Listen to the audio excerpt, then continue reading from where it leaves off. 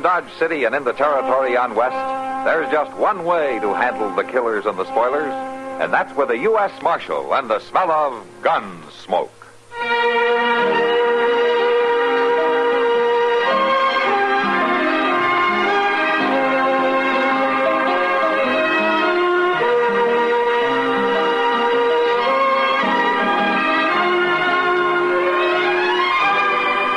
Gunsmoke, starring William Conrad, the story of the violence that moved west with young America, and the story of a man who moved with it.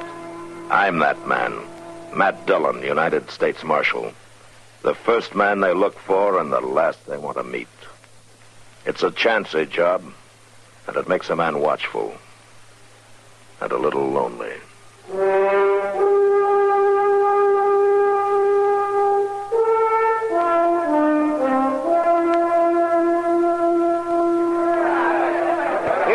Looky there, Sam.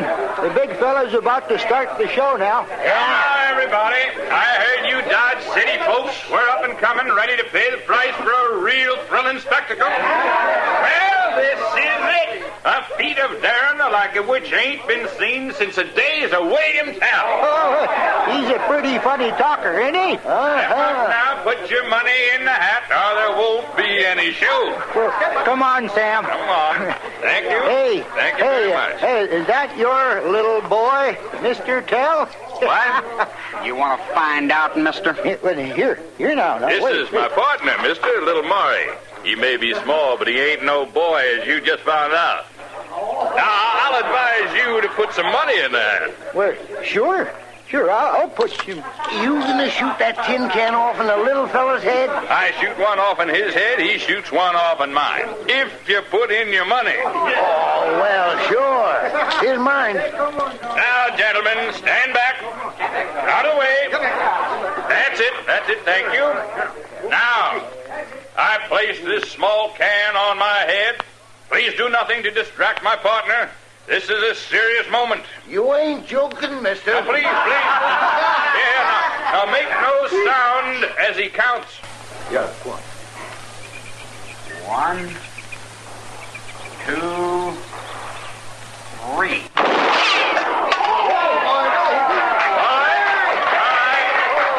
Now he'll place a can on his head and... All right, hold it up a minute there. Well, what's the trouble, Marshal? There's a law about firing guns in the street here, mister. But, Marshal, this is an exhibition, a theatrical performance, you might say. It's even education. I don't care what you call it. There's lead flying and it can kill somebody. One of you, even. Well, that's what makes a performance, Marshal. That's what they pay to see. You're risking a lot for that little hat full of money. We trust each other's marksmanship, Marshal. Nobody's that good every time. We're gamblers, Marshal. Well, you won this time. Go ahead and split the pot. But we haven't finished here. All right, everybody, the show's over. Move along. You won't let us go on? No.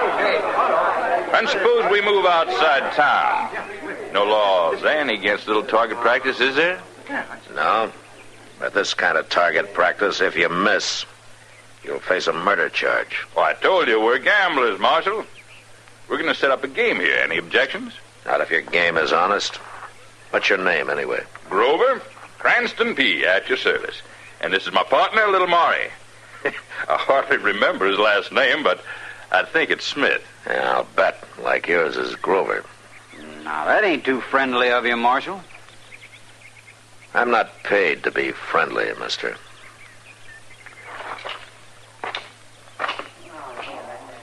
Well, now, gentlemen, let's remove ourselves from the marshal's jurisdiction and finish the performance.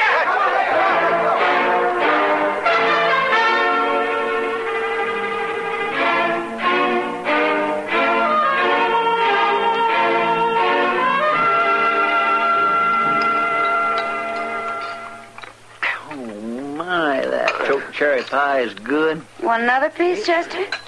Well, I don't know, Miss Kitty. How about you, Mr. Dillon? No, not for me, Chester. Doc? No, not me, but you go on. Oh, yes, Chester, you have another. It's just the thing for you. No, I reckon I better not, Miss Kitty. Oh, don't let him scare you, Chester.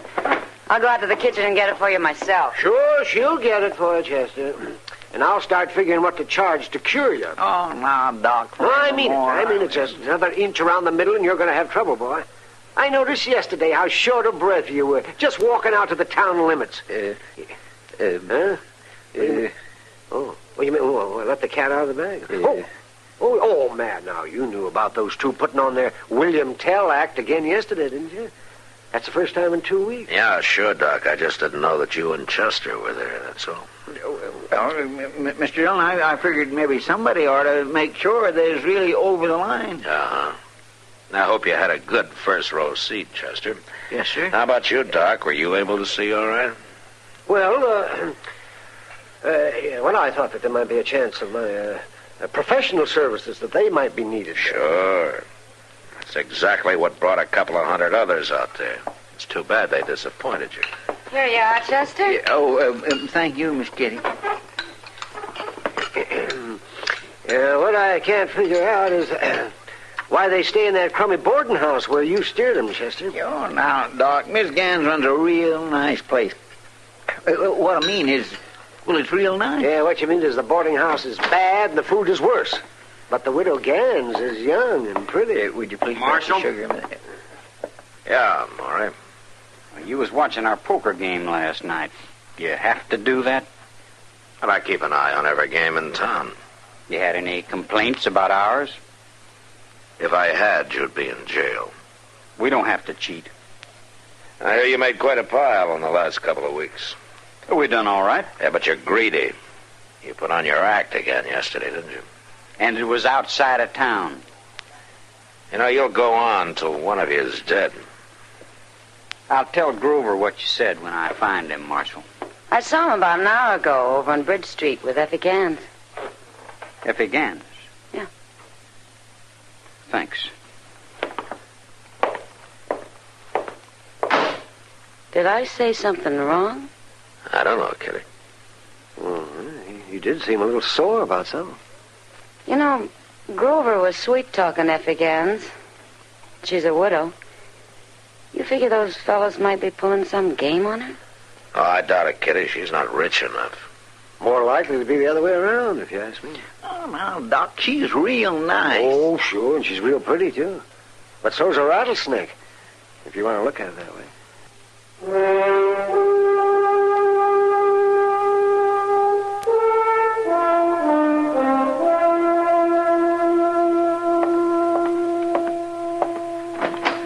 Hey, Grover.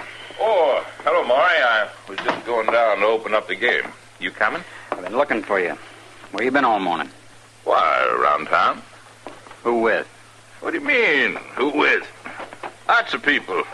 And everybody wants to see the act again. I think we ought to put it on this afternoon. The crowd gets bigger every time. You know why they keep coming back to see it? Sure. I hope someday we'll miss. And someday we will. Grover, let's get out of this town. Why, we're doing fine. I don't like it. And we got enough now, more than we ever had before. Let's go somewhere else and start a real business. What about it? Well, we'll talk about it tonight, huh? One more William Tell act this afternoon, maybe we'll have enough. Just one more, huh? See you down at the place. Yeah, I'll be along. I'm just going to wash up. Okay.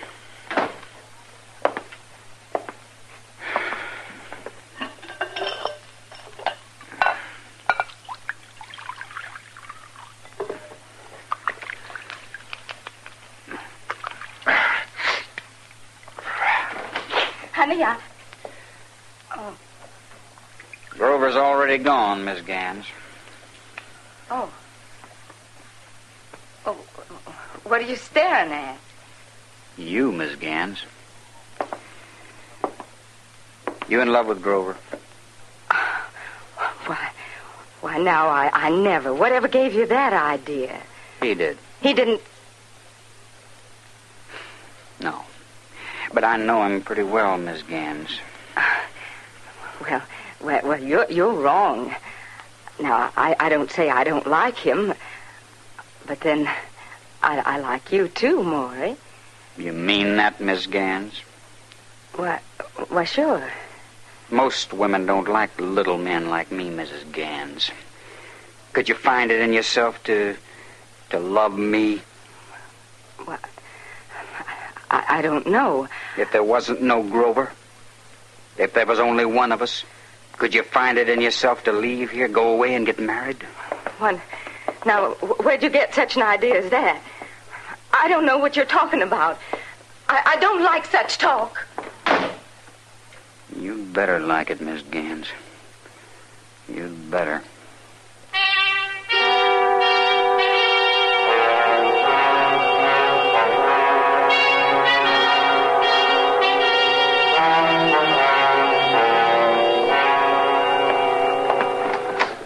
Matt. Afternoon, Doc. Say, have you heard the talk? There's going to be another of those William Tell acts late this afternoon. Well, I can't stop it, Doc. There's something else I heard, too. Mr. Bodkin down at the bank says the widow Gans is leaving town. Sold her house for cash. And she might have some more saved up somewhere. What are you saying, Doc? Well, those two might be fleecing her, Matt. You said it'd be more like the other way around. A rattlesnake can be pretty if you see it that way. Oh, no, Matt. All right, if you want me to talk to her, Doc, ask her if she's being fleeced. You think she'll thank me for it? Yeah, more than likely she'll slap your face. Yeah, but I might find out something. I think I'll try it.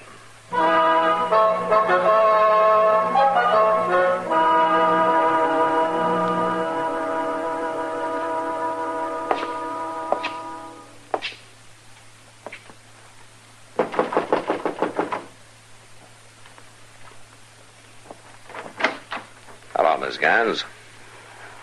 What do you want, Marshal? I'll just talk to you for a minute.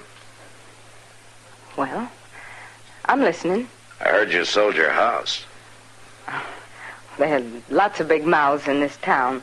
I see you got your bag in there. You planning to leave town? I don't see it's any of your business, Marshal. Oh, I just thought it might be, Miss Gans.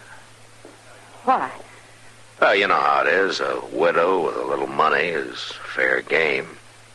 Especially if she's pretty. What are you driving at, Marshal? You've been seen around with this man, Grover. He just might be planning to leave town with him. Now, you listen to me, Marshal. I'm a widow, yes, but I don't have to like it. It don't have to mean my life is finished now, does it? No, ma'am, of course not. All right, then. If a man loves me and wants me to love him, it's no business of yours. Oh, I'm sorry, Miss Gans. All right. Maybe you meant well, but I don't thank you. What I do is my own business, even if I lose everything. Now, you get out.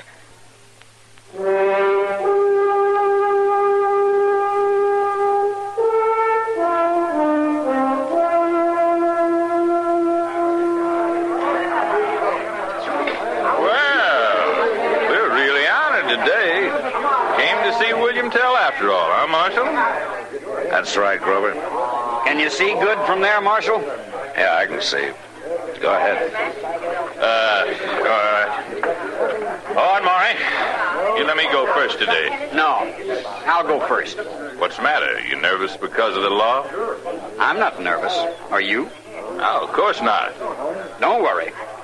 I'll put the bullet exactly where I want it. Well, go ahead, then. Walk on out about 10 paces, Maury.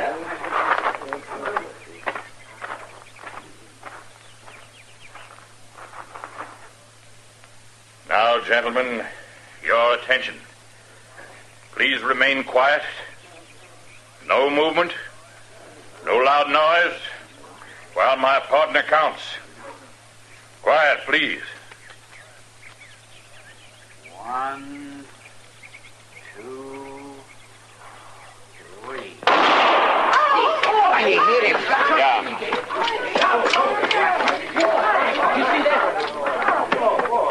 Is he dead? With a bullet through the forehead? Yeah, he's dead, Maury. Oh, poor Grover. Well, this is terrible. Terrible. I'm arresting you for murder, Maury. What? No, it was an accident. Everybody here saw it was an accident. You said yourself it could have happened any time. And I said if it did, you'd stand trial for murder. Oh, now, look, Marshal. Do you really think any jury would convict me with all these witnesses here to testify for me? No. No, I don't. Well, then, are you going to lock me up? Or will you let me take the body of my partner and bury him? All right.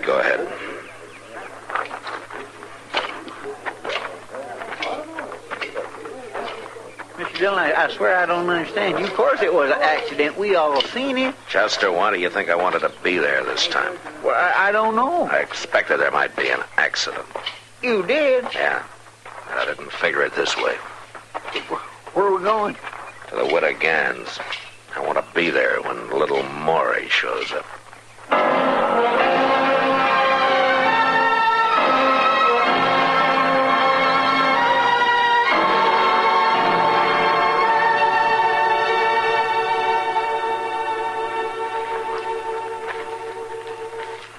Place looks deserted except for that one light in the front room there. Well, let's get a little closer. And that's her in the front room. Got a suitcase packed, too. Shh. There's somebody coming. Little Maury.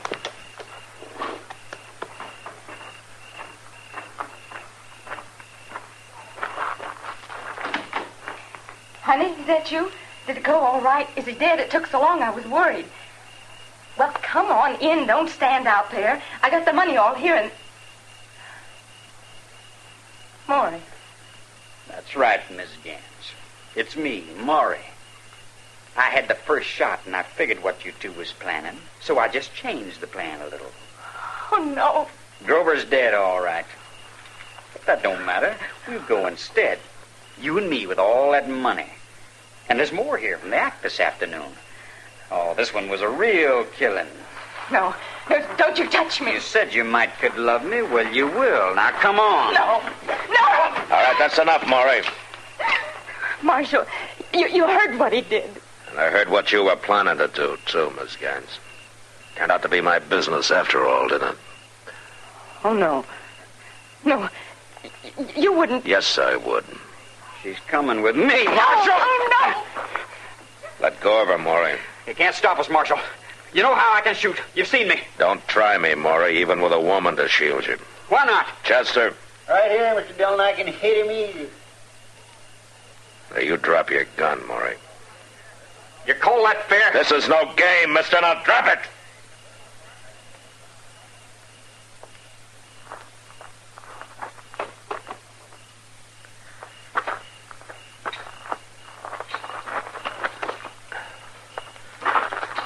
All right. Come on. Both of you.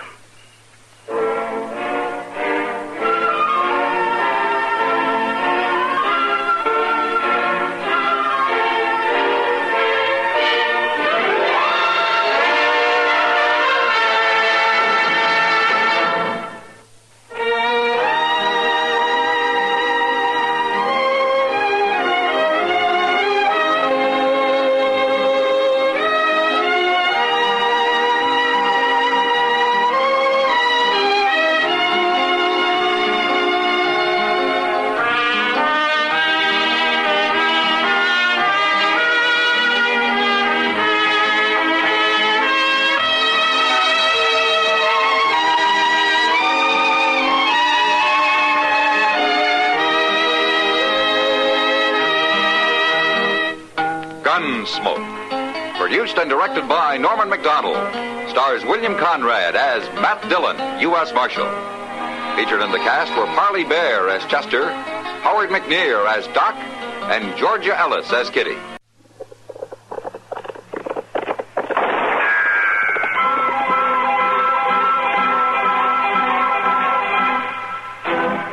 Around Dodge City and in the territory on West, there's just one way to handle the killers and the spoilers, and that's with a U.S. Marshal and the smell of Gunsmoke.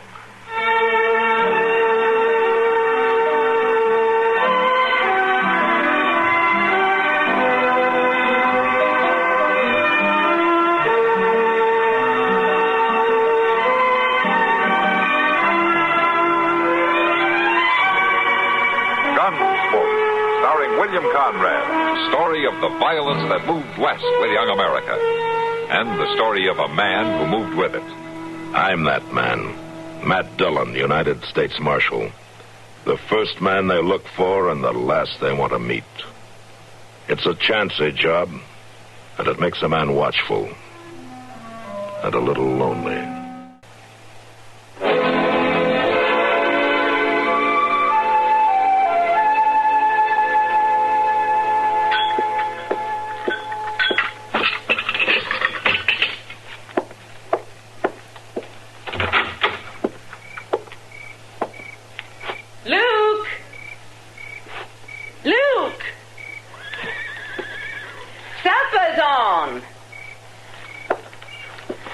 Might as well be calling a hog.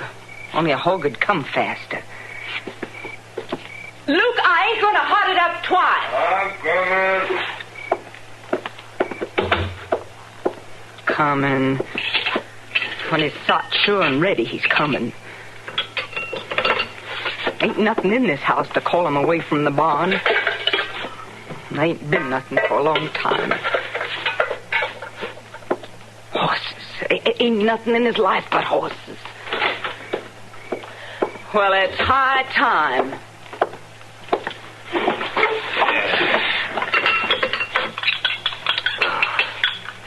Luke. Used to be you was better mannered. Now, Myra. Used to be you'd wait to do your eating until a body had a chance to set. It was you was hurrying me. Used to be you'd speak a word when you come into the house. Not just sit there, feeding your face. There ain't hardly no talk between us no more. There's just eating and sleeping and tending to the place. There ain't no living. Oh, Myra. There ain't no folks to visit. Ain't nothing to see but the land out there. The land's been good to us. There ain't no talk between us. I just ain't fit for it no more. Well, Myra, you eat, you'll feel better. Luke. Go on, Myra. Go on. Sit and eat. Luke, I ain't got it in me to live this way no more. There's got to be folks around and trees for the wind to blow through. Luke, couldn't we go back to St. Louis? Oh, you know we can't do that. We got our stake here, Myra. We got the horses. Ah, the horses. That's what's done it. You got no mind for anything except horses. They fetch us a good living. You'd sooner be in the barn with them horses than up here with me. Oh, you ain't talking good sense. I ain't worth talking to. But them horses is. I guess nobody's worth talking to but them horses. Except maybe that Holland woman. Now, just hold on there. You was over there again today, wasn't you? Well, wasn't you? Myra, you know full well why I go there. I know you don't Joe stay Holland here was to my home. friend. Now, it ain't easy to keep a place going when your man's been took, sudden like. A widow woman needs some help. Ha! I ain't gonna stay here arguing with you. That's right. Just walk out. Walk right on back to your horses or to that woman. Don't waste no time with me. I ain't listening no more. You ain't listening, you ain't talking, you ain't even hardly living here no more. You gentle down some, I'll be back. You ain't doing nothing for me no more.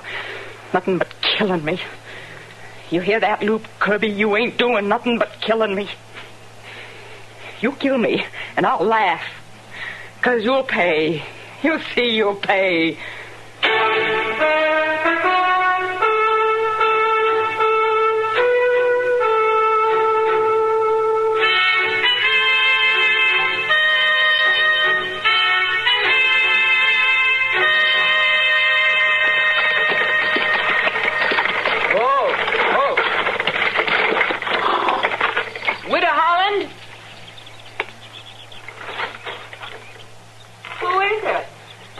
I come to see the widow Holland.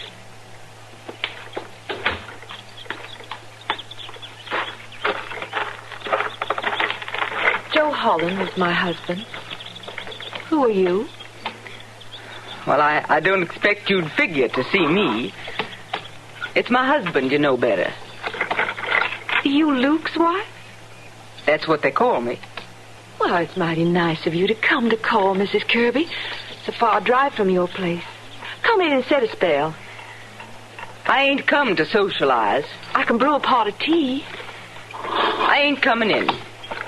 Well, you ain't come all this way not even to climb down out of the wagon. I'll sit right here. Mrs. Kirby, why did you come over here? I come to see the woman my husband rides off to see. He don't come to see me, Mrs. Kirby. He's just being neighborly to Joe's memory, you might say. You might say. Mrs. Kirby. It won't do you no good to set your cap for him. I ain't setting my cap for anybody. Even after I'm gone, he won't be free. I'll be gone, but he won't be free. I'll thank you to be leaving, Mrs. Kirby. Oh, I'm going all right. But admiring Luke won't do you no good. No good at all. Come.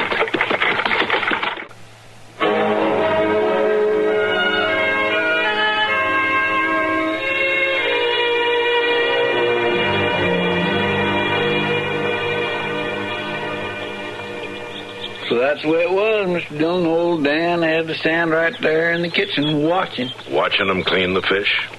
Oh, he didn't care about the cleaning so much, but he wanted to see them cut them fish heads off. What for? Old Dan insisted on seeing the fish head come off in every fish before he'd eat it. Uh-huh. Well, don't you want me to tell you why, Mr. Dillon? All right, Chester, you go on. You tell me why. Why? Why? So's he'd be sure he wasn't eating a mermaid. That's not very much of a joke, Chester. Well, there ain't no joke about it, Mr. Dillon. Old Dan was dead serious. All right, Chester, I'll take your word for it. It ain't my word there we took about it. It was old Dan watching them fish. See, they're not that... Look, ain't that Luke Kirby's wife driving that wagon in here? Yeah, it is. Hello, Myra. Marshal, I want to see you. Well, sure.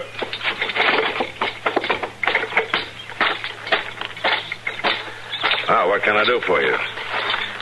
I don't want the whole town hearing. You better come on in the office, and here, I'll help you down. Thank you. There you go. Oh, Chester, Yes, sir. take care of the rig there, will you? And then you can go on down and get the mail, huh? All right, Mr. Dillon, I'll do that. Come on, Myra.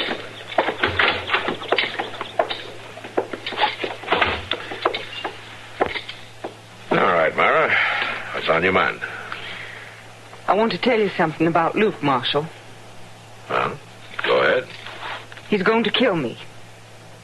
What? He's gonna what? I figured you ought to know. Now, just a minute, Myra. You can't be right about that. I'm right. I've known Luke for years. He does not the killing sort. You ain't been living with him. Well, has he harmed you? No, not yet he ain't. But he's a-going to. Well, now, don't you worry about it, Myra. I'm sure Luke won't do any such thing. But I'll have a talk with him anyway. There's nothing you can do, Marshal. Well, you must have figured I could do something if you'd come to tell me about it. I just wanted you to know. For afterward. Well, afterwards, mighty late, isn't it? No, Marshal, it ain't late. You'll know what to do then. You'll know what to do, all right.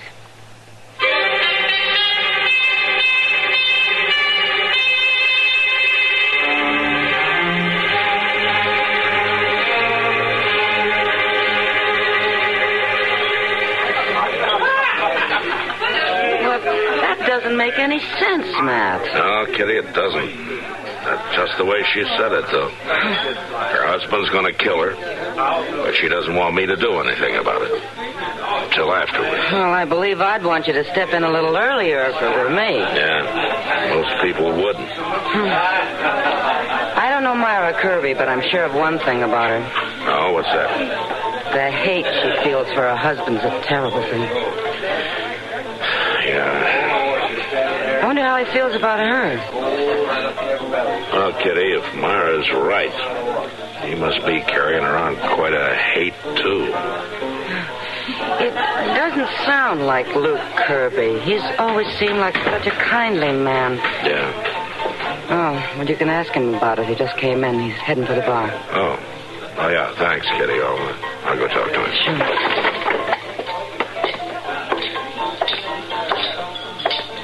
Leave a bottle, Sam. I'll be using it a while.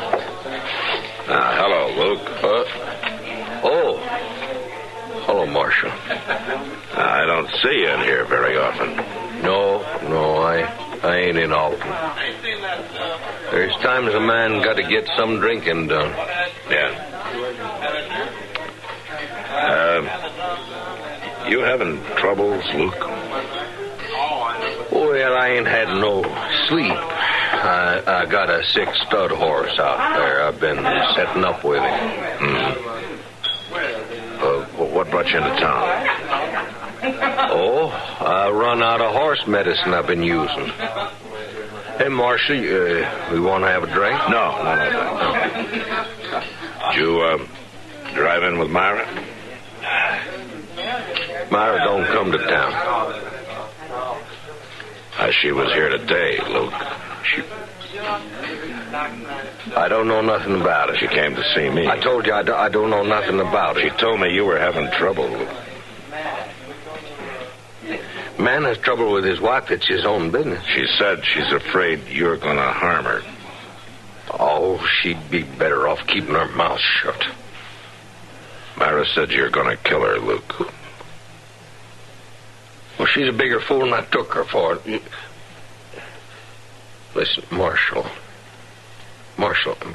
man's wife, he's got to deal with her.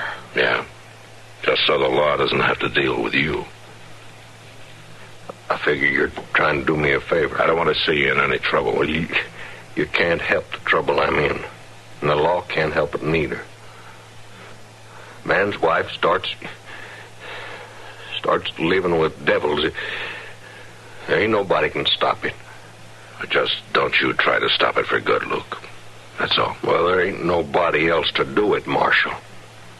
Ain't nobody else but me.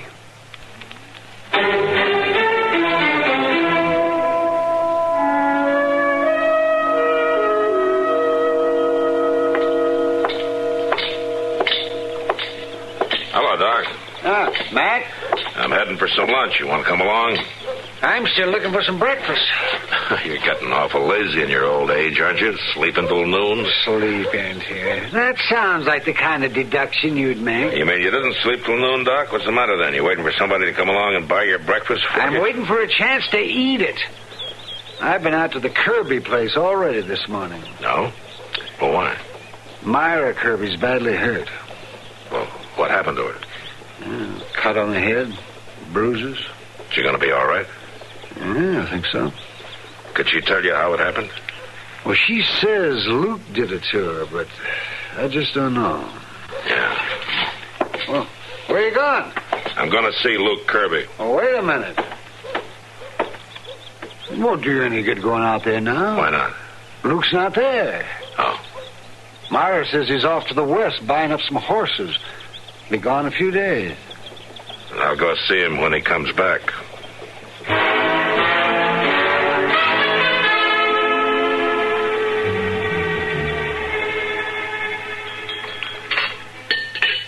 Are you sure you've had enough, Matt? Yeah, Kitty, I guess I have for now.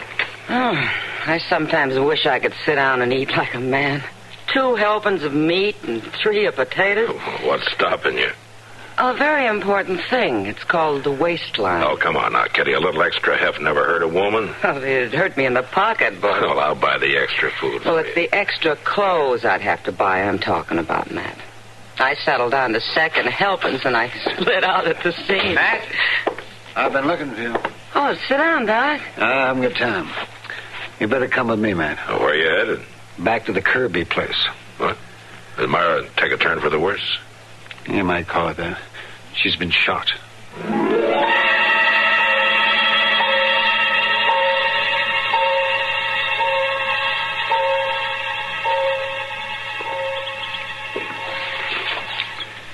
Doc's been in there with her an awful long time, ain't he, Mr. Dillon? Yeah. I wonder how she's coming along. Doc will let us know as soon as he can. Yeah, guess he will, all right.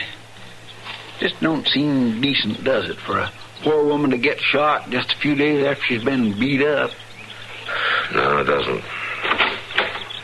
Matt? Oh, yeah, Doc. You better come in now. All right.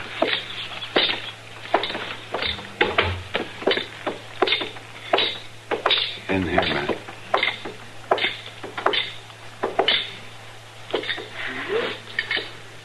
Myra, here's the marshal. Marshal? Right here, Myra. Listen close to me, Marshal. I'm listening. He done it. Luke's done it. You hear me? Yes, I hear you. He rode off, but he done it. He killed me like I told you he would. He'll pay for it, won't he, Marshal? He'll pay. Yeah, Myra. I expect he's paying already. He'll pay.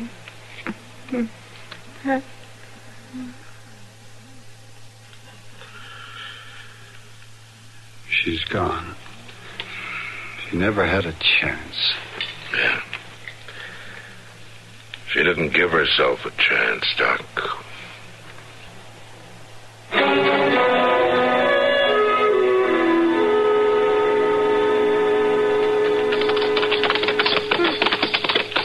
Mr. Dillon, you don't think Luke Kirby would have just come over here at the Holland place, do you? I don't know, Chester. I'm going to find out. Well, it looks to me like a man would like to put a lot more distance between him and the law on this. Yeah, maybe so. You stay here with the horses, will you? Yes, sir. You don't think you'll need me? Inside, that is. Well, if I do, I'll holler.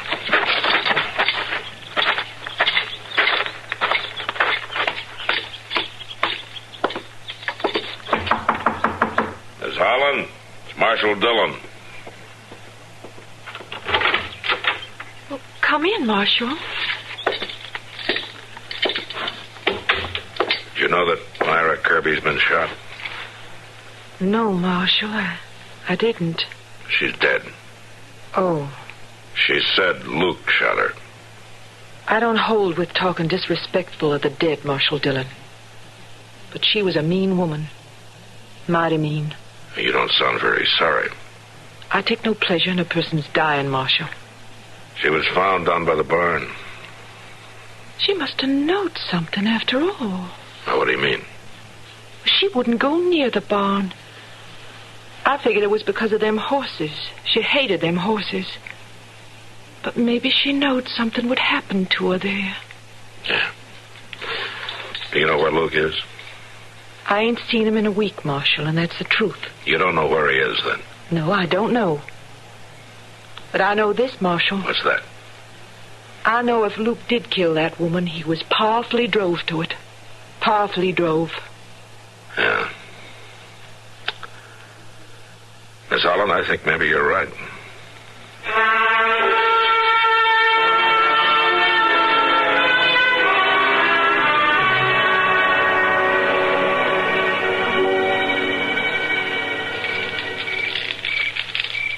I sure do hope you're right, Mr. Dillon.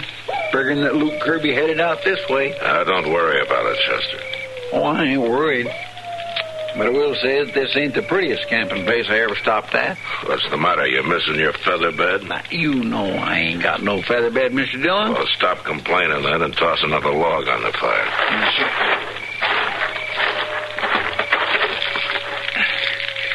I'd still like to know, though, how come you figured Kirby'd be heading this way?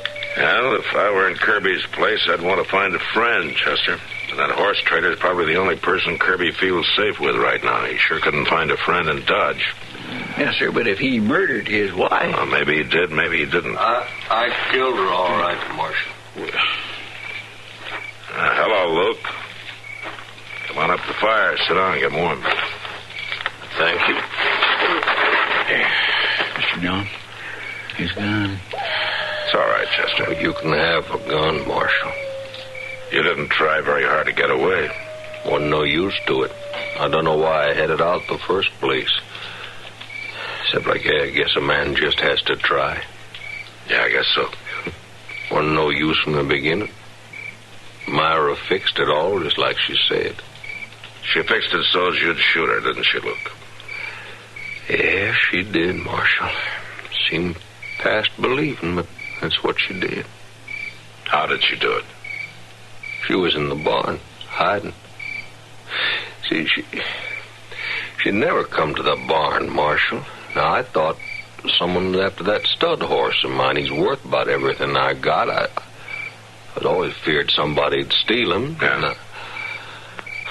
I heard a noise in the stall. I come out with my gun, and I give warning. Marshal, I give warning twice. And then you shot?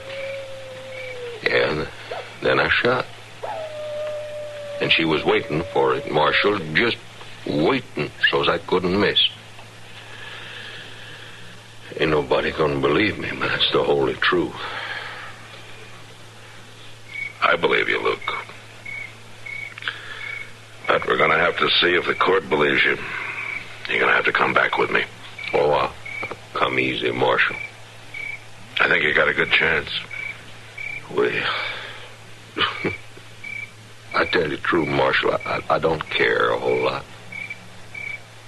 Man's wife hates him so much that she'll make him kill her. Ain't much to care about. Yeah. Well, you can bed down on the other side of the fire there, Luke. We'll head back at sunup. Right.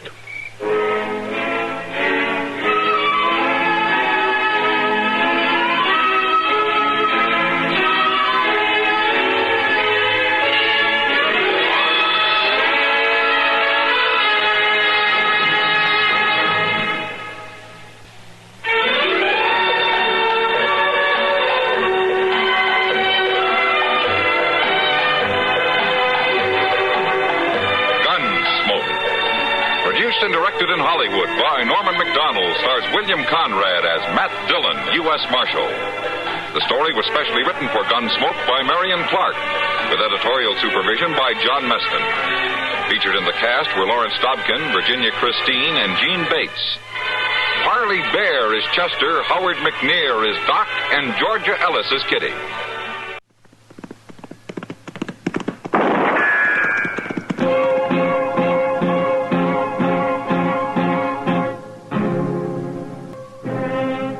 Around Dodge City and in the territory on West, there's just one way to handle the killers and the spoilers, and that's with a U.S. Marshal and the smell of gun smoke.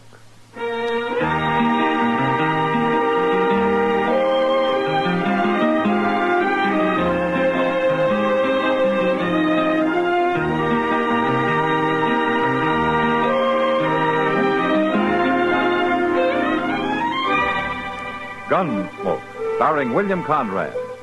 The story of the violence that moved west with young America. And the story of a man who moved with it. I'm that man. Matt Dillon, United States Marshal. The first man they look for and the last they want to meet. It's a chancy job, and it makes a man watchful. And a little lonely.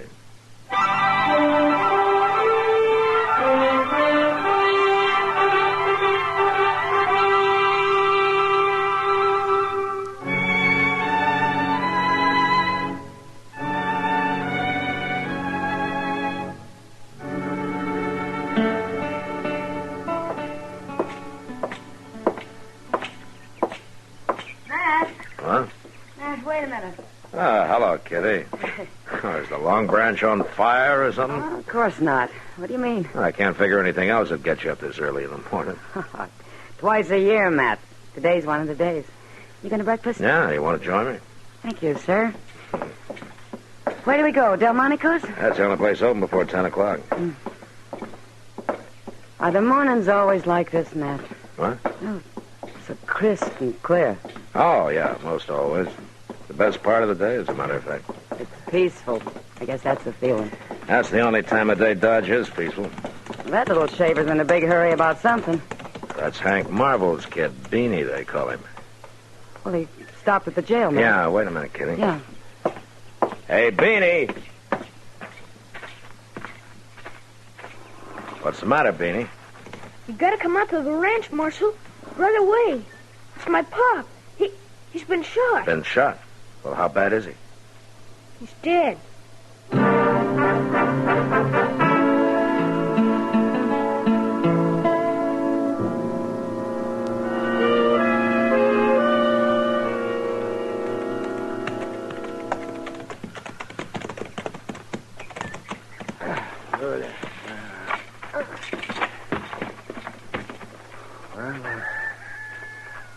Where is he, Beanie?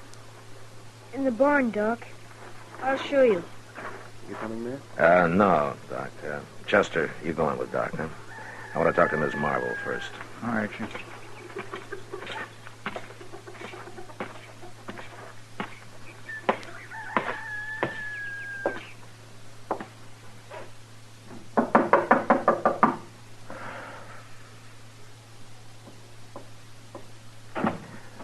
Miss Marvel? Come in, Marshal. Thank you, ma'am. I'm sure sorry to hear about this. Just a few hours ago, Hank was sitting there eating his breakfast. Now he's dead. Where did it happen, Miss Marvel? Down by the creek. He was laying there on the ground, shot to death. And Beanie and me got him into the buckboard and brung him back. Do you have any idea how he was shot? No, Marshal, no idea at all. Hank didn't have no enemies. He got along with everybody. Uh-huh. When did it happen? Right after he left home? Half hour, maybe. Him and Beanie left together. I was going to make soap today, and I just got the kettle set up out there in the yard when Beanie come riding back half out of his wits. Was Beanie with him at the time? No. Hank left him at the pumpkin patch and went on alone. We raised some pumpkins along the slope below the edge of the bluff. That's Hank's favorite kind of pie, pumpkin. He always said... Well, he liked it better than any other kind. Yes, did Beanie hear the shot? Yes, and he rode along the bluff to see if maybe Hank had shot a deer. And then he seen his father laying down there by the creek. Did he see anything else? Anybody around? No, it's awful brushy down there in the bottoms. Uh-huh. You're kind of short on neighbors around here, aren't you? Well, there ain't any at all, Marshal. There's just the Badlands on to the west, and the Circle D spread comes up against us on the other side. Yeah. Circle D's got a line cabin around here, haven't they? Oh, it's about a mile and a half north. They got the same rider staying there, Jack Teague? Yes. You folks see much of him? Well, he's stopped by a few times. Ms. Marvel, there's been a little talk around Dodge about Teague and... And about me, too, I know. And it's a lie, Marshal. Well, I didn't mean anything, ma'am. It's just that they say that he's a chaser. Hank heard the same stories and the same lies. That's why he ordered Jack Teague off the place. No? Well, when was that? Last night.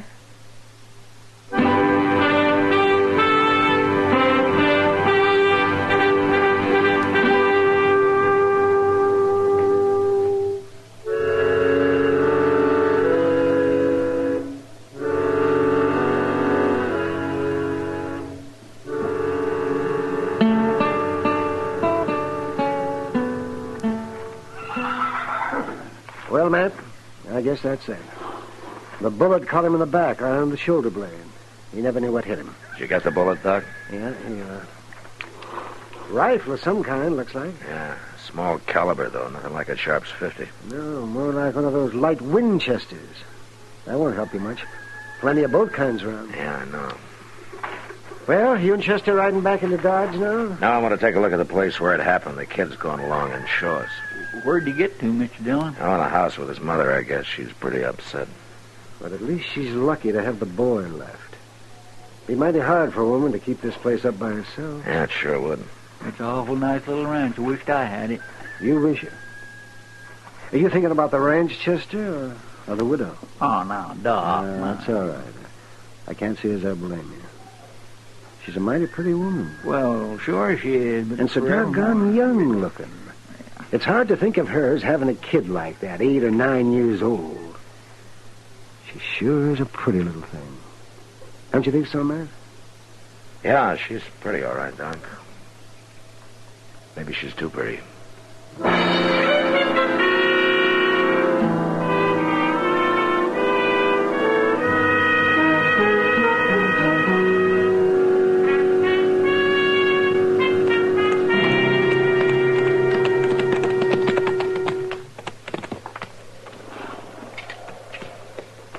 There's where he was, Marshal. Laying right there on the trail. All right, Beanie. Let's take a look, Chester. Sure. I come riding along the bluff up there after I heard that old shot, and I got right there at the point where I seen him laying here. Uh-huh. Your mother was right. There's plenty of brush in here. There's cover enough for a tribe of Comanches. You think maybe it was Comanches? Oh, well, no, Beanie. I was just saying that. There sure ain't much to go on, Mr. Dillon. No, nothing. With all this brush for a man to hide in without being seen. To hide in, yeah, but getting away after it'd be a different story. Oh? Anybody up there on the edge of that bluff ought to be able to see a man moving down here, whether he was afoot or horseback. Yeah, lots of open spaces he'd have to cross. Yeah. Beanie, you were up there on the edge of the bluff, huh? Well, yes, sir, I was. But I didn't see nobody. Nobody at all, Marshal. Uh-huh. Were you there last night when your pa ordered Jack Teague off the place? Yes, sir. It was quite a ruckus, I imagine, huh? It sure was. Pa was mad and he got Mama crying. And Mr. Teague was awful mad, too, when he left. I imagine a boy your age might be a little scared of a fellow like Teague, huh? Yes, sir. Mom was scared of him, too, Marshal. She told Pa he was a bad man to cross. Yeah. I want you to tell me something, Beanie. From up there on the bluff, who did you see riding away? I see Mr. Teague.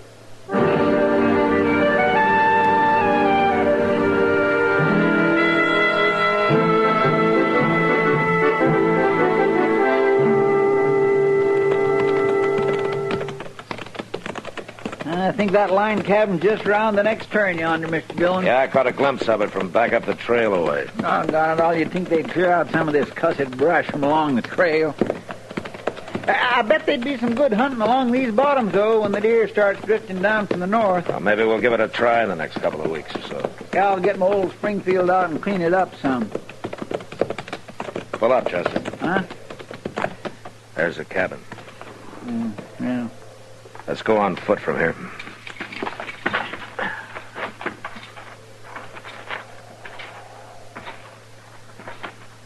There's a horse tied there at the corner. Yeah. All saddled up. Bedroll tied on behind. Looks like maybe Teague's figuring on moving. Hit the ground. Reckon we come to the right place. Yeah, it looks that way.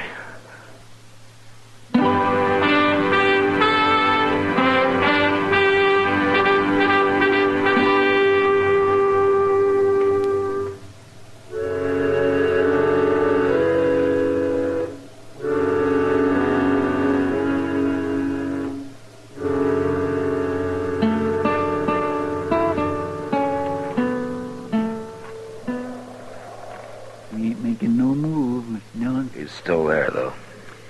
That cabin ain't much protection. Just built out of shake sidings. Yeah. Maybe we ought to show him that, Chester. Might convince him.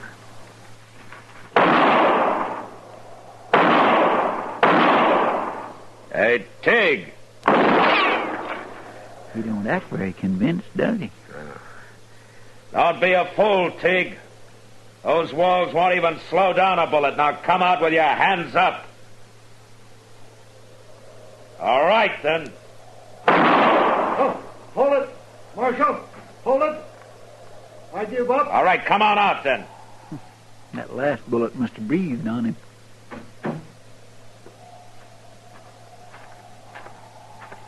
All right, hold it, Teague. That's far enough.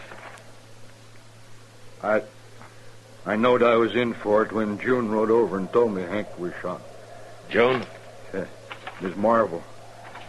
That's why I was trying to get away. I knowed I wouldn't have a chance. Teague, Hank's boy saw you. He saw me? He saw me what? Right away, right after his dad was shot. Well, that's a lie. I weren't even near them bottoms this morning. You got a rifle here? Sure. I got a Sharps 50, and it's been fired, too.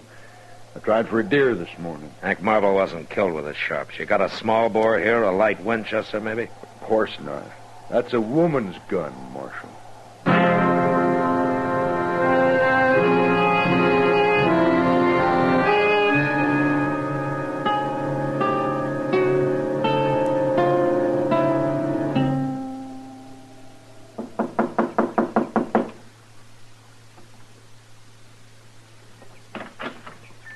Marshal. Miss Marvel? Oh, I wasn't expecting you back so soon. Was something I had to check on, ma'am. Oh, won't you come in? No, thanks. Got a couple of questions, that's all. Have you talked to Mr. Teague? I arrested him. What? Chester took him into Dodge. Is Beanie here, Miss Marvel? Oh, no, he went out along the bluff where he stacked them pumpkins. Raccoons are always getting into them. They come out sometimes just before dark. Why do you want to see Beanie, Marshal? I just want to talk to him, that's all. Well, if it's something I can tell you... There's one thing you can probably tell me. What kind of a rifle did your husband own? Well, the only one he ever used was the Sharp's 50. Uh-huh. Is that the only one he owned? No, there's a light Winchester out in the barn, but... Marshal, if you've arrested Mr. Teague, why are you asking all these questions? Do you know how to use a rifle, Miss Marvel? Of course I do. Hank taught me. You figured anybody living out here on the prairie ought to know how to shoot. Uh-huh. All right, I won't take any more of your time now, Miss Marvel. Goodbye.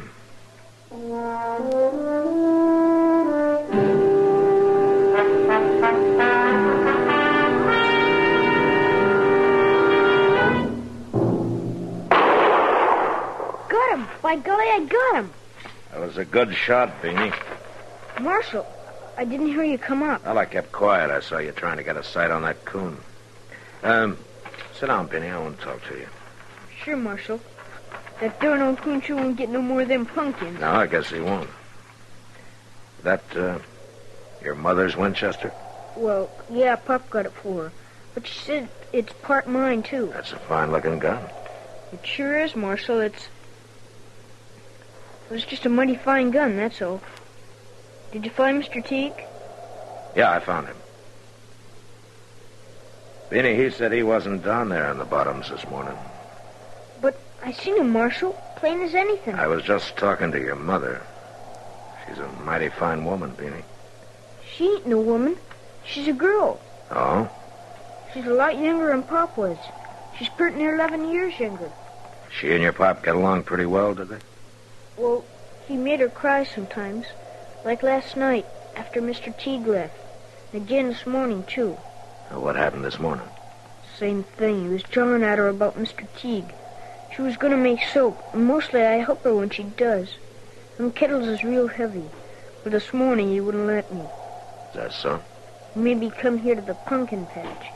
Said a little work would be good for her. Help get her feet back on the ground. I don't like it, Marshal. When he makes Mama cry, I get all funny inside. I see. Beanie, I guess you'd do just about anything for your mother, wouldn't you? Sure I would. Beanie, Teague wasn't down there this morning. Well, sure he was. You didn't see him, you know that, and I know it. Now, why did you say you did? I hate him, Marshal. And you kept saying I must have seen somebody, so finally I said it was him. Why do you hate him? Because if it hadn't been for him, it wouldn't have happened. Pop wouldn't have made her cry if Mr. Teague hadn't have come around. With Pop gone, he'd have kept coming back, and he'd have kept bothering her. So I said it was him I'd seen. Ma and me don't need nobody like him coming around. You really didn't see anybody this morning, did you? No, sir. You shot your father yourself, didn't you? Yes, sir. I didn't go to do it, sir. It was just all of a sudden. Them pumpkins could have waited, Marshal. Them soap kettles are so heavy. Yeah, I guess they are, Beanie. How old are you? 8. Pretty near 9, sir. Pretty near 9, huh?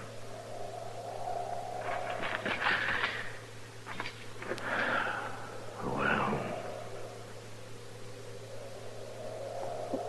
What do you figure will happen, Marshal? Beanie, I wish I knew.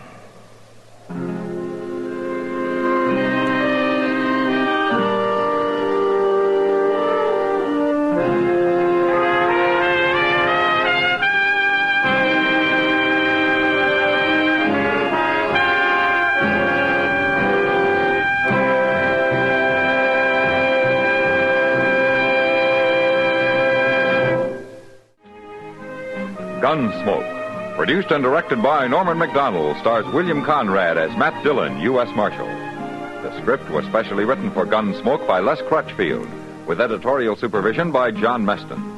The music was composed and conducted by Rex Corey. Sound patterns by Tom Hanley and Bill James. Featured in the cast were Gene Bates, Butch Bernard, and John Daner. Parley Bear is Chester, Howard McNear is Doc, and Georgia Ellis is Kitty.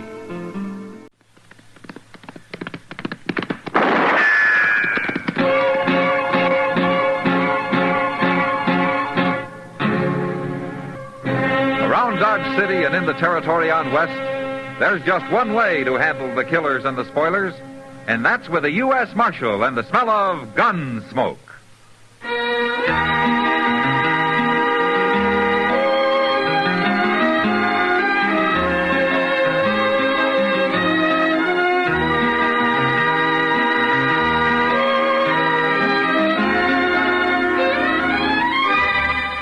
Gunsmoke, starring William Conrad.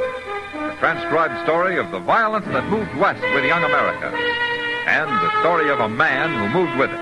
I'm that man. Matt Dillon, United States Marshal. The first man they look for and the last they want to meet. It's a chancy job, and it makes a man watchful. And a little lonely.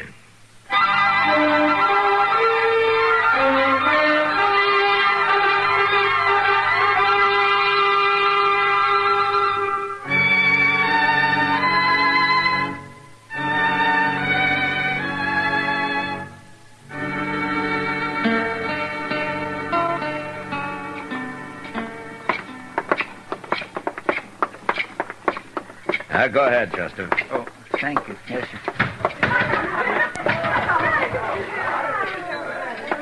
Well, say, who's that new girl Miss Kitty's over there with? I don't know, Chester. Let's go meet her. Well, I'll come over there in a few minutes, Mr. Dillon. I got to give Sam some money back I borrowed off of him. Okay. Ain't much. Just a little. I'll be there. Hello, Matt. Hello, Kitty. Marshal Dillon, Bella Grant. How do you do, Bella? I'm pleased to know you, Marshal. Won't you sit down? Oh, thank you. Yeah, I will. Matt, Bella's been here almost a week. Oh? Mm-hmm. Well, Kitty, you see, I've been awful busy lately. You and, sure have. Yeah. How do you like Dodge, Bella? Well, aside from the heat and dust, I like it fine, Marshal. Heat and dust is about all there is to Dodge, Bella. Not quite all, Kitty. What? Oh, Jerry Cass again. I'll see you later, Bella. You don't mind. Would it matter? Kitty's always joking me, Marshal. Yeah, she bears watching that way. Goodbye, Bella. Bye. Tell me something, Kitty. Huh? Isn't it a rare thing to see Jerry Cass in town here? Oh, he's been coming in lately. Oh, since his pa died, huh? Well, that was 3 months ago. It's the last week he's changed his ways. Ah, Bella? He's real sweet on her, Matt. Well, she seems to feel the same way about it. Well, he's a nice boy, but she's running it, if you ask me. He never had a chance once she started after him. Well, I guess Jerry's never known much about women, Kitty, being raised by his pa and all. Well, he's going to learn now. Shut up.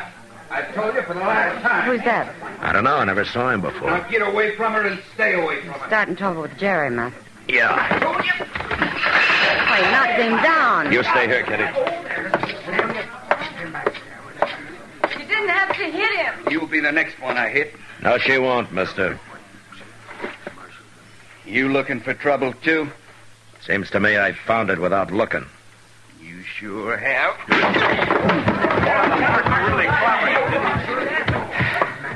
Hey, Chester. Right here, Mr. Dillon. Get a couple of men to help you carry him, huh? We'll let him come to in jail. All right, sir. Hey, Brony, you and Sarah, give me a hand. Fella, I guess you can take care of Jerry. There's going to be trouble over this, Marshal. Oh, is there? Jerry'll tell you. All right, I'll hear it from him when he feels like talking.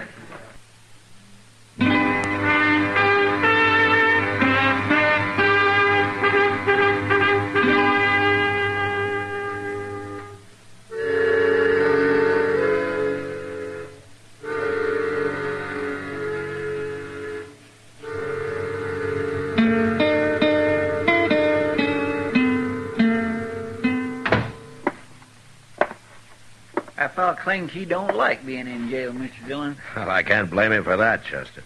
He says he didn't know you was the marshal. What would he have done if he had known? Try to shoot me? I didn't ask him that. In fact, I didn't feel much like talking to him anymore. Uh-huh. In fact, I was getting pretty sick and tired of his sassy remarks. Oh, hello, Jerry. Oh, Chester. Marshal. Well, I guess he didn't hurt you very much, Jerry. I never thought he was going to hit me. Kind of took me by surprise. It sure did. Marshal, I was wondering if you'd let him out of jail now. Oh? So you can go finish the fight somewhere? No. I don't want to fight him. I want to be friends with him. It's hard, but I want to try everything I can. Why, Jerry? Who is he? Why, it's Briscoe. Briscoe? Briscoe Cass, Marshal. What? My brother. Don't you know him? Your brother? I never knew you had a brother. Yeah, he come back last week. I thought you must have run into him around town somewhere. Well, I haven't till tonight. Well, what do you mean he came back last week? Well, you see, Briscoe left home nigh on to, 15 years ago, Marshal. He's been living in St. Louis. But when he heard Pa died, I guess he figured his kid brother needed looking after. But I don't. I can take care of myself. Chester. Yes, sir? Go turn Briscoe loose, will you? All right, sir. I'm going on 25 now, Marshal. And I've always worked hard on that ranch.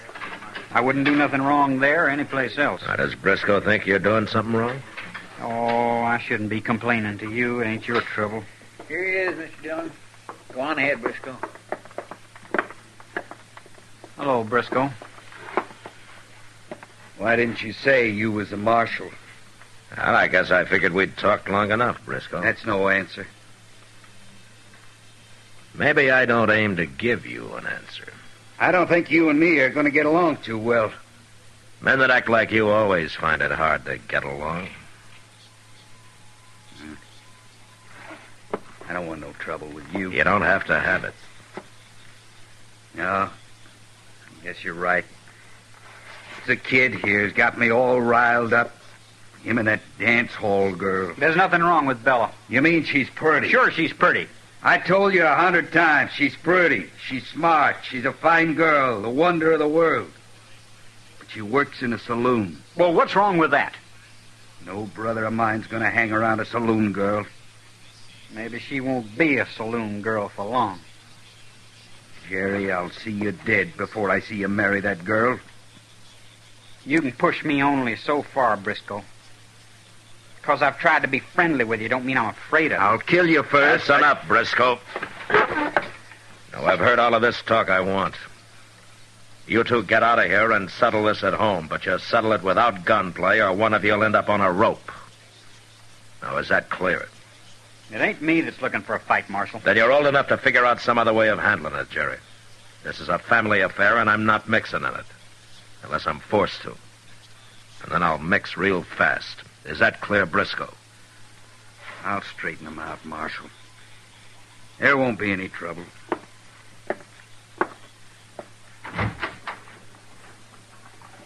Well, come on, Jerry. Okay.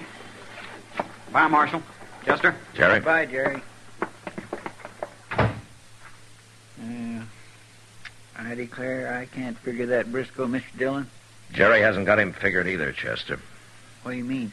I'm not sure myself, but he's playing a game of some kind. And from what I've seen of him, you can depend on its being no good.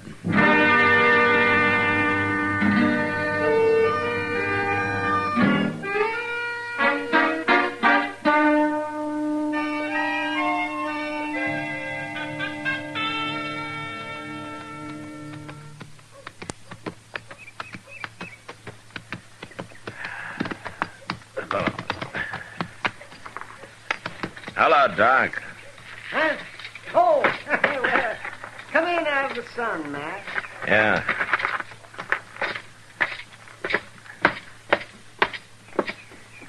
This is no day to be out riding horseback, Matt. I can't pick and choose when I have to work, Doc. Work, he says. What work you been doing? Well, I've ridden 30 miles since dawn. That's it. Get shot at? No. Shoot anybody? No. Well, then you've done no more work than if you'd spent the time sitting here watching Front Street. Uh-huh. You've been here all morning, I suppose. Well, I'm just settling my dinner. Oh, I ate awful heavy this noon. Not me. I don't have that problem. Hello, Marshal. Oh, Miss Cullen, how are you? Doc? Oh, hello, Miss... what's her name? So, say, where have you been, Matt? Checking on the trail herd coming up from Pampa. It's 2 weeks late, and the owner got to worrying some about it. Oh, so you find them? Oh, they'll be here in 3 or 4 days. Well, it's a good thing you didn't wait to ride in with them. Oh, why? You'd have missed the fun tomorrow. What fun? Jerry Cass is getting married. He is? Yes, he is. He announced it last night. And Bella's willing. What about Briscoe? Is he willing? Well, that's where the fun comes in. Briscoe says he'll stop it with lead if you ask him. Well, I guess it's time I got mixed up in it. Huh? What? What are you going to do? I'm going to talk to Jerry first. Have you seen him, Doc? Well, isn't he generally over at the Long Branch eyeing Bella? Yeah, I guess he is. Now, don't you go to sleep sitting there, Doc. And why shouldn't I? Because we might be needing you before the day's out. Wide awake.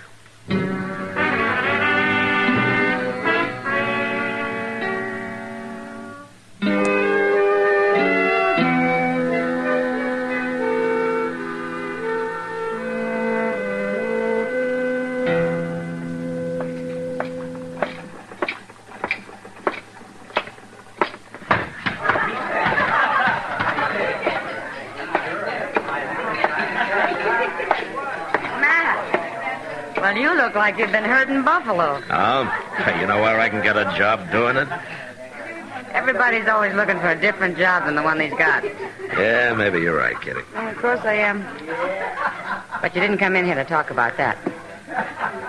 No, guess I didn't. Kitty, I'm looking for Jerry Cass. Oh. Well, he was here. He said he'd be back in a little while. Uh-huh. I don't see Bella around anywhere. She's over at the rooming house. She won't be in for another hour.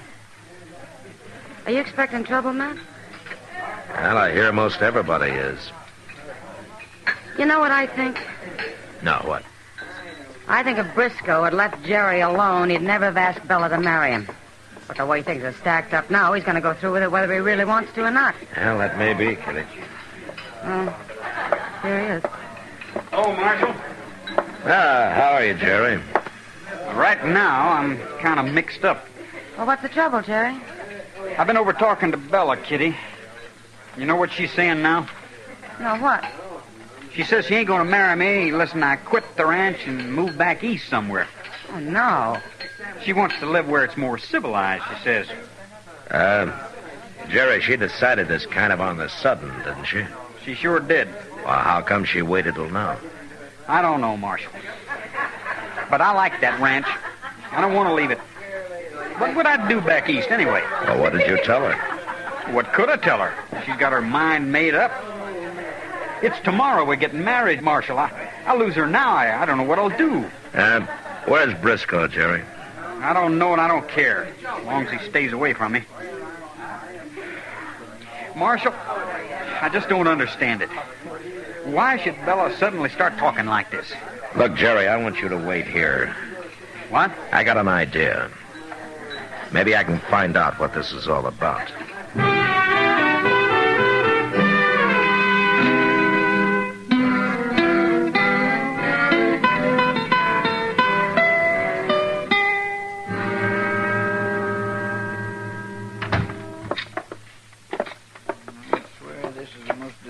Looking bank I ever seen, Mr. Dillon. Oh, maybe nobody needs any money today, Chester. That ain't altogether true. Look, you wait out here, will you? Mr. Bodkin might handle easier if I go it alone. All right, sir.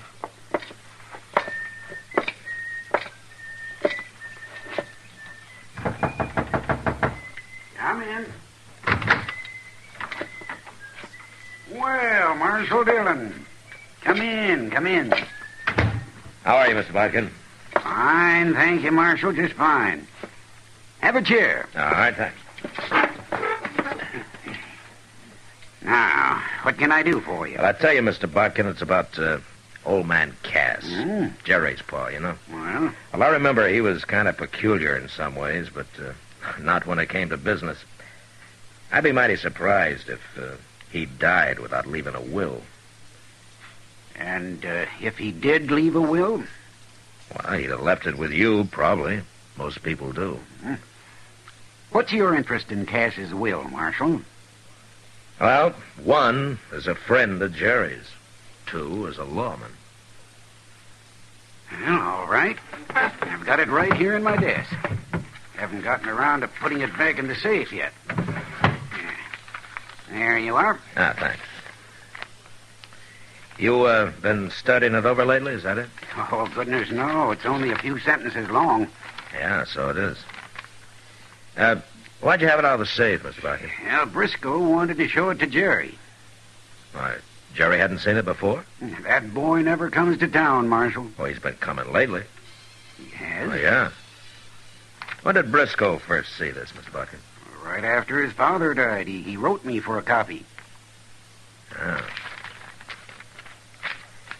Well, I'll tell you what. I'm going to borrow this for a little while, if you don't mind. Well, take good care of it, Marshal. The best care it ever had, I promise you that. Thanks. Goodbye, Miss Boughten. Goodbye, Marshal.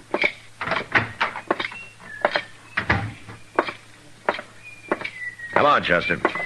Well, you find out what you wanted, Mr. Dillon? Yeah, I sure did. Well, good. Look, I'm going to see Bella. I want you to pick up Jerry Cass over at the Long Branch and bring him over to her room. You understand? All right, sure. I'll get him, Mr. Dillon.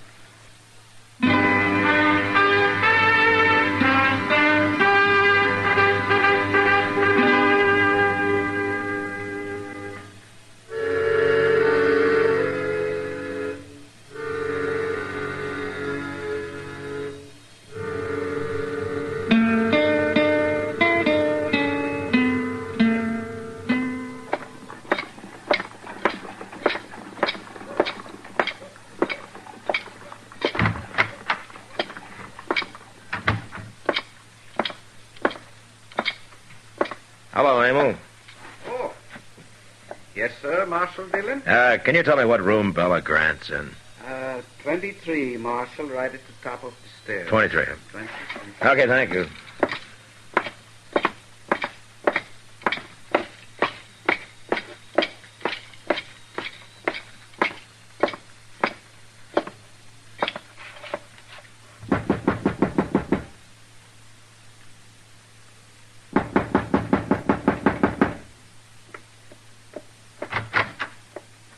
Marshal Dillon.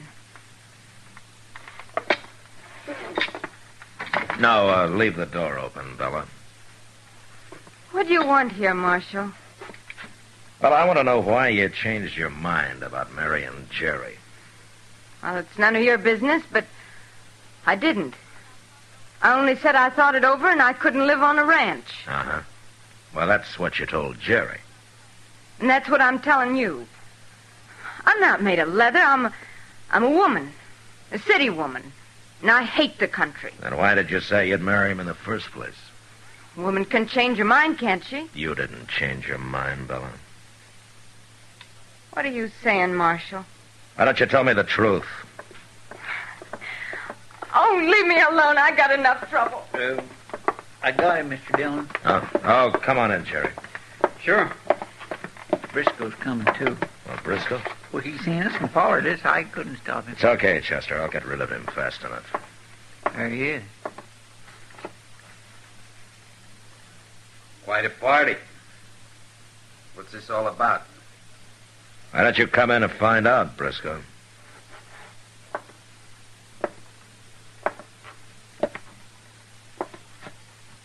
What are you up to, Marshal? You a preacher on the side? You're going to marry him yourself? Quit bluffing, Briscoe. What? It didn't work. You're all through. What are you talking about? There'd be a shooting if I told you. Now, Chester, you spend a lot of time at the depot. How soon can Briscoe get out of town? Well, the Santa Fe pulls out at 2:30, Mr. Dillon. 2:30, huh? Now, you just got time to make it, Briscoe. Are you crazy? Oh, Jerry. What? Here. What's this? I don't want you to open it yet. It's your Pa's will. Pa's will?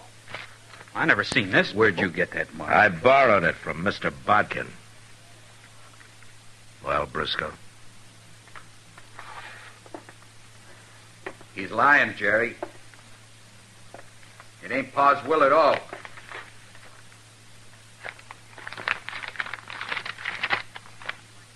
It's his writing. Briscoe's leaving, Mr. Dillon. Let him go, Chester. Left the ranch to both of us. But we both got to work it and live on it. Excuse me, Chester. I want my handbag. Why, sure, Belle. And if either of us leaves for longer than 4 months, he loses his share to the other. Bella, where you going? You stay here, Jerry. I'll be back. Bella! Never mind her, Jerry. You're staying here. Why? What for? You read the will. If either of you leaves that ranch for more than 4 months, he loses his share in it. That's what Briscoe was trying to get you to do, go back east with Bella. What are you saying? He didn't even want me to marry her. He only acted like that because he knew it'd prod you into doing it. And also it'd make him look innocent later, after he got your share. I'll kill him. I'll kill him. No, you stay in here till he's on that train. Let me get out of here, Marshal. I'm going after him. No. That's Bella. Come on. It's Bella. He shot her. And he got shot, too. Look at him. Bella. Bella. Briscoe's dead, Mr. Dillon. She got him plumb center. Bella. You hurt bad? He was no good. No good at all. Why'd you do it, Bella? I'm sorry, Jerry. You're a nice kid. I'm sorry I had to hurt you. He got me into it. He brought me here. I wanted to get out after I met you. He said he'd kill me if I tried. Oh, Bella. He killed me anyway.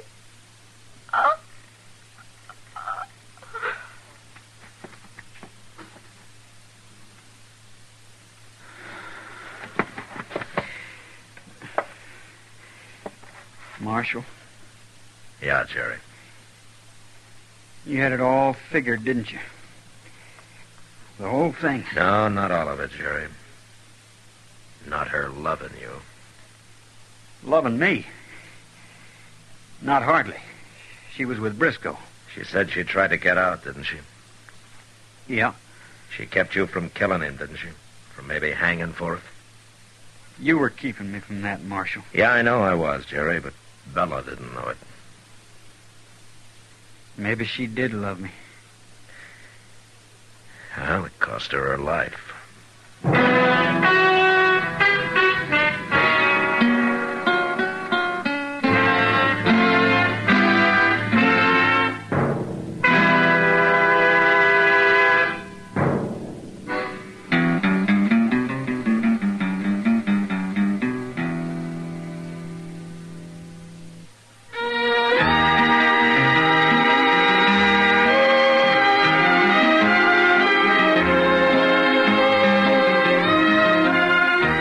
Gunsmoke, produced and directed by Norman Macdonald, stars William Conrad as Matt Dillon, U.S. Marshal.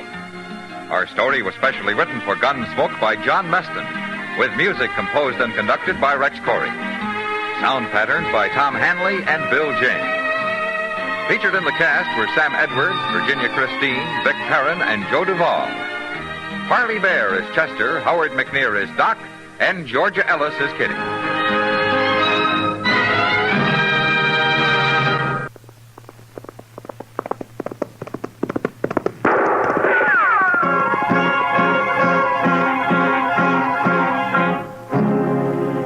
Dodge City and in the territory on west, there's just one way to handle the killers and the spoilers, and that's with a U.S. Marshal and the smell of Gunsmoke.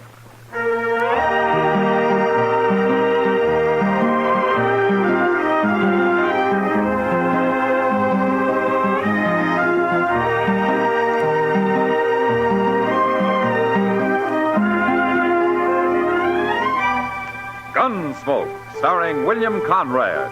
The story of the violence that moved west with young America.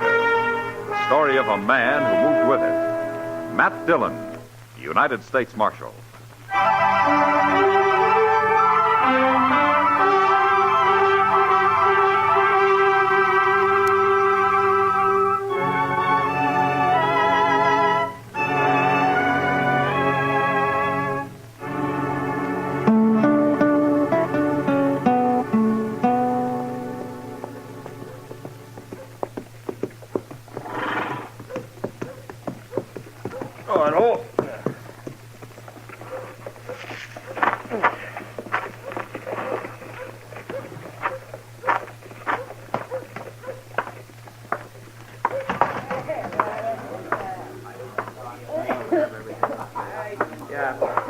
What'll it be, mister? I got away. Give me a shot of rye, bartender. I ain't too sure I got any left. Well, make sure. What kind of a saloon is this, anyway? There's other saloons in Dodge. What if I like this one? If I don't have any rye, you might not like it. You're talking to the wrong man. You go look for that bottle if you want to live. Now, go on. All right. Never said I wouldn't look, did I? Hey, you're a stranger in Dodge, ain't you? It beats living here, mister, and being drunk to boot. I'm only a little drunk. No business of yours. Go on back to your pigs. Go home. Milk your cows. Yeah. You talk pretty big. You know what? I think you're a gunman. And you ought to have sense enough to keep your mouth shut. What's your name, anyway? I killed men for asking that. You're so crazy, I'll tell you. My name is Ken Creed. Ken Creed? I never changed it. Oh, the way I've heard it, Ken Creed's pretty fast with a gun. Well, you heard right. Now, shut up. Here's your rye, mister. You're a better bartender than I thought. Hey. Hey, Creed. I told you to Well, now, look at you. Sure. Look at me. You may be fast, Creed, but you ain't smart. Not with my gun aimed right at your belly. Makes it kind of dangerous to take a drink around here, don't it? For you it does. I'm sorry it's got to be this way, Creed, but I am a little drunk. I can't take any chances. Man, if a gun in his hand, he's taking chances, friend. Especially when he's pointing it at me. Still talking big, ain't you? Go back to my pigs, huh? I'm gonna kill you for that. I'm gonna be the man that killed Ken Creed. The rest of that man ain't been born yet. All right, put the gun away, mister. Who are you? I'm a U.S. Marshal. Put it away. You ain't arresting me. No, it was self-defense. He looked away from you when I yelled, and he was drunk.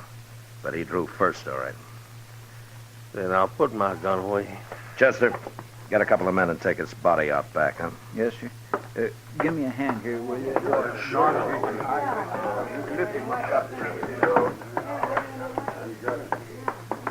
Your name must be Dillon. It is. I'm Ken Creed, Marshal. Arizona? You hear of me.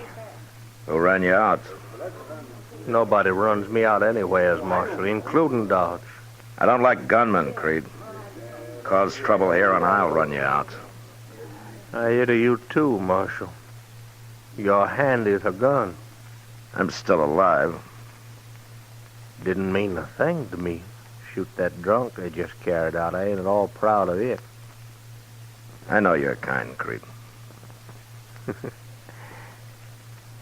I think I'm gonna like Dodge. You have a right to protect yourself here, but that's all. Don't forget it.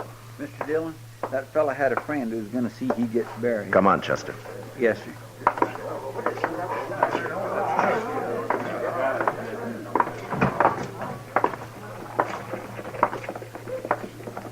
Who is that man? His name's Ken Creed, Chester. I never heard of him. I have. Oh, he's a gunman, you mean, huh? Yeah.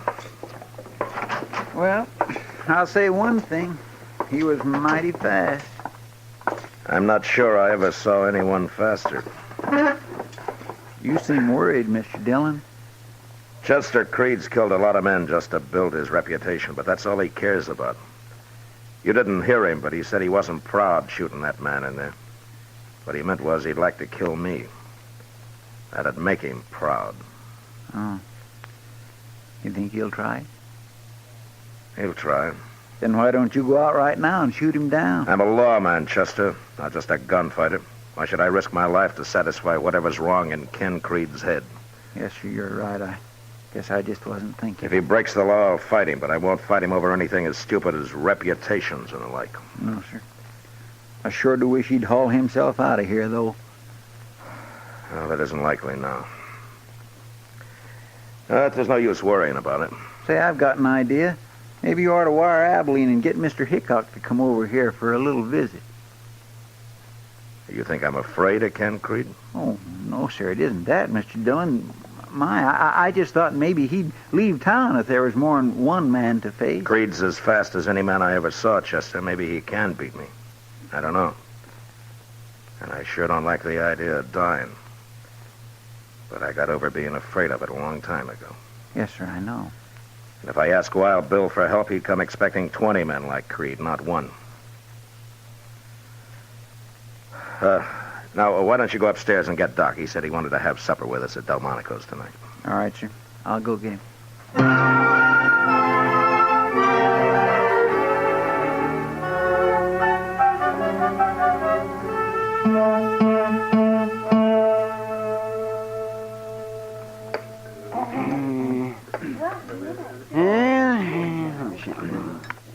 Could you spare some more of that coffee, Matt? Well, you're paying for it, Doc. Here, help yourself. Thank you. Yes.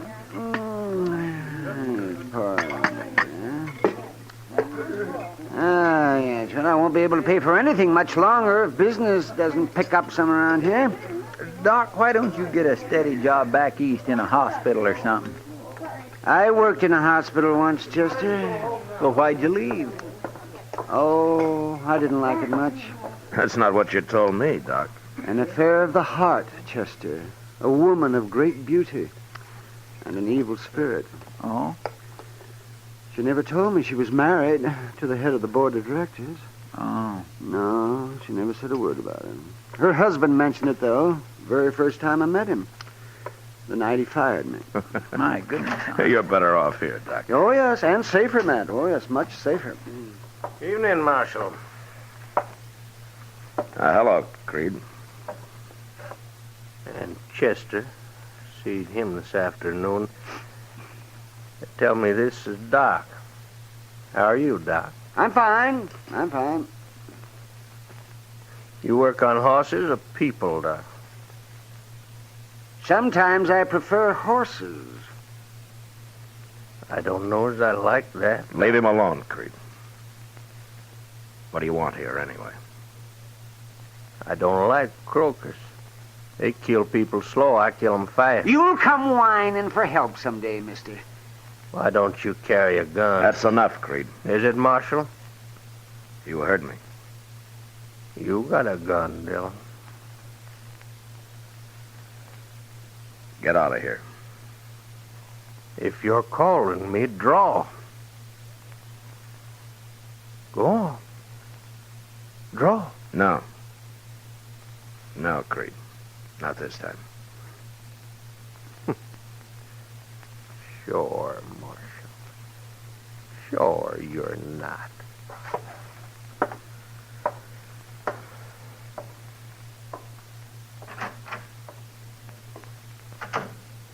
Oh, I'm sorry I got you into that, man. No, you didn't, Doc. He's just trying to start a fight any way he can. A fight? Well, what for? Says maybe he can say he killed Matt Dillon. No other reason. Come on, let's get out of here.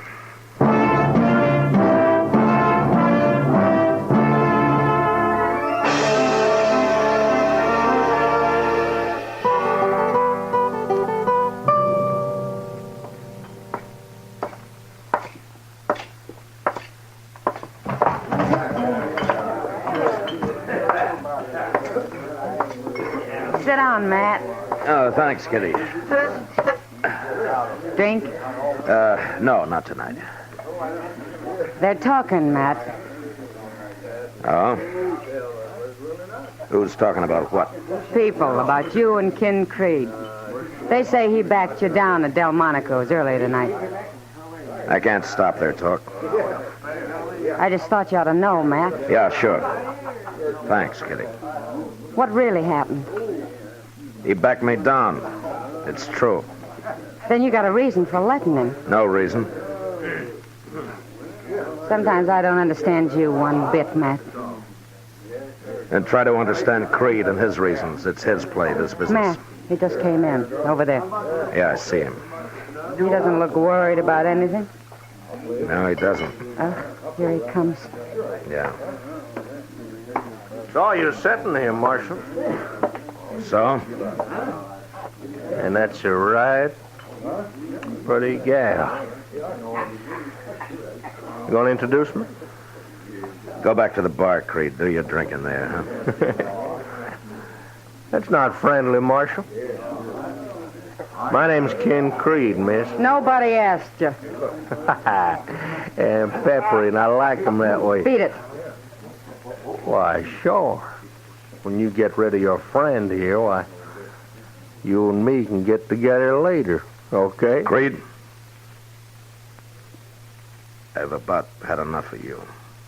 That's so, Marshal? All you want is for me to draw on you, isn't it? That's all, Marshal. And if I don't? Well, you will, Marshal. Sooner or later you'll have to. I'll think of something.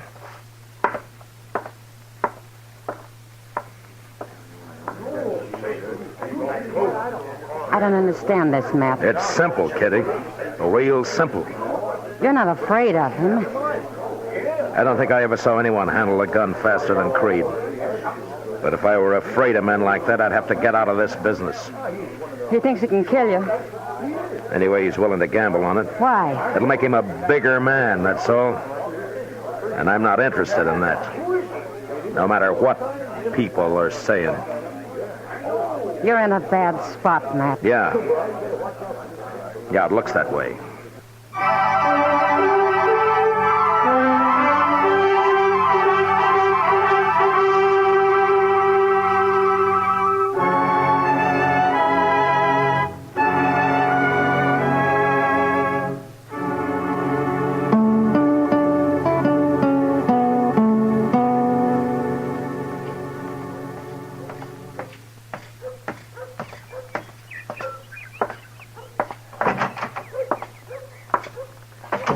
Good morning, Doc. Good morning, Matt. You ought to paint this place, Doc. Oh, yes, I ought to be. If I did that, people think I'm rich. They'd have one more excuse not to pay me. Why don't you make them pay in advance? Oh, well, that's a good idea. I'll start with you. You got $5? I'm sorry, Doc. I'm not sick. I'm just looking for Chester. I thought he might be up here. Well, I haven't seen him today, but I'm glad you came anyway. Oh? This talk that's going around, Matt, you got to put a stop to it. About me being afraid of Ken Creed? Yes, it's bad for you, Matt. It's very bad. Doc, if I start shooting it out with every gunman that hits Dodge, it'll never stop. I'm hired by the government to enforce the law, not to build me a reputation or to add to somebody else's. Yeah, I understand if that, Creed Matt. breaks the law, I'll go after him. People ought to know that. People aren't very smart sometimes, Matt. Yeah, they sure aren't. Mr. Dillon? Yeah, oh, hello, Doc. Hello, Chester. Where have you been, Chester? No place. I was just coming down the street and somebody told me there's trouble at the Alfraganza. Oh, what kind of trouble? A fight, and they mentioned Ken Creed. No. Yes, sir. I didn't hear any shooting, though. I come looking for you right away. Well, let's go over there. See you later, Doc. Sure, Matt. And good luck. Thanks. Bye, Doc.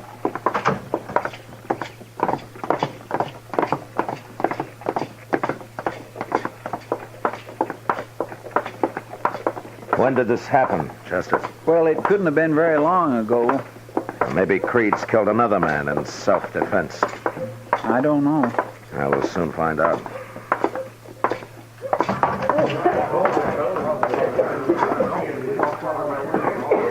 There's a man laying on the floor there.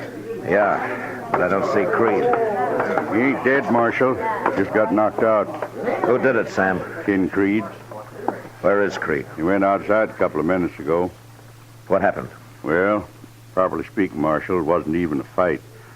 This fellow was just standing there with his back to Creed and wasn't even talking to each other.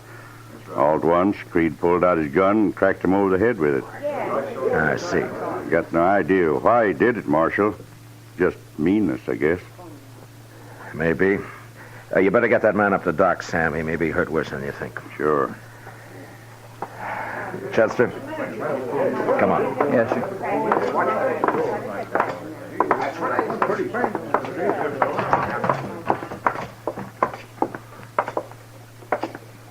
What do you make of it? It's simple, Chester. Now, Creed's got his fight. You mean with you, Mr. Dillon? I don't think he'll submit to arrest. No, I guess he wouldn't. I gotta stop him now. Why don't we go after him with shotguns? No. No, I'll face him. I don't like him. Not one bit. Now, this is as good a place to wait as any. Creed will be along soon. It just don't make sense, Mr. Dillon, you having to shoot it out with a man like that. No, I can't let him go any further. He'll kill somebody next, and I can't let some innocent man die. Well, you're innocent. You haven't done anything. I'm a marshal, Chester. There's a difference. And anyway, he hasn't killed me yet, you know. Oh, no, sir. I didn't mean it. Well, of course he hasn't. You don't think he can, do you? Chester, you know the saying, there was never a horse that couldn't be rode, nor a man that couldn't be throwed? Yes, sir, I understand. Creed's fast. Maybe that's not enough. Maybe it is. Here he comes now. Right down the middle of the street.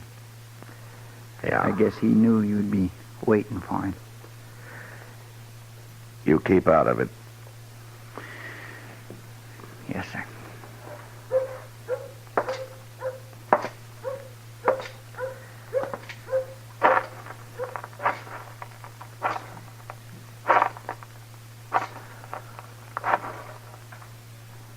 Looking for somebody, Marshal?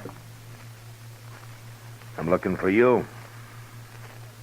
Yeah, It's against the law to slug people in Dodge. figured it was. Sure. I don't suppose you'd come along to jail.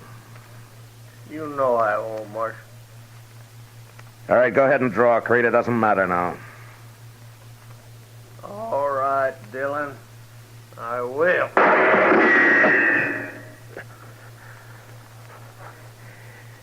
You missed me, Creed. You hit my gun, but you missed me. Right with your neck. Bullet glance into it? Yeah, I could kill you easy now, Marshal. but you won't. You couldn't brag about shooting an unarmed man. No, I couldn't. Well, get yourself another gun, Dillon. You're fast, Creed. But you don't shoot very straight. We'll see about that. All right, I'll be back as soon as the doc patches me up. Take your time. I don't mind waiting. That was a chance shot, Creed. If you hadn't hit my gun, you'd be lying dead. Are you sure you won't come to jail? You're wasting time, Marshal. Yeah.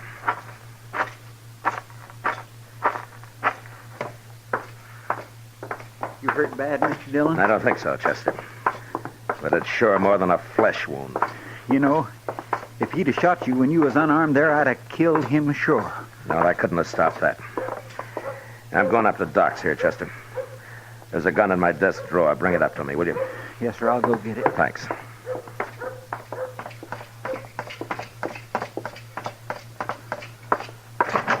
Yeah, I saw the whole business, Matt. Oh, yes, I saw it. I was just getting my things together here, and I was going to come down. It's not too bad, Doc. Well, come on over here now, and let me see it. Yeah.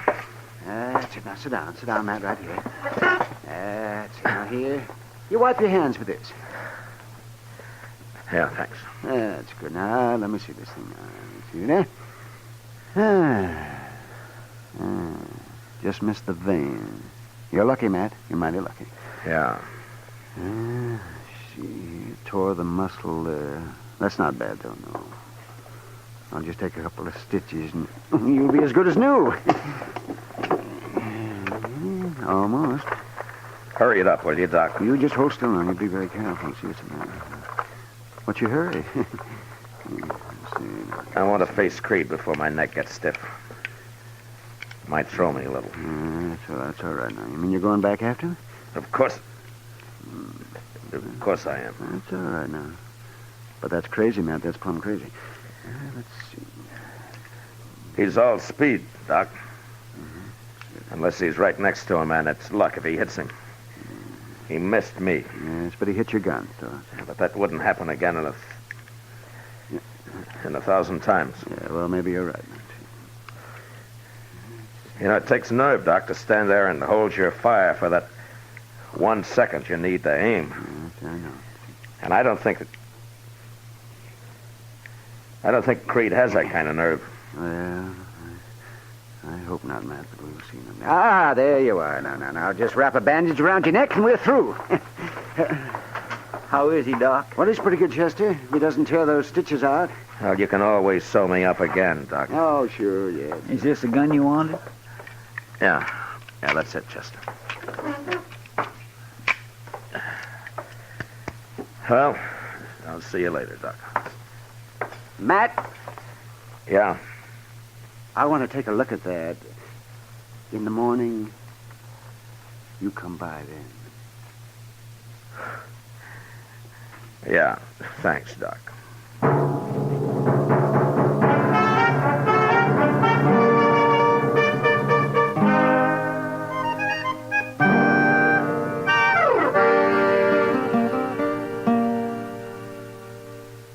Where do you suppose he is? He'll be along, Chester. Just like last time. Maybe he's having a drink. He's a fool if he is. Everybody sure is staying off the street, ain't they? Just as well. You better take cover, too. I will. When Creed shows. My neck's getting stiff already. Maybe you better go look for him. Well, I would, Chester, but there's too much chance of some bystander getting hit that way. I'd rather meet him in the street here. Yes, sir. What? What's that? I was in the Texas Trail over there. Come on, Chester.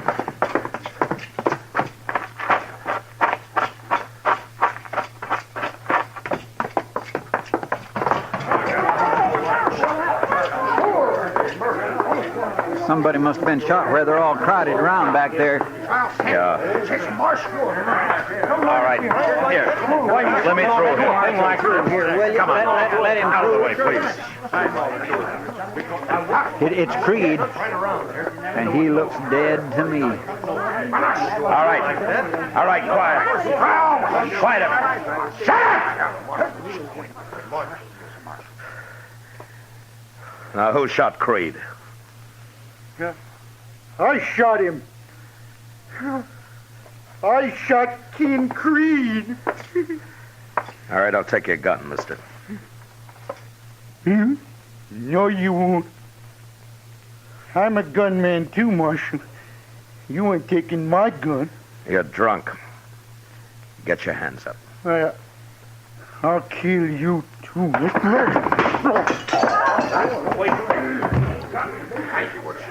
All right, throw him in jail, Chester. Yes, sir.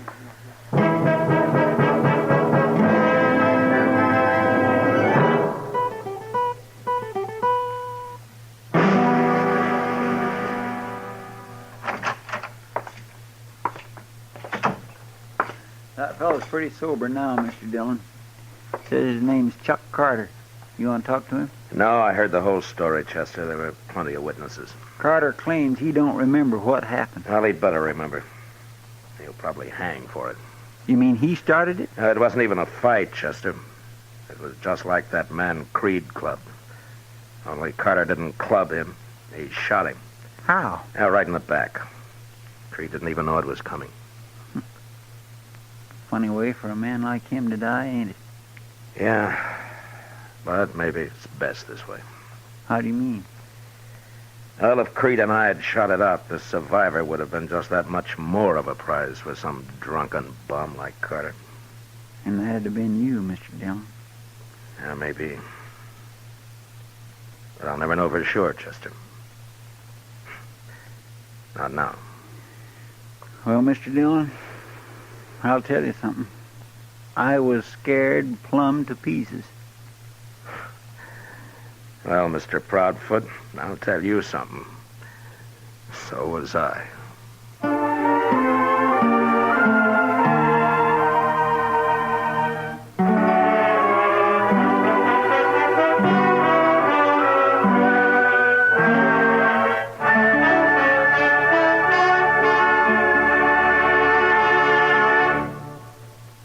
Gunsmoke, under the direction of Norman Macdonald, stars William Conrad as Matt Dillon, U.S. Marshal. Tonight's story was specially written for Gunsmoke by John Meston, with music composed and conducted by Rex Corey. Featured in the cast were Lawrence Dobkin, John Daner, and Ralph Moody. Parley Bear is Chester, Howard McNear is Doc, and Georgia Ellis is Kitty.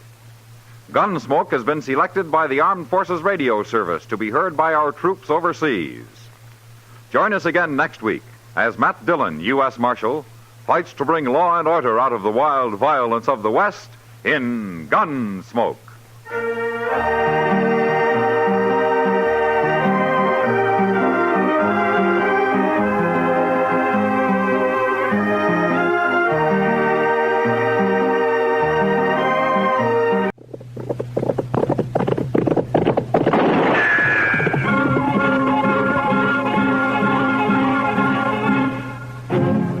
Around Dodge City and in the territory on West, there's just one way to handle the killers and the spoilers, and that's with a U.S. Marshal and the smell of Gunsmoke.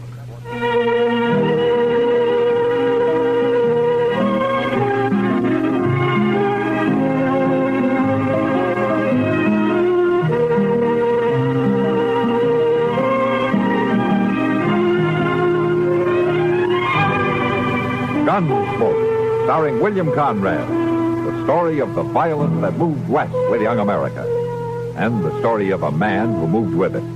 I'm that man, Matt Dillon, United States Marshal. The first man they look for and the last they want to meet. It's a chancy job, and it makes a man watchful and a little lonely.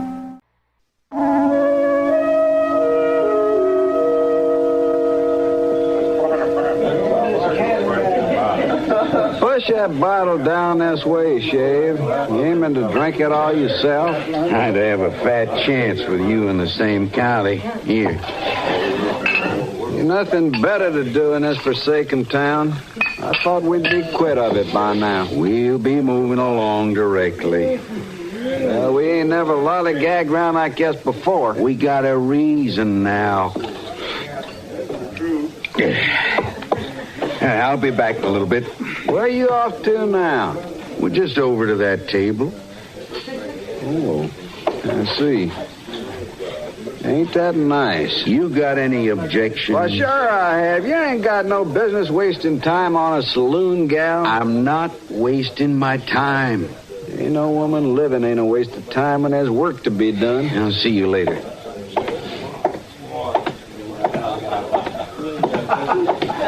Evening, Miss Kitty. Oh, Shave. I seen you come in. Sit down. Have a drink. I figure I've done enough drinking for right now, but I'd admire to talk for a spell. Well, that's nice of you, Shave.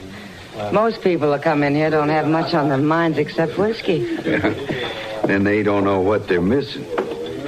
Shave, I've been around noisy trail hands too long to be taken in by soft soap. I ain't using none, Miss Kitty. No? That's for true. You say things pretty nice, Shave. I bet the marshal has some nice things to say to you. Matt? He wastes about as many compliments as he wastes bullets. You're pretty good friends, ain't you? You and the marshal? Oh, we've known each other a long time. Plain to see he thinks you're smart enough to talk to. Sure have seen him do it often enough. Well, sure. He has to talk to somebody, and I'm handy. Now, the way I look at it, he's a lucky man. Sure. I mean it. I wish I was going to be around permanent-like. I'd give him a run for his money. Oh, are you planning to leave soon? Yeah, I'm pushing on to Texas in a day or two. As soon as I get a little job finished here in town. Well, I'm kind of sorry to hear that.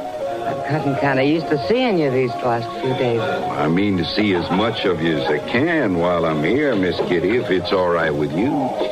Sure it is, Shave. Hi, Kitty. You ready? Oh, hello, Matt. Ready for what?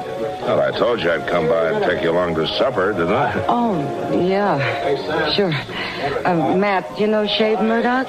Hello, Murdoch. I've seen you around the last few days. Yeah, I've been here all right, Marshal. All right, Kitty, let's go. I'm sorry to run off this way, Shave, but I'll see you before you go, won't I? Sure you will. You'll be coming back here tonight, won't you? Oh, yeah. Yeah, I guess I will. Yeah, I'll be waiting. Well, come on, Kitty. Oh, I'm coming. Goodbye, Shave. Miss Kitty.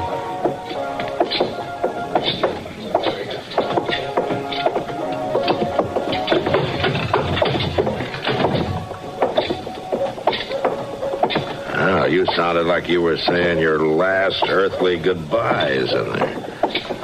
Well, it might seem strange to you, but there are folks who like to do things in a nice way. Who? That drifter? He's no drifter. He's in town on business. And he's a very nice fella. All right, Kitty. All right. Let's go eat.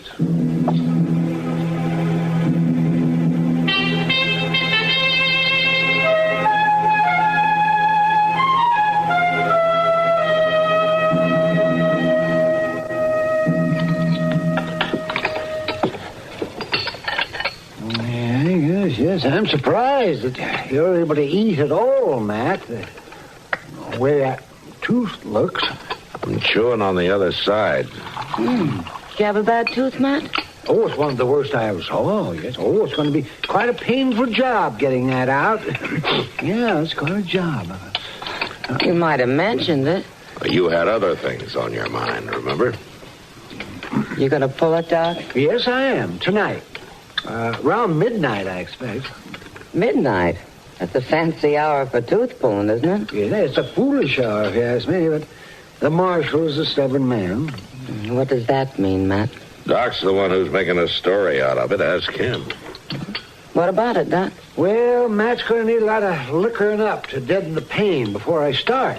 Well? Matt won't do it like a normal person. He's insisting on going through it at night so that he can sleep it off by morning.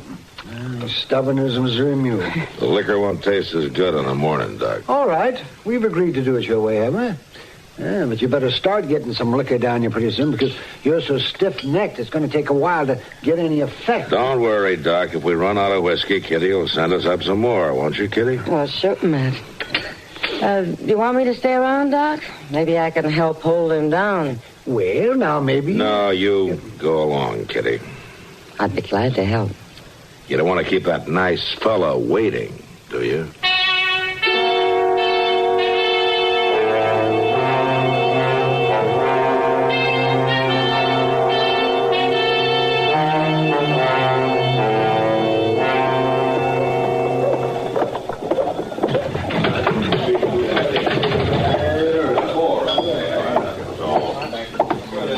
Hello, Sam. Everything going all right? Oh, back so soon, Miss Kitty? Yeah, I'm back. Well, things going fine. Not much business, though. Kind of quiet. I'm glad to see you back, Miss Kitty. Hello, Shave. I got a table over there. Care to sit down? Might as well, I guess. Oh, you sure do run a nice place here, Miss Kitty. Thanks. I ain't expecting to run into nothing like this in Texas. Leastways, I ain't expecting to run into nobody like you down there.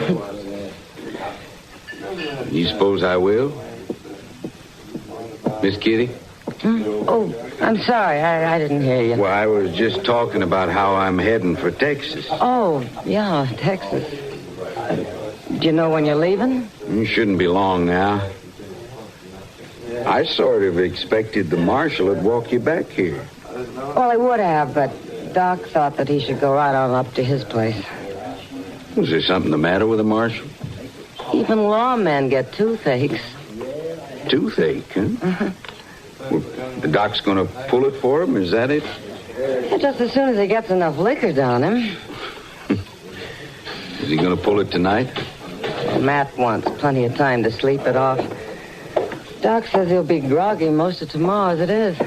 Yeah, I guess he ain't going to be up and around first thing in the morning then, huh? I don't think so. Well, now, Miss Kitty, that's interesting. That's mighty interesting. Oh, come on now, Shave. You can sympathize with a man who's got a toothache even if he is the marshal. You're right, ma'am. I give him my sympathy. Now, the next time you see him, you tell him that, huh?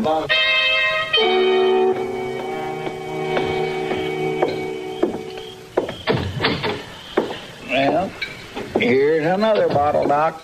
Oh, thank you, Chester. Thank you. So, here you are, Matt. Now, start to work on this one. Yeah, sure, Doc. Well, and it sure does take a lot to fill him up, don't it, Well, Doc? it's taking a lot tonight, but you can never tell about whiskey, Chester.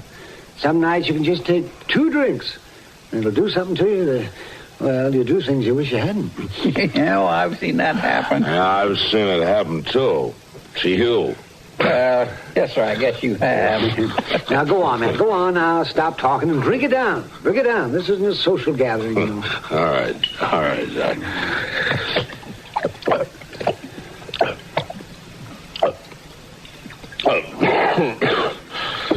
Oh, well, this whiskey isn't good enough to drink like that. Well, you feel just as bad tomorrow as if it was. Go on, drink. Go on. All right.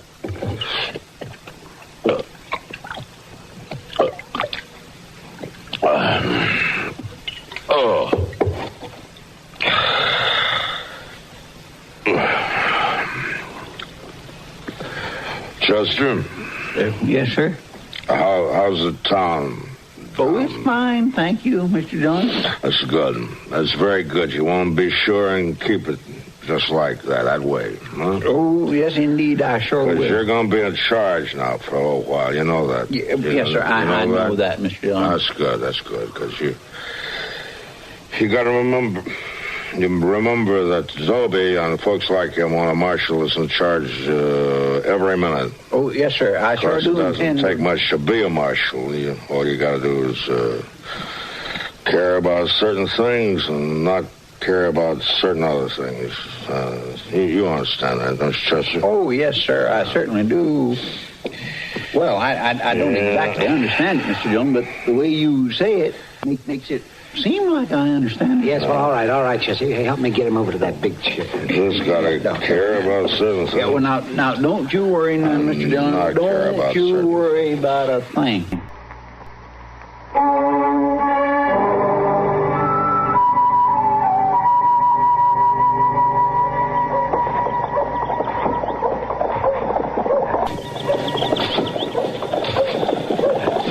Ben, like I was saying, there ain't nothing so hard about running a marshal's office.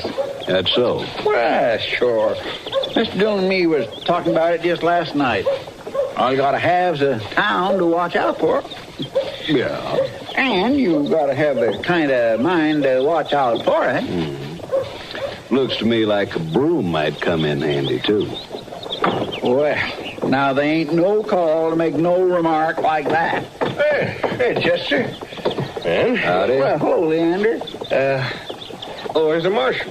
Well, he ain't here right now, but I'd be pleased to help Well, you. you better find him, and quick. Well, now, I can't right Do you know where he is? Well, sure, I know where he Then is. you tell him to come on down to the bank and to come quick. It's been robbed. What? Tom Johnson was shot. Shot? Yes. Well, I guess I better get on down there and see about it. Well, ain't nothing for you to see, Chester. The bank's been robbed. The fellas who done it are off scot-free. The safe was blowed right open. You better go get the marshal, Chester. This is going to take more than a broom. All right, now You wait better a go minute, and get him, Chester. They're going to be sending out a posse without him. All right. It sure don't mean much getting left in charge of a town. Doc? Chester, you're out early. Where is he? Who? Mr. Dillon, of course. Why, he's in there, sleeping it off. I gotta see him. Nah, Chester, there's nothing to worry about. Everything came out just fine. I know, Doc, but nice job. If I do say something, it was Doc, a nice job. I gotta go in there. Go ahead then, for heaven's sakes. He won't know anything about it. He'll be asleep for some time yet. You don't understand, Doc. We gotta wake him up. We're gonna do no such thing. We got to, Doc. The bank's been robbed. Tom Johnson's been shot. Doc, this just ain't the kind of thing I can be in charge of. The town just won't stand still for nobody but Mr. Dillon taking care of it. All right, Chester, come on. We'll wake him. But it's an awful shame. What a head he's gonna have. Man. Oh, man. Come on. Wake up. Come on, Matt, now. Come on, Good. That's it. You better get me some water, Chester. All right. Come on, now. That's it now. Up. There, come on. Awake. No. Come on, boy. Here you are, Doc. Oh, thank you, Chester. Oh, I hate to do this, Matt, but... What's the matter? There, come on, Matt, now wake up here. I'll help you sit up. What's the matter? Chester, get his feet on the floor. Yeah. Well, all right, Doc. Just get that tooth out of there. Oh, the tooth. It's all over, Matt. The tooth is out. Oh, well, then don't bother me. Let me go back to sleep. No, don't let him stretch out again like that, Chester. Splash some more water on him. Doggone it, Doc. Leave me alone. Will you? I'm sorry, Matt, but you've got to get up. Well, what for? Matt, the bank's been robbed. Tom Johnson's been shot. What? Where's Chester? I'm right here. Oh, you know what happened, Chester? Well, sure I do, Mr. Dillon. I found out about it all right. I figured it was my job. Oh? Well, you see, them two fellas, the ones that's been hanging around the Long Branch, that friend of Miss Kitty's and that other one. Yeah. Well, they broke into the bank early this morning. They blowed the door clean off the safe. Well, what happened to Tom Johnson? Well, he seen him riding off and he started hollering, and they shot him. He's dead, Mr. Dillon. Oh. All right, Chester. Let's go. Yes, sir. Want me to fix your powder for your head, Matt? No, thanks, Doc. I'll make it all right. It'll make you feel better. I'm not going to feel better until I catch up with those men.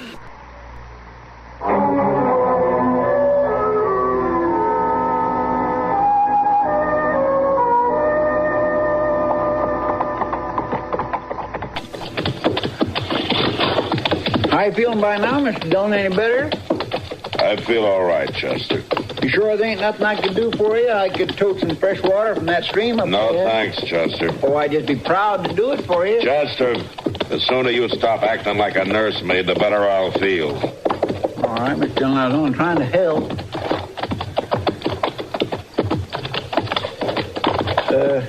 Mr. Dillon?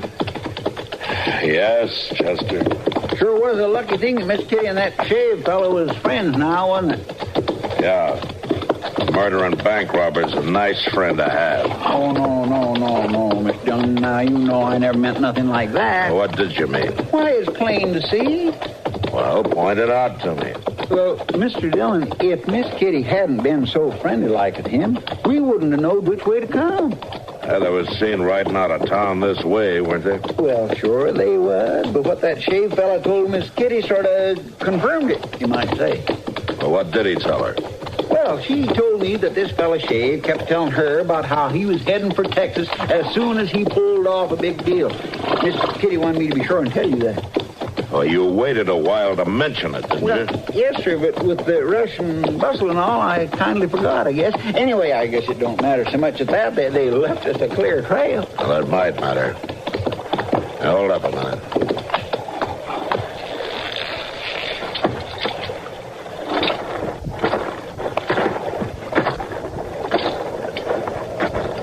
The trail leads over to this stream, all right. Well, they could have just got thirsty. It's awful hot out here. I'm going to look around a little.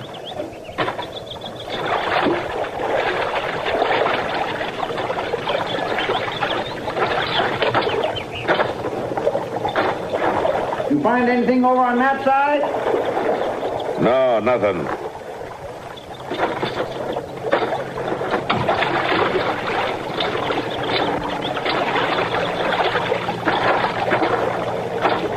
The trail leads up to the stream, but it doesn't lead out again.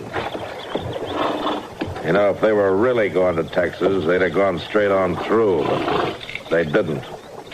So they must be trying to trick us, Chester. They probably doubled back. You reckon all that Texas talk was just meant to fool Miss Kitty? I think it was meant to fool somebody.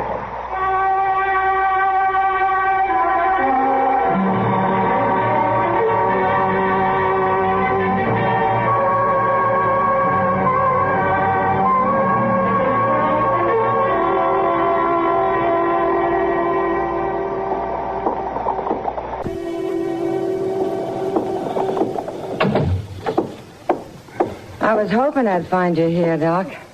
Oh, good morning, Kitty. Good morning. Sit down, have some breakfast. Yeah, thanks, Doc. A little late in the morning to eat, but I've been busy. Have some coffee? Yeah, please. Well, That was a terrible thing about Tom Johnson. yes, it was, Kitty. From what they tell me, he lived long enough to suffer pretty bad, too. Oh. Wounds in the stomach can be very cruel. Yeah, Doc, I know. If I ever find out who the blabbermouth is, I'll be tempted to pull all of his teeth, and without any whiskey. Blabbermouth? Well, there had to be one, didn't there? It's much too much for a simple coincidence. What do you mean, Doc? I mean, I'd like to find the big talker that let those outlaws know that Matt was going to be full of whiskey yesterday morning. His tongue must be hung in the middle. I can't understand it either. You can't? No, I can't.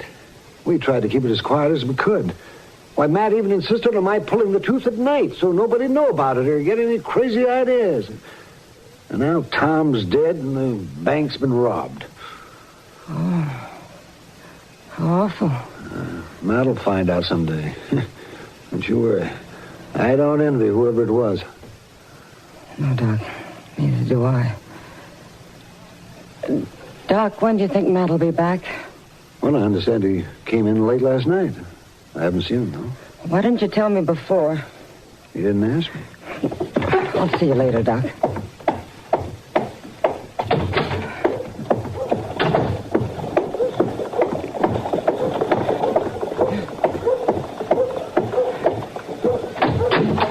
Can I come in, Matt?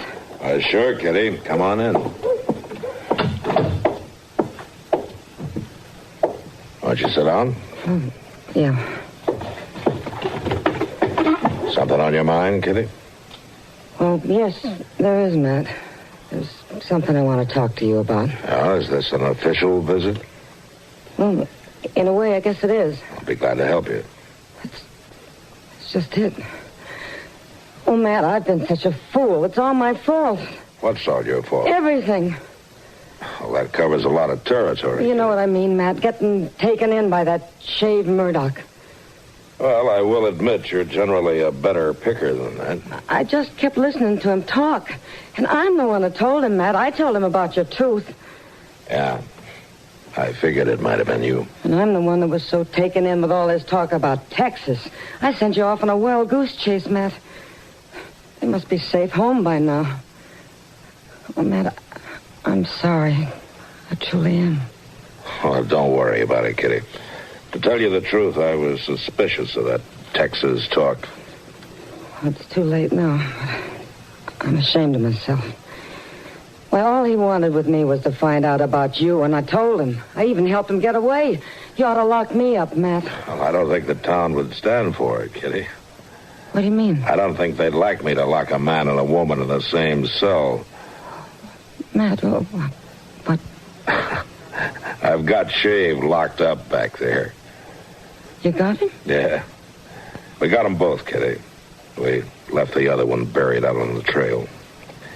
I don't understand. Well, they led us on away and then doubled back. Just like they led you on with the Texas talk. I don't see how... Well, you don't have to, Kitty. And will you promise me that you won't try? Matt. Just leave the tracking to me, huh? I may not do things in a nice way like Shave does, but I'm a better man on the trail. Oh, Matt. Oh, come on. I'll buy you some dinner.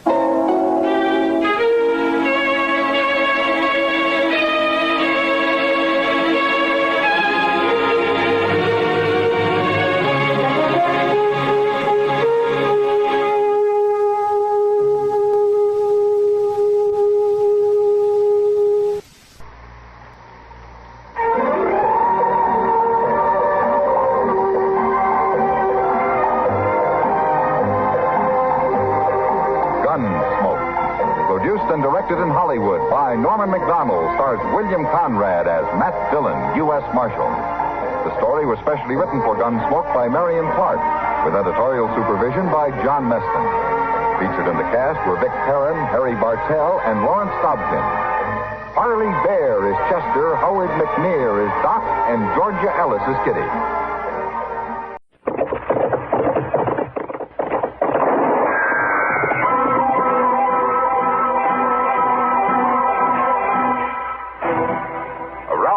City and in the territory on West, there's just one way to handle the killers and the spoilers, and that's with a U.S. Marshal and the smell of Gunsmoke.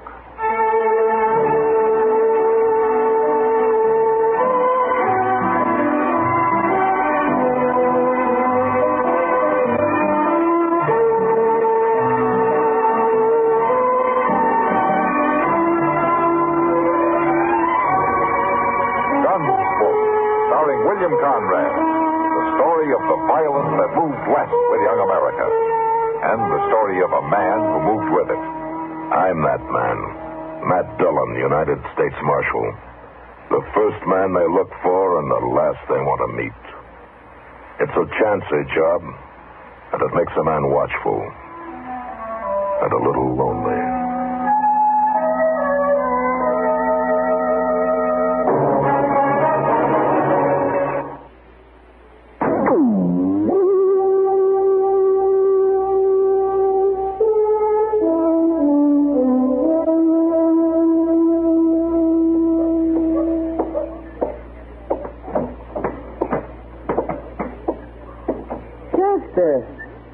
Well, good morning, Miss Kitty.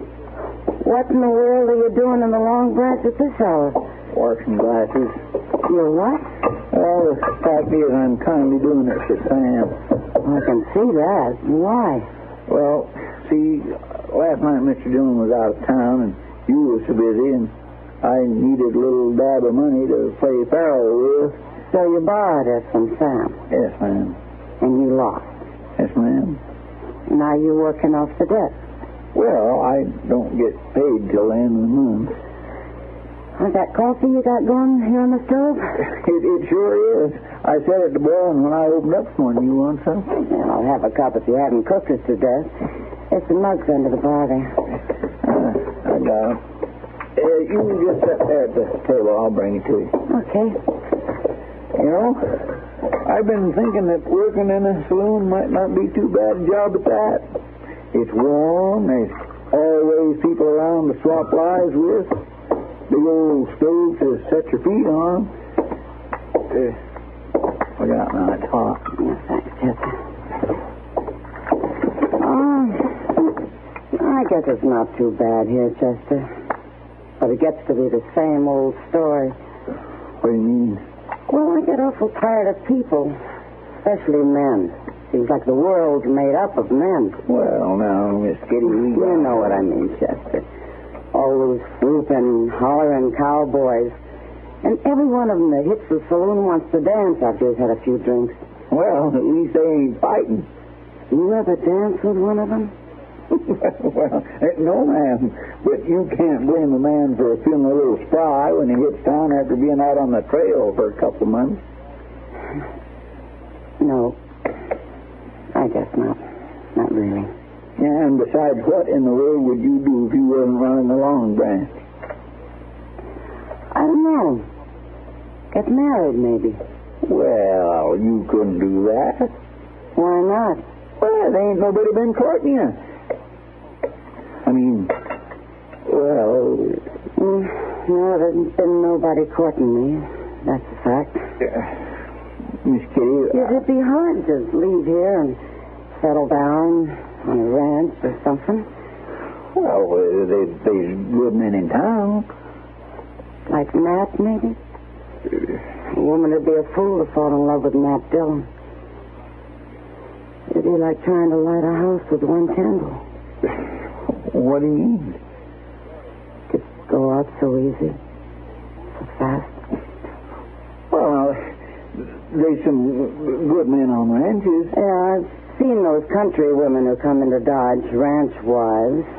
They made them pretty once before they started getting up before dawn every day and cooking and milking and feeding the animals and walking around in the dirt.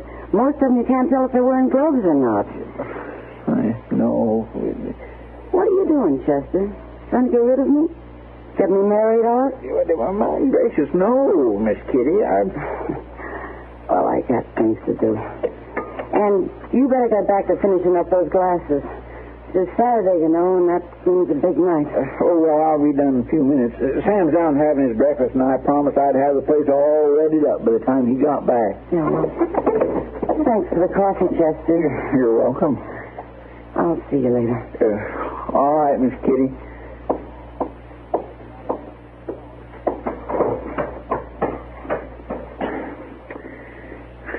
Chester Wesley Proudfoot, you talk too much.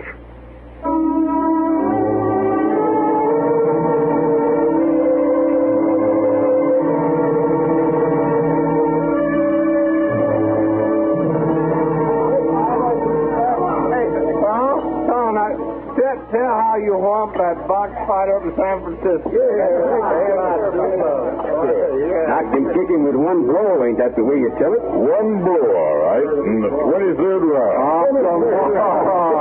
Tom, you couldn't stand up 23 rounds, much less fight that long. Fair and square, I whooped him and I tore the scratch every round. 23 rounds and a beating in every round. Sounds like you must have been a pretty good fighter back in them days. A strong fighter I was. I tell you, it's just too bad, Tom, you're all soft and broke down. Yeah. No, I ain't soft. No, you feel that. You feel that muscle. Here, have it. You know what's your fact, Clay? He ain't so soft as that. It's too bad he can't fight no more. Ain't it, Brady? Might work up a pretty good match. Tomorrow night, maybe. Yeah, I can fight. Oh, no, Tom, you ain't done it for a long time and you couldn't beat nobody. I'll lick anybody you fight. Oh, no, Tom, we wouldn't want you to get hurt. I can lick anybody in the house. Come on. Hey, now, Tom, don't bother with him. Anybody can lick anybody. Anybody? I don't know, fella. I haven't minded a real box fight. It don't matter. My name's Big Tom Bird. I can whip anybody. Fight to a finish. Winner take all. Fight to a finish. Winner take all. Call him over, Brady. Be right back. Come on. You bring him on. Bring him on, will you? Yeah, he's coming, Big Tom. He's coming. He's coming right up. Anybody. Big Tom Bird can whip anybody. Even me, Tom? Can you whip me? Any man in this room, just step out there. You better look at me, Tom. I don't care who. Creel, Tom. Hack Creel. You, Creel? Remember me? Hack Creel. I beat you once before, Tom Burr. No, not fair. You never beat me fair. I beat you blue. I beat you till you was crawling away. It was a foul and dirty fight. You scared, Tom? Is that it? You scared to fight him? You scared? I'll fight him. If you show up. Oh, I'll be there. I'll be there. All right, boys. Tomorrow night, then. We got to fight. Get your money up.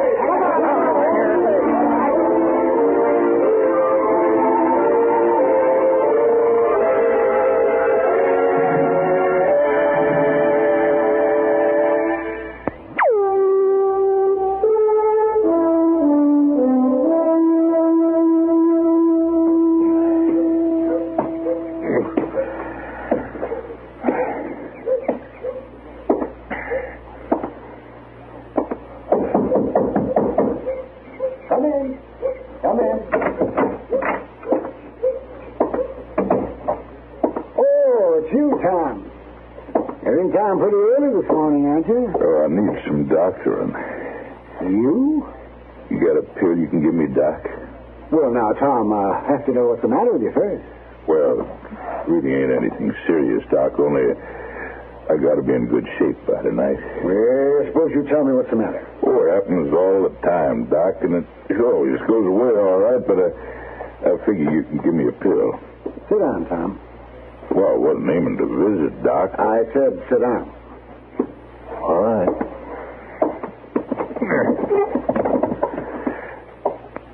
Now, tell me what's the matter. Oh, it's just them giddy spells, Doc. Sometimes when I get up, I can't walk straight, and that's a fact. Been happening long? A month or two, I guess. Take your shirt off. Well, now, wait, Doc. Take it off, I said. Oh, Doc, well, man, get some pills without all this fuss. Stop your muttering, Tom.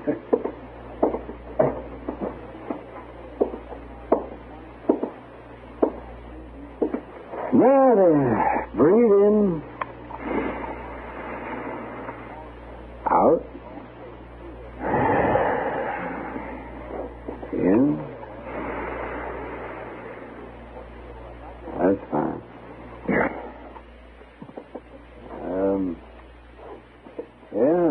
Well, all right, you can put your shirt back. Well, do I get the pill now? Yes, I'll give you some medicine, but I want you to do just what I say. Sure, Doc. Just so you fix me up for tonight. I want you to rest for a few days. Take it easy. Why, Doc, would it be all right if I started to do that tomorrow? What's the matter with right now? I can't rightly be quiet tonight, Doc. I got to fight a man. Fight a man? You mean with your fist? Yeah. Why, that would be the worst thing you could possibly do. No, Doc. The worst thing would be if I didn't show up. I mean it, Tom. It could kill you. Why, it's just a brawl that isn't that important. Call it off, Tom. I got to show up, Doc. I got to fight this man. I tell you, it might mean your life. Aren't you afraid? I was afraid of him once, Doc. Call him afraid. It's stuck in my craw ever since. But I ain't going to be afraid again. No matter what it costs.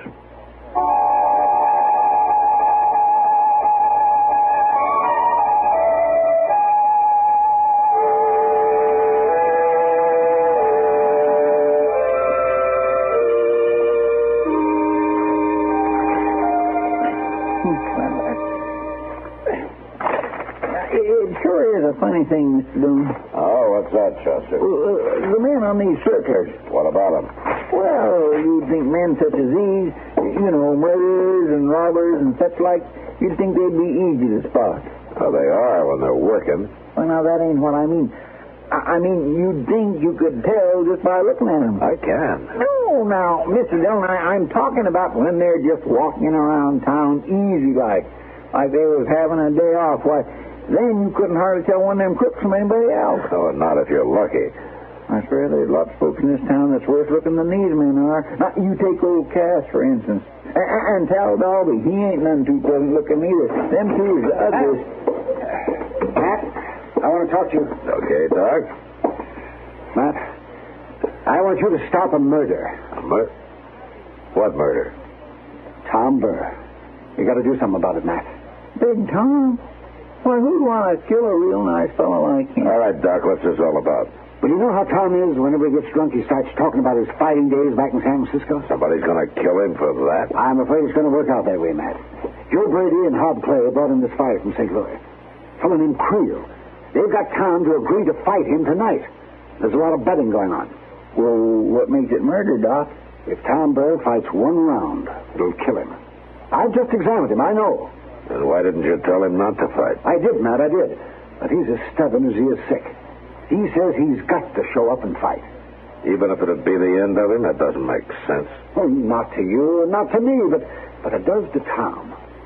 It seems this Creel beat him once before and beat him bad. He's never been able to forget it. And he's determined to make up for it now. Well, what can I do, Doc? Stop it, Matt.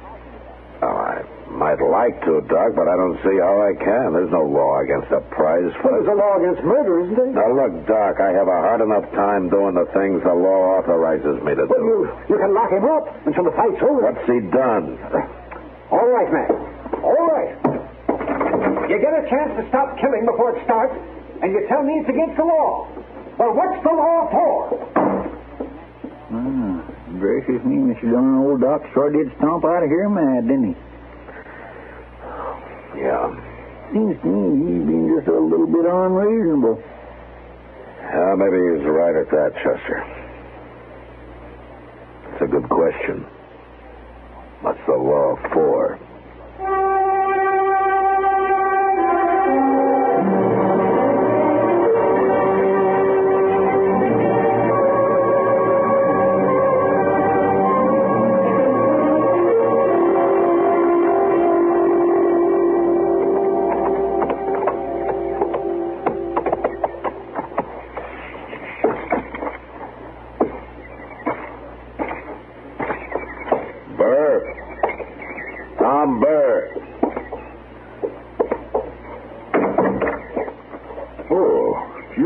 Come on in. Thanks. Sit down, Marshal. Just wait till I sweep these things off that chair. Never mind, Tom. I want you to come along with me. Come along where, Marshal? Back to Dodge. You mean you come to get me? That's right, Tom. I came to get you. Why, Marshal? I ain't done nothing. I ain't no lawbreaker. You know that. They told me you were talking pretty loud and swinging pretty wide on the Long Branch last night. Oh, there wasn't nothing to that. You know how it is, Marshal. A man gets a little too much bad liquor in him once in a while, and it makes him act foolish. Sounds like breaking the peace to me. Now, come on, Tom. Get your horse. Now, listen, Marshal, I just can't go getting myself locked up this afternoon. I got to be back at the Long Branch tonight. There isn't going to be any fight, Tom. Marshal, I got to fight this man. You can take me in tomorrow or tonight. You can take me in tonight, yeah. But I got to show up first. Get your horse, Tom. You don't know this Creel, Marshal. He beats folks to death because he likes to. He fights foul and cruel. He laughs about it. He laughed at me once, Marshal. I got to fight him. Not tonight, you know. Marshal, you're rigging this thing against me. You got no right to hold me. You gonna take me on, Tom? I ain't going to no jail. Hold it, Tom. You got me beat, Marshal. I won't draw against you. That's better. But I ain't gonna forget about this. You'll have time to cool off. Now, come on, let's go.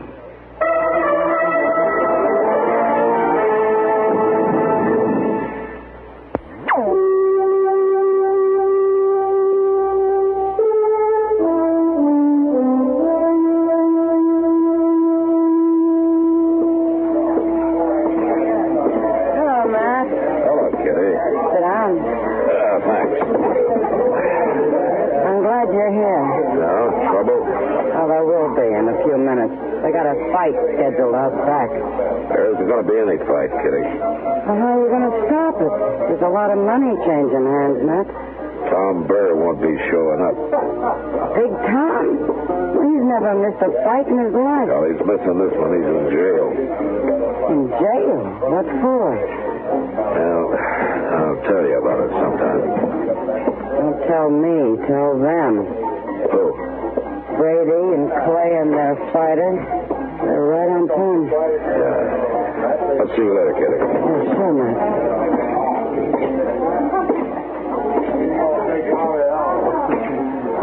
Your name Creel? That's right, Marshal. Hack Creel. I see you heard of me. Yeah, I've heard of you. You come to see me fight? I come to tell you that there isn't going to be a fight. Huh? Now, wait. Well, that ain't your affair, Marshal. Let the Marshal talk, boys. This might be real interesting. There won't be a fight because Burr won't be here. I told you you should have lined up somebody else. I knew he'd be afraid to meet me again. He's not afraid. He's not showing up because he's in jail. Listen to this, boy. The marshal stopped the fight. He got Burr locked up. When you say marshal, you ain't no call to do that. I'm sorry, boys, but that's the way it is. Sounds to me like the marshal's getting a little meddlesome. I don't like it, Marshal. The marshal talks pretty big about my kind of fighting, especially when he's wearing his gun. Now, the gun has nothing to do with it, Creel. And the kind of dirty tricks you use haven't anything to do with an honest fight, either. You take off your gun and I'll cut you to ribbons for that, Marshal. Yeah, I understand that's one of your specialties. And hiding behind that gun is one of yours. Looks like you have a marshal with a stripe down his back, boys.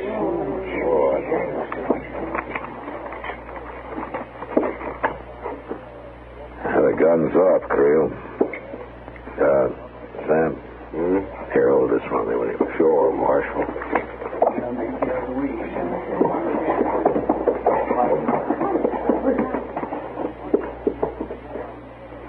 All right. Anytime, Creel. I'll show you gunfighters.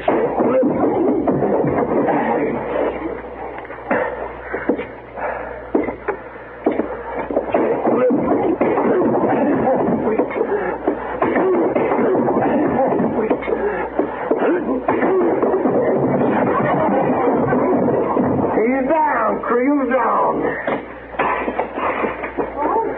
Come, Marshal. You got a bottle? I'll fix you.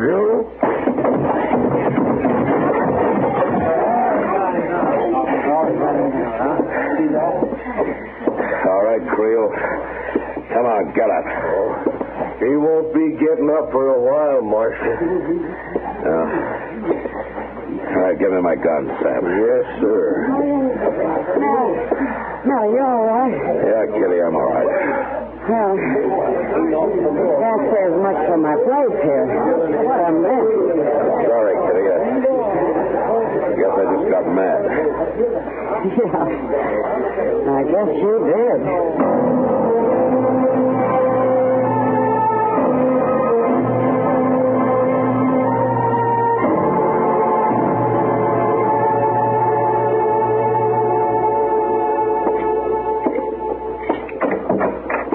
Mr. Dillon, I sure am glad you're here.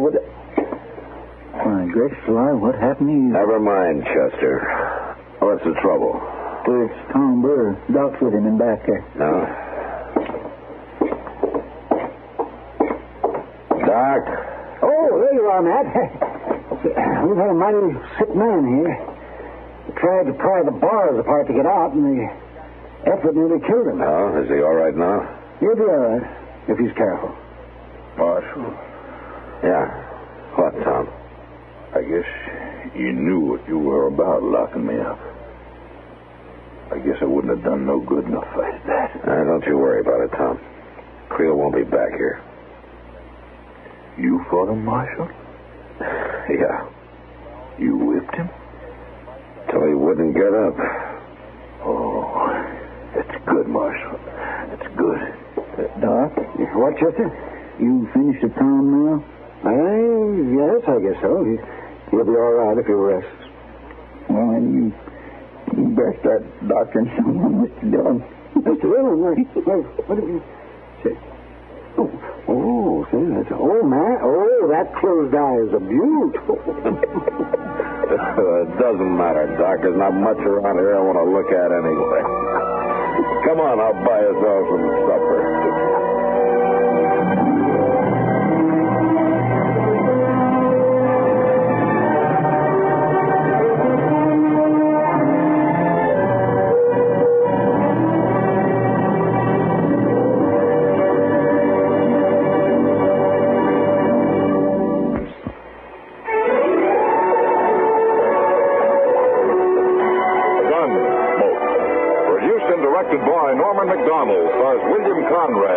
Matt Dillon, U.S. Marshal. The story was specially written for Gunsmoke by Marion Clark, with editorial supervision by John Meston. Ari Bear is Chester, Howard McNear is Doc, and Georgia Ellis.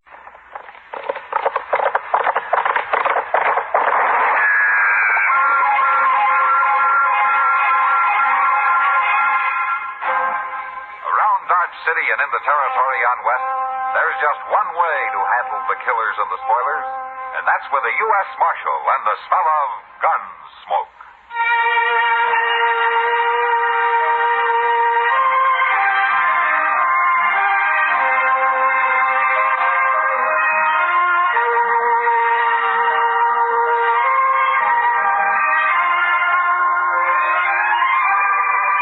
Gunsmoke, starring William Conrad. The story of the violence that moved west with young America. And the story of a man who moved with it. I'm that man. Matt Dillon, United States Marshal. The first man they look for and the last they want to meet. It's a chancy job, and it makes a man watchful and a little lonely.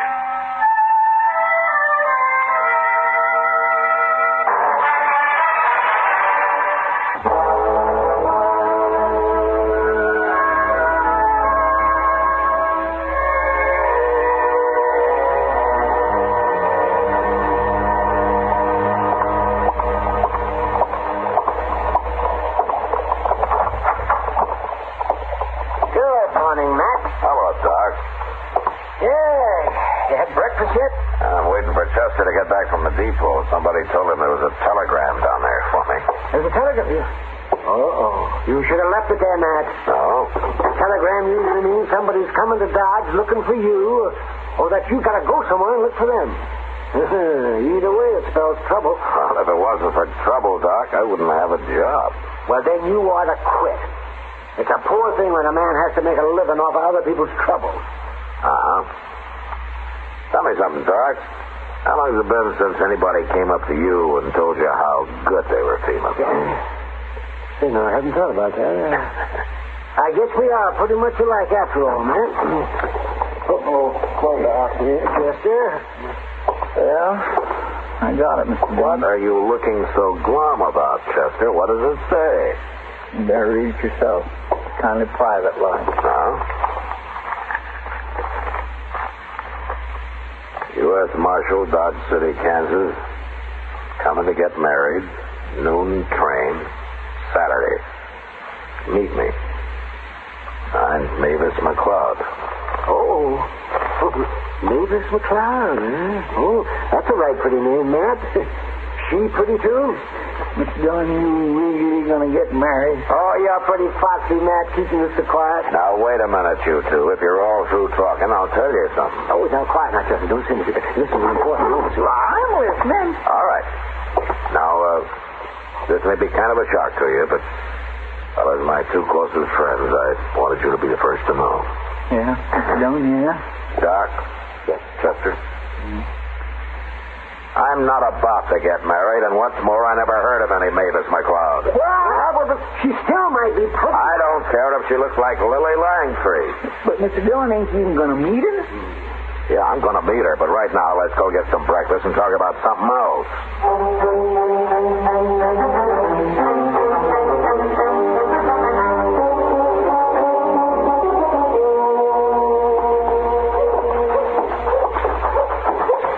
Mr. Dillon, straight up noon, and there comes old Crane right on time.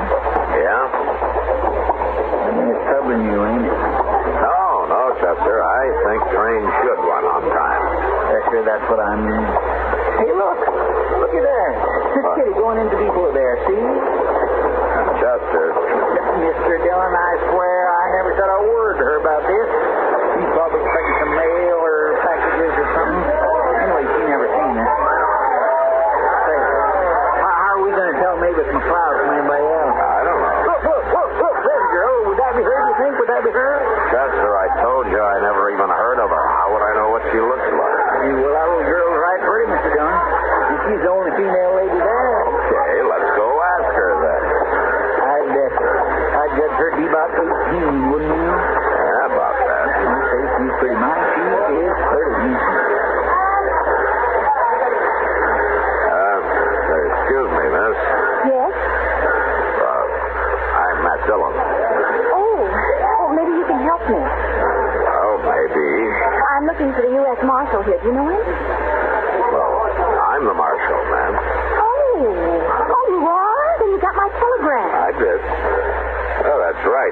didn't have my name on it, did you? Of course not. How would I know your name? Oh, my goodness. Well, you didn't think I was coming to marry you, did you? Oh, how awful. I mean, how awful for you. Well, I'm still a little confused. This is Chester Prout. Mavis McCloud. How do you do, Chester? Well, I'm proud to know you, ma'am. Yes, miss. Oh, I'm so sorry, Marshal Dillon. I guess I should have explained more in the telegram. Oh, that's all right. Who did you come here to marry? Well, I don't know. You don't know? Well, not yet. I just got here. You two are the only men I've met. Chester. Yes, sir? Go over to the depot there and see if you can find Kitty, will you? Yes, sir. I sure will. Mavis, how old are you? I'll be 19 in December. No? So, where are you from? I won't tell you. Well, why not? Because it isn't polite for a gentleman to ask a lady so many personal questions. All right. Well, why did you send me that telegram? Because I thought I'd be safe with the marshal helping me. Well, helping you do what? Get married. Oh, don't look like that. I'm not crazy. They need women out here, don't they? Well, don't they? They need them. And I'll make a good wife, too. But, of course, it'll have to be the right man, Marshal. I won't marry just anybody, you know. And you can stop shaking your head like that. John, I found her. Hello, Matt. Kitty, this is Mavis McCloud. Hello, Mavis. Welcome to Dodge. Oh, thank you, Kitty. Kitty. I know, Matt. Chester told me all about it. Don't mind the marshal, Mavis. Sometimes he's a little slow to understand these things. He most certainly is. Why, he's been looking at me as though I were a bug of some kind. Kitty, you take care of her, will you? I'll go try to figure something out. Yeah, she'll be okay. And, Kitty, don't... don't worry. I won't take it to the Long Branch. Okay.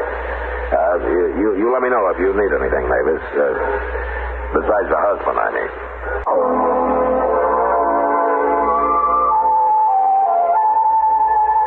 The next few weeks I thought and worried about Mavis a lot, but I should have known I was wasting my time. She met a young fellow called Barney Wales, and 3 days later they got married. Kitty called it love at first sight, but anyway, I knew Barney, and he was a sober, hard-working cowboy who'd started a little spread of his own not far from Dodge. It was a good match, but it looked like they were going to make out fine. At least I thought so.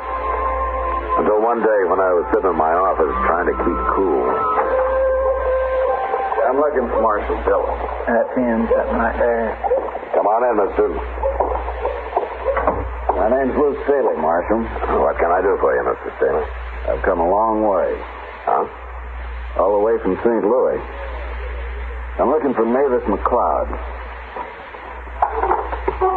Oh. Well, what do you want with her? That's my business. Well, that may be. Where is she?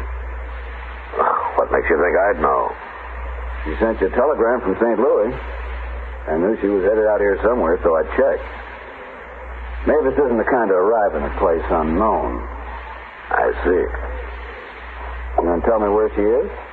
Not till I know why you want to see her. And I'll find her myself. She's around here somewhere. She's married, Staley. What? She's married. Now, why don't you go on back to St. Louis and forget about it, huh? Who'd she marry? What difference does it make? You're not going to bother her. We'll see about that. In the meantime, I hold you responsible. Okay, so you hold me responsible. Why don't we settle that right now? I'll find her first, Marshal. And after I've killed her husband, I'll come looking for you. Well, now there's about the bloodthirstiest man I ever did see. I declare he's going to kill everybody. He might try it, Chester. I think I better ride out and talk to Barney Wales. Oh, sure, not today, you ain't. What? Well, Barney and Mavis is in town today. I seen them over at the Dodge House this morning. They're staying the night there. I'll go find them there before Lou Staley does.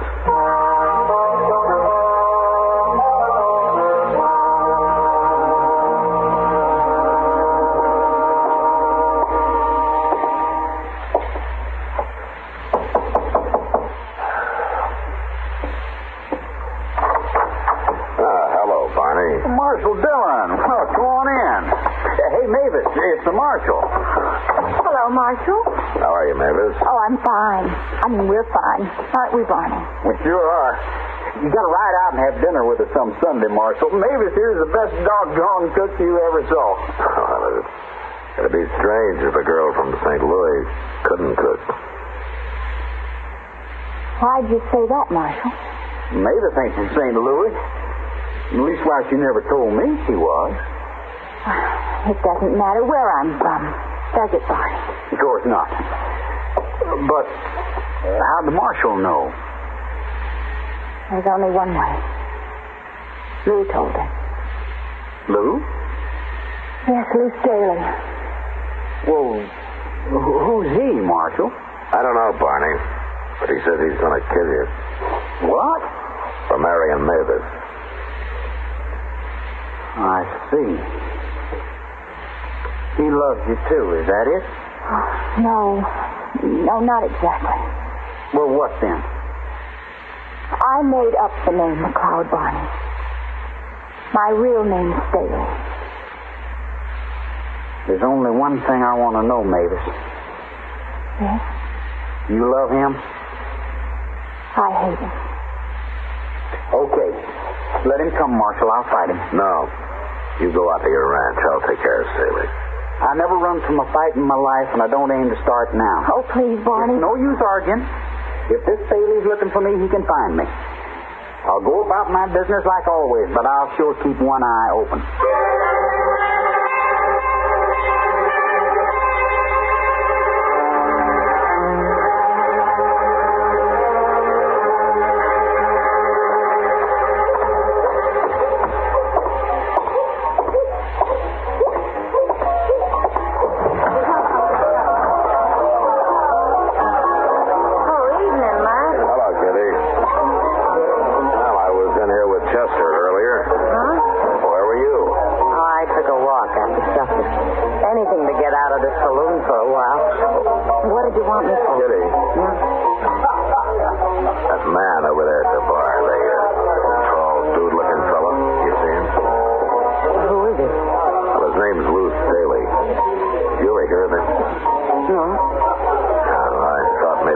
Mavis Mccloud might have said something about it.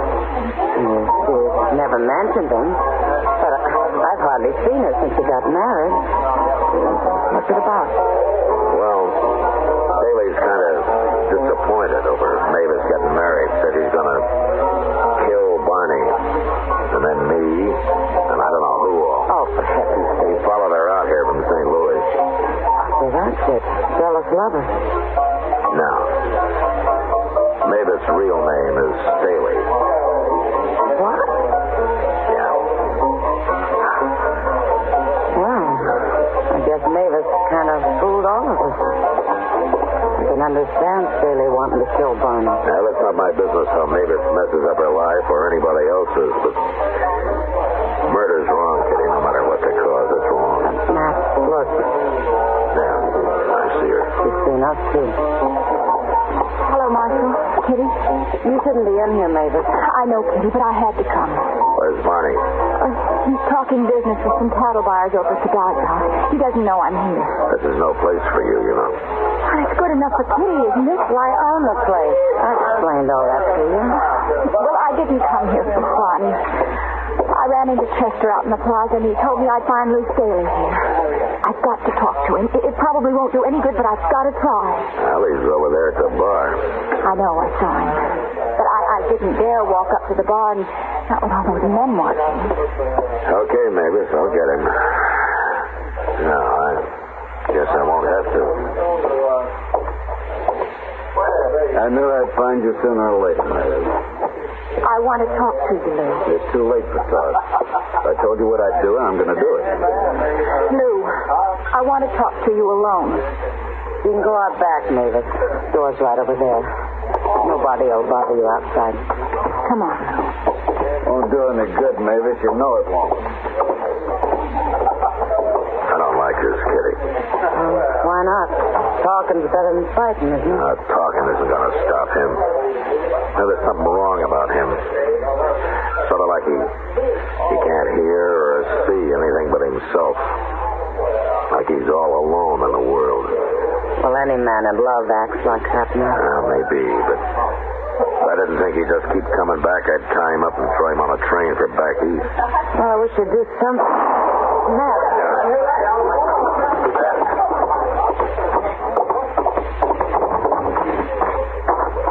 Matt, look, it's Mavis.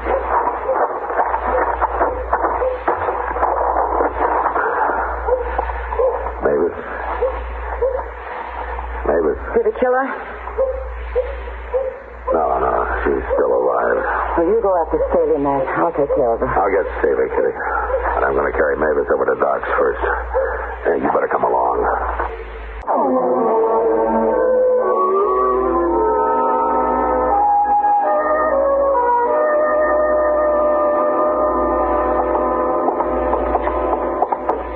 I declare, Mr. Dillon, that's the worst thing I ever heard of, shooting a lady.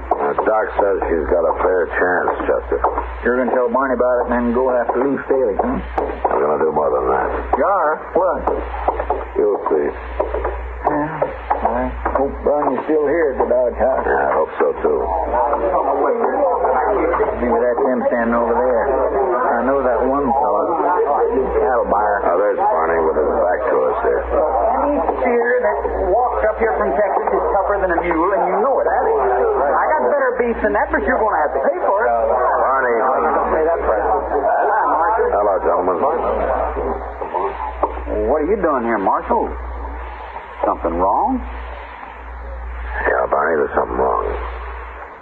Well, what is it? Tell me. Where's Mavis? Now, wait a minute, Barney. Look, do you trust me? We sure do, Marshal.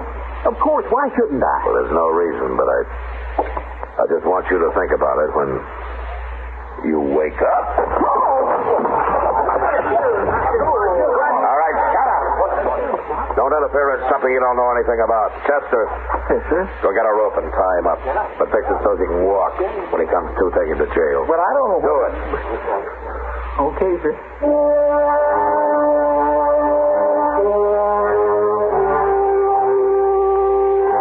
I warned the cattle buyers there not to say a word to anybody about Barney, and then I went out looking for Lou Staley. I tried every saloon and gambling house in Dodge, and I finally gave up. Went over to the jail and got Chester. It was past midnight when we entered the Dodge house once more.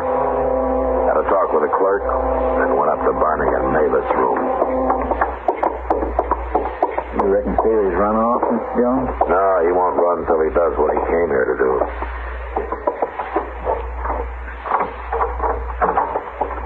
Okay, inside, Chester. Yes, sir.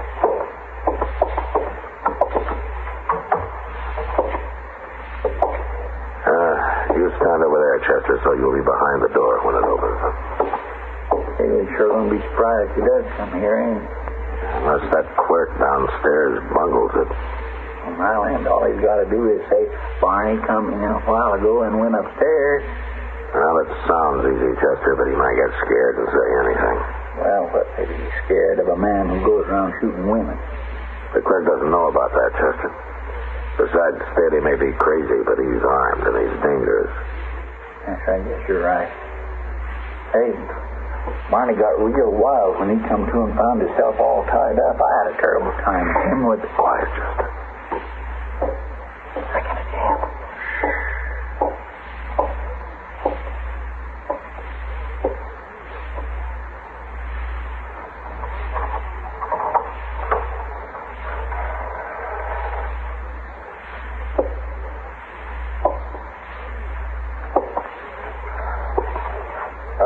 Barney, you coward. Where are you? Hold it right there, Staley.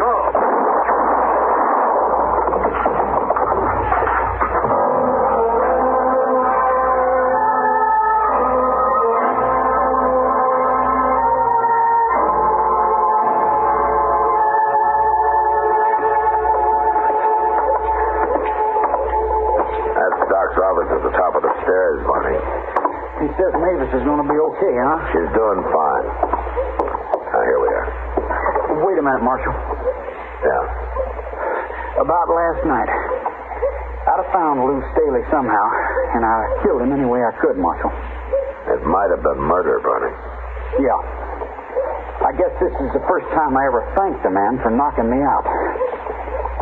Let's go on in now.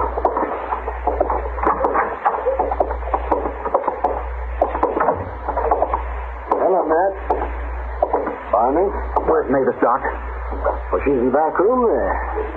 And except for a little fever, she's coming along fine, Barney, just fine. Of course, you'll have to stay quiet for a few days. You can't be moving around. Can I see her now, Doc? Sure, you go ahead.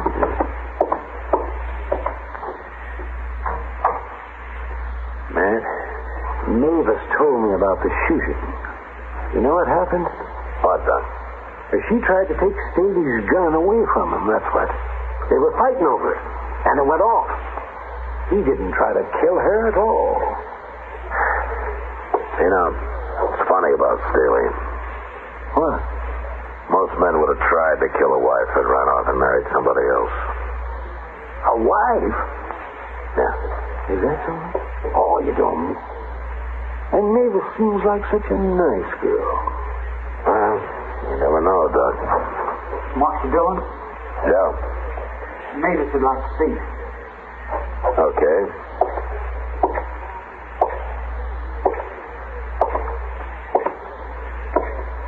Hello, Marshal. Mavis. There's something I want to tell you, Marshal. Okay.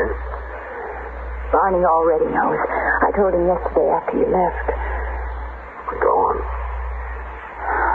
Well, it's about Lou. I know what you think. But I've known him all my life, Marshal. And Lou was crazy. There was something wrong with him. I guess I was ashamed of it, or I'd have told everybody sooner. Especially Barney. You're not responsible for his being crazy. No, wait. Lou always did say he'd kill any man I married. That's why I ran away. Mavis, you were asking an awful lot of a husband, crazy or not. Marshal, Lou Staley wasn't my husband. He was my brother. What? You know, Mavis, you've been nothing but trouble to me ever since I got that telegram. And I don't ever want to see you again. Unless it's across your dining room table some Sunday.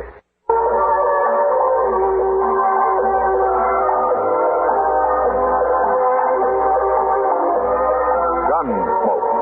Produced and directed in Hollywood by Norman Macdonald, stars William Conrad as Matt Dillon, U.S. Marshal. The story was specially written for Gunsmoke by John Meston. Featured in the cast were Harry Bartell, Barbara Eiler, and Sam Edwards.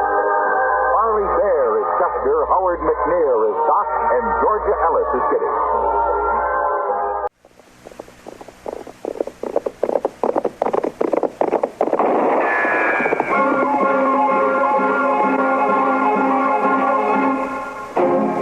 Around Dodge City and in the territory on West, there's just one way to handle the killers and the spoilers, and that's with a U.S. Marshal and the smell of Gunsmoke.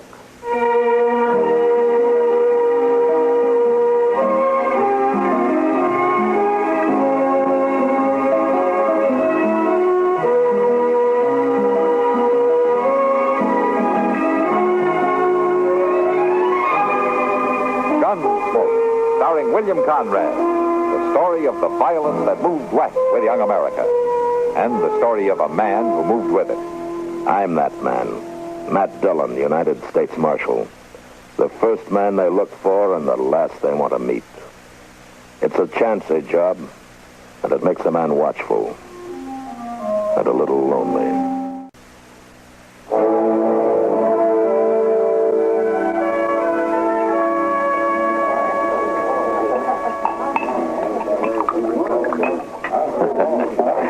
If you're not careful, Doc, you're going to finish that beer. Huh? Well, why shouldn't I finish it? There's no need to get your back up. I just meant you usually don't have time to finish it. More than likely, you get called away before you get your beer half drunk, that's all. Well, yes, I guess you're right.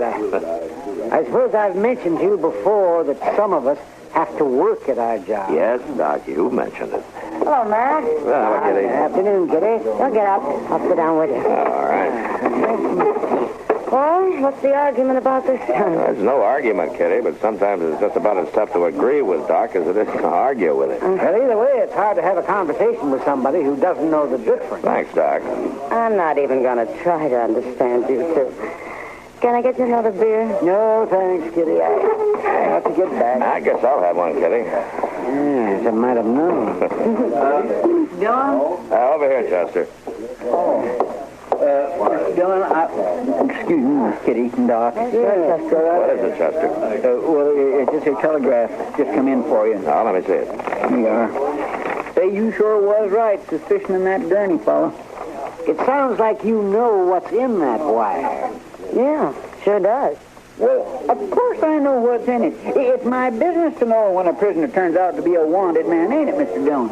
Oh, is that the man you locked up last night, man? Yeah, Doc, I sent an inquiry about him. Yeah, he's wanted, all right. What for, Matt? Murder?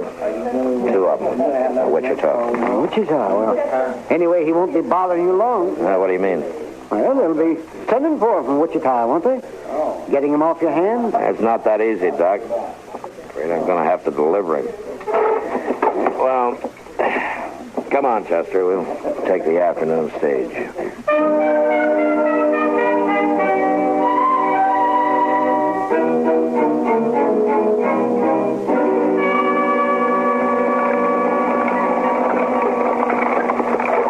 Looks to me as though that team could just about get there by itself, Jim, without you to drive it. I expect them horses could do it all right, Marshal. They made the run often enough. Yep, yeah. Well, the ruts in the road ought to be enough to guide them, even if nothing else does. Yep. It don't get no smoother, does it? No, don't say that. Long time since you rode with me, Marshal. Well, I'd just as soon not be making the trip this time, either. That Gurney fella giving you trouble? Nah, no more than usual. Chester gives me more trouble than he does. Yep. How's that? Well, he doesn't cotton to being shackled to a prisoner when there's a pretty schoolmarm riding across the coach from him. That kid says I blame him. Well, I told him he'd have to go slow anyway, with a preacher riding right along there, too. I guess you're right about that. Yeah. Get out, boy! Come on! Well, I'll tell you true, Marshal. I'm kind of glad to have you riding shotgun this trip. Huh? Are you worried about the gold? Well, there's a lot of money under this seat. I ain't riding easy until I get rid of it. Yeah. We're stopping here at Hat Creek Station, aren't we? That's right, Marshal. Gonna change horses. Good. I'll be glad to stretch my legs. I guess I'll cut Chester loose for a while. You better warn the school, Mom. Yeah. Oh, yeah, boy. Whoa.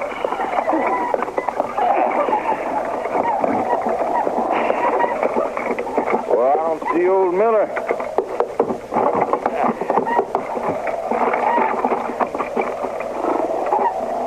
Help him get out, will you, Marshal?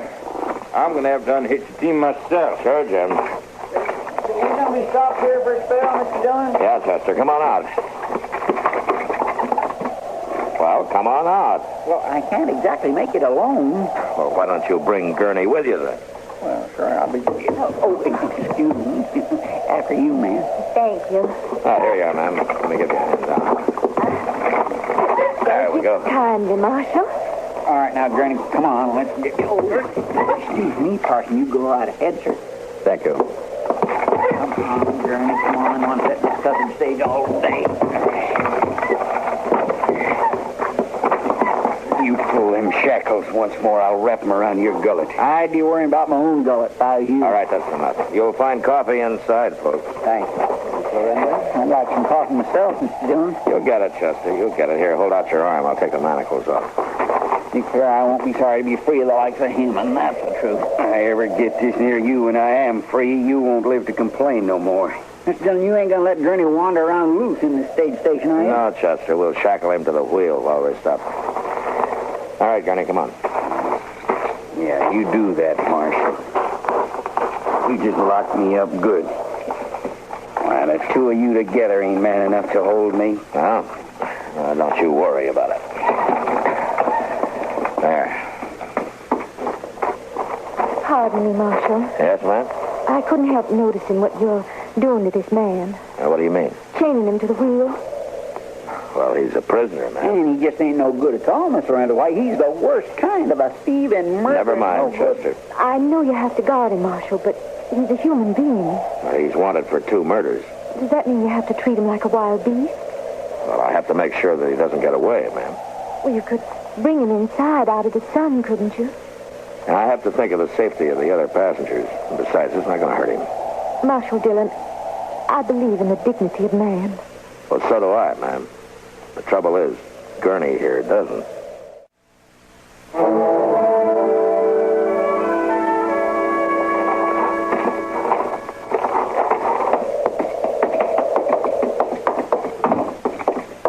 It isn't exactly as you presented the case, Marshal. How's that, Reverend? There's nobody here. There's no coffee. No coffee?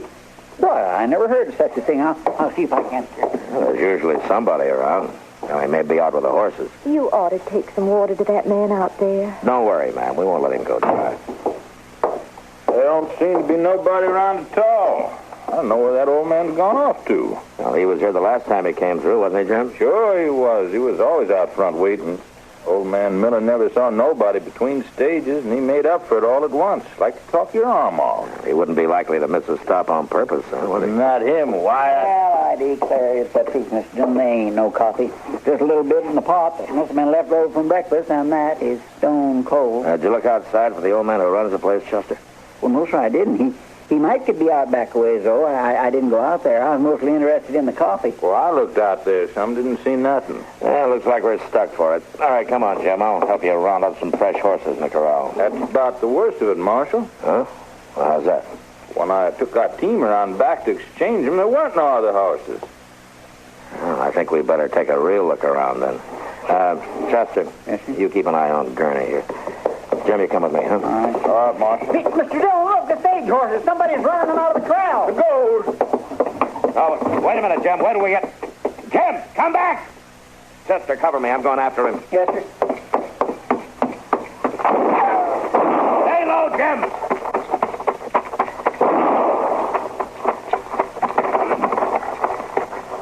You heard bad? No, they're running yonder toward them rocks. Yeah. One of them run off the horses, and the other 2 was after the gold on the stage. Yeah, they almost got it, too. I got to get it down off my box. No, you stay right there. I'll get it. They'll cut you down. No, you stay down. I'm going to run for it.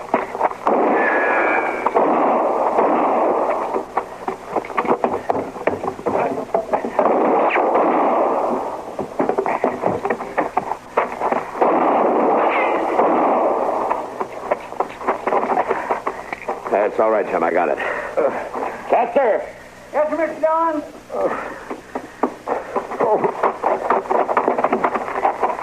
Yeah, you stay here with Jim while I unlock Gurney from that wheel. He ain't worth taking a chance for. Maybe not, Chester, but like the lady reminded us, he's still a human being.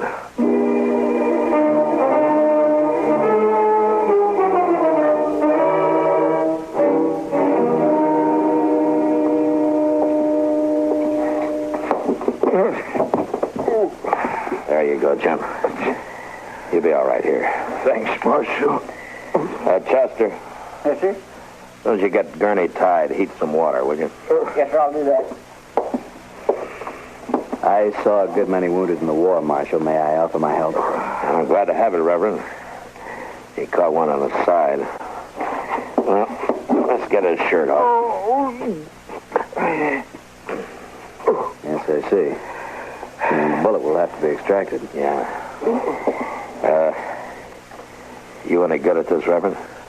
I've never actually operated, Marshal. Still, if you need me to do it. No, I'll do it. I guess I'm a little more familiar with bullets than you are. Just tell me how I can assist. And it might just help to have somebody in your line of work standing by. Very well. Chester, you getting some hot water? Yes, sir, I am. I'm trying to, but there sure ain't much water there in the bucket. Well, you bring me what you got, then. Yes, sir. I'll sure get thirsty if we have to stay here for long. Well, those gunmen out there, we'll have time to worry about that later.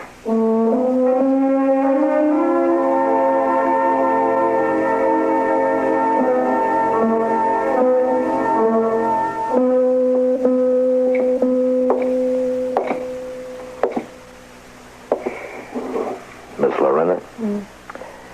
I think maybe you better get some sleep. I'll watch Jim for a while. I don't mind, Marshal. I'm not tired. No, you go on now. It's getting light, and you need your rest. There was only something I could do for him. There's nothing to do. But wait. I suppose you're right. Please call me if you need me, Marshal. Yes, and I will. You try to get some rest, huh? I think I'd best get us some breakfast first. If you're thinking about breakfast, Miss Lorraine, you got no food coming. There ain't no food in them cupboards at all. I know that, Mr. Proudfoot, but I have some food I brought with me. You brought some with you? I always pack a lunch. I'll get it. Uh-huh.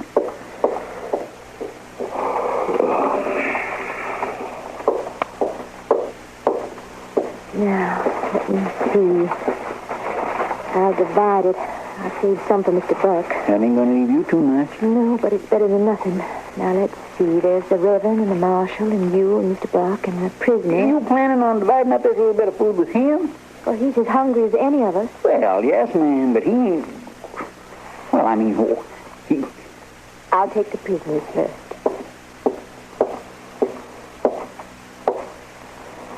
I brought you some food. Well, now, ma'am, it's mighty nice of you.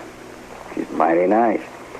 But, I ain't able to eat it with my hands tied behind me. Marshal? Yes, ma'am? I think this man's hands should be untied so that he can eat. I'm not sure, Miss Loretta. Please, Marshal. All right, Chester, untie his hands, will you? Well, I sure do hate to do this, Mr. John. I was afraid like you are. I'd hate to do it, too. Don't you worry none about me being afraid of the likes of you. There. Won't hurt my feelings none if you choke on that food. The little lady don't feel that way, do you now? You're entitled to some nourishment. Sure is nice to have you on my side, ma'am. I'm only on the side of what's right. Well, I don't blame you for choosing me over these two. Why, she ain't doing no such a thing. You just keep your mouth shut. Never mind, Chester. Well, you ain't choosing him, are you, Miss Lorenda? I'm choosing the ideas I try to teach in my school, Mr. Proudfoot. No man can be considered guilty until he's had a fair trial. How about that, lawman? Did you ever think of that? Yes, I have, Gurney. I'm just saying I think all law is important, Marshal. Yes, ma'am. And so do I.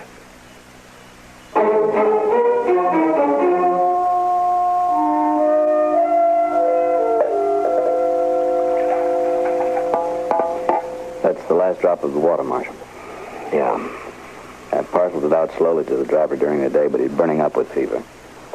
I don't know how long he'll last now that it's gone. Well, I'll go out and get some more. Well, Mr. Dillon, them fellas will pick you off going through well short as anything. We gotta have water, Chester. Hand me the bucket.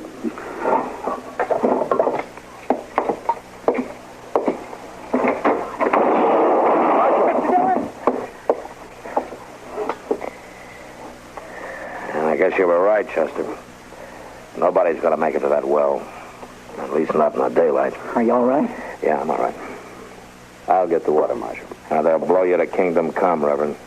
I'm a man of the cloth. They won't shoot at me. Why, them fellas would shoot their own mothers to get at that gold. I wouldn't count on being safe, Reverend. We better wait for dark. Jim Buck may not have that much time.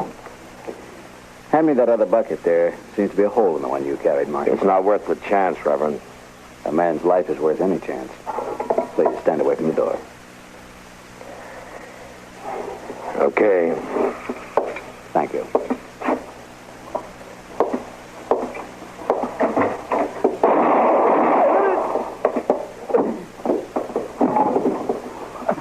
John, they shot him before he got out the door. Yeah, come on, let's get him inside.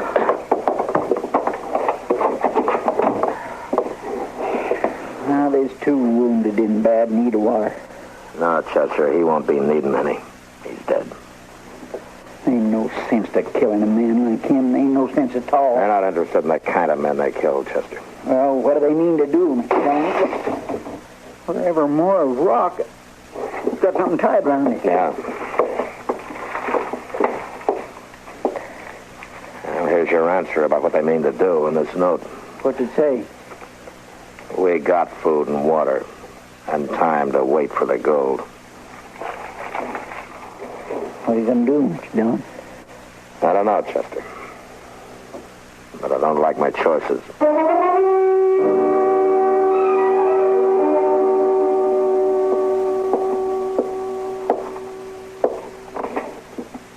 Here's your share, the last bit of the food, Marshal.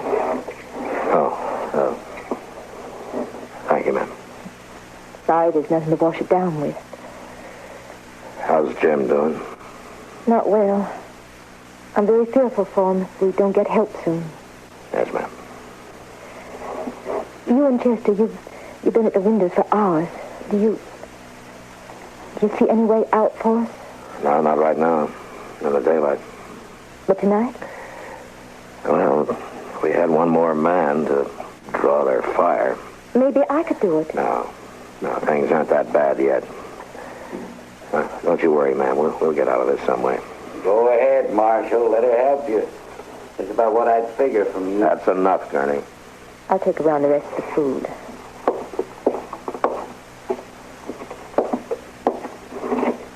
Chester? Thank you.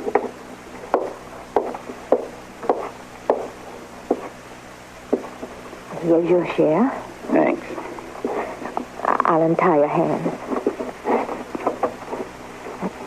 You ain't afraid of me. Oh, no. I'm not afraid of you. Well, most folks are. Does it please you that they're afraid? No, ma'am, I guess it doesn't. Take the food. Thanks. You really meant it when you said you'd walk out there to help the marshal.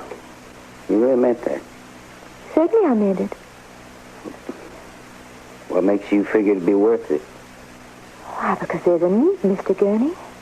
There's a badly wounded man. We have to get him out some way. That ain't much of a reason to risk your life. I think it is, Mr. Gurney. Why? I think it's important to be needed. Don't you? I don't know I ever gave it much thought.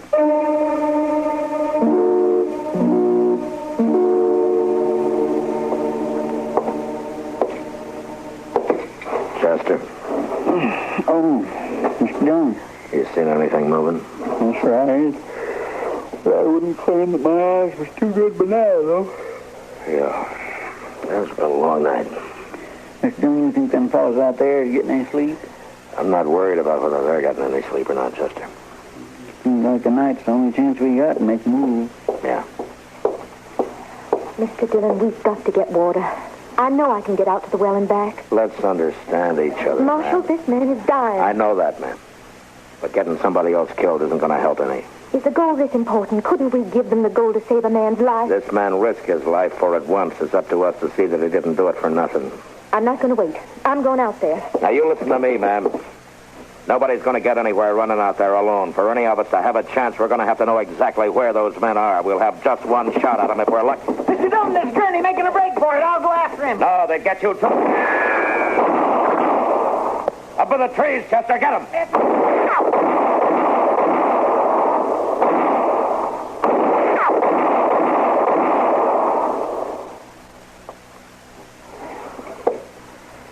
You think shooting's over? I gotta think so, Chester. Now, you keep an eye on those trees. I'm going out to where Gurney fell. Okay.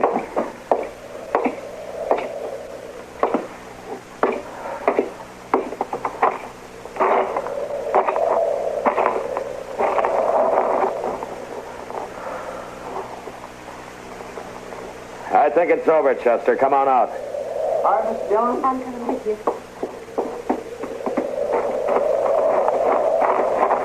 You didn't need to come, ma'am. It's not a pretty sight.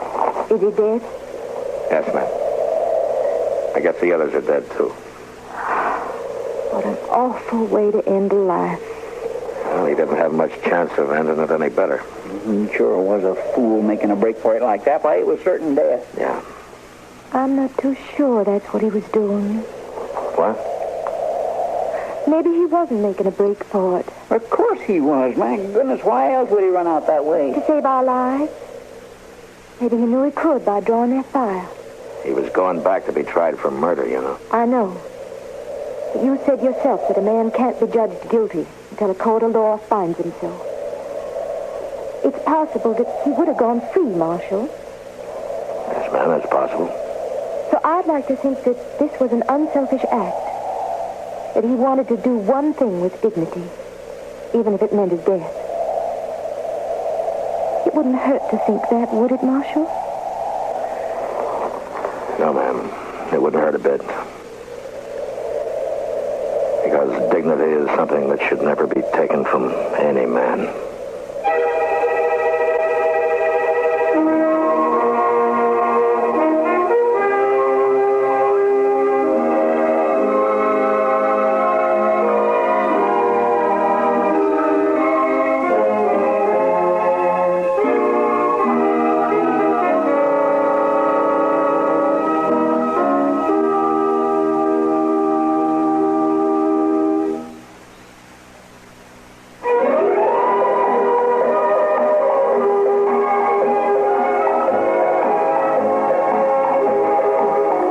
Gunsmoke. Produced and directed in Hollywood by Norman Macdonald, stars William Conrad as Matt Dillon, U.S. Marshal. The story was specially written for Gunsmoke by Marion Clark, with editorial supervision by John Meston. Featured in the cast were Gene Bates, Vic Perrin, Harry Bartell, and Barney Phillips. Parley Bear is Chester, Howard McNear is Doc, and Georgia Ellis is Kitty.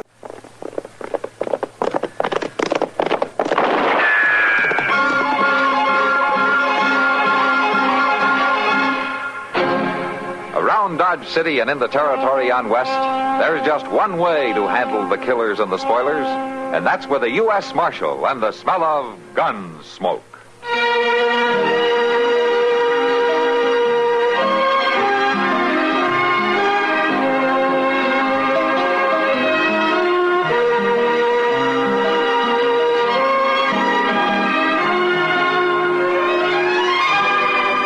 Gunsmoke, starring William Conrad, the story of the violence that moved west with young America, and the story of a man who moved with it. I'm that man, Matt Dillon, United States Marshal. The first man they look for and the last they want to meet. It's a chancy job, and it makes a man watchful and a little lonely.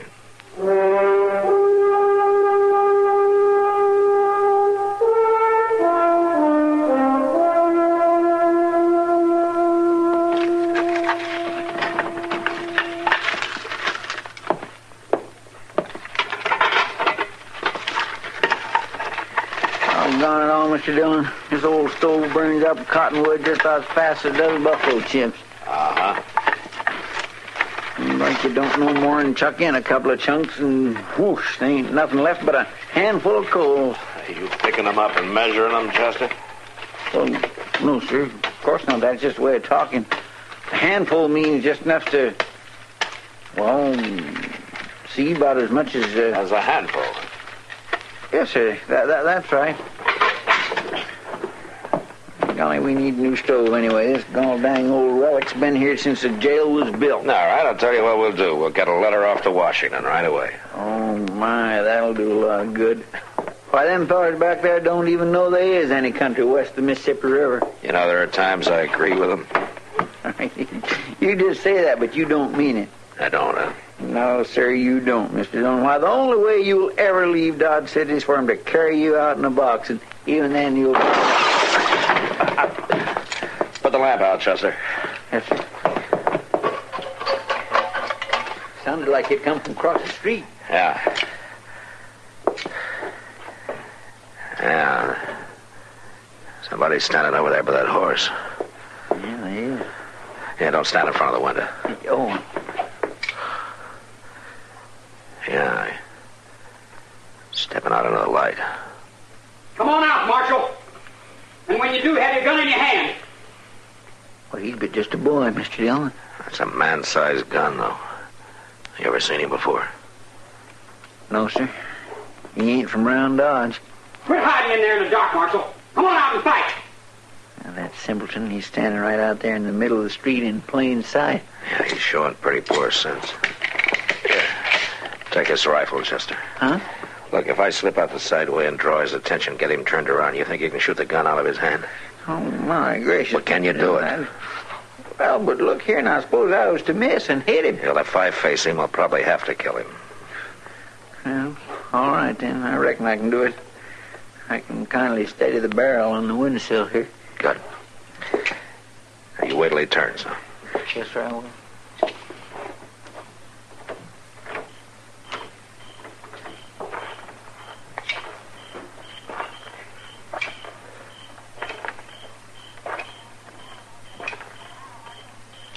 What's the matter, Marshal? You too scared to come out? No. Where are you? The corner of the building. Huh? Over here. If you think you're... No! My hand! All right, Chester, come on out. My hand! Now, that was a real fool's trick you pulled, mister. And that was a sneaky one you pulled. You'd like to ruin my hand. I didn't hit him, did I, Mr. Dillon? No, you did fine, Chester. Oh, my, I'm glad. Did somebody send you to do this? No. I just wanted to get me a lawman. Now, is the law after you for something? It is now, I reckon. Matt? Matt, hey, you all right there? Yeah, I'm all right, Doc. Yes, well, I brought my bag right along with it here. And a couple of blank coroner's reports, too, just in case. Well, I don't guess you'll need them this time. You gonna lock me up? That's right. For what? Just talking? I didn't do nothing. You might do something, though, after you think things over. You might tell me who sent you to kill me. You can keep me in a cell forever, and I won't tell. Forever's a long time, Sonny. Huh? How'd you know my name? Just never mind how. What's your last name? Sonny what? Sonny Garnett. Where you from? Out west. Who you traveling with? Who'd you come to Dodge with? I ain't telling. Well, then you did come with somebody. Who? Where are they now? Who put you up to this? I ain't gonna tell you nothing. Okay. The jail's right ahead. Start walking. What do you think, Mr. Dillon? I think we both better walk real careful, Chester. The kid missed, but his partner may not.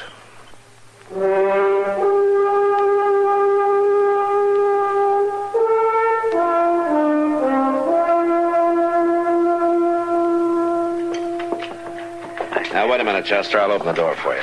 Oh, thank you, Mr. Dillon. I just can't seem to get the knack of toting a tray. I just don't see how them waiters does it so easy. Well, it's practice, Chester. We just have to get some more prisoners for you to feed. One is just one too many, if you ask me. Morning, Sonny. How do you feel? All right.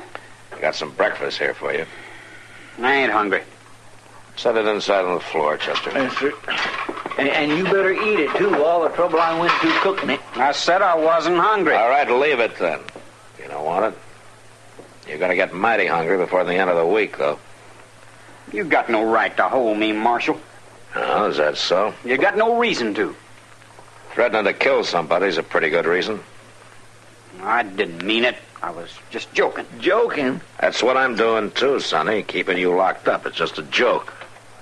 Now, why don't we let your partner in on it so he can laugh, too?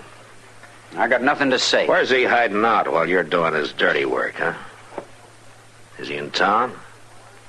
Or is he camped out on the prairie somewhere? I told you once... Why are you stringing along with a coward, Because Sonny? I wanted to prove I... No, prove what?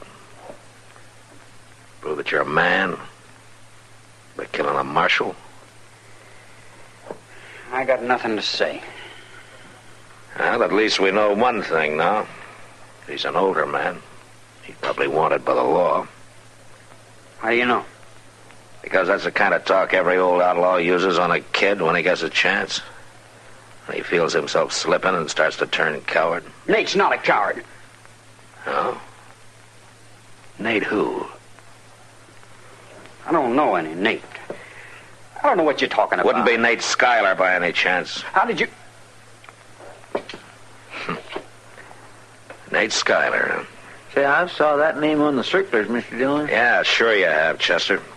He's wanted in a half a dozen states and territories. For train robbery, bank holdups, murder.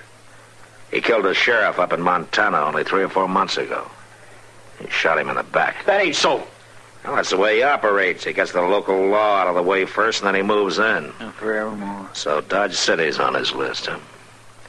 And he's found himself a new easy mark. Is that right, Sonny? I don't know nothing about nothing. You sure don't, Sonny. Or you wouldn't be here. I won't be. Oh, forget it. Nate's not going to try to get you out. You wait and see. Lock the cell, Chester.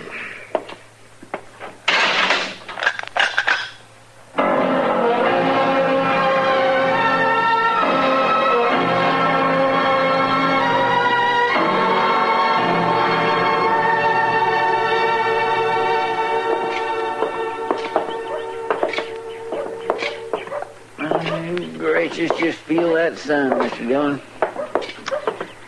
I swear it's going to be spring now before we know it. Yeah, and then summer, and fall. And the first thing you know, Chester, it's going to be winter again. It'll be cold as blazes. Oh, there you go, taking all the joy out of it. Matt! Oh, Matt! Wait! My stars. Doc sure is in a lather about something. Look at him. Yeah, he probably got hold of a bad bottle of corn liquor. Yes, come on, Matt. Hurry up. I can show you right where you can put your hands on it. Oh, on who? That kid, Sonny Garnett.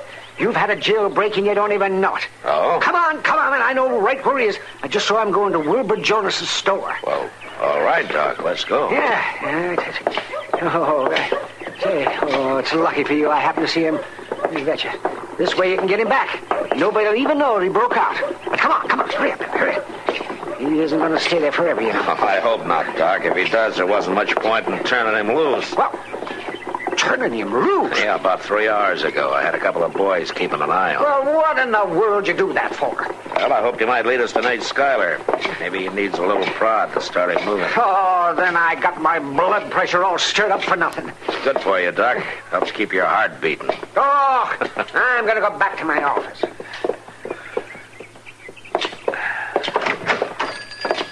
Oh, Marshal, I'm glad to see you. Hello, Mr. Jonas. This young fellow was What's getting the idea, Marshal?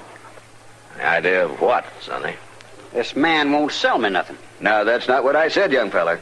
I just won't sell you a gun, that's all. You had no right to keep my gun, Marshal. And I've been to 3 places now, and none of them would sell me one. What would you do with a gun if you had it, Sonny? You guess. I've already guessed. That's why nobody in town will do business with you. What's the matter? Are you scared to face me? Not particularly. You was last week. You was scared to come out in the street. You had your partner shoot at me through the window. You want to know something, Sonny? That's why you're still alive. The way you tell it, Mitty. You see it different, do you? You wouldn't face me. That's enough for me. And Nate Schuyler won't face me. That's 6 of one, a half a dozen of another, isn't it? Nate'd shoot you down before you could even move. Yeah, he might at that. If he was behind me, where he usually makes sure of being. That's a lie. You lawmen just make up them things. You give a dog a bad name and then hang him for it. That's what Nate tells you, huh? I know what I know, that's all. Then you'll probably know about his other partners. What you mean? Of course, they're dead now, most of them. Same story as yours, more or less. They took the chances, and Nate took the money. More lies, that's all. Didn't he even tell you about their partner in Pueblo, the one he murdered? What you talking about? It was a bank holdup. As they started to leave, a guard shot Nate's partner. He hurt him bad, so he couldn't ride. Well, Nate was afraid to leave him there, afraid he might talk and tell where he was heading, so he shot him to death in cold blood. He rode right on out of town. It worked real fine, too. Nate got clean away. I don't believe it. You know, Sonny, I don't much care what you believe. I've given you about all the chance I'm going to. Now, you ask Nate about it if you got the nerve. Come on, Chester. Mr. Jonas. Bye, Mark. I think I never heard that story before, Mr. Dillon. Well, Nate Schuyler's that kind of a man. It could have happened.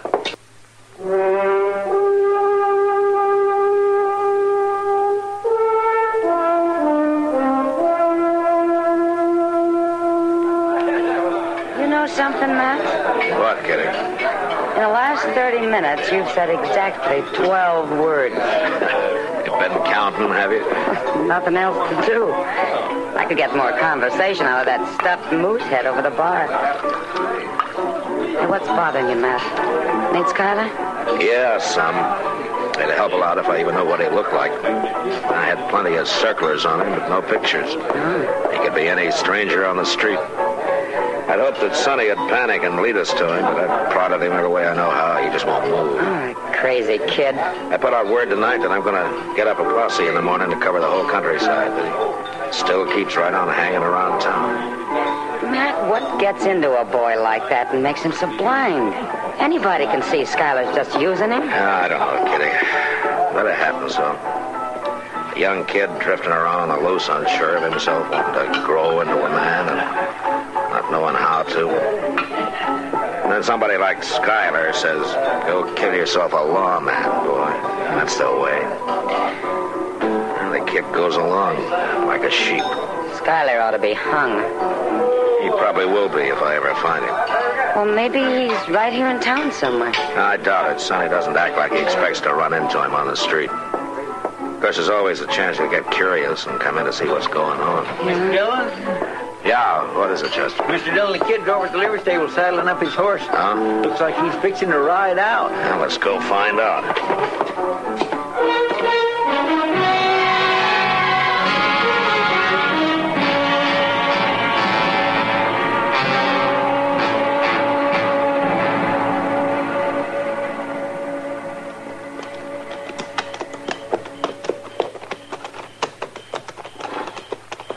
Take it easy, Chester. We've been following him too close. Well, he ain't the brightest boy in the world. He's the spottest. He's had 6 miles to do it in.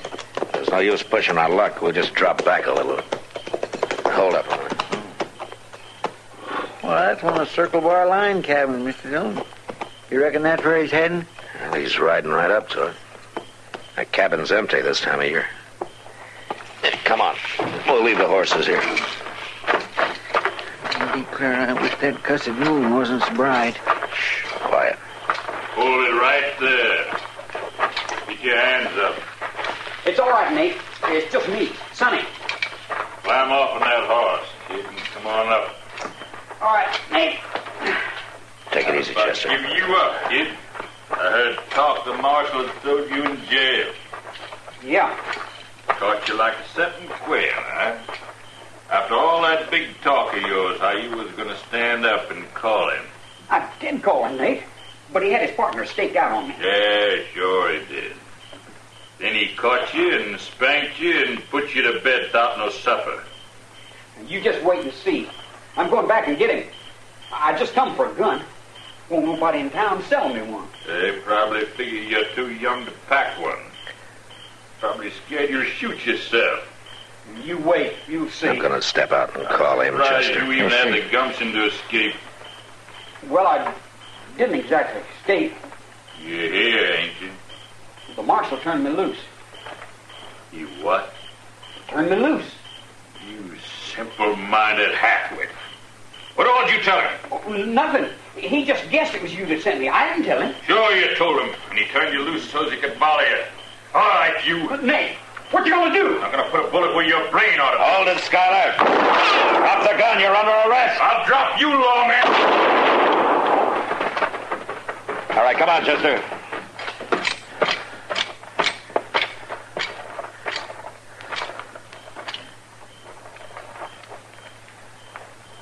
So that's what Nate Schuyler looked like.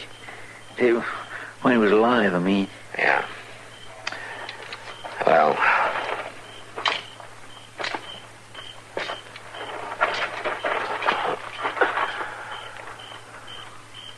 that Nate sure was a mean-looking man, Mr. Dillon. Got a face like a coyote. Well, we start to teach that kid a lesson. I'm afraid it won't do him much good, Chester. Huh? He's dead, too.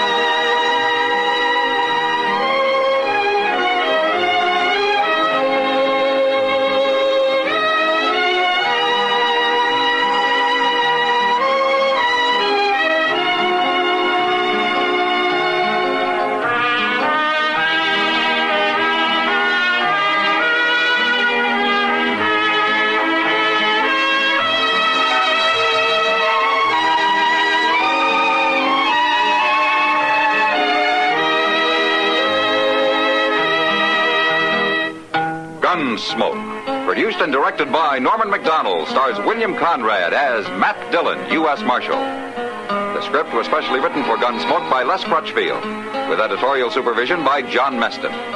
The music was composed and conducted by Rex Corey. Sound patterns were by Ray Kemper and Bill James. Featured in the cast were Parley Bear as Chester, Howard McNear as Doc, and Georgia Ellis as Kitty.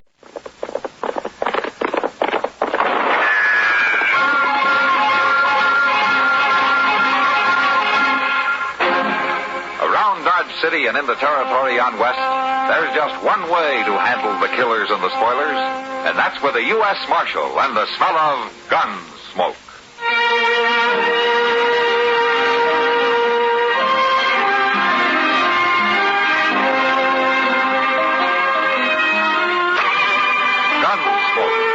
William Conrad, the story of the violence that moved west with young America, and the story of a man who moved with it. I'm that man, Matt Dillon, United States Marshal. The first man they look for and the last they want to meet. It's a chancy job, and it makes a man watchful and a little lonely.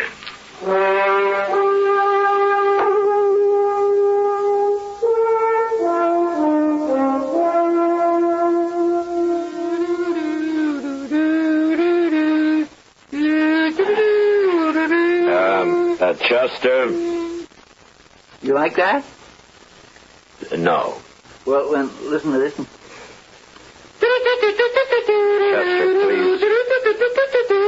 Chester, please. Chester! Yes, sir? Put the comb away, please. Okay, Mr. Dillon, if you feel that way about it... Marshal Dillon. Yeah. I'm Philip Locke from Philadelphia. I arrived on Santa Fe this morning. Oh, well, you're a long way from home, Mr. Locke. I'm looking for someone. A girl, as a matter of fact. Oh, there's lots of girls in Dodge. You shouldn't have much trouble. If you please. Chester, please. Yes, sir. This girl wrote her mother in Philadelphia that she was teaching school here, Marshal. However, she's never been heard of at the school. Oh, well, maybe she moved on somewhere else. But they say she never was at the school. I'm afraid something's happened to her. Well, a lot of things can happen to people out here, Mr. Locke. That's precisely why I've come to you. I want you to find her immediately. Mr. Locke, you're not in Philadelphia. But I'll keep an eye open for her if you'll tell me her name and what she looks like. She's about 5'4". She's blonde. A very pretty girl. Her name is Laura Simmons. Laura Simmons? Yes, do you know her? No, he doesn't know her, neither do I. But I'll see what I can find out for you, Mr. Locke. Where do you stand? At the Dodge House, and I must say I've been in better hotels. Oh? Well, as bad as it is, you wait there, huh? I'll come to you if I have any news. It's most urgent that I find her at once, Marshal. Sure. Good day.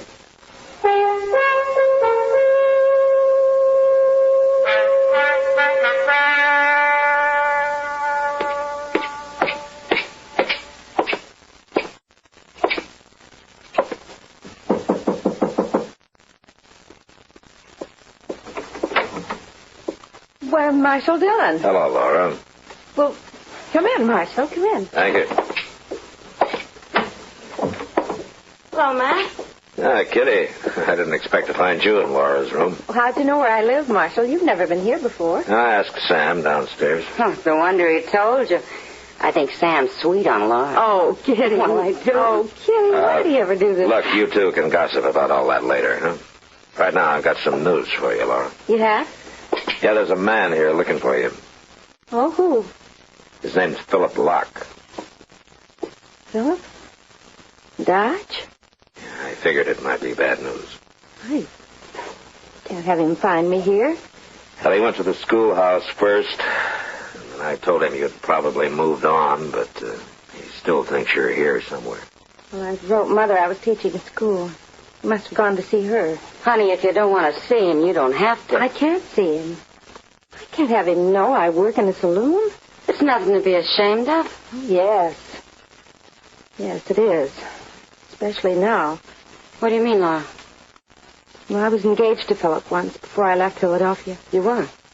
Yeah, we were about to be married when his family found out that my father had been a riverboat captain. I should have told them before, I guess, but Anyway, they called off the wedding, and I was so ashamed I ran away. I came out here, finally. What about Philip? What'd he do? The Locks are a very aristocratic family, Kitty. Guess he had to do what they wanted. Not much of a man, if you ask me. Aristocrat or not. I was in love with him. I think he was with me. Are you still? I don't know. How can I know? He mustn't find me here. This is the sort of life they said I was best suited for. He'd go back and tell my mother, and it'd break her heart. Look, Laura, you could go out to Ma Riley's until he leaves town. Huh? I'm sure she'd be glad for a little company. It's a good idea, Matt. Come on, honey. We can ride out together. It's only a few miles. All right, Kitty. Thank you. Matt, you might kind of spook this Philip Locke back to Philadelphia. Well, I'll try, Kitty.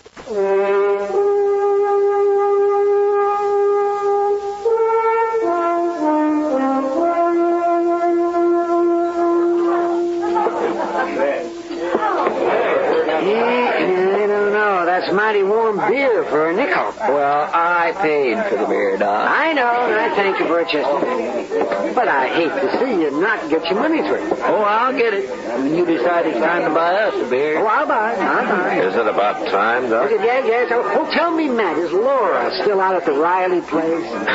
Oh, you're shying away from the problem, Doc, but anyway, yeah, she's there. Locke isn't likely to leave town this soon. I saw him last night, and I told him that I'd heard that Laura had gone to Denver. Yeah, well, did he believe you? I don't think so. But I warned Sam to tell him the same thing in case he came snooping around here. Oh, well, it's a sad story. Poor girl. Yeah, she's better off without the like of him, if you ask me. Yeah. Women are strange, sister. They fall in love, and that's that. I sometimes wonder if it has anything at all to do with a particular man. Of course it has, Doc. I remember what a little Kyle girl told me one time. She said, Chester, she said... I didn't know you spoke Kiowa, Chester. Well, I don't exactly. We use a sign language, kindly. You know. Hello, Locke. Marshal, I think you lied to me about Laura. Is that so? It most certainly is. There's something mighty strange going on here, and I think you're mixed up in it. Look, maybe Laura doesn't want to see you, huh? Have you thought of that?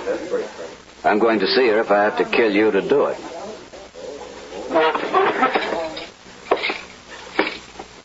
Kill me? Why, you ain't even wearing a gun, mister. I don't have to. What do you mean, Mr. Locke? I've hired a man who'll shoot anybody I say for $500. Philadelphia must be quite a town.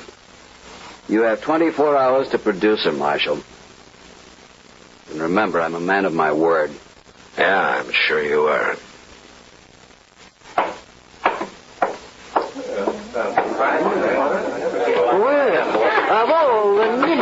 He's probably one of those who hired somebody to fight in the war for him, Doc. It's all he knows.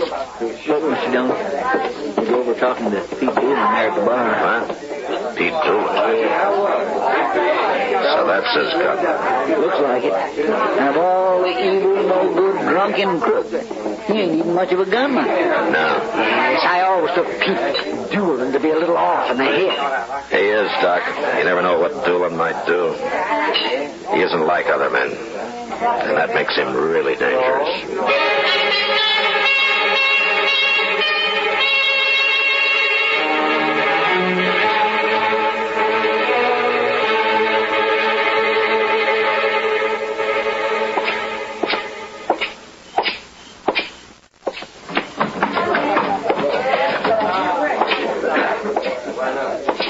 Hello, Matt. Hi, Kitty.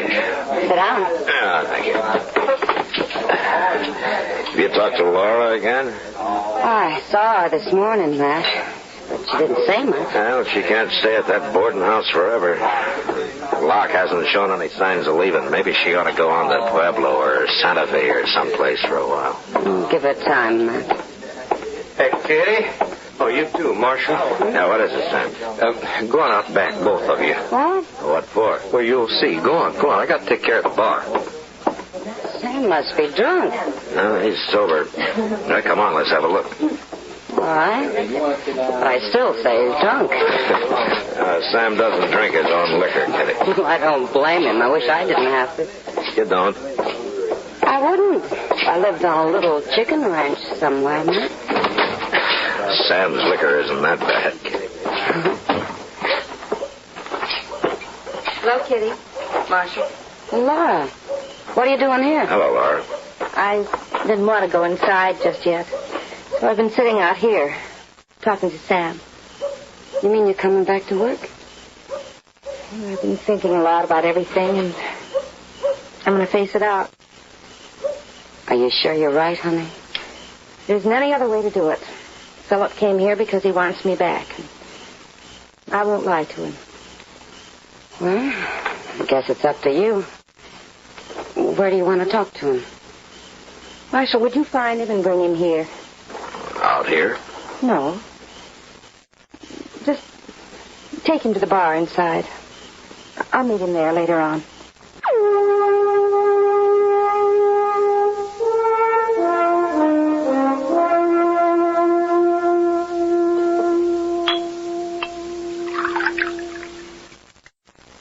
An empty saloon is a curious place to meet Laura. Uh-huh. Hey, you want another drink? No. How about you, Marshall? No, thanks. Hello, Philip. Laura. Laura, that dress. Like it? Why are you dressed like that? If you'll buy me a drink, Philip, I'll tell you. A drink? Of course. This is how I earn my living, so. You work here? Yes. Now, will you buy me a drink to start with? No. Oh, Philip. Never mind him, Laura. He don't mean nothing. No. No, Sam. It's just like what his mother said about me. It's true. Philadelphia. What do they know in Philadelphia? Lace on their pants. Here, Laura, have a drink. Oh, thanks, Marshall. I need it.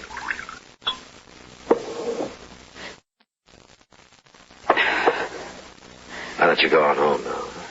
I'll get Kitty. Laura. Yes, Philip? Laura, I can't leave. I started to, but I can't. I came to find you. I'm going to take you back with me. You are? Yes. This is quite a shock to me, of course, seeing you here in this place, but I can forget about that. I'll try, Laura. Will you, Philip? We'll never mention it. Ever. To your family, you mean? To anyone. It'll be a secret. It will. If nobody knows, perhaps it won't matter. I'm not sure, Philip. I think it'll matter. Always. To me. I don't understand. No, you wouldn't understand, mister. Come, Laura, let's get out of here where we can talk. No. What? You heard her. She don't want to go. Well, you keep out of this. No, I won't. What kind of a man are you anyway? This girl ain't done nothing to be ashamed of except earn her living, which is probably more than you ever done. It makes you think you're good enough to judge That's her enough. anyways. You'll try to forget about it.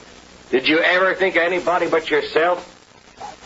Mister, you're no good. Laura here's worth 100 like you. I'm proud of her. I don't care what she's done or who knows it. You're proud of me, Sam? Of course I am. Are you coming, Laura? Tell him, Laura. Go on. Tell him. Well? No, Philip. I'm not coming. I'm going to stay here. You heard her, mister. Now get out before I break a bottle over your head. Goodbye, Laura. And you, bartender, you'll die for this. Don't try that, Locke. You keep Dillon out of this. Nobody tells me what to do, Marshal. Dillon? What's Dillon got to do with this? Locke's hired Dillon's gun. No. He'll kill you, Sam. Dillon is crazy enough to. Yeah, he is, Sam.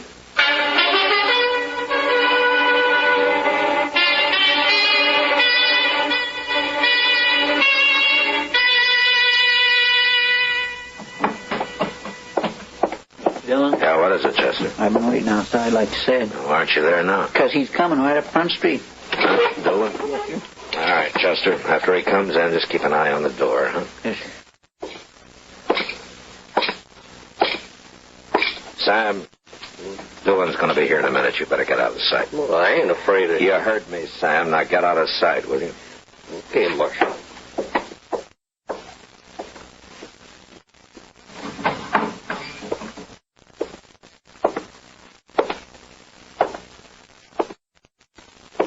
I come for Sam. Where at is he? What do you want him for, Dillon? Well, I've been paid to shoot him. That's what for. You want to hang, Dillon? I was born to hang. Where at is he? Look, I'm going to throw you in jail for a couple of days. Maybe things will be clearer to you then. Now, come on. No. Marshal, now, don't do that. I got to earn my $500. All right, but you're going to have to shoot it out with me first. With you? What have you got to do with it? I don't want nothing to do with you. There's a law against murder, Dillon. I know that. What makes you think you can shoot Sam and get away with it? I got $500 right here in my pocket. You want to see it? Dillon, see if you can understand this. Either you take your money and you get out of Dodge, or you're going to jail. I ain't going to jail. You want to draw on me? I'm no fool. Then get out fast. Now go on. Move. You don't leave a man much choice, Marshal. I'll have to go. Bye.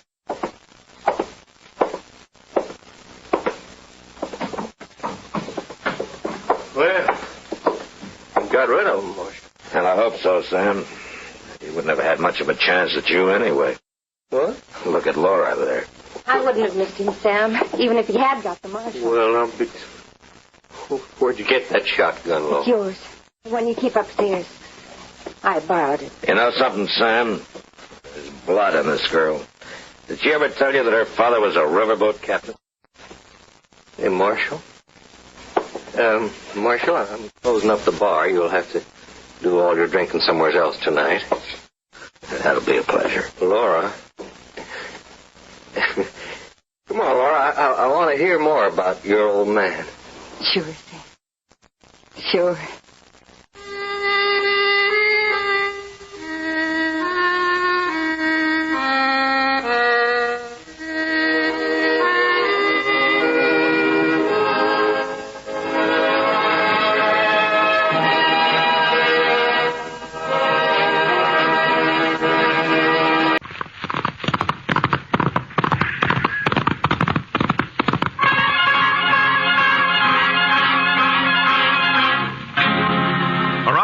City and in the territory on west, there's just one way to handle the killers and the spoilers, and that's with a U.S. Marshal and the smell of Gunsmoke.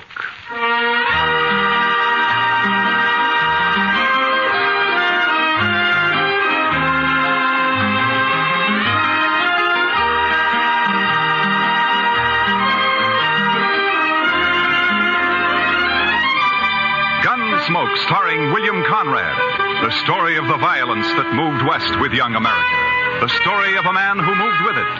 Matt Dillon, United States Marshal.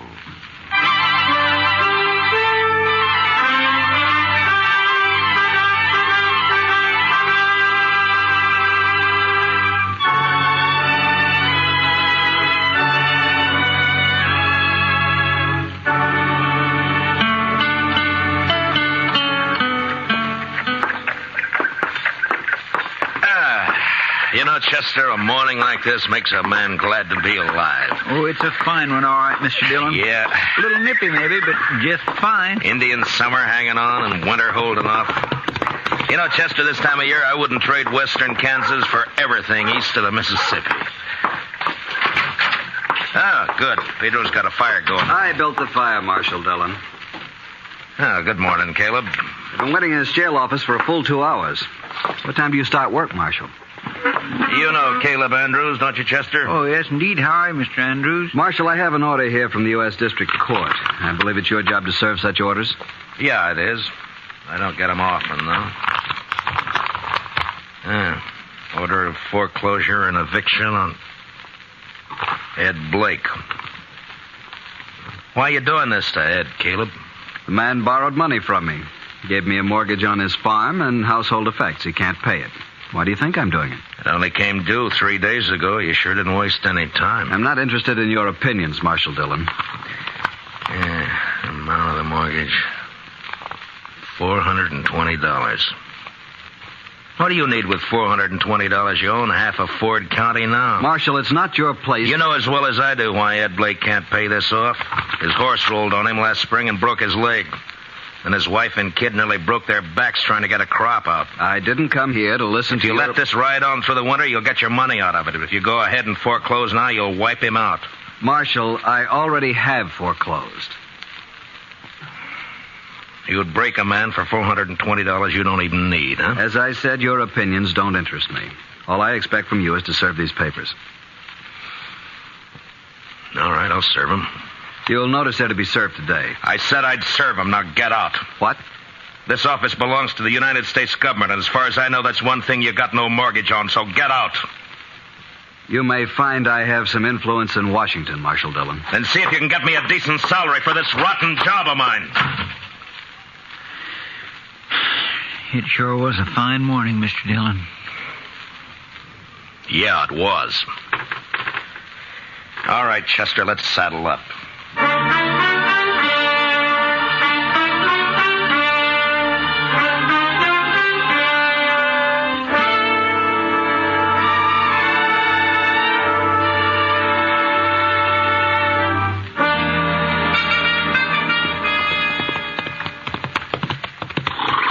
This is one job I surely wish we didn't have to do, Mr. Dillon. Yeah. My, this sure is a nice farm. Ed and Martha have put in a lot of work here the last 4 years. We don't have any choice, Chester. Yes, sir, I know. It's a downright shame, though. Hey, Marshal! Oh, boy. Wow. Hi, Jimmy. Look at here what I got, Marshal. Well, looks to me like a mighty dead coyote. Sure, that's what it is. He's been killing my chickens, so last night I hid out behind the barn. Yeah? I got him with one shot, Mr. Dillon, and there wasn't even a full moon. Well, that's fine, Jimmy. Matt Dillon, how are you? Oh, good morning, Martha. And Chester, too. Miss Blake? Well, I'm glad to see you. Get down, come on in. Oh, thank you. Jimmy, now that you showed that thing to Mr. Dillon, take it away somewhere. All right, Mom. He sure is a big one, ain't he, Mr. Dillon? Yeah, about the biggest I ever saw, Jimmy. He's real proud of those chickens of his. He's done fine with them. Well, here I am, though, keeping you standing out here in the yard. Come on, let's go inside. Well, we really can't stay, Martha. Oh, nonsense. You don't get out here once in a coon's age. Yeah, I know, but And you're just in time. Your favorite dish, Matt. I was about to take it out of the oven when you rode up. Cornbread. Buttermilk cornbread, huh? That's right. Ed's not here, but you will say, won't you? Well, Martha, I'd like to, but, well, we just can't, that's all. The thing is that, you say Ed's away?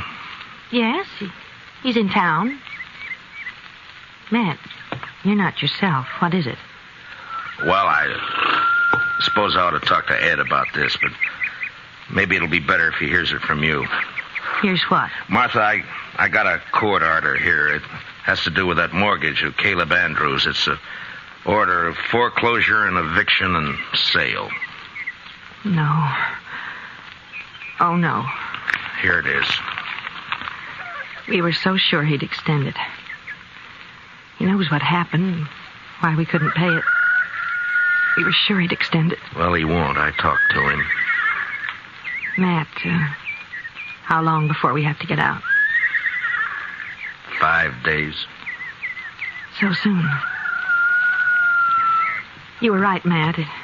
It is better that Ed hears it from me. Coming on top of everything else, Well, I can't let it break him.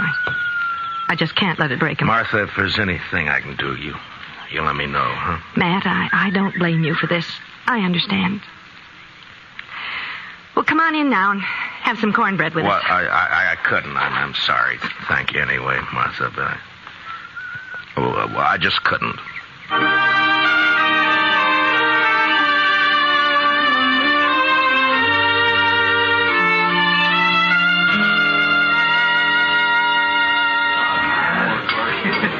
Matt, you looked low all week. It's just things in general, Kitty. Sometimes you get to wondering if it's all worth it or not. The Blakes, huh? Chester was telling me.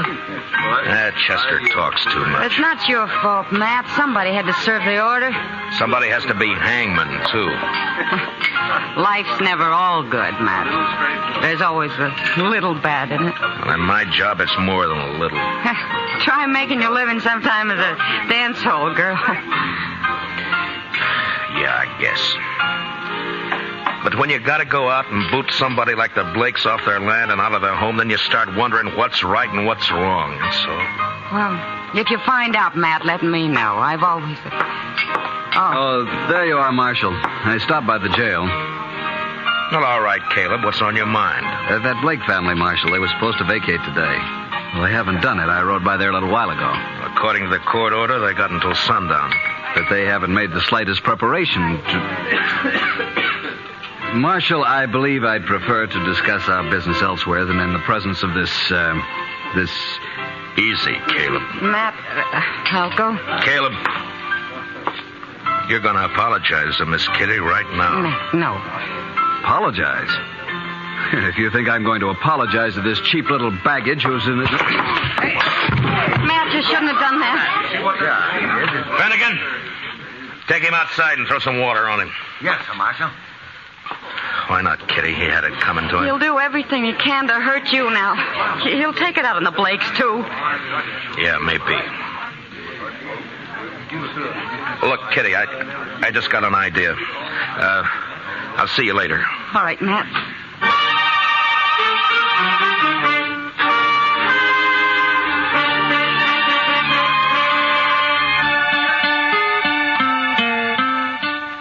But, Matt, the mere fact a man runs a bank doesn't always mean he's got a free hand in everything he does.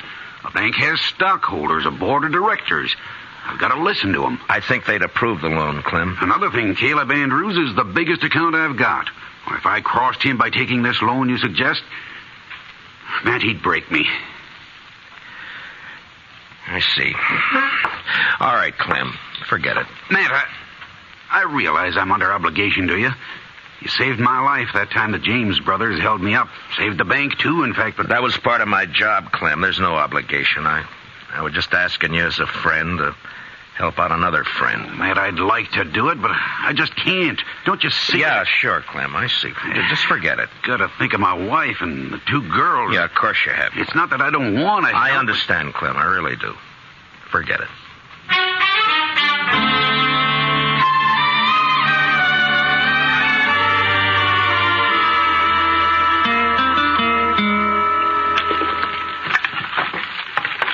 There. That'll hold it a while.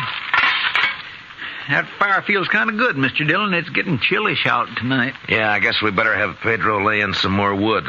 Yes, sir. When winter sets in, it always makes you feel good to know you got a warm place to hole up. Be mighty rough not to have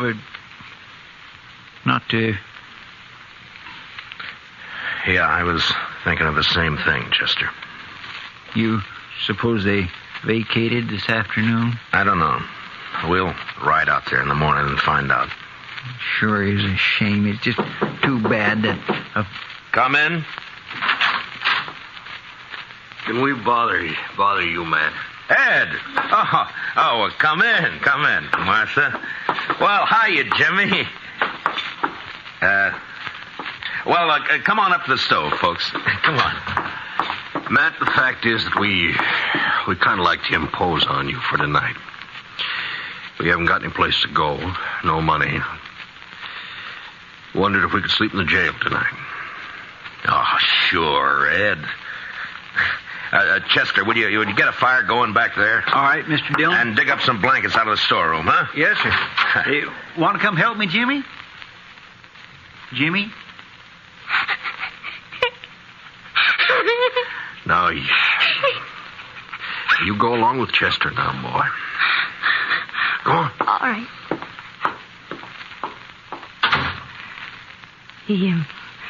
He doesn't understand all this, Matt. He... Ed, we may as well get your stuff out of the wagon, I guess. Well, there ain't any wagon, Matt. We walked into town. 6 miles? With that leg?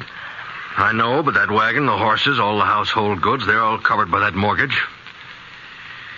We didn't take anything. Except the clothes on our backs. So help me, Ed. So help me if I could... It's all right, Matt. We know how you feel. But after all, we started with nothing before. We can do it again. But there's no reason you should have to. We do have to, though. And that's that. Ed and I can accept it. We're not bitter any longer. Jimmy can't understand. He's been carrying on pretty bad, but he's just a boy. And in time, he'll be able to... Dillon? Yeah, what is it, Chester? It's Jimmy. He grabbed a rifle from off the rack and took out the back way. I couldn't stop him. What? But where on earth's he going?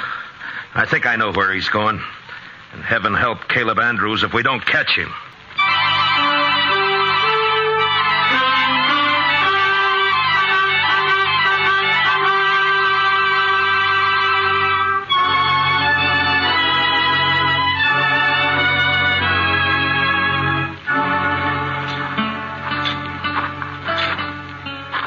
That's Mr. Andrews' house there on the corner. Looks dark, Mr. Dillon. Yeah, he may not be home. I sure hope he isn't. No sign of the boy around. Reckon he broke in the house, Mr. Dillon? Maybe. Anyhow, it's 10 to 1. This is where he headed for. His mother said he was real upset about it, and it's just like a kid that... Chester? There's somebody back of that tree up there on the left. Yeah. Think it's him? I don't know. Just keep on walking. Yeah, it's him, all right. I can see the moonlight on the rifle barrel. Will we try to rush him, Mr. Dillon? Well, not unless you're thinking of suicide. I'm going to talk to him, Chester. Jimmy? It's me, Matt Dillon. Go away, Mr. Dillon. Better go away now. Don't bother me. I can't do that, Jimmy. You're a friend of mine, and I figure you're waiting here to do something that you'd be sorry for, and I can't let you do that. Nothing you can do about it, Mr. Dillon. I got a gun here, and I'm going to kill him. You go away now and leave me alone. Jimmy, I know how you feel. I don't like Caleb either, but killing him's no answer. You folks feel bad enough already. Think how it would hurt him if you did. Stop, Mr. Dillon. I'll stay where you are. Don't come any closer. I have to, Jimmy. It's my job. So if you're going through with this, I guess you'll have to kill me first. No, Mr. Dillon. Now stay back. I'm sorry, Jimmy. I don't have a choice. But you do. No. I couldn't shoot you, Mr. Dillon. You know that. Sure. I knew you couldn't. I kept waking up nights and hearing Mom crying. Dad would sit up all night without the lamp lit, no fire, not saying anything, just sitting. Easy now, Jimmy. Why is he doing it to us, Mr. Dillon? Jimmy, listen to me. Will you do something for a friend? Yeah. If you say so. All right. Then take that rifle back to the jail and put it in the rack and go to bed. Now, you promise? Yeah. I promise, Mr. Dillon. I'm sorry, and I'll do like you say. You're all right, Jimmy. Good night, son.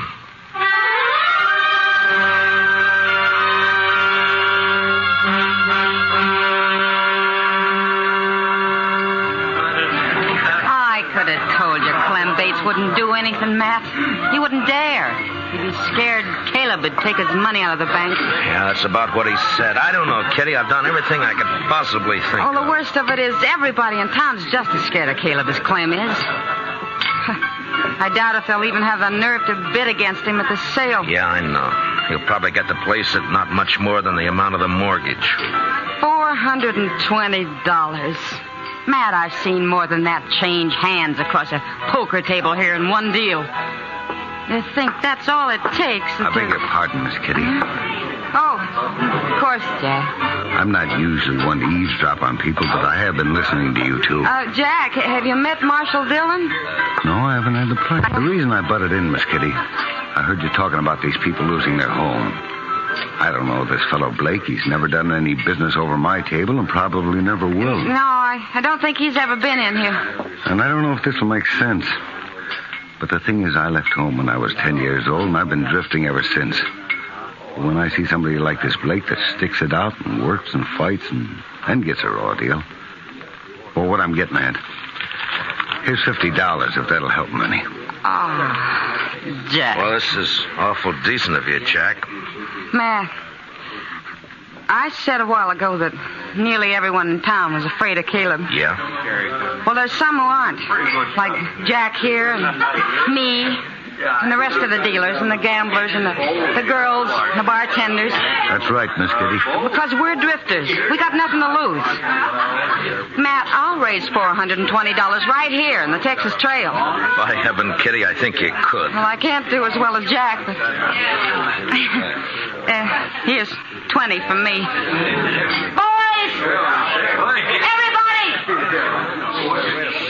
Hold it there now. Now listen to me for a minute. I got something to say.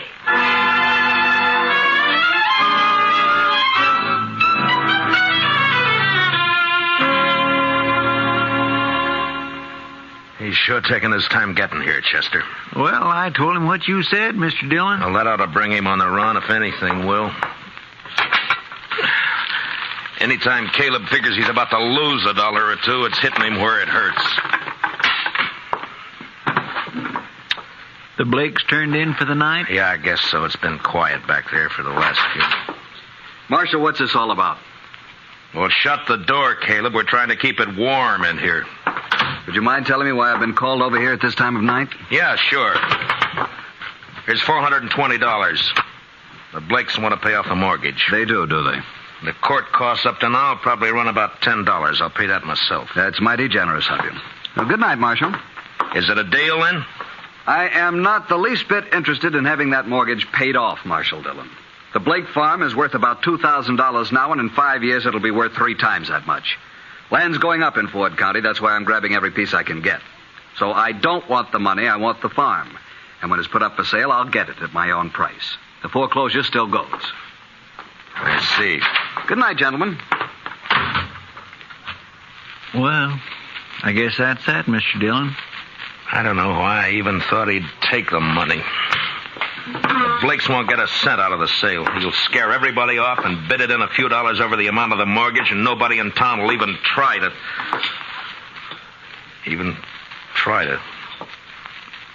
Try to what, Mr. Dillon? Chester, I'm going over and wake up Clem Bates. I got an idea, and if it works, we'll hold that sale at noon tomorrow. That's pretty short notice to find an auctioneer. I don't need an auctioneer, Chester. This one I'm going to run myself.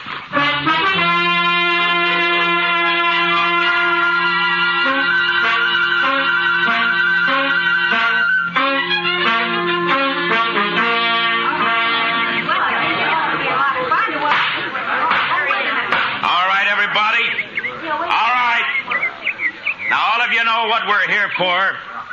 This is a foreclosure sale of the property and household effects of Edward and Martha Blake, ordered by the court at the request of that fine-spirited, good-hearted public benefactor and friend and neighbor of us all, Caleb Andrews.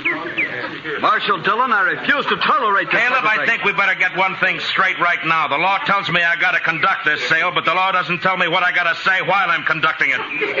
Get on with it. Get on with the sale. All right. Now, the first item I'm offering is a breadboard. Ms. Blake tells me she's used this for nearly 10 years. That's a lot of loaves of bread, a lot of years. As you can see, it's pretty badly battered up. I doubt if it'd be worth much to anybody unless they were used to it. Suppose we started at 50 cents. Is there anybody here low enough to bid 50 cents for Mrs. Blake's breadboard? How about you, Caleb? I'm not interested in the item. Get on with the sale. Anybody else? No? All right, then. The second item. It's a crib. Now, you'll notice it's handmade. Rough construction. Never been painted. And it's been well used. Ed built it himself 12 years ago, just before Jimmy was born. There are teeth marks all over the slats here, but that doesn't really hurt anything. There are Marshal Dillon, may I suggest you lump the household effects together and offer them as one bulk item? I'm sorry, Caleb. I'd rather offer them one at a time. Unless, of course, you'd care to waive all claim to the household effects and withdraw them from the order of foreclosure. I waive the claim. The household goods are withdrawn. Now get on to the house and land. So ordered. Now, the item offered is 160 acres of tillable land, a 4-room house, and a barn. I won't read through the description. You all know the property. It's a good farm.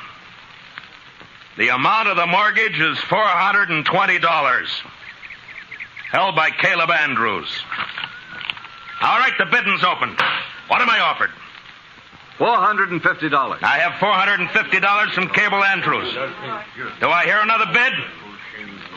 Oh, the farm's worth $2,000. You're going to let him have it for $450? How about another bidder? Mr. Dillon? Yeah, what is it, Chester? Well, I've been thinking some lately of getting me a little place like this and settling down. I'll bid $1,000. I have $1,000. Do I hear another bid? It's a trick. He doesn't want this place. $1,000. Going once? $1,200. Caleb Andrews bids $1,200. What do you say, Chester? Well, sir, I think I kind of like this farm. $1,500. This is ridiculous. The bid is $1,500. Going once. Going twice. $1,600. $1,600 from Mr. Andrews. Chester? $8,420. He never had that much money in his whole life. Do I hear another bid? Oh, what do you say, Caleb? Do you think I'm a fool? Going once, going twice. Sold. The Chester Proudfoot for $8,420. The buyer will come forward and complete the sale. Don't you worry none about me, Mr. Andrews. I got it right here. There's $8,000 in $500 bills, and here is the $420. Where did you ever get that much in cash? Well, I save my pay, Mr. Andrews. Then, of course, I drink just mostly beer. It adds up after a while. Caleb, I guess $420 of this is yours. And that takes care of the mortgage. Well, Ed, looks like you made a pretty fair profit on the place. Yeah, a lot better than I expected. Here's your money. Thank you, Matt. But I tell you, I'd still rather have the farm than the money. Well, now, I've been sort of thinking it over, Mr. Blake. Maybe I kind of lost my head. But when you come right down to it, I don't know what I'd ever do with a farm, so if you'd like to buy it, I'll take a $420 loss and sell it back to you for $8,000 cash. Done. Here's your money. This is unheard of. They can't do it, Marshal. Well, as far as I know, there's no law against a man selling his own property. Now, the way I see it, Mr. Andrews, is right this minute you're a trespasser on my property. Come on, let's go. We're going. Hey, Gracie, who do you think you're landing? Chester, you better get that $8,000 back to the bank. Clem Bates is probably worrying himself into a breakdown for fear somebody will find out that he let us have it. All right, Mr. Dillon, I'll see you in town later. Yeah. Oh, Matt, I don't know how we can ever thank you for what you've done. Not me, Martha. Thank the bunch that work at the Texas Trail. You know, they're bums and drifters, most of them. But when Kitty told them the story, they really came through. We'll pay it back, Matt, every cent of it.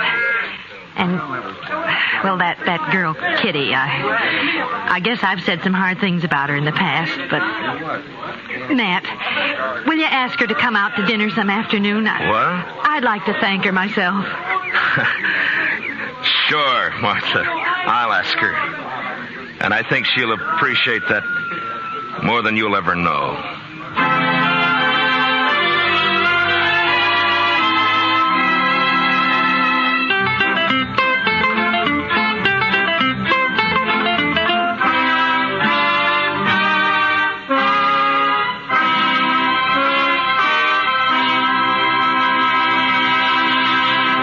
Gunsmoke, under the direction of Norman Macdonald, stars William Conrad as Matt Dillon, U.S. Marshal. Tonight's story was specially written for Gunsmoke by Les Crutchfield, with music composed and conducted by Rex Corey. Featured in the cast were Harry Bartell, Paula Winslow, and Richard Beals, with Joe Duvall, Lawrence Dobkin, and Jim Nusser. Parley Bear is Chester, and Georgia Ellis is Kitty. Gunsmoke is heard by our troops overseas through the facilities of the Armed Forces Radio Service. Join us again next week as Matt Dillon, U.S. Marshal, fights to bring law and order out of the wild violence of the West in Gunsmoke.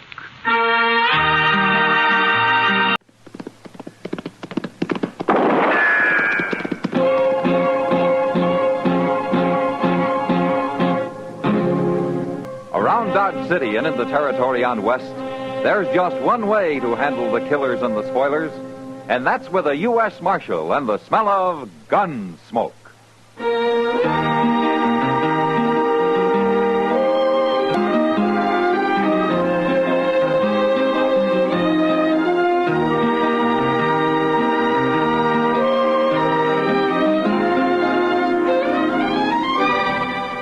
Gunsmoke, starring William Conrad. The transcribed story of the violence that moved west with young America. And the story of a man who moved with it. I'm that man, Matt Dillon, United States Marshal. The first man they look for and the last they want to meet. It's a chancy job, and it makes a man watchful and a little lonely.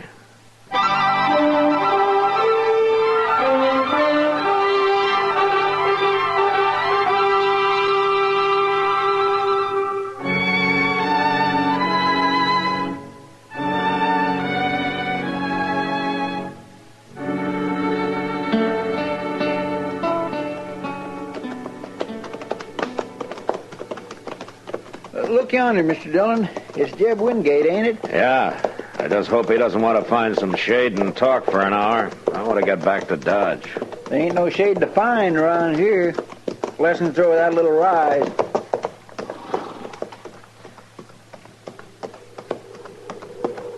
Hello, Marshal. Chester. Hello, Jeb. How are you, Jeb? Hey, that's fine. You fellas are carrying lariat ropes. Oh, what's up, Jeb? You want somebody hung? No, it ain't that. It's to help a poor fella out the other side of the mound there.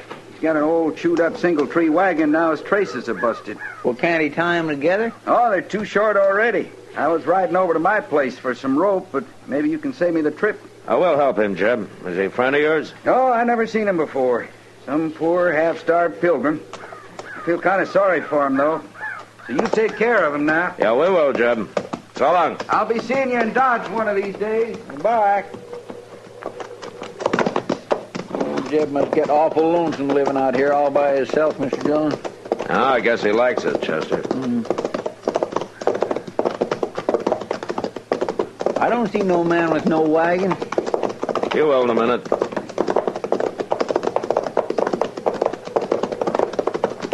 There he is. Oh, yes. Say, Jeb was sure right.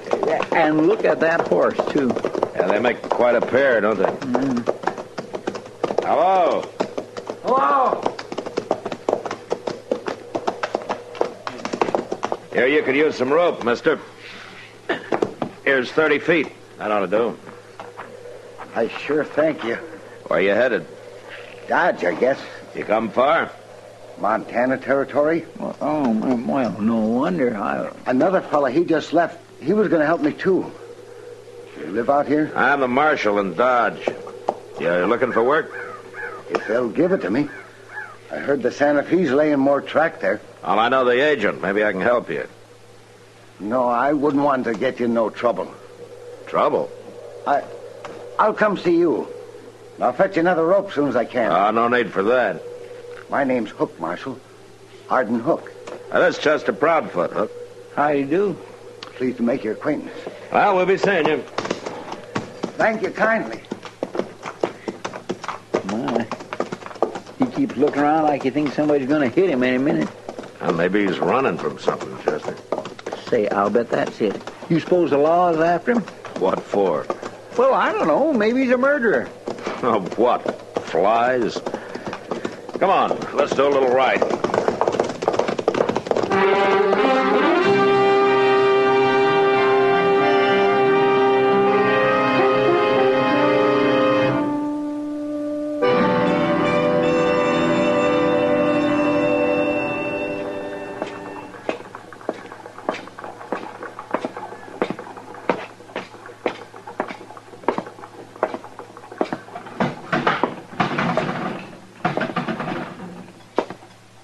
Afternoon, Matt. Hello, Kitty. Have you seen Chester? No, haven't. Well, he was supposed to meet me here. Guess I might as well wait for him, huh? Chester's been living pretty quiet ever since you two got back to town the other day. Yeah, he's broke, Kitty. Being broke never stopped him. But there's a man who's really broke. No, who? Arden Hook. What? The fellow Sam hired yesterday, over there. Haven't you seen him yet? I think he's been poor all his life. Well, what's he doing for Sam? Oh, anything. Cleans the place up, mostly. He seems to know you. Yeah, we ran into him out on the prairie. Oh, hello, Marshal. I see you made it, Hook. Thanks to you. I'll be buying you a new rope soon, Marshal. I got me a job. Nah, forget the rope. You'll need your money for food and a bed. Oh, Mr. Noonan, give me that shack out back. I can cook some there, too. Well, that's fine. Yeah, it's going... Sanders. Oh, no. Look. Well, what do you know? Excuse me, Marshal. What? Where you going? Wait a minute, you. Yeah, it's him, all right. Who are those men, Kitty? You're Arden Bill Hook, Centers and Ed Hogler. Yes. They drift Don't in you once in remember a us, while. Hook? Don't you remember Lawrence back in 56? Matt, did I tell you that Mr. Podkey... Kitty, wait a minute. We remember, too. I want to hear this. Oh. We ain't very likely to forget, are we, Centers? No. And neither is any other man who rode with us. Where you been all these years, Hook? Tell us. I've been around. All over. I can't think of a single man who's seen you in Missouri for some 20 years. I didn't mean Missouri. No, I guess you didn't. Ain't a fitting place for the likes of you, is it? We're wasting time talking to him, Hogler. You work in here, Hook? Yeah. Good. We'll have a little talk before we leave town. For old time's sake, huh? You go on about your work now. We'll see you later. Matt, they're going to do something to him. They're just a couple of riders, you say, Kitty? That's all I know about him. Well, maybe I can find out more. How? I think Hook's gone out to his room. Excuse me, Kitty. I'll be back in a little while.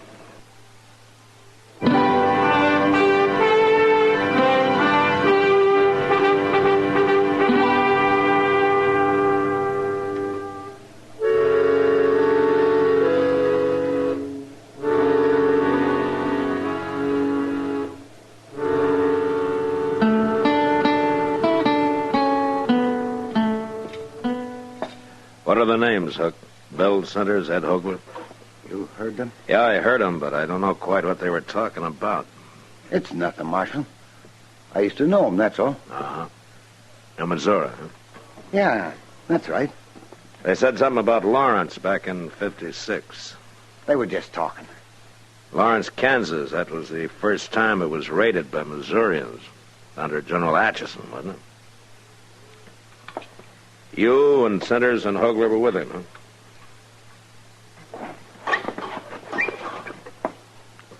All right. I'll tell you. I was there. I raided across the border with him. I helped them sack Lawrence. I even killed a man. I killed him in cold blood. Marshal, he was trying to give up, and I shot him anyway. The Centers and Hogler don't hold that against you, do they? Not hardly. Oh, they knew the man. But they didn't care about that. And why are they after you, Hook? The war didn't start at Fort Sumter in 61, Marshal. It started in 56, right here in Kansas, at Lawrence. So? I'll never know why I killed that man. But I swore I'd never kill another for any cause. So I run away. There are a lot of men who didn't fight, Hook. But I started out fighting, and then I quit. They don't forget that. Not in Missouri, they don't. Maybe I am a coward. I don't know. But they're going to kill me, Marshal. You're sure of that, huh? I know them. And I know what they're like.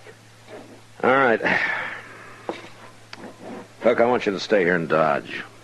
And get killed? Now they've found you, they'll follow you. You're safer in Dodge than you'd be anyplace else. Well, I guess so. You leave it to me. You'll be safe.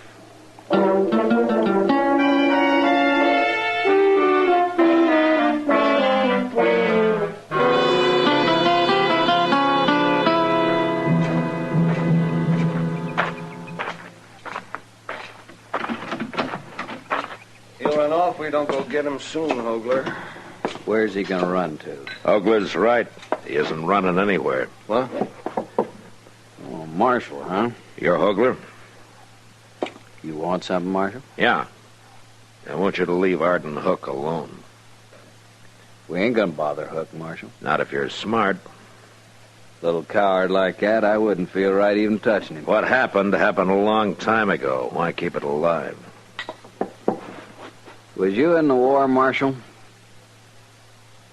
Yeah, I was in the war. But it's all over, and the sooner everybody forgets about it, the better. We might have won if it wasn't for cowards like Arden Hook. All right, there's no use arguing with you. But Hook's gonna stay here. And if anything happens to him, anything at all, I got enough evidence on you two to hang you. Too bad you found out about all this, Marshal. Yeah, I guess there's nothing we can do now, Sanders.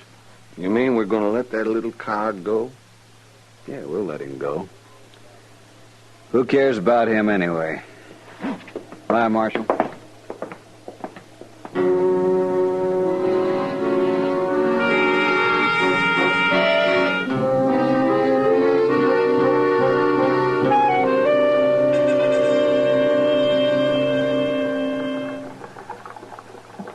It's awful hot today, Matt. Well, that's the sun, Doc. You see, it's the sun that makes it hot. Oh, that's the sun. I was only making a comment. I wasn't asking for a scientific explanation. Oh, excuse me, Doc. I didn't understand what you wanted. Yeah, I see. Well, now that you've started it, I can tell you what the heat does to some people. Oh, good. You tell me about that, will you, Doc? Yeah. Hello, Doc. Hello, Chester. Has either one of you saw Arden Hook today? No, I haven't seen him for the past few days. Why, Chester? Well, they say Jeb Wingate's looking for him. It might mean a job work, Mr. Dillon. Oh, I doubt it. Jeb's always said he'd never have anybody working for him. Well, if it ain't for a job, why would he be looking for him? Well, I figure that's Jeb's business, don't you? Yes, but here's Miss Kitty. Maybe she know where he's at. I don't know why you're so concerned, Chester. Well, sir, I still think it means a job for him. Well, he's a busy-looking outfit. Yeah, how are you, Kitty? Miss Kitty, have you saw Arden Hook anywhere? It's really important. No, Chester. Not since he left this noon. Left? For where? Well, Jeb Wingate finally found him and they left. Where'd they go, Kitty? Jeb gave him a job, Matt. He hired him on. There. See? What did I tell you, Mr. Day? See there, Doc? Didn't I tell you? What You did I were tell right, Chester, yeah. Well, I wish him luck, but I can't see Arden Hook working on a ranch somehow. He's about the last man I'd pick out. Matt, I've got an idea. Yeah, what, Doc? But I just remembered something. Well, tell us. It's nothing you don't already know if you just have thought of it. Yeah, but I didn't think of it, Doc. You ever hear of Lou Wingate? Yeah, Jeb's talked about him a time or two. He talks about him a lot. Hey, wait a minute, Doc. Lou Wingate was killed in the first raid on Lawrence in 56, That's wasn't he? right. Shot down when he was trying to give up. The way Jeb always tells us. Sanders and Hogler. They went to Jeb and told him who killed his brother. So he hired Arden Hook. Hired him so as he can have him out there alone, where there'll be no witness. Chester, go get our horses. It's going to be dark before we get there now.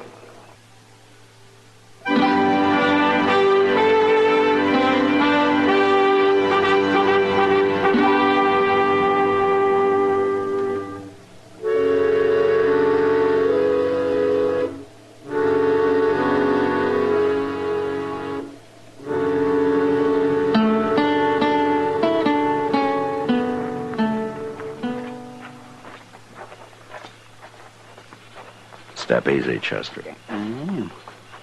But I still don't know why we left our horses way back yonder. Now, let's get behind that wagon at the side of the barn, and I'll tell you. Hey, look. There's Jeb Wingate sitting with his back to the window. Yeah.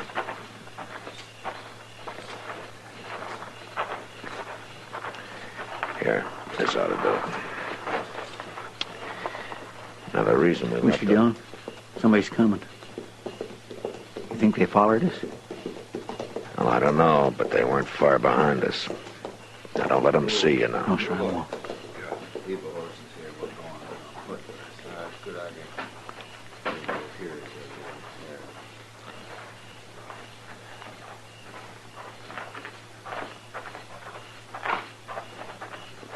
Hey, look at that, Centers.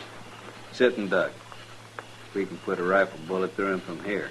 It's Hogler and Centers. I don't understand this, Hogler. Why not? Well, Jeb Wingate said he was going to kill Hook and make it look like an accident, didn't he? Yeah. Then why not let him do it? 'Cause I want Hook killed another way. I want that smart Marshal Dillon to hang him. And I'm going to make him do it. How?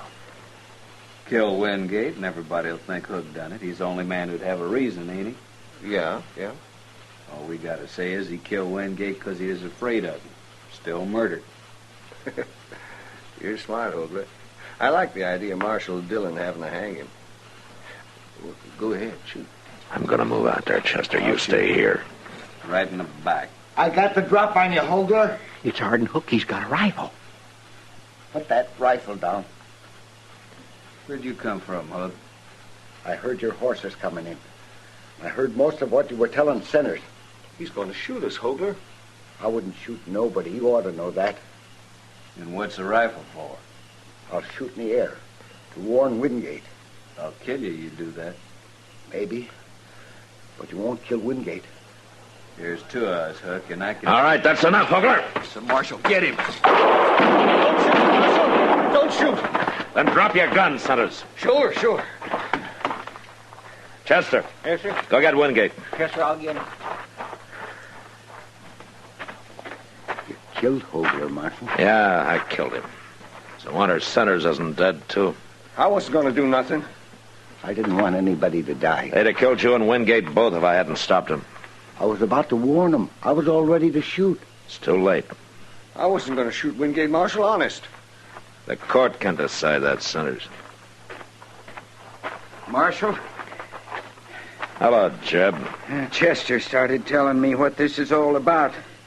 I never heard of nothing like it. Yeah? Well, Arden Hook was ready to give his life for you, Jeb. I know. And I ain't very proud of myself, Marshal. You got no cause to be. You know, I'd throw you in jail, but you haven't done anything yet. I want to do something. Yeah, what? Hook, I didn't bring you out here for a job. I know. But, well, I'm offering you one now, if you'll stay. I ain't sure I'm strong enough for this kind of work.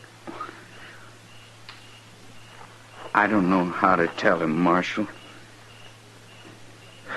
Why don't you tell him that you've got that kind of strength? Tell him it takes a different kind of strength to be a brave man. Thank you, Marshal. Will you stay, Hook? Yeah, I'll stay.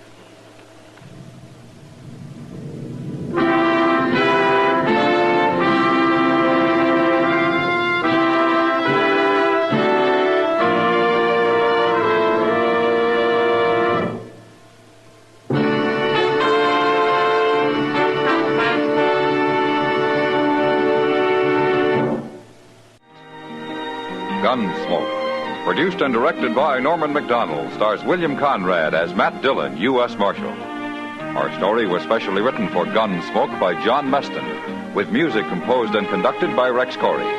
Sound patterns by Tom Hanley and Bill James. Featured in the cast were Vic Perrin, Harry Bartell, James Nusser, and Paul Dubov. Farley Bear is Chester, Howard McNear is Doc, and Georgia Ellis is Kitty.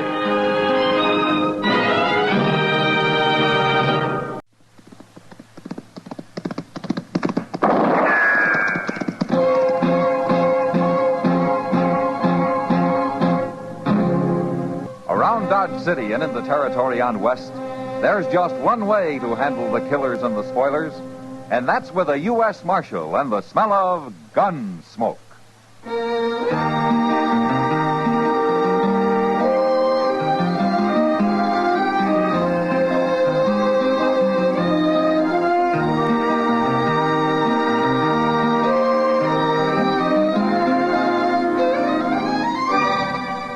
Gunsmoke, starring William Conrad.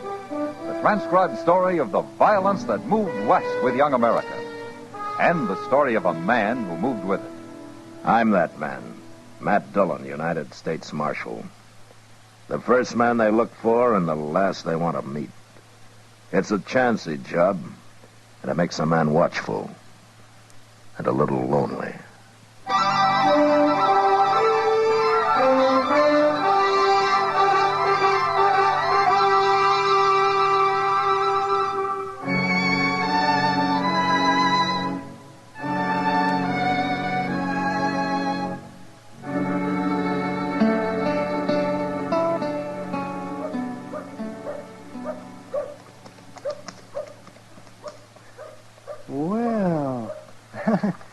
Well, for heaven's sake. Matt. Yeah, what, Doc? Look at that coming. It's a Surrey. What? A 4-passenger Surrey. Oh, well, that's the first one of those I've seen west of St. Louis. What? That's Kitty up there with the driver, isn't it, Doc? Kitty? Oh, why, so it is. But who is the driver? I don't know. I don't know the one sitting in back either. Gee, that's pretty fancy for Dodge. Yeah. Those are a couple of dudes, if I ever saw any. Green as squash. Hi, Matt. Hello, Doc. Hi, Kitty. Hello, Kitty. Haven't met anyone? Haven't even seen them, Kitty. Here they are. Marshal Dillon, Doc Adams, Sir Samuel Sprague, and Clifton Bunker. Hello. Hi, Mr. Bunker. Quite a wagon you gentlemen have. We brought it with us, Doctor, on the train. We've been all over the country around here in that Surrey, haven't we, Bunker? What are you, prospectors? No, Doc. We're writers, Doctor, from New York. Writers? Did you ever read anything by Ned Buntline? Oh, then you're not reporters. You write make-believe stories. Well, we want to write true stories, Doctor, but there doesn't seem to be much material around here.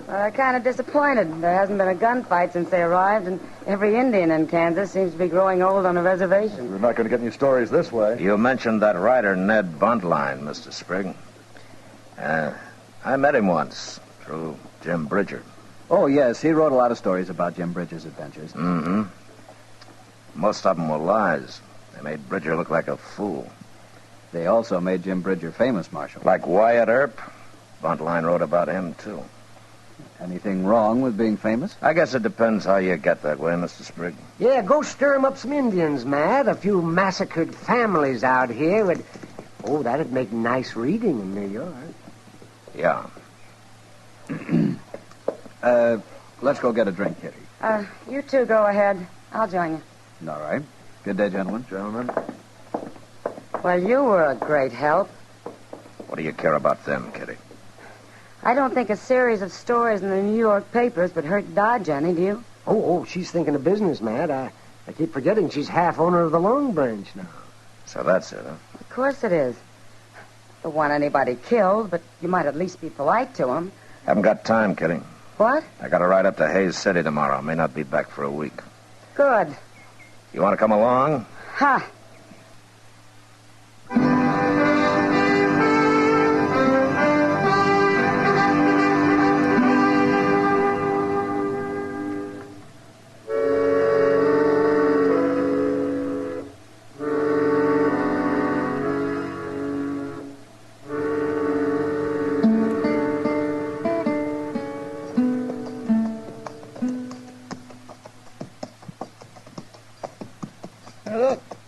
Cavalry up ahead there, Mr. Dillon.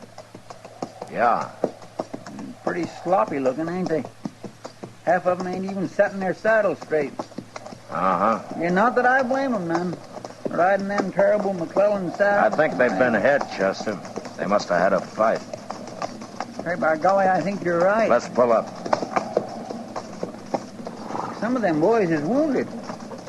And look there. A couple of them tied across their saddles. they're dead. I think I know that lieutenant, Chester. Yeah, it's Lieutenant Bain. What in the world do you suppose has happened?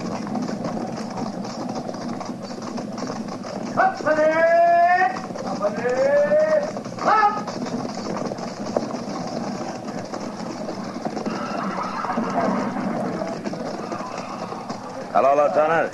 Can we give you any help? Might have this morning, Marshal. Indians? Chief Little Hawk. Little Hawk. The Pawnee? Haven't you heard, Marshal? What? I've been in Hays City for a week. Little Hawk and 40 Braves jumped reservation 4 or 5 days ago. He's one of the most peaceful chiefs in Kansas, Lieutenant. Look at my patrol, Marshal. 2 dead and half a dozen wounded. I don't understand it.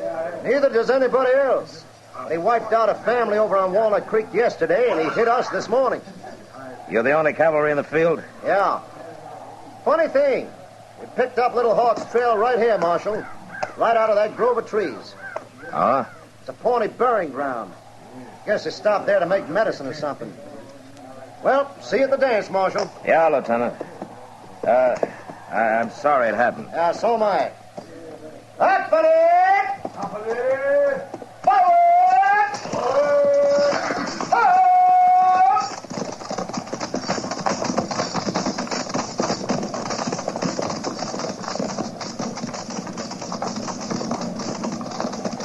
Come on, Chester.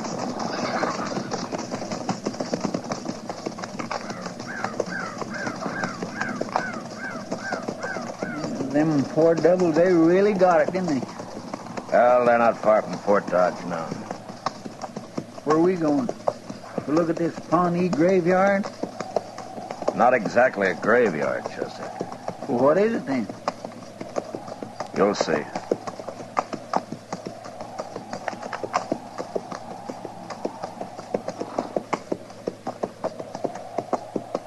Mr. Dillon, what's all them poles sticking up over there? With them platforms on them? Graves, Chester. Oh, yeah. I've heard of that. They bury people up in the air on them platforms, don't they? Yeah, that's right. But these is all new, Mr. Dillon. At least they're empty. There ain't no corpses laying on them. No. Little Hawk must have come by here to pick up his dead and take him with him. What for?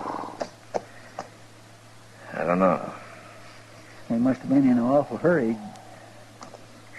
Look at that platform over there. Uh-huh. It's half tore down. Yeah, I noticed it. The rest of them ain't. No. I declare, I don't feel right here, Mr. Dillon. Neither do I, Chester. All right, come on, let's go.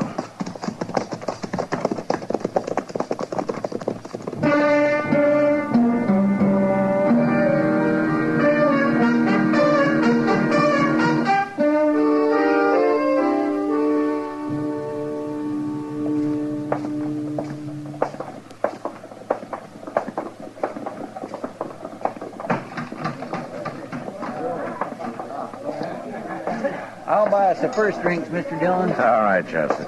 I swear my throat's solid alkali. Yeah, so's my... Matt? Hey, Kitty. Yeah, she wants you, Mr. Dillon. I'll join you at the bar, Chester. All right, sir. How long have you been back, Matt? Oh, since noon, Kitty.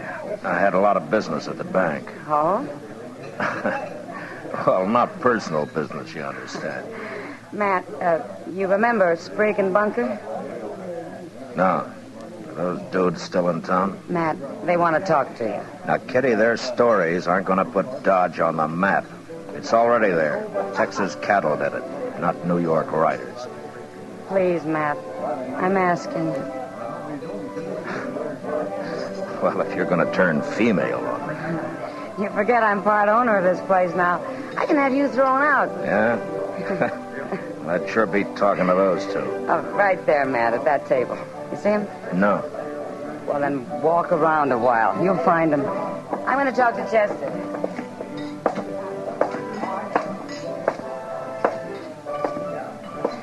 Good evening, gentlemen. Marshal Dillon. Sit down, Marshal. Sit down.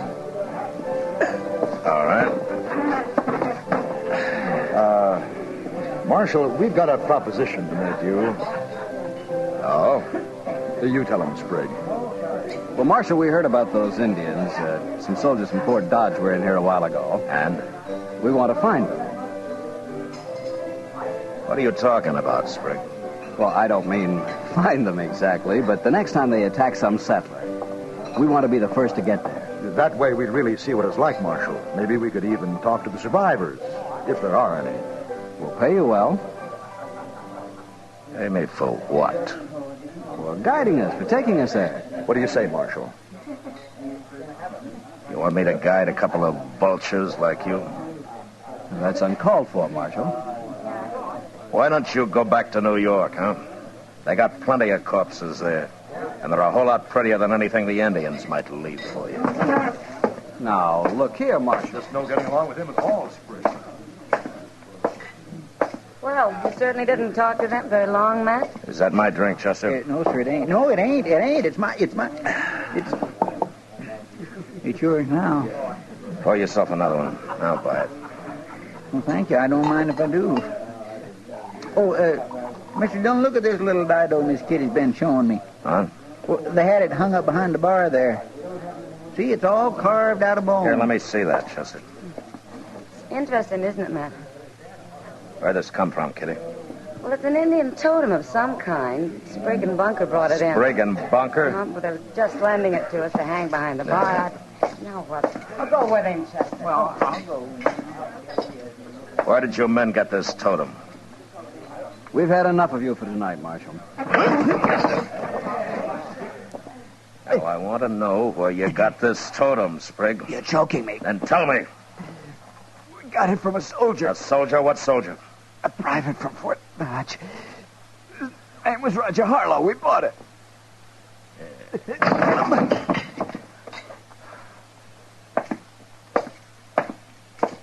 What is it, Mr. Dillon? Chester, we're riding out to Fort Dodge in the morning. And time to wake up Major Honeyman.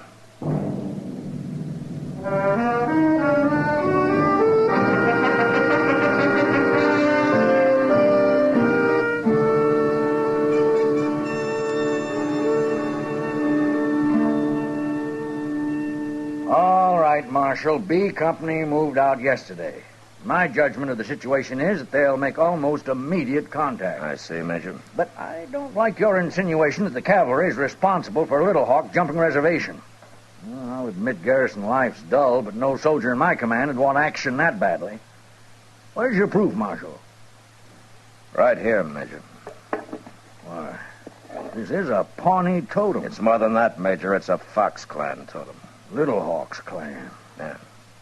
Well, I've told you where I think it came from. Now let's get that private in here and settle this, huh? Marshal, I'll feed him to Little Hawk if this is true. Oh, Sergeant Grimes. Oh, what'd you say his name is? Harlow. Roger Harlow.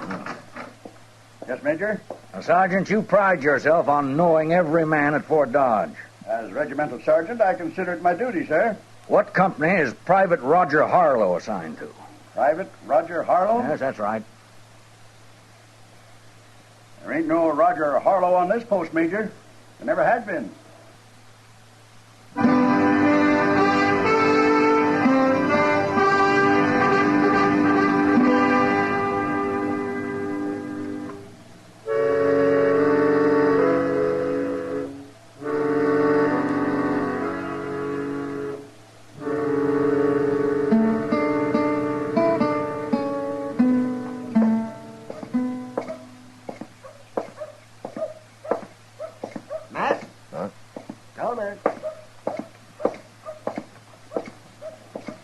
Morning, Doc. Good morning.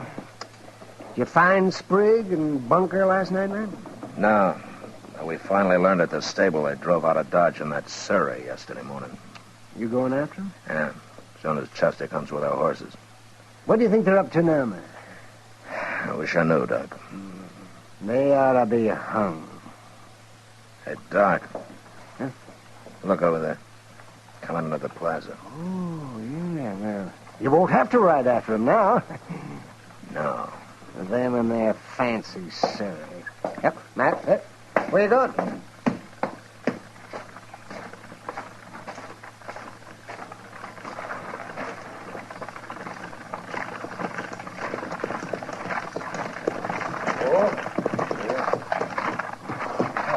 Marshal. Get on, Bunker. You too, Sprig. Now. Well, all right. We saw it, Marshal. We saw practically all of it. It was exciting. And with no help from you either. Oh, it was magnificent. The cavalry really got their own back this time. What are you talking about, Bunker? The Indians. The cavalry practically wiped them out. What? Yesterday, Marshal, just before dark. We were driving along the Arkansas and heard all that gunfire and commotion up ahead. And we got there just in time to see what few Indians were left running for their lives. They killed all but half a dozen of them, and they got that Chief Little Hawk, too. You saw this, huh? Oh, now, Marshal, we wouldn't be making it up, would we? And I might add that it's about time we saw something around here. You know, Sprig, I was talking to Doc Adams over there when you drove in. You know what he'd like to see? No. He'd like to see you and Bunker hung. What? And so would I. What's the matter with you, Marshal? Why did you tell me a soldier gave you that totem? Oh, you found out. Why did you lie about it? Because you were choking me and because I didn't know what you'd do next. Or why. Why? You men robbed a Pawnee grave. You stole a totem of Little Hawk's clan. Well, that's all we took. Who cares about a savage idol anyway? Little Hawk did. He went on the warpath. Oh, nonsense, Marshal. Over a fool thing like that? Marshal, you're not standing up for a bloodthirsty redskin, are you? I knew Little Hawk, Sprig. He was a good chief. He was a brave man and a peaceful one. Till you shamed him. Well, he's not shamed now, Marshal. He's a good Indian.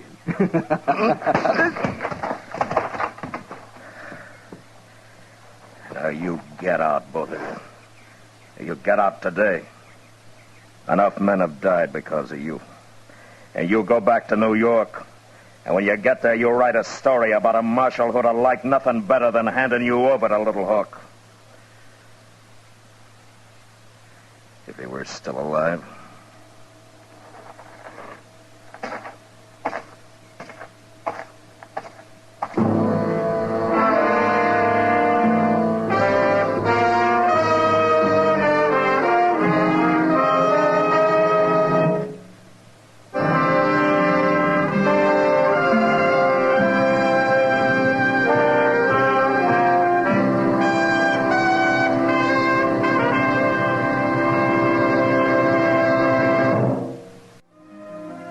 Gunsmoke. Produced and directed by Norman Macdonald, stars William Conrad as Matt Dillon, U.S. Marshal. Our story was specially written for Gunsmoke by John Meston, with music composed and conducted by Rex Corey. Sound patterns by Tom Hanley and Bill James. Featured in the cast were Harry Bartell, John Daner, Joseph Kearns, Lou Krugman, and Ralph Moody. Harley Bear is Chester, Howard McNear is Doc, and Georgia Ellis is Kitty.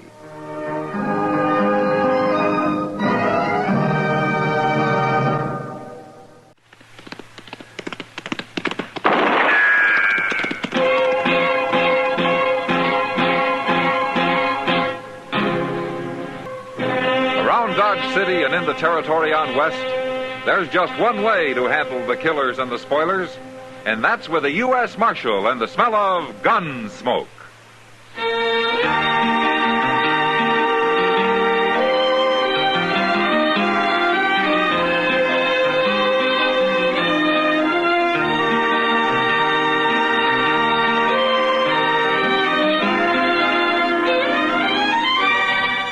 Gunsmoke, starring William Conrad. The transcribed story of the violence that moved west with young America. And the story of a man who moved with it. I'm that man. Matt Dillon, United States Marshal. The first man they look for and the last they want to meet. It's a chancy job, and it makes a man watchful. And a little lonely.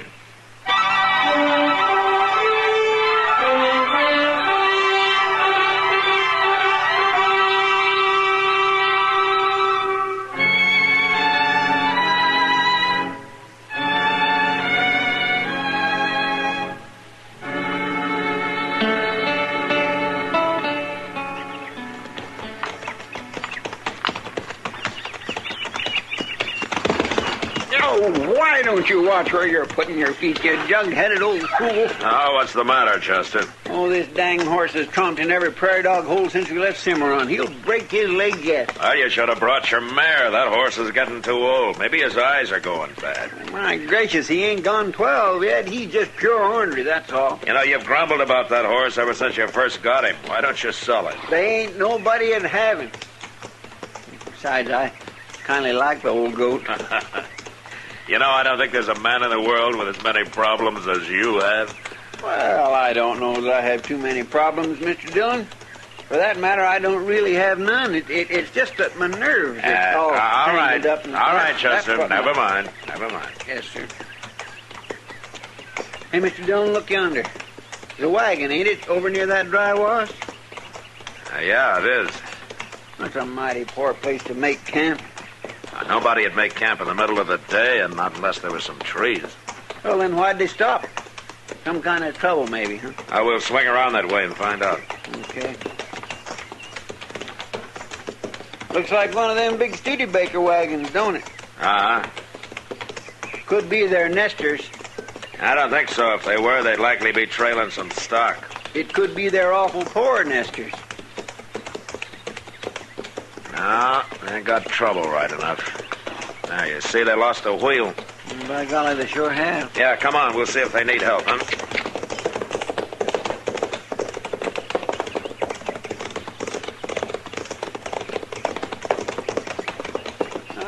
It's a man and woman, Mr. Dillon. Yeah.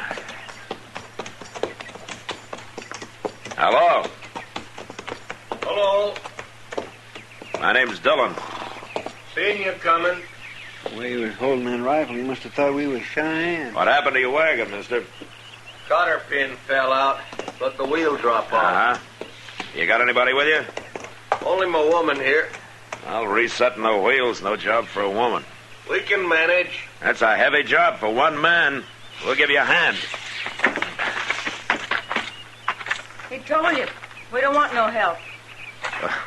You're mighty unsociable for people with a busted wagon. Now, look, you mister, it's our trouble, and we'll take care of it. There ain't no need for you to bother yourself. You're from around Dodge, aren't you? Maybe. What's wrong with that? Nothing, maybe. You ever been in the Army, mister? No. You know, I've been trying to place you ever since we rode up. We're just headed west to Homestead. A week or so back, an officer from Fort Dodge gave me a description that fits you mighty close. I don't know nothing about Fort Dodge. Could be your name is Cook, and you were stationed there with the 26th Cavalry. Mister, you got it all wrong. I don't think so.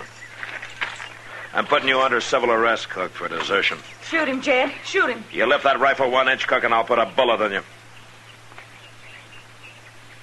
All right, Chester. Yes, sir.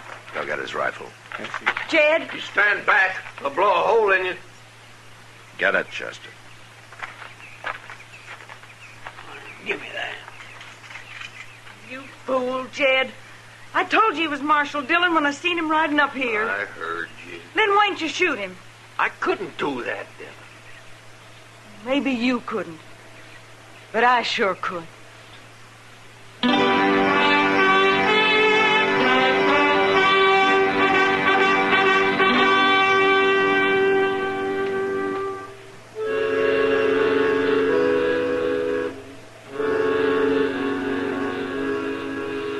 All the way back to Dodge, Chester and I rode alongside the wagon while Jed and Della sat on the box staring down and talking quietly to each other.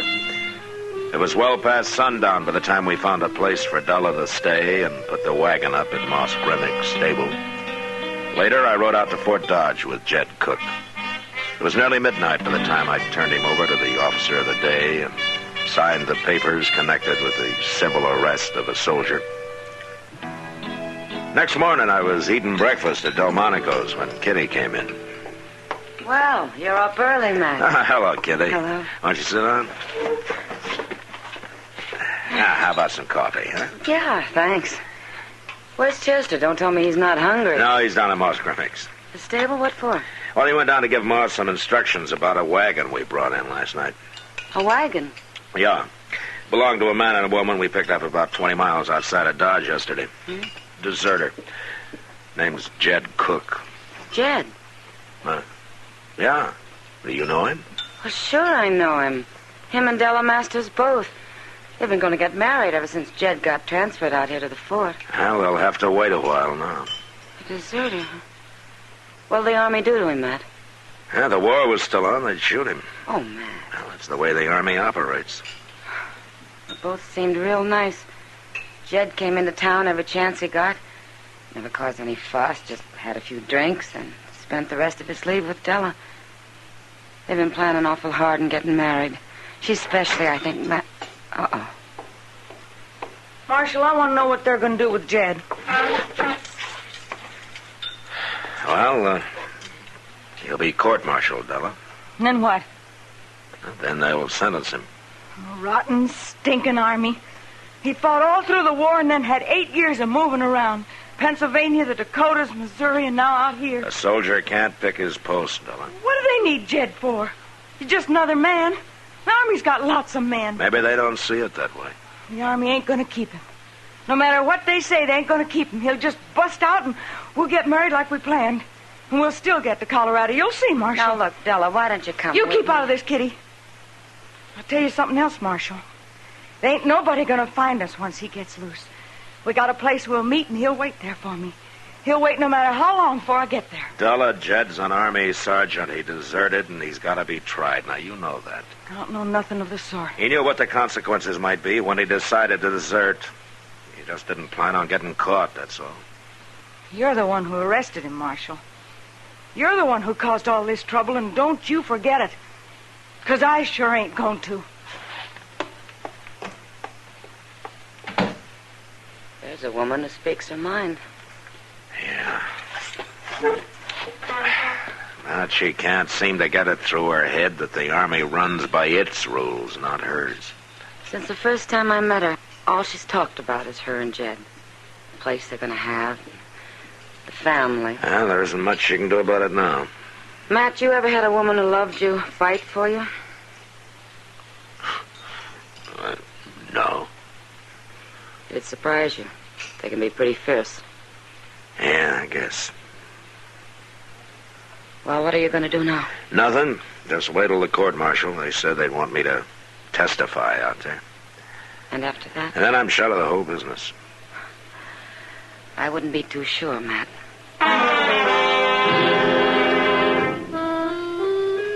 A week later, Jed Cook was brought before a special court-martial at Fort Dodge, and I went out to testify as the arresting civil officer. I said my piece and left, somehow feeling a little sorry for him. From what I'd heard, he'd been a mighty good soldier before he deserted. And that's all I knew about it until one evening after supper, Doc and I were walking back towards my office.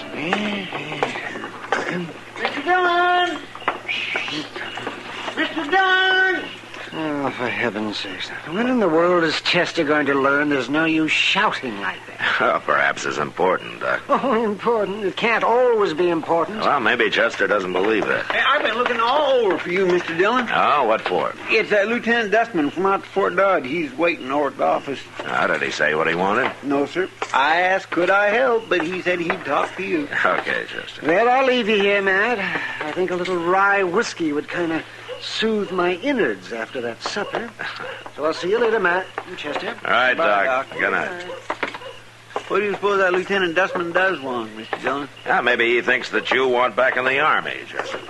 Me? Back in the Army? Anybody who thinks like that just got 2 bricks less than a load. Why, my, back in the Army? All right. Oh, no. Okay, Chester. Oh, man. All right. Lieutenant Dustman. Hello, Marshal. Chester here says you want to see me. Yes, I do. First, let me show you this. Oh, what is it? Read it. Before a special court-martial, which convened at Fort Dodge, Kansas, so forth. Violation of the 58th Article of War, specification in that Sergeant Jedediah Cook, Troop A, 26th Cavalry, did at Fort Dodge on or about the 6th day of March, desert the forces of the United States. I don't need to read this. I know the verdict.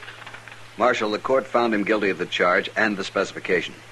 He was sentenced to 2 years at hard labor with forfeiture of all pay and allowances due him. Well? Following the court-martial, I was put in charge of the detail taking him to Fort Leavenworth. The second night out, he tricked one of the guards and escaped. Oh. We couldn't pick up his trail, but I believe he circled back to Dodge. Well, if a man had a few silver dollars and wanted to hide here, it wouldn't be too hard. That's why I've come to you. You get more cooperation from the townspeople than the Army can. And I want this man back where he belongs. I'll search every house in this town to get him there. Uh-huh. How many troopers are with you? About 20. All right, Lieutenant, I'll do what I can to help you, but I want those soldiers out of town. That's ridiculous, Marshal. I won't pull them out until we find Cook. Lieutenant, no man is going to break and run if there are soldiers posted around town. And anyway, before the week was out, they'd be shooting down some citizen by mistake. Now, look here, Marshal. I don't want 20 men all looking for a target. Now, do you want my help or not? Yes, I do. All right, then get your men back to the garrison. I'll find Cook for you, if he's here. When you do, Marshal, I want him turned over to me. If I find Cook, he'll be turned over to the commanding officer at the fort. Good night, Lieutenant. Good night. Just one thing. Yeah. Cook knows what's in store for him if he's caught now. He won't be taken easily. A fellow like that just makes you wonder how either side won the war, don't it? Chester. Yes, sir. I'm going over to talk with Della Masters. You better stay here. What in the world are you going to talk to her for? She just ain't about to tell you where Jed's at, even if she knows. Maybe not. But if she's sensible, she can make things a lot easier for him. I'll see you later.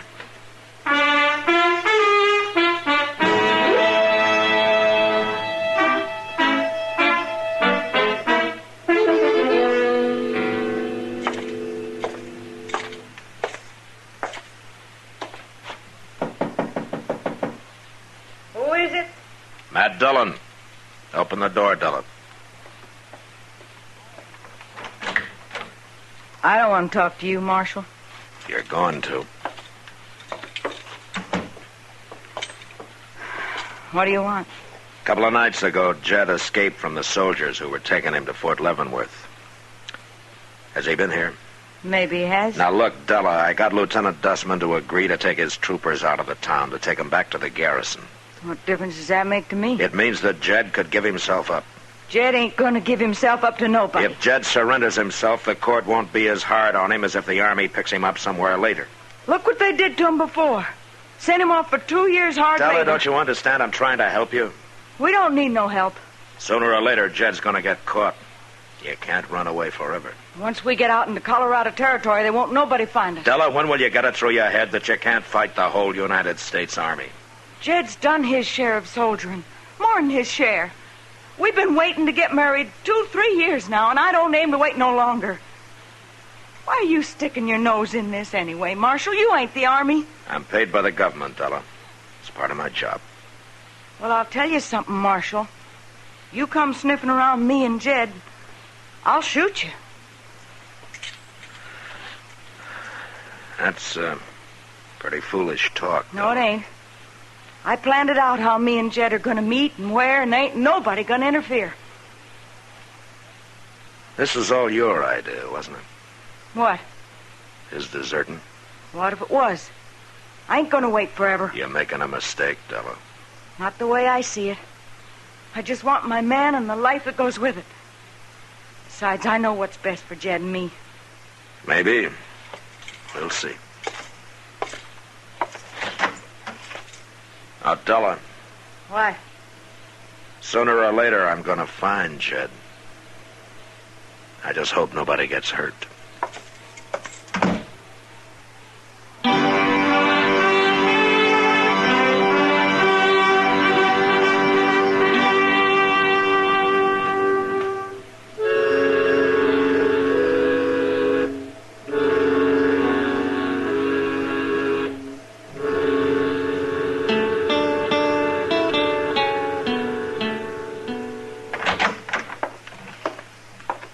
Della's wagon is still down stable, Mr. Dillon. She ain't come near it, say, once or twice just to get some things out of it. Well, keep on watching, Chester. She'll leave one day soon. We'll just follow her to where that fellow Cook is, huh? Yeah. Well, that don't sound too hard to No, do. it shouldn't be. Marshal. Hello, Moss. Oh, Moss. Something's wrong, Marshal. What's that? You know that big Studebaker wagon of Miss Dell's down to my place? Yeah, what about it? It's empty. Empty? All her equipment. She took it all out. Well, that don't matter, Moss. You can't get nowhere without that wagon. Just a minute, Chester. Go on, Moss. Well, I don't often have occasion to walk out back near where that wagon is. I just kind of spelled Chester keeping an eye on her like you told me. But the day after he left, I had to go back for some barrel staves. And that's the first time I looked at it, close like. Moss, when was the last time that you saw Della? 2 nights ago. She was out back in a little spring wagon. Said she'd come by for some blankets out the Studebaker. And you say that she'd been by a couple of times before that, huh? Yes, sir. Well, she's outsmarted us. What do you mean, Mr. Dillon? We missed her. She got her stuff and headed out. You better get our horses saddled, Chester. Yes, sir. We'll swing by our rooming house to make sure she's gone before we try to pick up her trail. Now get moving.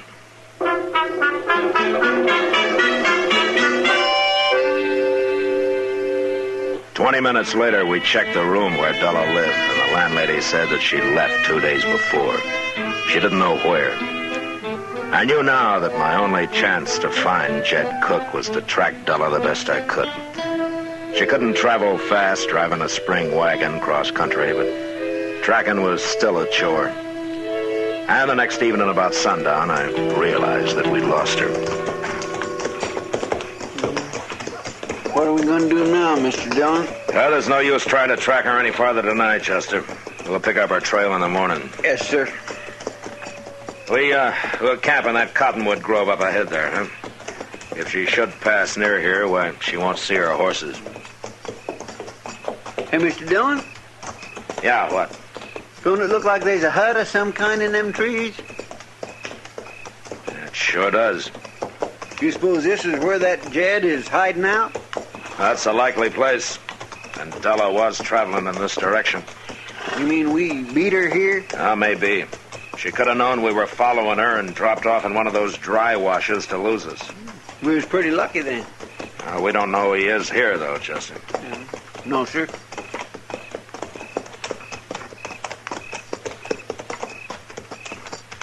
All right, we better pull up. We'll go in from here on foot. Yes, sir.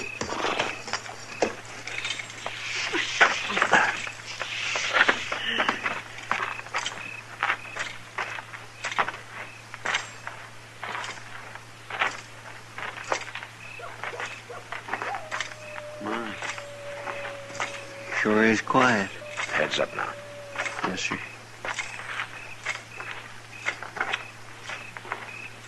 I wonder how Della gave us a slip like that. There's no... Oh, my gracious. Mr. Dillon, look. Yeah, I see it, Chester.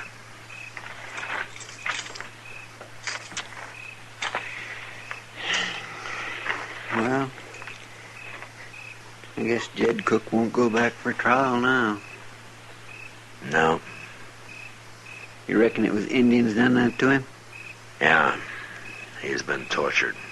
He sure didn't have much chance. All by himself, did he? No, not much. Poor fellow. Hold it, Chester. There's somebody over there.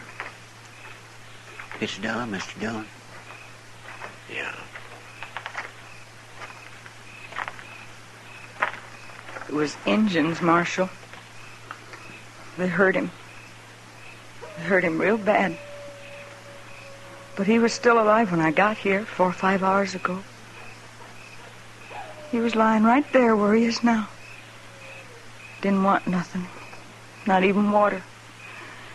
Except for me to talk to him. About Colorado. Our farm and such like. Della, And then, after he died, I had a long time alone here. Time to do some thinking. I got things figured straight now. Too bad it took this to do it.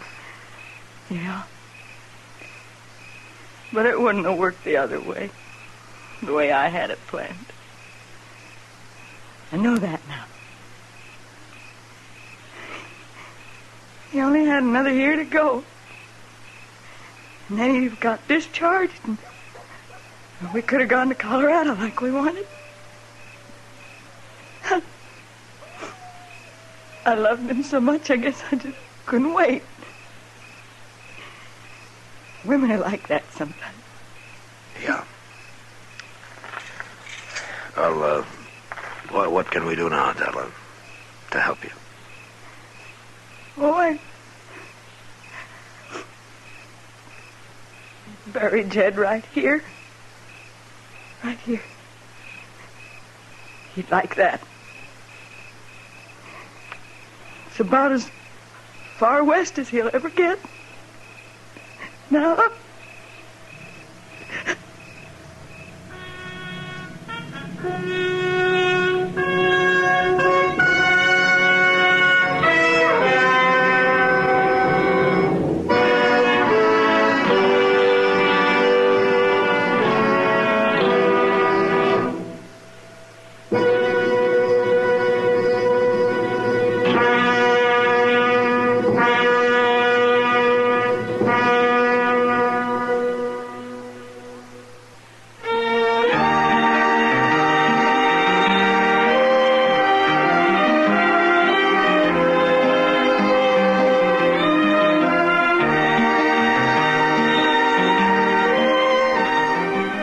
Gunsmoke, produced and directed by Norman Macdonald, stars William Conrad as Matt Dillon, U.S. Marshal. The special music for Gunsmoke was composed and conducted by Rex Corey.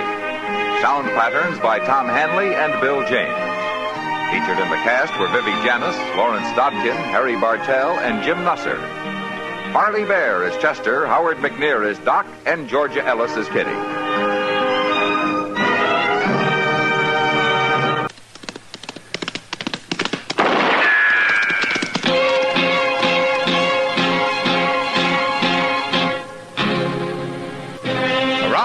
City and in the territory on west, there's just one way to handle the killers and the spoilers, and that's with a U.S. Marshal and the smell of gun smoke.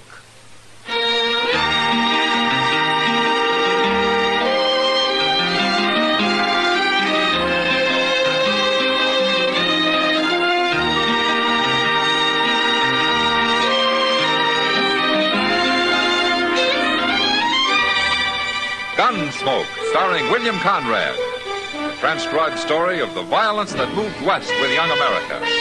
And the story of a man who moved with it. I'm that man. Matt Dillon, United States Marshal. The first man they look for and the last they want to meet. It's a chancy job, and it makes a man watchful. And a little lonely.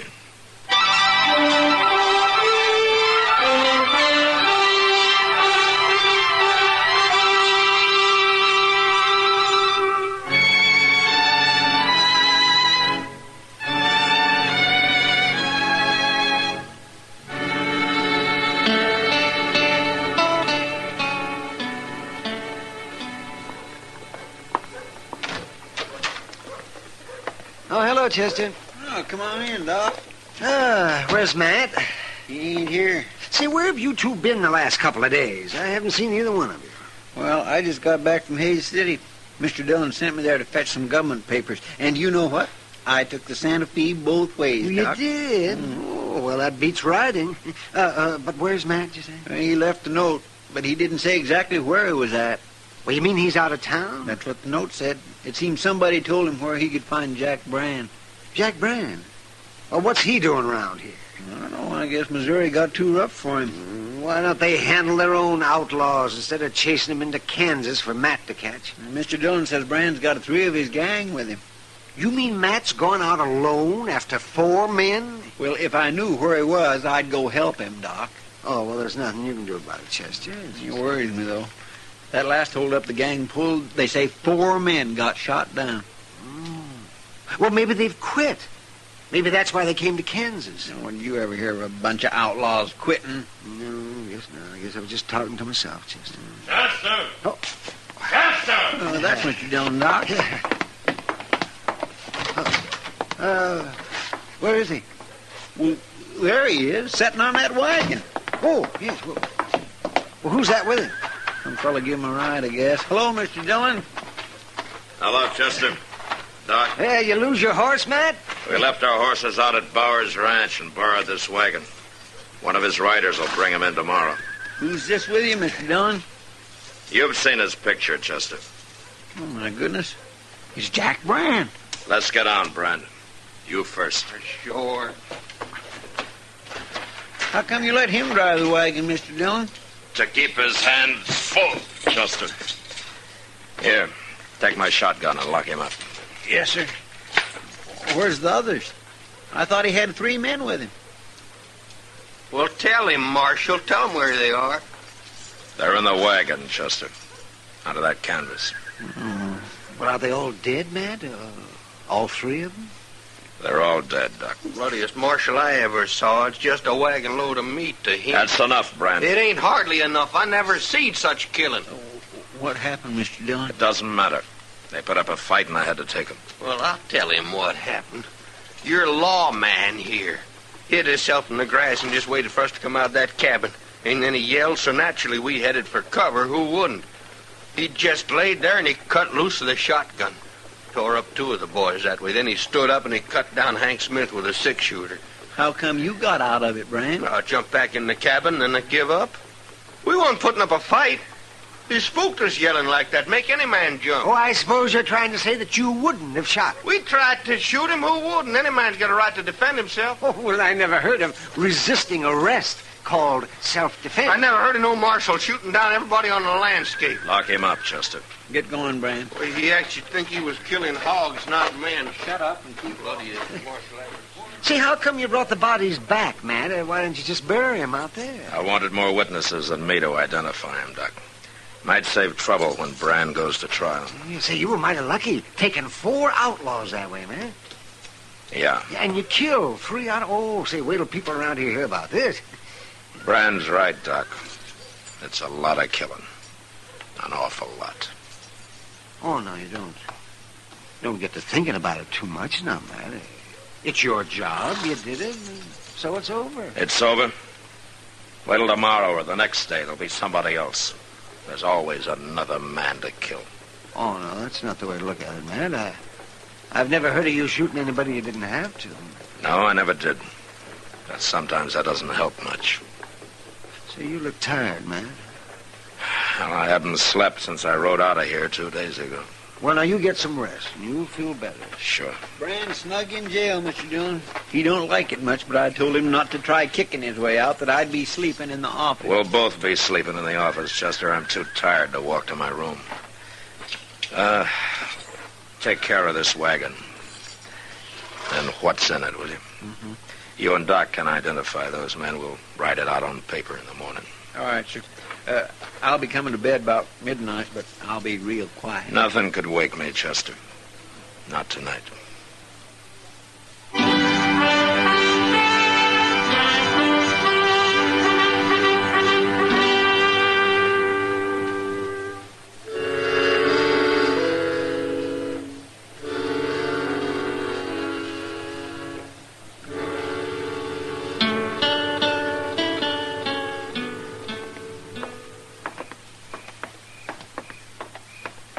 Gosh, Doc, you sure I shouldn't wake him up and tell him? It can wait until morning, Chester. Matt's too tired to do anything about it tonight, anyway. I guess you're right. Of course I am. Okay. Good night, Chester. Good night, Doc.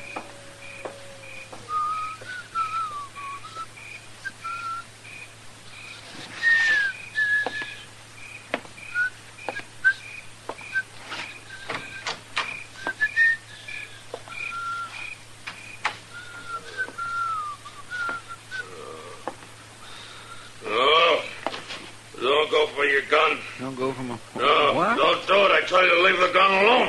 Mr. Dillon? No. Don't make me kill you. Don't make me kill another man. Mr. Dillon, no, I've spilled enough blood. I don't want to kill you, no. Mr. Dillon, wait. No! It isn't me, Mr. Dillon. It's Chester. There ain't nobody here. What? You was asleep. You've been dreaming. Oh. Oh, yeah. Yeah. I'll light the lamp. No. It's all right, Chester. My gracious, I come in and I heard you talking, and I thought somebody was here. That moonlight ain't too bright. I couldn't see good at first. Sure. I had to yell at you a couple of times before you woke up. You was dreaming you was in a fight, I guess. Yeah. Yeah, that's what I was dreaming. Nightmares like that, they're just terrible, ain't they? There's a bottle in the desk drawer over there. Chester, get it for me, will you? Yes, sir, I know where it is. I used to have nightmares sometimes when I was a boy, but I don't get them much no more. Here it is, Mr. Dillon. A good stiff drink will do you good. Thanks, Chester.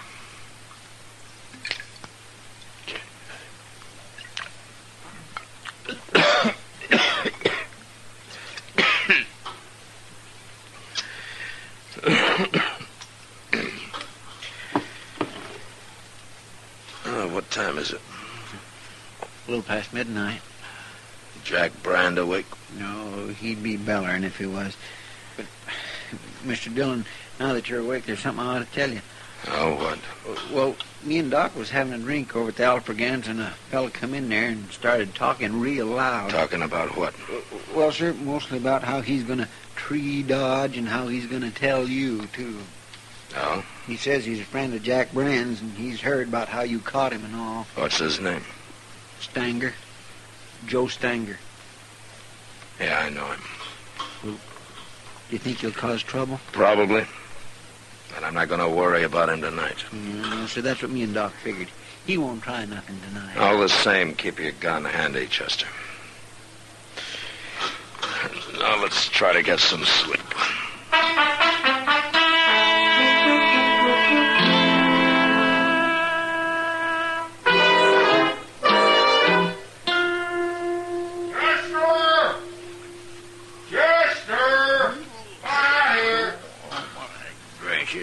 What's that Brand hollering about now?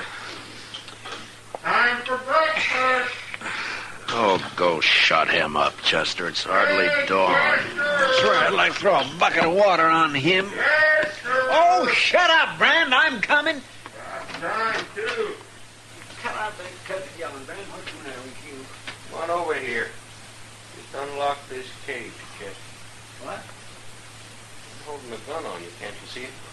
Where'd you get that gun? Come on over here, I said. Well, the keys ain't over there. They're hanging on the wall over down here. Don't take your own sweet time about it. I've been in this chicken coop long enough. Drop it, Brand. What?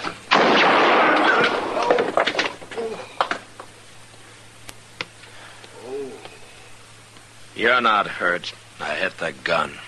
I got the keys, Mr. Dillon. I'll get his gun out of there. All right, go ahead.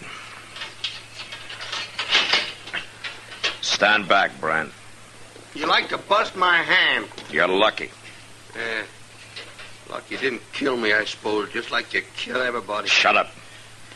I got it, Mr. Dillon. It ain't no good anyway. Not now. Where'd you get that gun, Brand? I made it, Marshal. Don't be smart. Oh. Wait a minute. Joe Stanger brought it to you. He tossed it to you right through those bars on the window. I didn't know Stanger was in town. Didn't you? Chester, get some boards and nail them over the window so nothing can get through it. I'll fix it, Mr. Dillon. Oh, wait a minute, Marshal. That's the only window in here. You can't board it up. You'll get enough here. Nobody'll be dark. I don't like it dark. Don't you? When you get it fixed, we'll go to breakfast, Chester. It won't take long, Mr. Dillon.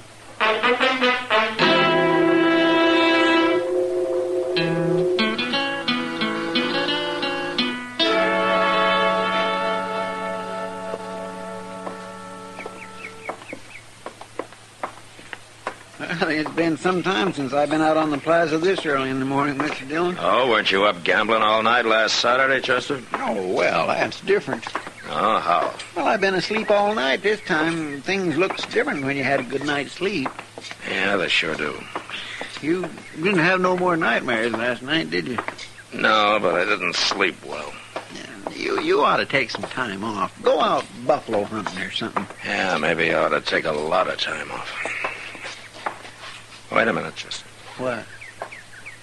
That's Joe Stanger coming there. Say, by golly, it is. What's he doing up so early? Maybe he wants to find out why Jack Brand hasn't shot his way out of jail yet.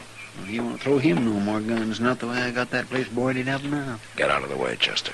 Yes, sir.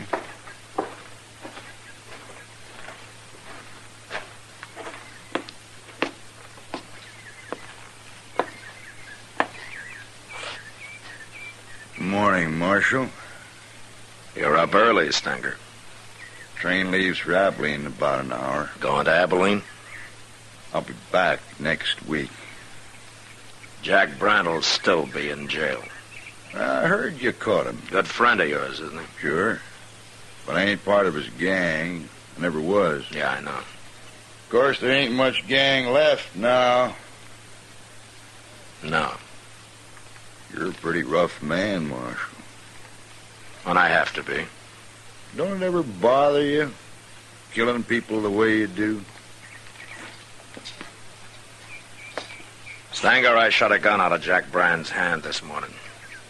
You come by the office later and I'll give it back to you. Now, what would I want of a smashed-up six-shooter? It's yours, isn't it? I'm wearing mine. I ought to throw you in jail, too. What for? To get you out of sight, if nothing else. I wouldn't go to jail, Marshal. Not without a fight, I wouldn't. I ain't afraid of you. You want to try it? Go ahead. Go ahead, draw. No. What's the matter, Marshal? I thought you liked killing men. What's holding you back? You're going to have to fight me sooner or later. Get out of here, Stanger. Go get on your train. Wait till I tell everybody about Matt Dillon. How he's lost his nerve. Get out, I said. Well, I don't want to shoot down a man that won't draw. Not today, anyway. But I'll be back, Marshal. Next week.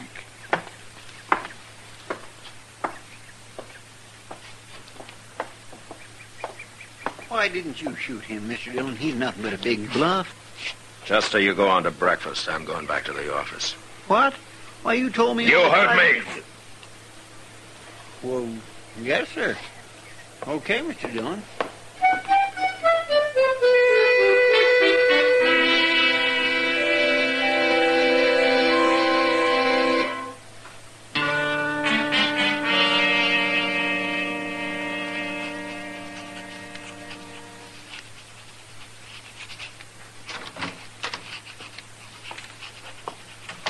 Brought you a can full of coffee, Mr. Dillon. Thanks, Chester. I'm going to put it right here. What you doing, writing a letter?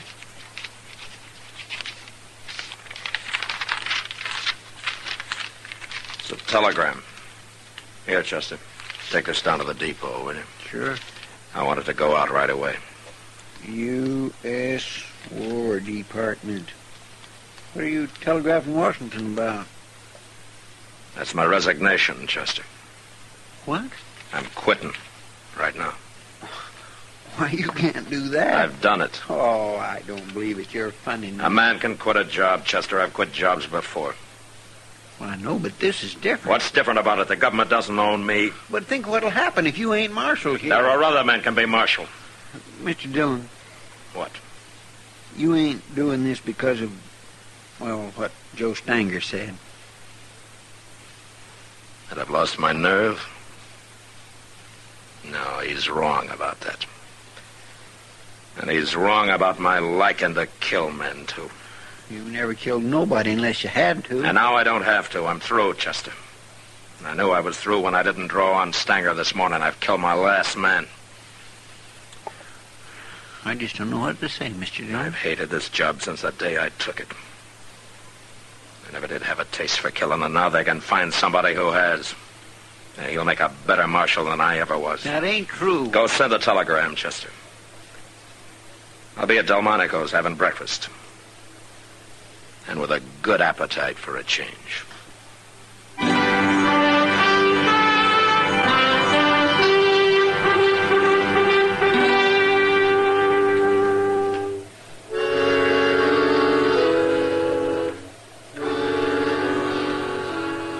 After breakfast, I went to my room and got some of the sleep I'd missed the night before. And I slept good. It was as though what was past, and none of it bothered me now. I didn't have to face it happening over and over again. And when I woke up, I felt better than I had in years. I even felt a little cleaner somehow. There wasn't going to be any more blood on my hands. Washington, as usual, was pretty slow answering my telegram.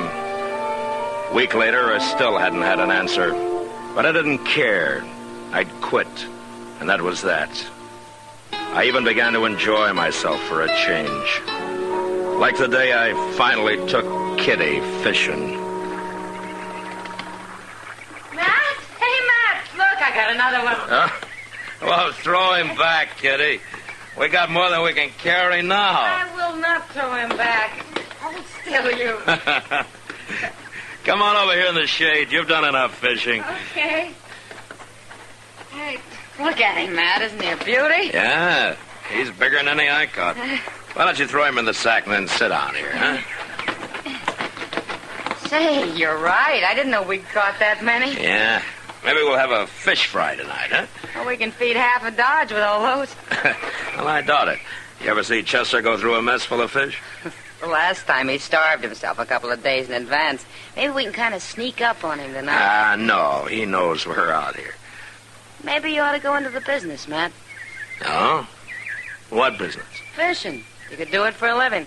Well, I am going to have to find something to do for a living, I guess. Well, it won't hurt you to loaf for a while, Matt. Yeah. I'm enjoying it. You know something, Matt? What? I think this is the first time I've ever seen you that you weren't wearing a gun. It is. And I'm enjoying that, too. Someday maybe nobody will wear guns. Yeah, maybe. You know something? I'm sleepy. You're lazy. So lazy you're probably going to starve to death before you find a new job. I don't care. Matt, look, somebody's coming on horseback. No? Uh-huh. Hey. Well, that's Chester. Oh, he's as lazy as you are. Imagine taking a horse to come this far. Oh, Chester hates walking. Besides, he looks like he's in a hurry. Oh, maybe he couldn't wait for that fish fry. Mr. Dillon? Hello, Miss Kitty. Look in that sack, Chester. We got about 30 catfish already. Well, that's fine, Miss Kitty, but Mr. Dillon, Joe Stanger's in town. Oh? Well, it doesn't matter to me, Chester. But you don't understand. Understand what? What I come to tell you. Stanger's at the Alfraganza. A while ago he had words with one of the girls there, and she slapped him, and he pulled out his gun, and he killed her. What? Who was the girl, Chester? Kate Hawkins. Oh, no. That's who it was, Miss Kitty. And then the bartender tried to stop him, and Stanger shot him, too. And I hear he's going to die. I grabbed the horse off the hitch rail and come right down to tell you, you've got to stop him, Mr. Dillon. I'm not marshal anymore here, Chester. I quit. No, that don't matter. It does to me. You mean you're going to let Joe Stanger walk around Dodge and shoot everybody that gets in his way, including women? I'm through killing. I told you that. Who's going to stop him, then? You're the only man around here that'll go up against him, and you know it. That may be true. But I'm still not going to do it. Wait, Mr. Dillon. Wait a minute. I've been thinking a lot about all this lately, and there's something you've been overlooking. Oh? Men like Stanger and Brand, they got to be stopped. I'd do it if I could, but I can't. I ain't good enough. Most men ain't. But you are. It's kind of too bad for you that you are, but that's the way it is. And there's nothing you can do about it. Not now. It's too late. It's way too late.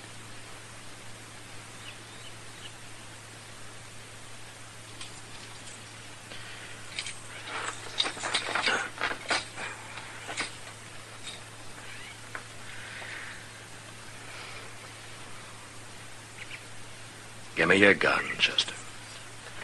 Chester. Want my holster? I'll carry it in my belt.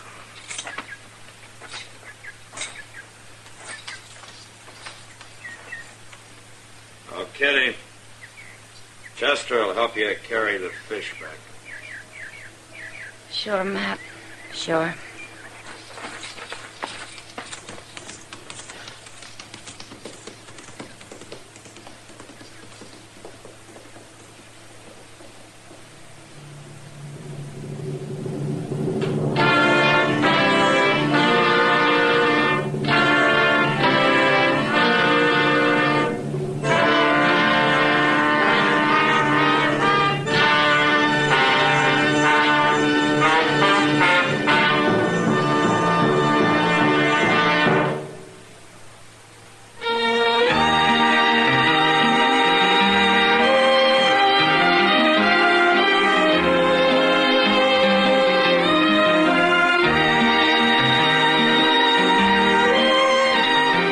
Gunsmoke, produced and directed by Norman Macdonald, stars William Conrad as Matt Dillon, U.S. Marshal. Our story was specially written for Gunsmoke by John Meston, with music composed and conducted by Rex Corey.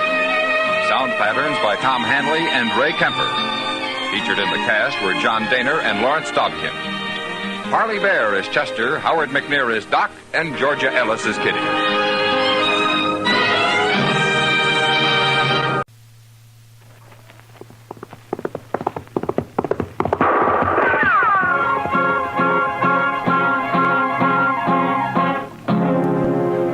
Dodge City and in the territory on West, there's just one way to handle the killers and the spoilers, and that's with a U.S. Marshal and the smell of Gunsmoke.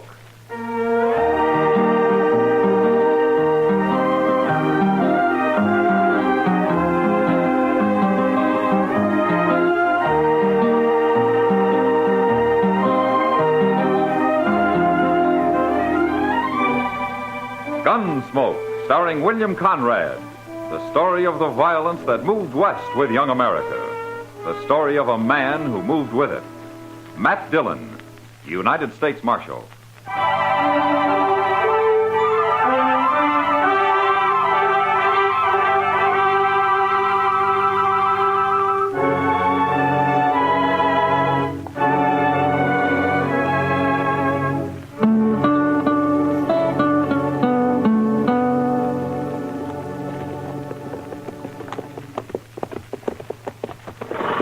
Dodge hasn't changed much I can see, Mr. Dillon. We only been gone a week, Chester.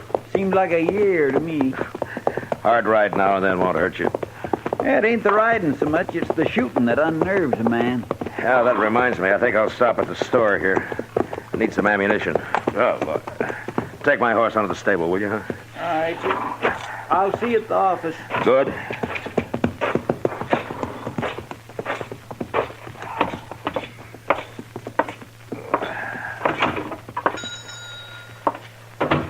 Marshal Dillon, it's certainly good to see you back.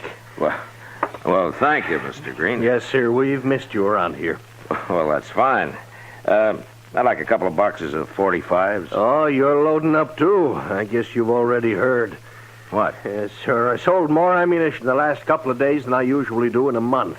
I'm nearly out. There's the last box of 45s I've got. I'd have saved more for you if I'd have known, Marshal. After all, you're going to be sort of out front in this business. Mr. Green, what are you talking about? Well, you haven't heard? Heard what? About the Indians. Indians? The Pawnees. They're going to attack tomorrow. This is the last day we've got to get ready for them. That's why everybody's been hoping you'd be back in time. We have to get organized, Marshal. Where are they, Mr. Green? Who? The Pawnees. Oh, they're out on the prairie somewhere, I guess. Now, what are your plans, Marshal? Oh, I don't have any plans. All righty. When you decide what to do, let me know. I'll do my share of the fighting. You know that. You can count on me. We've got women and children in Dodge. May I ask one question, Mr. Green? Certainly. How do you know these Pawnees are going to attack Dodge? And how do you know they're going to attack tomorrow? Well, everybody knows about it, Marshal. That's why, like I said, they've all been buying up ammunition, getting ready. But who told them about the Indians? I don't know, Marshal. It's general knowledge. Just ask anybody. Is the whole town as jittery as you are? I'm not jittery. Marshal, this is a serious matter. Those Indians could wipe out Dodge if there's enough of them. Yeah, sure. How many are there, Mr. Green? Well, I don't know how many, Marshal. Good-sized war party, I imagine. Has anybody seen them? Oh, no, Marshal. They haven't seen yet. It's tomorrow they're coming. Oh. I'll put the 45s on my bill, Mr. Green. You let me know when you get your plans made, Marshal. You can count on me. I'll tell everybody you're back and we'll have a meeting. No. You wait till you hear from me, Mr. Green.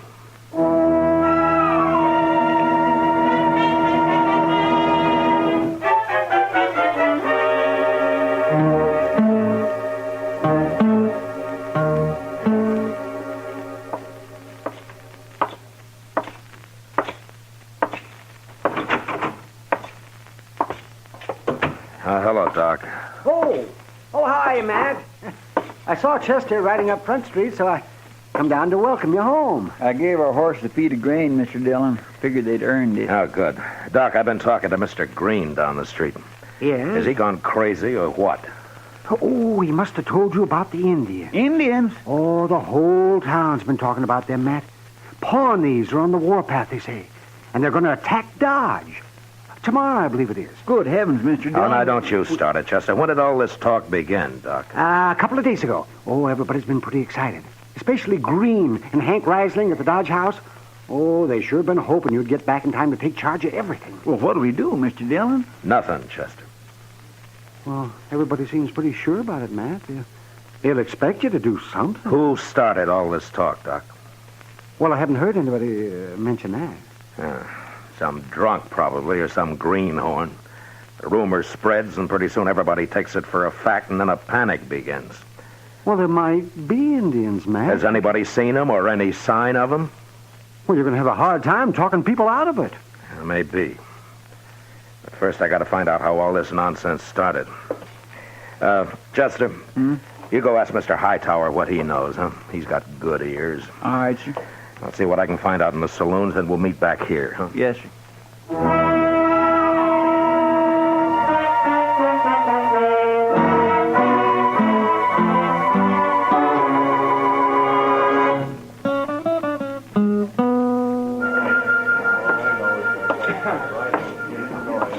Matt! Hello, Kitty. You go away for a whole week and you come back with nothing but a big frown. What are you on the prod about? People. Oh, that. How come you're not armed, Kitty? Armed? You're just going to let the Pawnees ride off with you? Aren't you going to struggle a little? Kind of exciting, isn't it, Matt? You don't seem very worried. Why should I be? Dodge is full of heroes these days. Kitty, maybe I never gave you enough credit. For what? You got brains, too. Don't be nasty. You need a drink, beer? No, thanks. Who's the old man at the bar there? The long one with long hair. He's a sight, isn't he? You don't very often see men dressed in buckskin anymore. His name's Tewksbury. He must be 80 years old. Yeah, it's been half that since he's had a bath. Man his age has seen a lot of country, Kitty. Never mind him. What are you going to do about the Indians, Matt? The only thing I can do, try to keep the good citizens of Dodge from getting all triggered up and shooting each other for Pawnees tonight and tomorrow. How are you going to do that? Well, I'd like to know who started all this, for one thing. I think I'll have a talk with Sam there. Bartenders generally know things. Are Pawnee braves as handsome as they say, Matt? You'd be surprised if they really did raid this place, wouldn't you? Maybe. Wouldn't you? Yeah, I would. Well, I'll see you later, Kitty. Sure, Matt.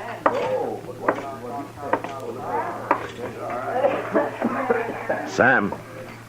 Hello, Marshal Dillon. Welcome home. Oh, thank you, Sam. What's your pleasure? Nothing right now. Sam, do you know who started all this Indian raid talk?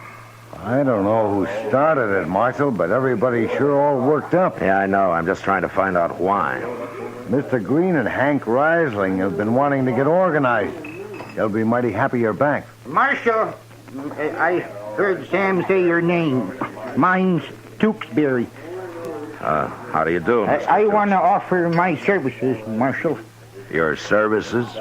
Well, what for? There ain't nothing I don't know about Indians, Marshal. Why, I introduced Kit Carson to his first Patsy over in New Mexico. Oh? And if it hadn't been for me, John C. Fremont would never got back from the Des Moines River in 42. It was Arapahoes that time. Inside and out, Marshal. Backwards and forwards. Dead and alive and chiefs and brave squaws and papooses, and I know them all. Well, that's fine, Mr. Tewksbury, but I don't think we've got anything to worry about. You can't trust an Indian, Marshal, any more than you can trust a white man. They got sharp tongues and evil ways, and they're cruel and ungrateful. Buy him a drink, Marshal. He usually shuts up at least while he's drinking it. Yeah, all right, Sam, give him a beer. Well, I thank you, Marshal, but I never drink beer. Oh, you don't? I will, however, take a little drink of straight whiskey to hold in my mouth and sweeten my tobacco. Well, you heard him, Sam. The old devil. Old devil, am I? Well, you'll be grateful I'm here when them ponies come screaming out of the dawn. Do you lift hair, Marshal, or do you fight like a white man? Well, I don't believe I ever scalped anybody. The Indians got it all over you. They're them fierce, them ponies, and don't ever let them take you alive. Why, I've seen them spread eagle a man, and here's your whiskey, old man. Better drink it before it gets cold. It's not bad whiskey. What there was over it. Grateful, ain't he, Marshal? Now, you let me know when you need me, Marshal. I'll show you how to fight Indians. Now, you attack them first. You see, they're crazy wild. That's what they are. Mr. Tewksbury, where did you hear about this Pawnee raid? Hear about it? Well, everybody's heard about it. They've all been warned. Lock the women and children in the church, Marshal, and leave them with enough guns to shoot themselves if worse comes to worse. There may not be enough real Indian fighters around here to hold off them bloodthirsty savages very long. Who told you about the raid, Mr. Tewksbury? It's common knowledge, Marshal. Common knowledge. When's the meeting? Well, I don't know, but I expect that'll soon be common knowledge, too. Goodbye. So long, Sam. Here's for the whiskey. Thanks, Marshal. See you later.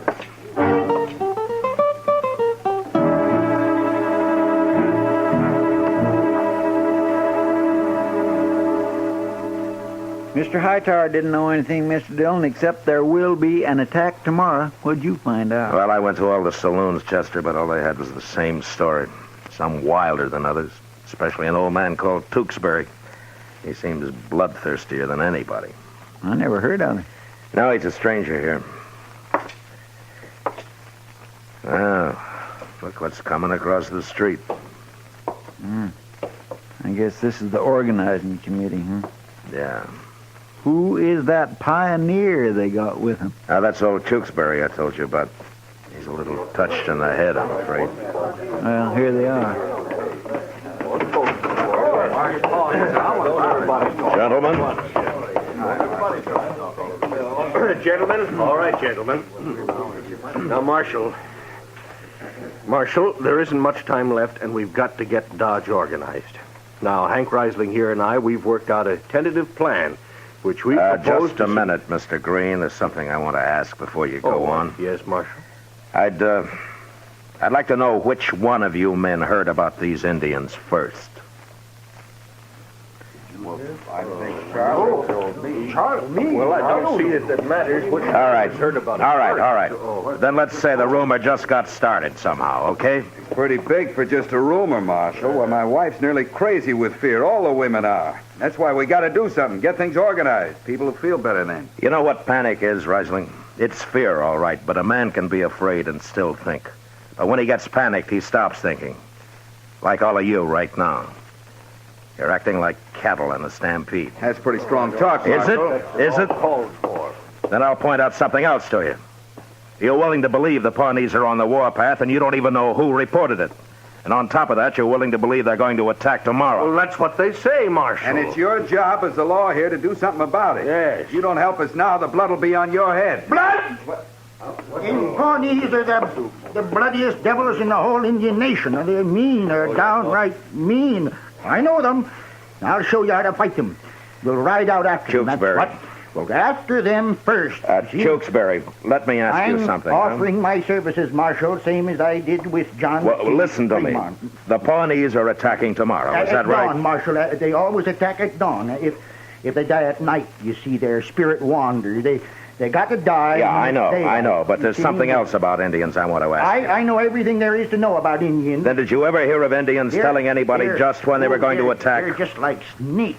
They never tell nobody nothing. It's just whoosh, and there you are with an arrow right in your throat. Then how come everybody in Dodge knows when these Pawnees are coming? Now answer me straight, Tewksbury. Well, Marshal, it's just, somebody must have found out. The only person who'd know would be an Indian. Now, gentlemen, have there been some Pawnee warriors in town lately getting drunk at the Alafraganza and talking when they shouldn't? Well, have there? No, the marshal makes sense, man. It sure don't sound right somehow. No, it sure don't. Yeah, but if you stop to think about it... Tewksbury, when did you hit Dodge? A while ago, Marshal. When? I don't know when. I don't keep track of time. But the Indians do, though. Oh, they know just how many moons... Oh, shut up, Tewksbury. I don't want to hear any more about Indians out of you. And if you go on talking around Dodge, I'll throw you in jail and you can do your spotting there. Marshal, he's an old man. You shouldn't ought to treat him like that. I've got an idea. He's the one who started this whole thing with his wild talk, and you men have made fools of yourself listening to him. Now go on home and calm down your womenfolk and forget it. Good night, gentlemen.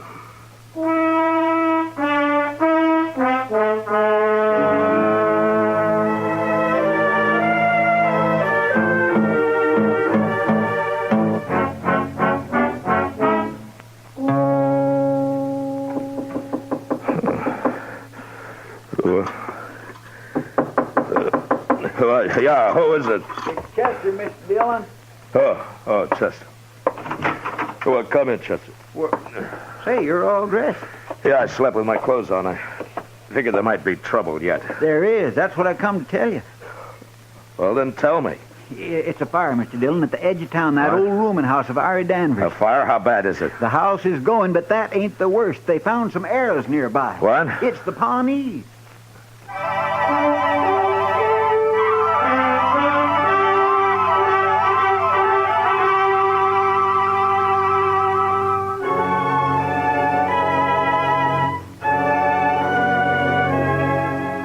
The rooming house of Ira Danvers stood at the edge of town.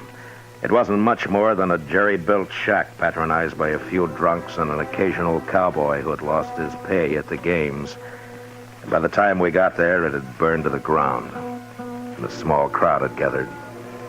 2 unidentified men had died in the fire, probably too drunk to save themselves. It was the owner, Danvers, who had discovered the arrows. Look at them, Marshal. I found them sticking in the ground yonder. Yeah.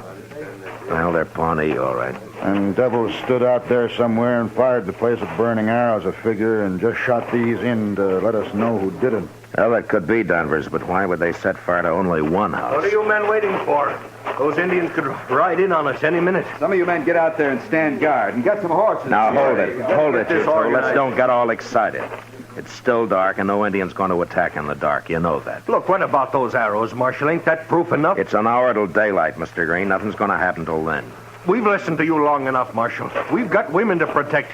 Riesling, you come over here, and the rest of you men. We'll run this fight ourselves. Chester. Yes, sir. See old Tewksbury over there at the edge of the crowd? Yes, sir. He ain't talking so much tonight, is he? Drift back in the dark where he can't see you. And if he leaves here, let me know at once, huh? All right, sir. What do you make of it, Marshal? Yeah, there's nothing to worry about, Sam. What are you doing here, Kitty? Sam promised to wake me up when the action started. So he did. Well, there's been a fire and 2 men died. The action's over. Now go back to bed. Don't take it out on me, Matt. I didn't start this Indian scare.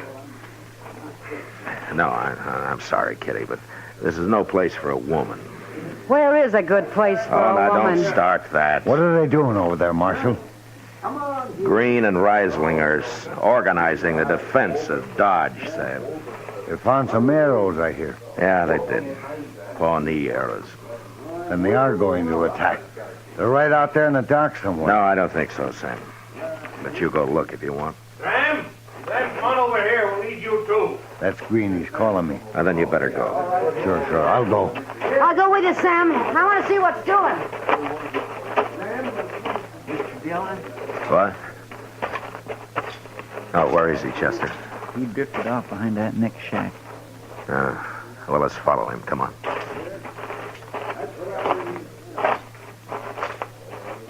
Were you close enough to see if he's armed?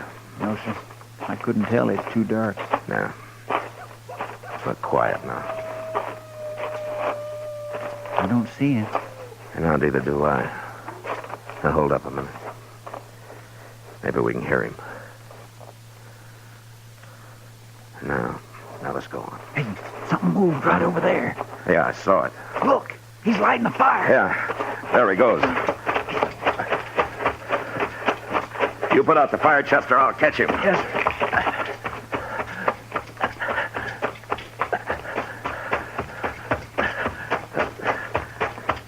All right, Tewksbury, I've got you. Don't shoot me now. All right, get your hands in the air. I ain't armed. Well, what do you call this Bowie knife? All right, put your hands down. Well, you've been pretty talkative till tonight, Tewksbury. You want to tell me what this is all about? You go eat dirt. Where did you get those Pawnee arrows you planted at Danvers' place? Them Pawnees, they got sharp tongues and evil ways. They're cruel and ungrateful. Tewksbury, what do you really know about the Pawnees? Oh, I know 'em. I know 'em. You men go kill 'em. You write 'em down. Why, Tewksbury? Why do you want them killed? They're savage devils. They treat people mean. Why do you say that? What did they do to you? Let's go drink some whiskey. Tewksbury, 2 men died in that fire you set at Ira Danvers. Do you realize that? White men, let 'em die. You can't trust them. I don't think you understand. You killed 2 men tonight, Tewksbury. Been a long time since I had any whiskey. Years. Are you drunk now? No.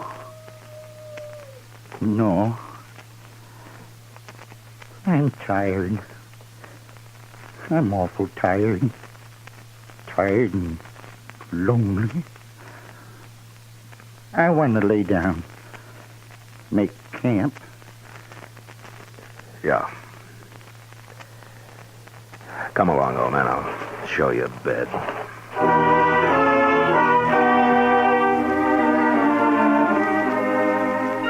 When the citizens of Dodge found out about Tewksbury, they were at first ashamed of their panic. And then because of their shame, they wanted to lynch him. But they didn't. And pretty soon they forgot about him. A week passed, and the old man never said a word. I didn't know who he was or where he came from. And then one day, an Indian woman rode into town and found her way to the jail. She was past 40, but still handsome. And she carried herself with the instinctive pride of her people, the Pawnees.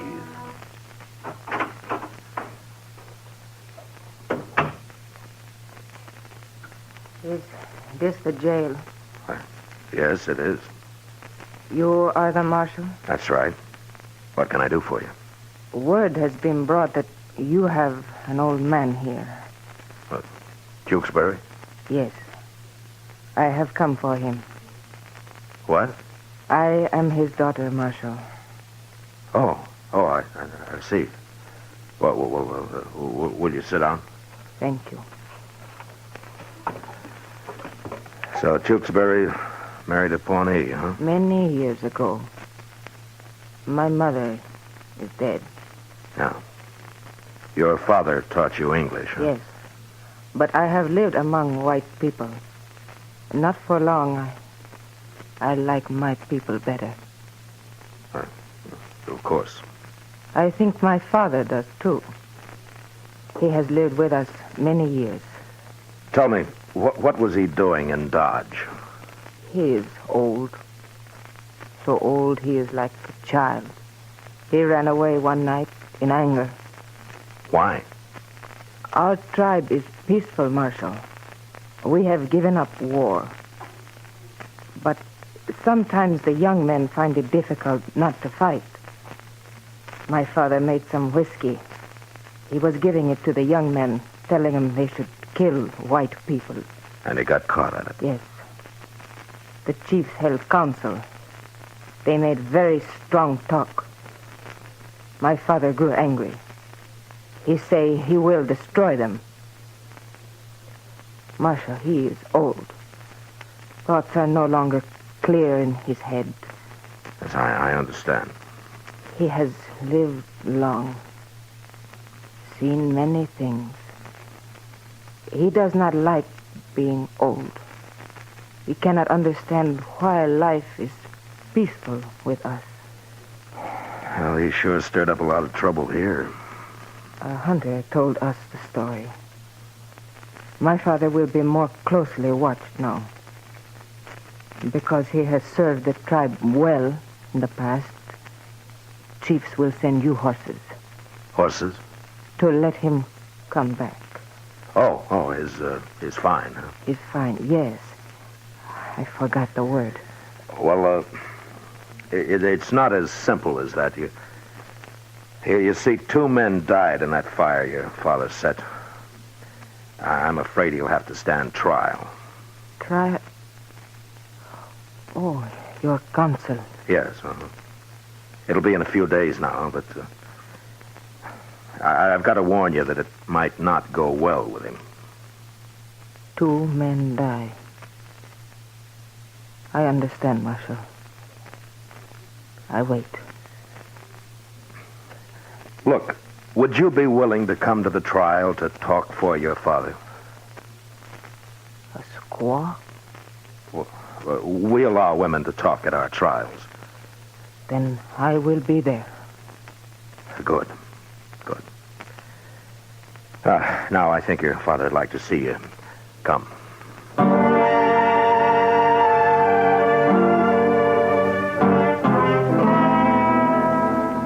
The trial lasted 1 day. I don't think Tewksbury knew what it was all about, or even cared. After seeing his daughter, he started talking again. But in Pawnee, never said a word in English, or even acknowledged it when he was spoken to. His daughter took the stand, and shortly after, impressed by her courage and honest dignity, the judge released Tewksbury to her custody. Outside, I said goodbye, and I watched him ride off into the prairie, both mounted on her pony. The old man chattering like a bird, happy to be going home. No longer lonely.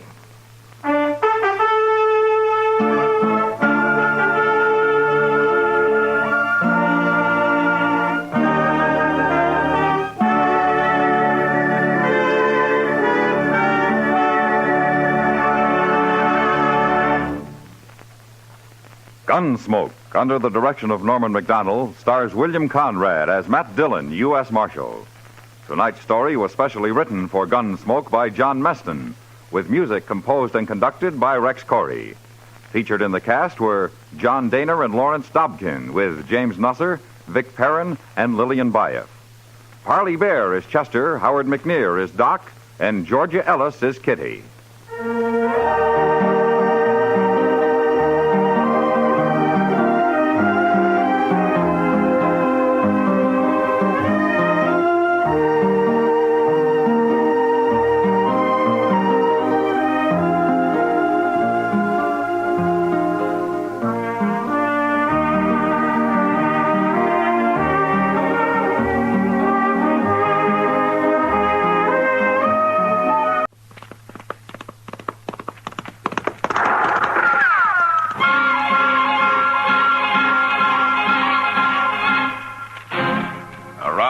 City and in the territory on west, there's just one way to handle the killers and the spoilers, and that's with a U.S. Marshal and the smell of gun smoke.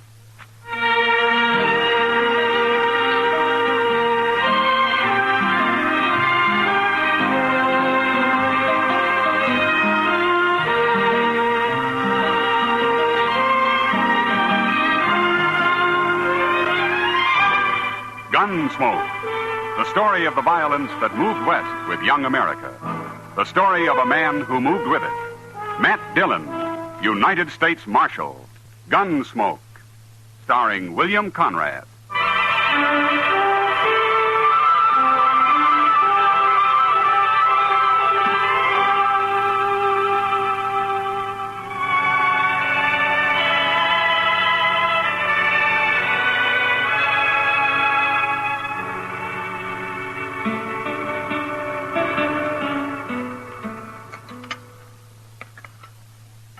One thing about Dodge being quiet like this, there's time for fishing. Beer, steak, and catfish stew makes for a good supper. You two are going to be sick, stuffing yourselves that way. Well, now, Kitty, Chester spent all day catching these fish. He's got a right to eat what he wants. I've heard of people who go to bed with an aspidity bag around their necks when they eat too heavy. I'd rather be sick. Oh, it's not so bad. Once you're used to it, it kind of lulls you to sleep. More coffee, Miss Kitty? No, thanks, Chester. It's late. I better get back to my place. You're a good cook, Chester.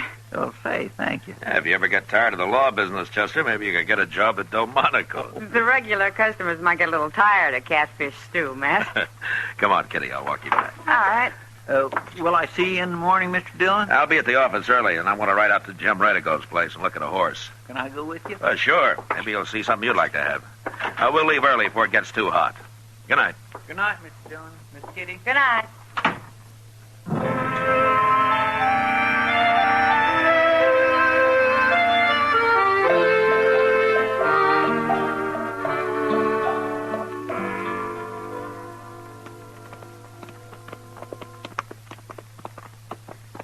Redigo's place is going to look kind of nice.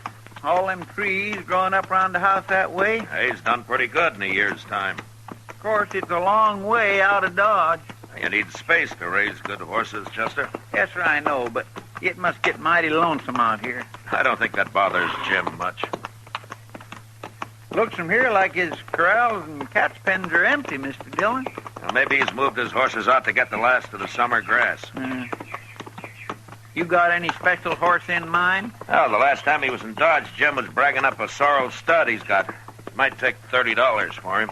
Well, good horses come high, Mr. Dillon. Yeah. Now, let's pull up here. The horses will stand.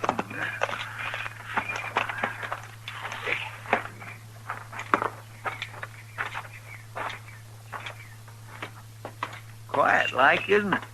Jim? Jim Redigo. Maybe he's not here. He can't have gone far. He didn't even push the door shut. I guess he won't mind if we go in and boil up a pot of coffee. There's a pot already on the stove. Looks like he was just about to fry up some side meat. Pot's full. Jim must have spent the night away from here. The stove's cold, Chester. Well, maybe he had early this morning. Now, this stove hasn't been lit for longer than that. A man doesn't leave side meat lying uncooked in a skillet. It sure don't figure, Mr. Dillon. No. I ain't armed, mister. Don't shoot. What? Don't shoot me. Nobody's going to shoot you, old man? Well, come on in. I seen you ride up. I was hiding out back. Well, who are you? I'm Jed Cuff. What are you doing here? I work for young Jim Redigo, but not anymore. What are you talking about? They come riding up and they killed Jim. 2 nights ago it was. I was hiding, but I got hungry and I come in to get something to eat. Redigo's dead? Laying dead against the water trough out back. They shot him. Can I eat something? Who shot him? The men who come to take the horses.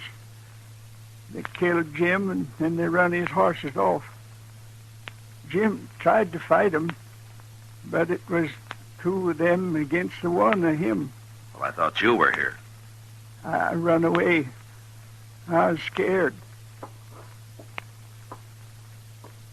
Cold coffee is better on an empty stomach. He's plumb out of his head, Mr. Dillon. Yeah. Old man. Jed Cuff, that's me. Well, Show us where Jim is, huh? I ain't a brave man, mister.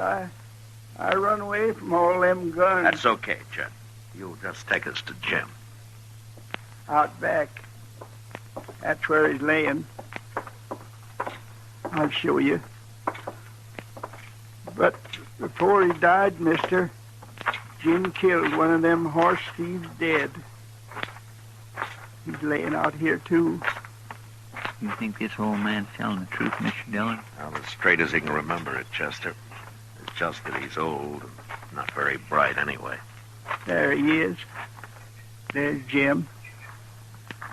And there's the other fellow laying right where Jim shot him out of his saddle. Jim was a fine boy. But I was scared, and I run out the back way and hid where they couldn't see me. Jed, did you know these two men? Had you ever seen them before? No, mister, I never. No.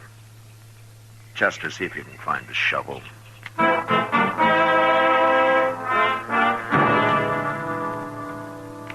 It took less than an hour to bury Jim Redigo and the other men. When we were through, Jed put a sort of marker on each grave, and we went into the house.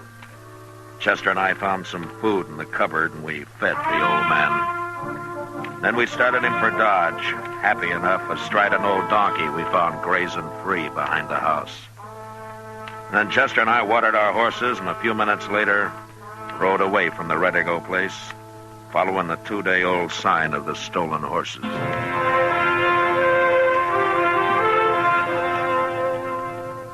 About sundown, we saw a long column of riders moving towards the north. What do you think it is, Mr. Dillon? Well, it could be cavalry out of Fort Larned. Or maybe Indians?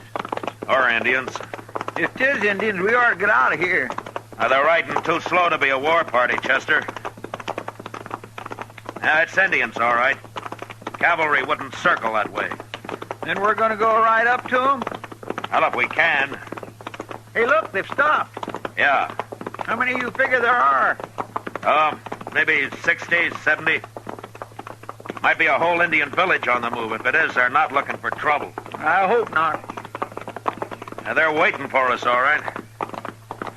Now, when we get up to them, keep both your hands on the saddle horn. Yes, sir. All right. Heads up. Yes, sir.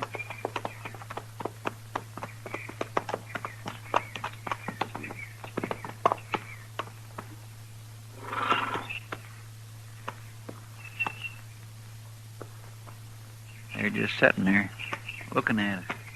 They'll talk when they're ready.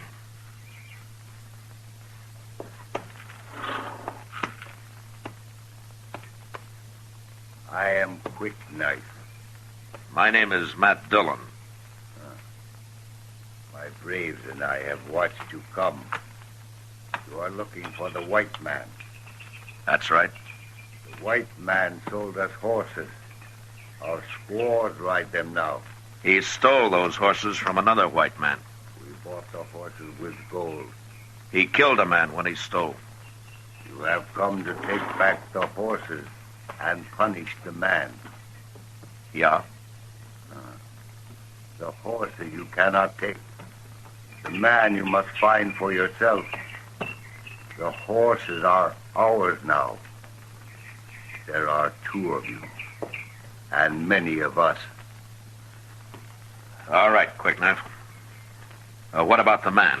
He left the horses with us and rode west. His name is Tebow. How long ago? Not long. He knows someone is following him, and he is afraid.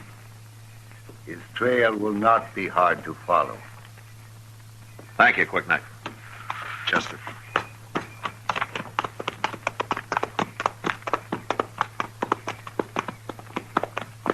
I wonder if they're going to try. Don't look back. Well,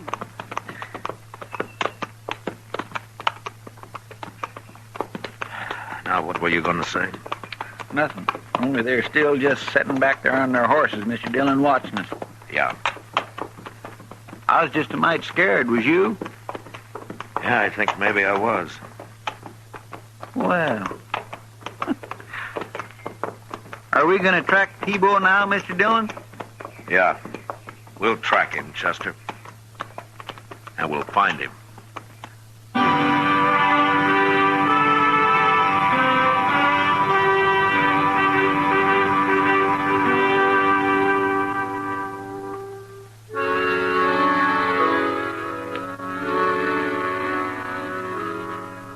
Soon after we left the Indians, night came, and we couldn't track Tebow any farther. The next day, we rode hard, following his trail towards the west. The prairie stretched out gray and green before us, and several times out on the horizon, we saw puffs of dust rising. We knew Tebow was somewhere ahead of us. He must have been riding a good animal, because when dusk came, we hadn't closed in on him. It was dark when we spotted a nester's cabin and pulled up. You think maybe he's hiding out in there, Mr. Dillon? Yeah, he could be. Just keep your eyes open. Well, but who knows? We can't track him at night. Don't you think maybe he'd just keep it going? Well, any man's got to sleep and eat sometime, Chester. Oh, yes, sir, that's true.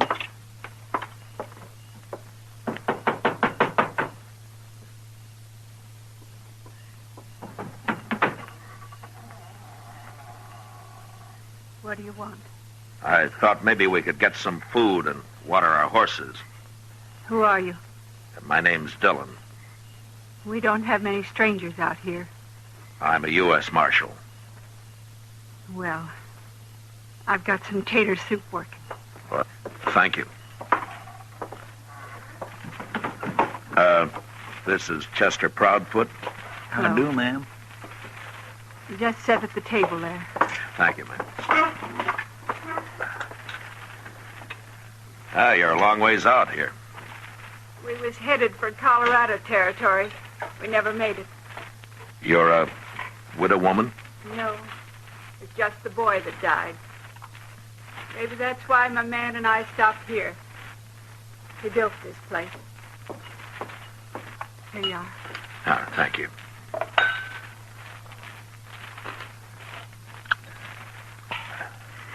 Say, this is real stout soup.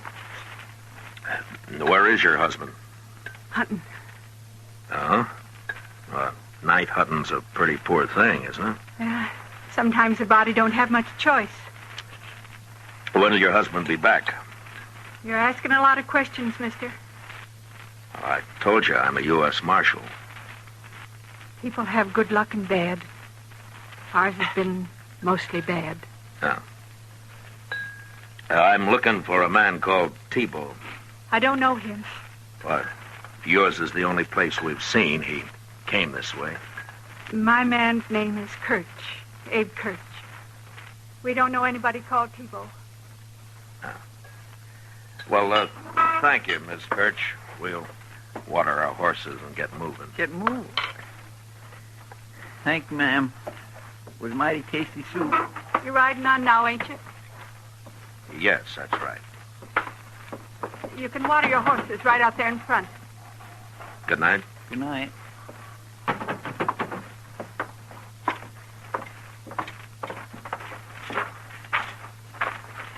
Well, one thing, she wasn't too talky of a woman, at least. Living out here so long, maybe she's lost the habit. Yeah, maybe.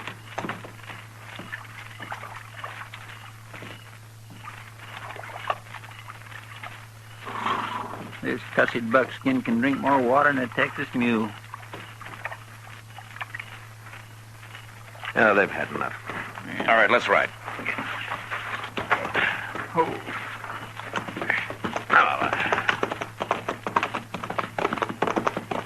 Mr. Dillon? What? I can't see no doggone tracks in all this dark. Never mind. Yes, sir, but how are we going to see where... Just ride and be quiet, Chester. Yes, sir, Mr. Dillon. All right, hold up. Oh. Now, let's get these horses hobbled. Oh, I think they'll stand, Mr. Dillon. And I want to make sure they do. Yes, sir. And then we'll walk back to the Nester's cabin. Walk back? Well, what in the world for? That woman said her husband was out hunting, that there was a Sharps 50 leaning in the corner. A man doesn't go hunting and leave his gun home. All right, come on. It could be Mr. Kirch took another gun with him. He's too poor to have another gun. Well, where do you think he is? I don't know, but there's something wrong back there, Chester. His wife was mighty anxious to be rid of us. Usually it's hard for a traveler to break away. The people are so hungry for news and a little talk. I guess that's right. Yeah. Now watch where you put your feet. Yes, sir.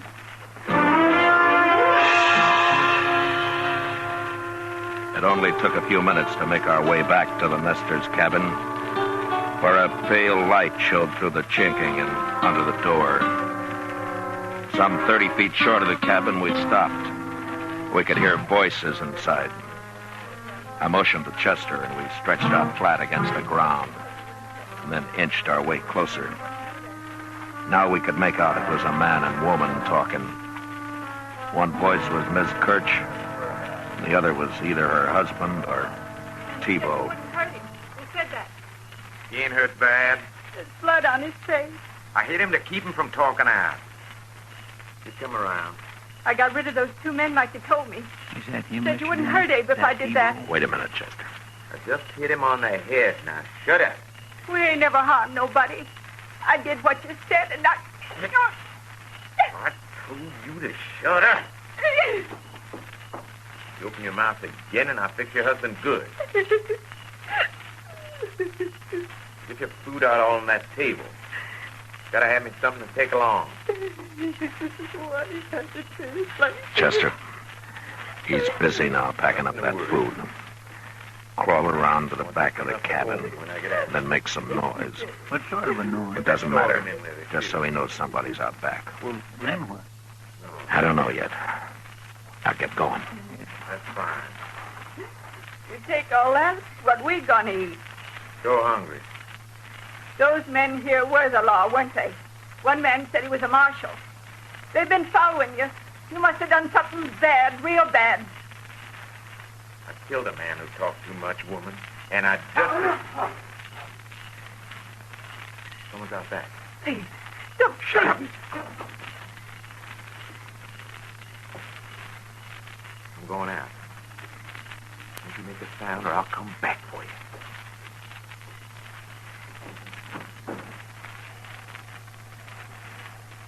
All right, T-Bow, drop it. What? I can see you, T-Bow. Drop your gun or I'll kill you. Well, now, hold on, mister. Let's talk a minute, huh? You can't shoot at my voice. Now drop it. No, I won't.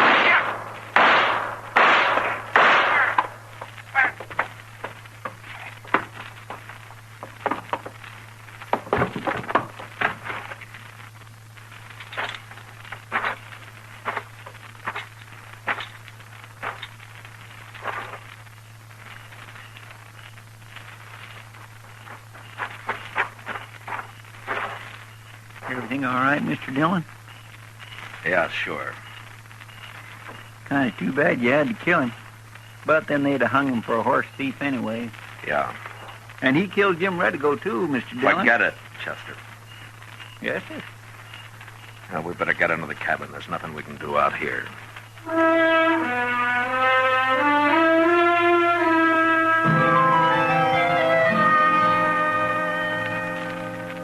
We did what we could to make Kirch rest comfortable, and then sat up half the night talking to his wife about Dodge, the railroad, stores, all the news a woman would be hungry for. And the next morning early, Chester and I started on the ride back to Dodge. It was clear and bright, and we made good time, Chester riding along feeling mighty proud. The Nestor had said he couldn't feed another horse, and so Chester was trailing his own buckskin and riding the big red stud that T-Bow had been using. Yeah, Chester was mighty pleased with life. And T-Bow, who'd stolen the stud a few days earlier from Jim Redigo, was buried out on the prairie with stones piled on his grave to keep off the coyotes.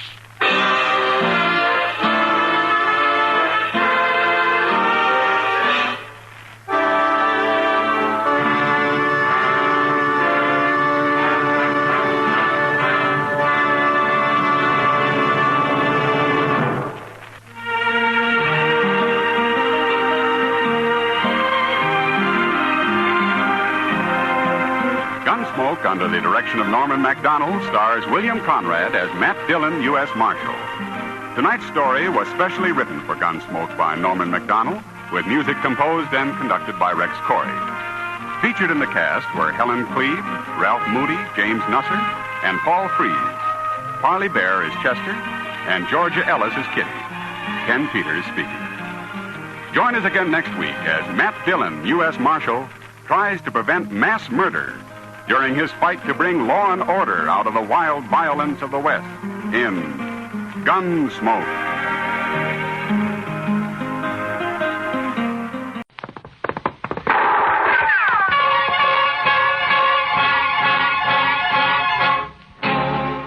Around Dodge City and in the territory on West, there's just one way to handle the killers and the spoilers, and that's with a U.S. Marshal and the smell of Gunsmoke.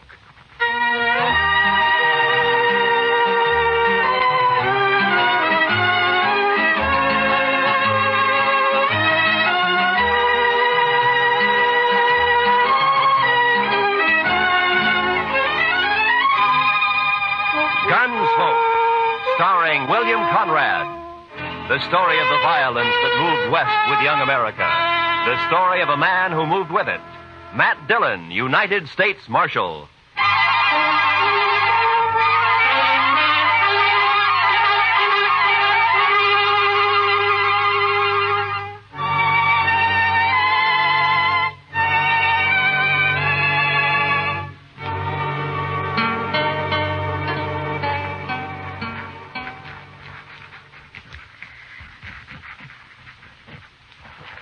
Mr. Dillon, I've been thinking. Yeah? We ought to renovate this place. What? Renovate it? Oh, blast it, Chester. What's the matter? Oh, nothing. I was trying to write and listen to you at the same time. That's all. It can't be done. Well, Marshal? Yeah, what's the matter, Lee? I'm drunk. the way he was walking, I thought he'd been shot. No, I'm not shot. I never saw you drunk before, Lee.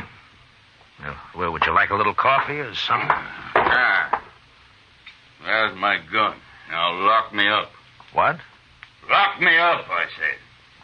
What, you mean you want to sleep in jail here? I do. You keep my gun. Are there any blankets out there, Chester? Well, there's one, Mr. Dillon. No, that's enough. Okay, Lee. Just follow Chester, then. I will. Marshal, I come here to prevent a killing. Oh? I'm drunk enough to want to kill him, and I'm sober enough to know I'm too drunk to kill him. You understand? To kill who, Lee? Jim Salter. That's who. My foreman. Is he in town, too? He is. At the Texas Trail. And let him stay there. Keep him out of here.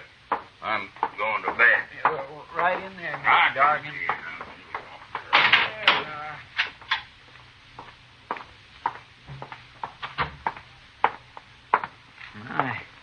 I never saw Mr. Dargan like that before, Mr. Dillon. No. I wonder what he was fighting with Salter about. Maybe Salter started it. Maybe he's drunk, too. Well, if he is, knowing him, he'll be after someone else to fight with now. I think I'll go take a look, Chester. All right, sir. Oh, Chester, if Lee wakes up, just give him another drink, huh? Yes, sir.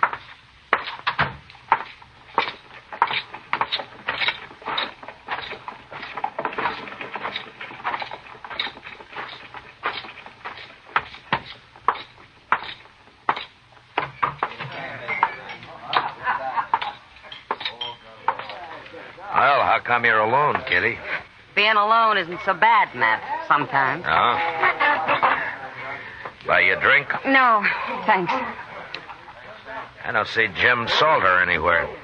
I wouldn't complain about that. Well, then he was here, huh? Sitting right where you are. And he'll be back any minute. How drunk is he, Kitty? Well, he isn't very drunk. It might be an improvement. It'd break his heart to hear you talk like that. If he has one. Here he comes now. Let's ask him. You look sober enough.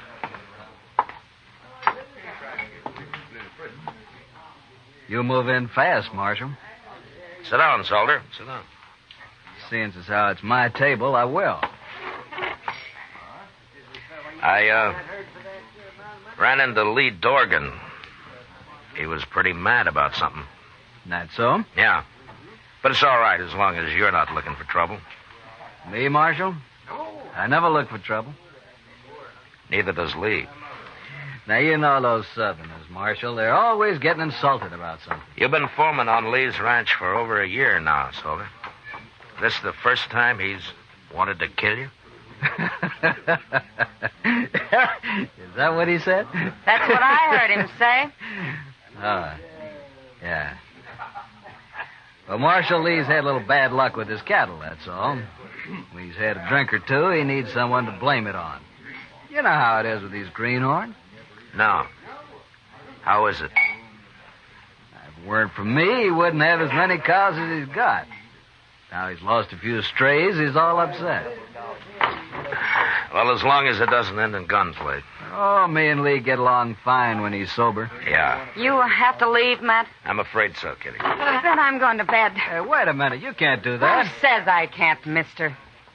Good night, Matt. Good night, Kitty. Well, I'll be.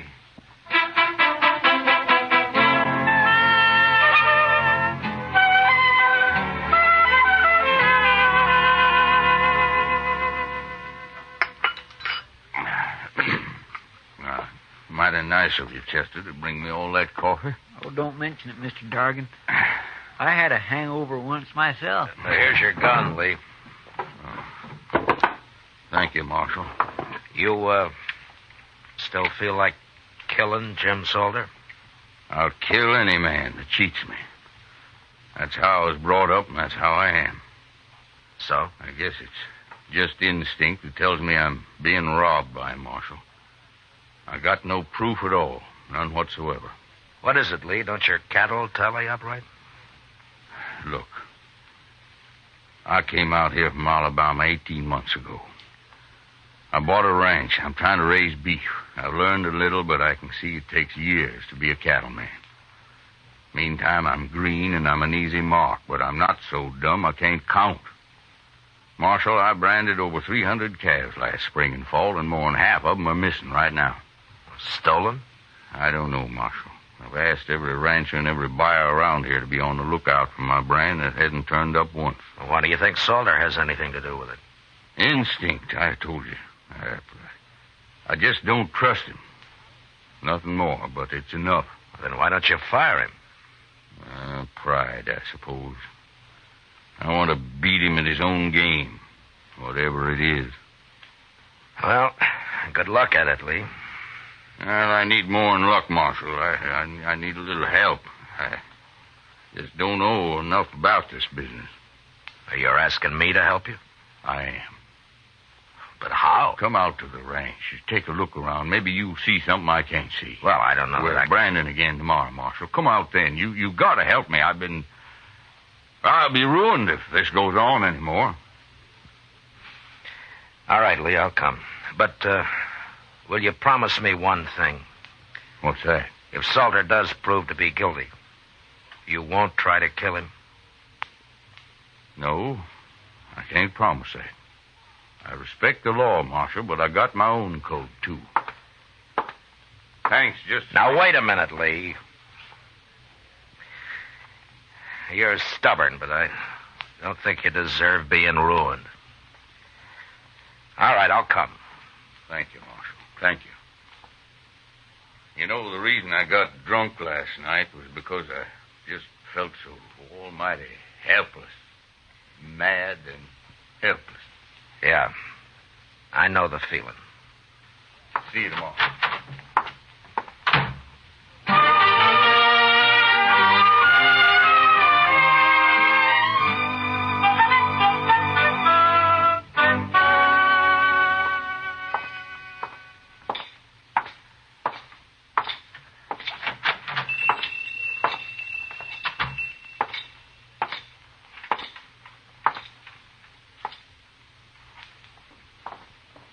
Good morning, Marshal Dillon. Good morning, Mr. Peters. And what can I do for you this morning? Well, I'm interested in some brands that you got registered here.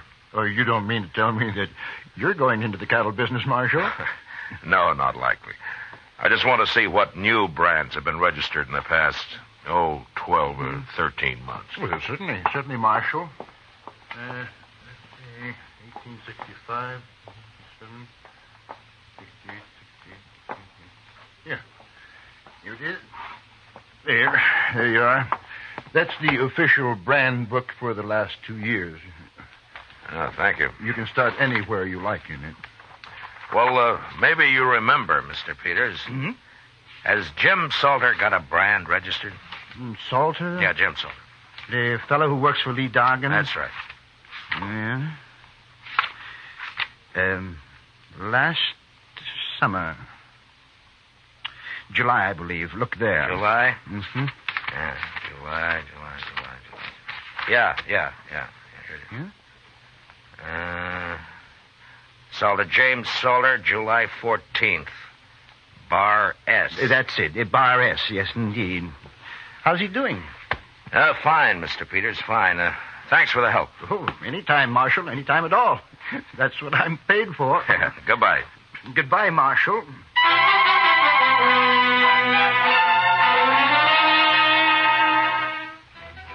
When we weren't working, most of the cattle buyers in town spent their time drinking toddy and telling lies at the Dodge House.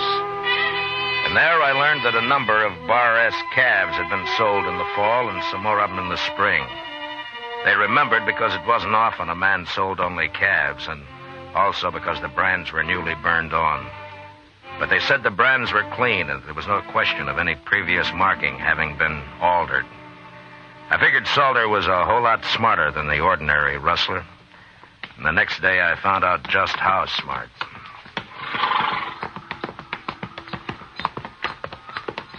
They sure got their branding fires set far enough apart, Mr. Dillon. Yeah, they have.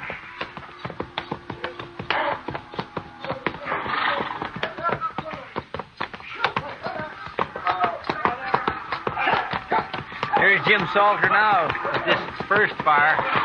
Oh, we'll stop and say hello, Chester.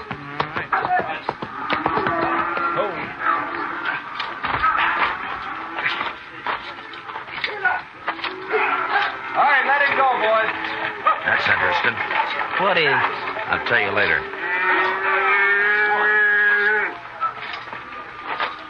Now, you don't have to stop work just because we're here, Salter. That's all right, Marshal. Yeah, but you didn't brand that one. You just have to cut him out and rope him again. Iron's cold anyway. Oh, you got another iron there in the fire. We'll get him branded, Marshal. What are you doing out there anyway? Oh, we needed a change of scenery, so we thought we'd pay Lee a visit.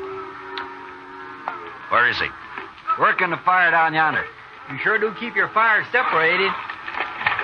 Anything else you fellas object to? Well, no, I wasn't objecting. I was just making an entirely impersonal observation, that's all. Well, go do your observing on Lee. You came to see him. Salter, I'd starve plumb to death before I'd ever work around you. You sure would, Chester. On, Jim. Wasting time. See you later, Marshal. Yeah. Okay, Adams, bring another one out. Okay.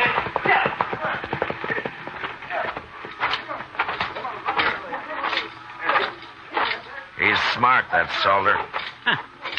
To me, he's just mean and downright graceless. At least that, too, Chester. Oh? You got something figured out, Mr. Dillon? I got it all figured out. What? Salter's stealing cattle, all right. I know just how he's doing it. But the problem now is how to handle Lee Dorgan and that code of his. I wouldn't want to see Lee hung for murder. No, sir. I surely wouldn't either. Hello. Hi, Marshal. Hold it, man. How are you, Marshal? Chester? Fine, Lee. We're about through for the day. Why don't you ride on down to the house? Okay. I'll be along directly. We stopped by Salter's fire back there. Oh, how are they doing? Fine. Tell me something, Lee. Does Salter always work alone with those same two cowboys? Yeah, come to think of it, he does. Why? I was just curious. We'll see you at the house, Lee. Sure, Marshal. Tell the cook I'll string him up and supper isn't ready when we get there. All right, I'll do that.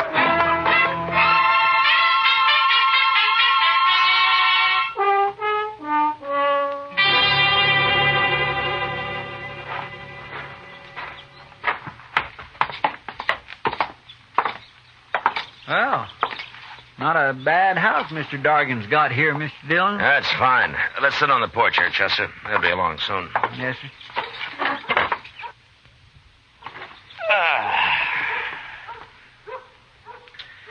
Mr. Dillon? Yeah. I've give up trying to figure it out about Salter. You'll just have to explain it.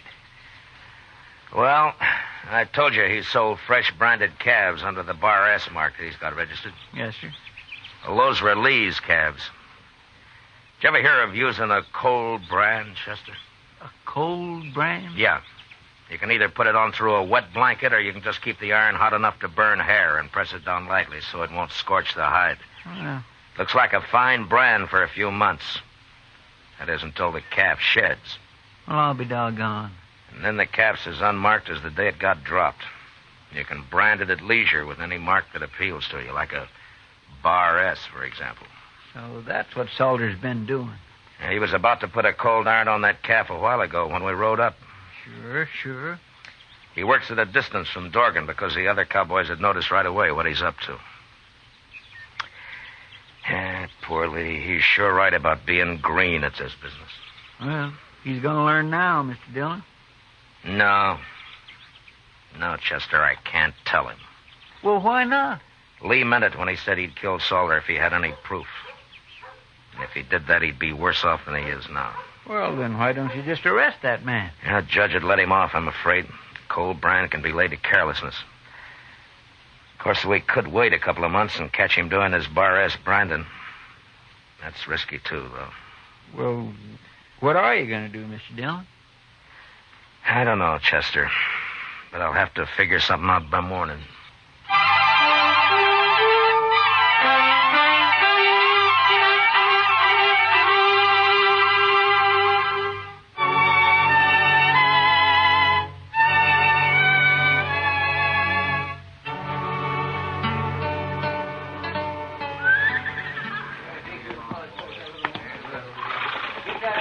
I don't understand it, Marshal. Just doesn't make any sense to me, but I asked for help, so all right, I'll do as you say. Then call Salter over here and tell him. Okay, Marshal. Salter? Salter! Yeah? Come over here. What do you want, Lee? We're already late this morning. I'm going to make a change in our branding setup, Salter. What?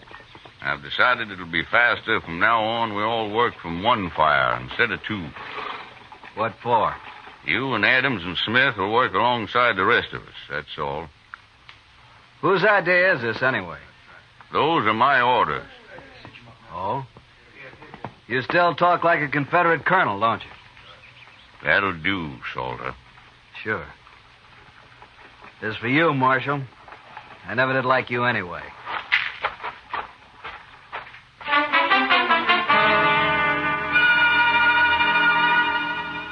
It must have been pretty hard on Salter that day, having to put a permanent brand on Lee Dorgan's calves with a good hot iron. But he had no choice, and he did it. About noon, Chester and I said goodbye and rode back to Dodge. I figured that'd be the end of Lee's trouble. But 2 nights later, while Doc and I were taking our ease at the Alfraganza, I found out I was wrong. Yeah, it's like that ignorant cowboy got a letter from his sweet girlfriend in St. Louis, Matt.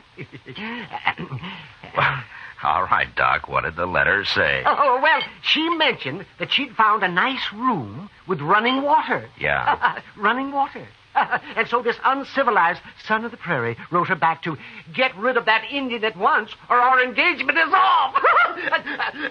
He thought that, you understand that now, don't you, Matt? Because, For that, the next drink's on you, Doc. Sure, Matt, sure. And will you get it? Ask the bartender for a couple of good cigars. As soon as I finish, say, that was a I thought you left Lee Dargan out at his ranch. What? Just came in the door. Must be looking for you. He's coming this way, man. Yeah. What's that under his arm? Oh, looks like a blanket. Hello, Lee. Sit down. Marshal, Doc. Oh, how are you, Lee? What are you doing in town? You all through, Brandon? Now, we're through. Well, how'd it go? Yeah. Take a look at this blanket, Marshal. Huh? It's all marked up, isn't it? It sure is. And it's burned with my brand all over. Where'd you find this, Lee? One of my men was riding by the place where Salter and his had his branding fire, Marshal. His horse kicked it up. They'd half buried it there. He showed it to you, is that it? That's it. And he explained all about cold branding to me at the same time. I see. Where's Salter now, Lee? And he got wind I was on to him and left, Marshal. I think he's in Dodge with those two who worked with him, Adams and Smith. And, you're looking for him? And I'm looking for him. But I'm telling you so's you can look, too. That blanket's enough evidence even for the law, I figure. Along with the witnesses that'd convict him. But, I'll find him, Lee. Better hurry, Marshal. I might find him first. Lee, you'll stand trial if you kill him. I'm not worried about that. So long, Marshal.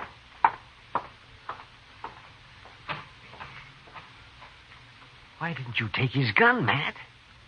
So's he couldn't get in any trouble. You just find another one, Doc.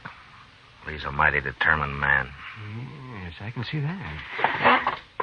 I'll take that drink another time, Doc. I got work to do. Sure, Matt. Oh, do me a favor. Will you drop this blanket off at the office for me? Oh, you bet your life I will. Well, good luck. Yeah, thanks.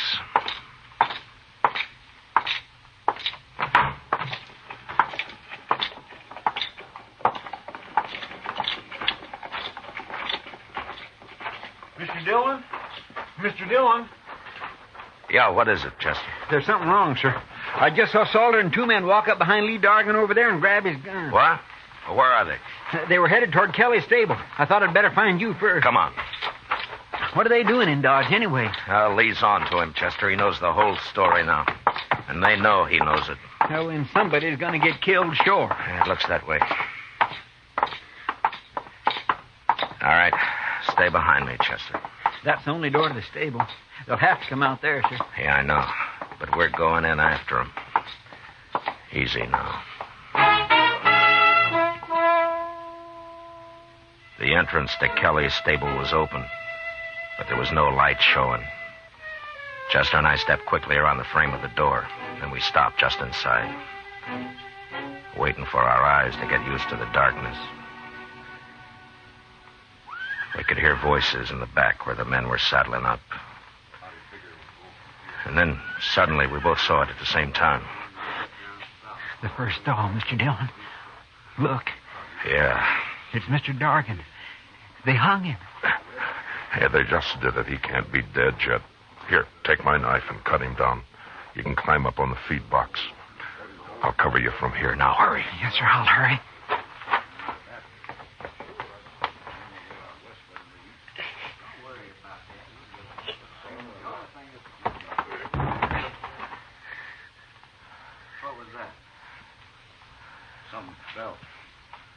Maybe Dargan got loose somehow. Get up front there and take a look, both of you. I'll finish saddling up. Okay, Salter. Come on, Smith. Stay in here, Chester. Don't move. Mr. Dargan's breathing. When they come up, we'll jump them. I'll take Adams. Now, quiet now.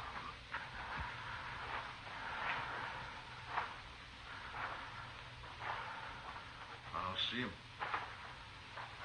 Rope must have broken. Yeah. Let's hit him on the head and have done with him. Yeah, might as well. You do it, Smith. I'll wait here. Yeah, okay. I'll see if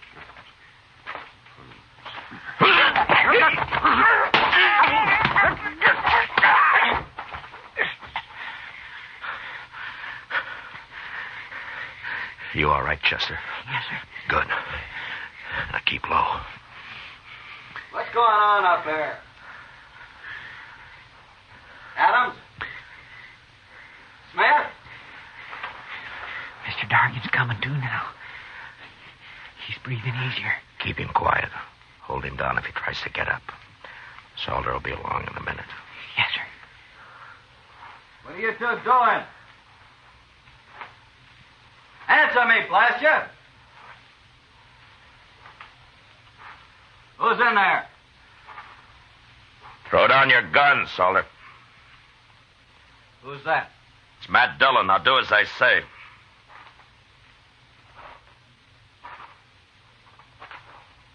Sure, Marshal. Here it is.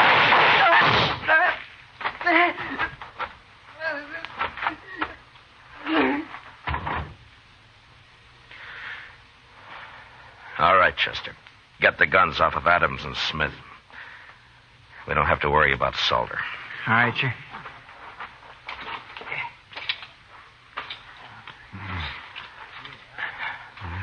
Lee? Lee, how are you? Oh, it's good to breathe again, Marshal.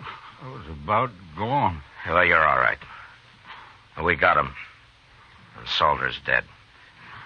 You won't have any trouble now. No. But it's not easy, the way you people educate a man out here. Well, if it was easy, Lee, anyone could manage. Well, thanks, Marshal. Yeah, sure.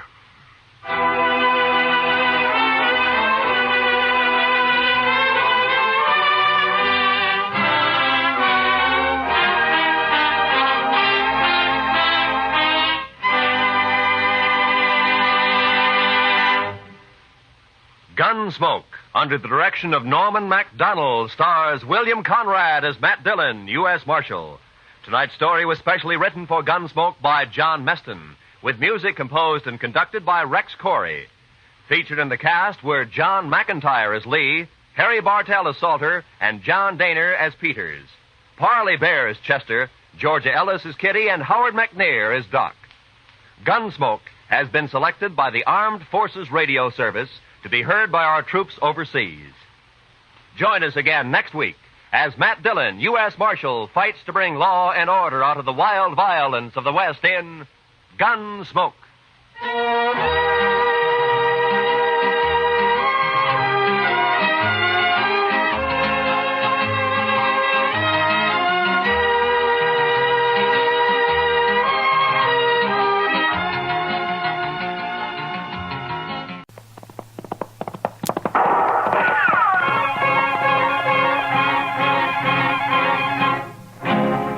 Around Dodge City and in the territory on West, there's just one way to handle the killers and the spoilers, and that's with a U.S. Marshal and the smell of gun smoke.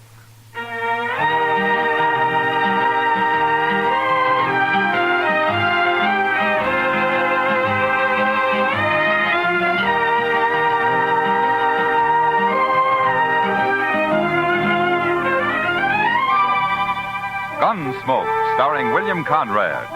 The story of the violence that moved west with young America. The story of a man who moved with it. Matt Dillon, United States Marshal.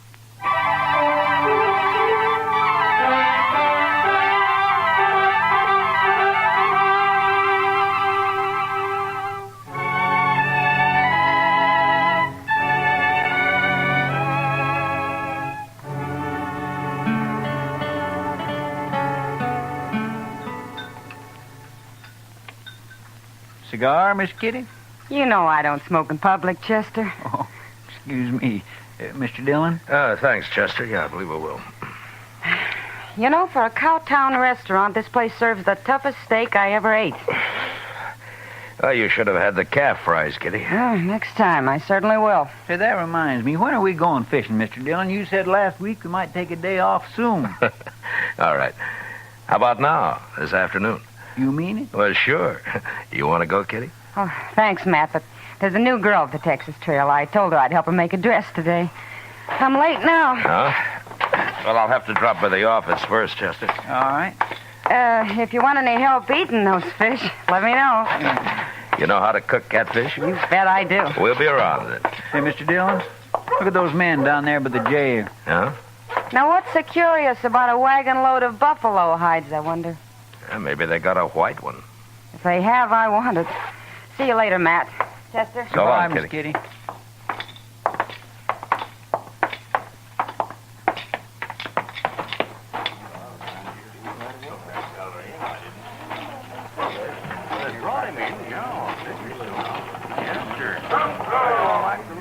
This your wagon, mister? No, Gatliff's. I skinned for him. Oh, what are you doing here? What's the crowd for? Just curious. The other skinner got hurt, and we brought him into the dock. Oh? What happens? He hurt bad? Bad enough. Gatliff didn't see any sense in bringing him into town at all. Me and the cook, we made him, though. Oh? Here's Gatliff now. Chester, go up to Doc's. Maybe you can help, huh? All right, sir. How is he? Doc will take care of everything, Toby. Never mind that. How is he? Dead. Now, let's drive these hides on down the shed. I want to get them sold and pick up our supplies. Come on. Just a minute, Gatliff. Some other time, Marshal. I'm busy. So am I. But you come into my office anyway. I want to talk to you. All this busy, bothering people. That's my office right over there. You and the cook go get them hides unloaded, Toby. I'll be right along. Yeah.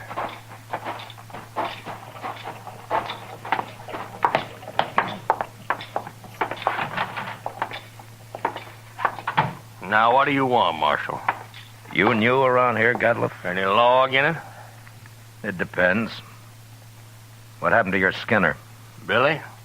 He hurt himself, that's all. He's dead, isn't he? Yeah, he's dead. Look, Gatliff, anything you don't want to tell me, I can ask Doc about. There's nothing to tell, Marshal. He got hurt and he died, that's all. When did he get hurt? Last night. And why didn't you bring him in last night? Why, them other fellas, the cook and Toby, they figured he was done for anyway and didn't want to bother, I guess. Is that so? You're the boss, aren't you? Sure I am. But you know how men are when they get out in camp, Marshal. You don't want to push them too far. They get touchy, kind of. What happened to him, Gatliff? How'd he get hurt?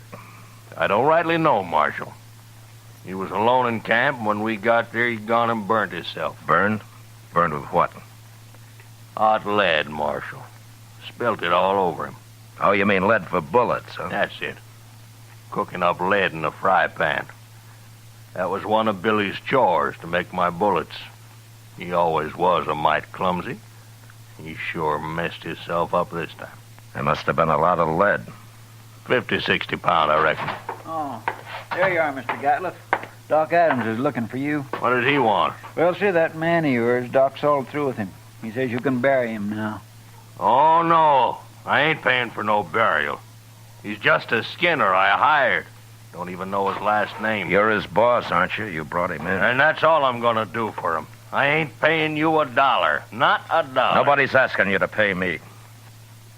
But you can't just leave the man in Doc's office. Somebody's got to bury him. He's just a bum who worked for me. He's not my father. Oh, all the stingy Hold it, things Chester. All right, Gatliff. We'll take care of him. You can go now. He's caused me trouble enough. I don't want to hear any more about him ever. Well, that's about the most unfeeling man I ever did come across. What about that Skinner, Chester? Tell me. Oh, I swear it was terrible, Mr. Dillon. He was burned all over his head and his face and across his chest. Doc said he don't know how that fellow lived as long as he did.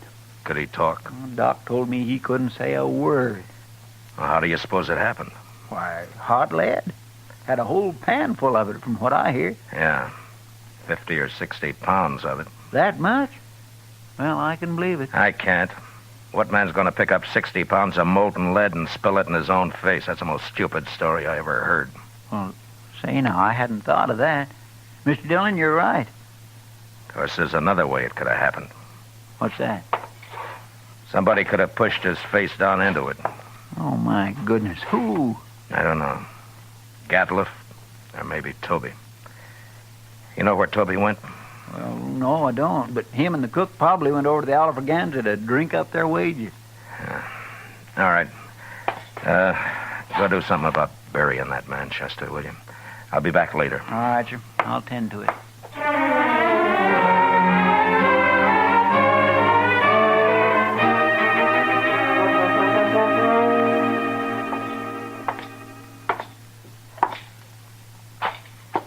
Where's the cook, Toby? Oh, hello, Marshal. Cook, he went to get him some boots while he still had the money. Come on over to a table. I'll buy you a drink. You will? I mean, sure, Marshal, sure. Sam, set out a bottle of rye and another glass, will you? Yes, sir.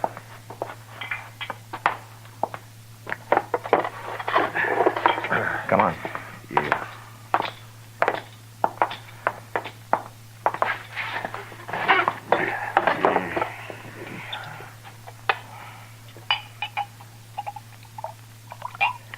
Here you are.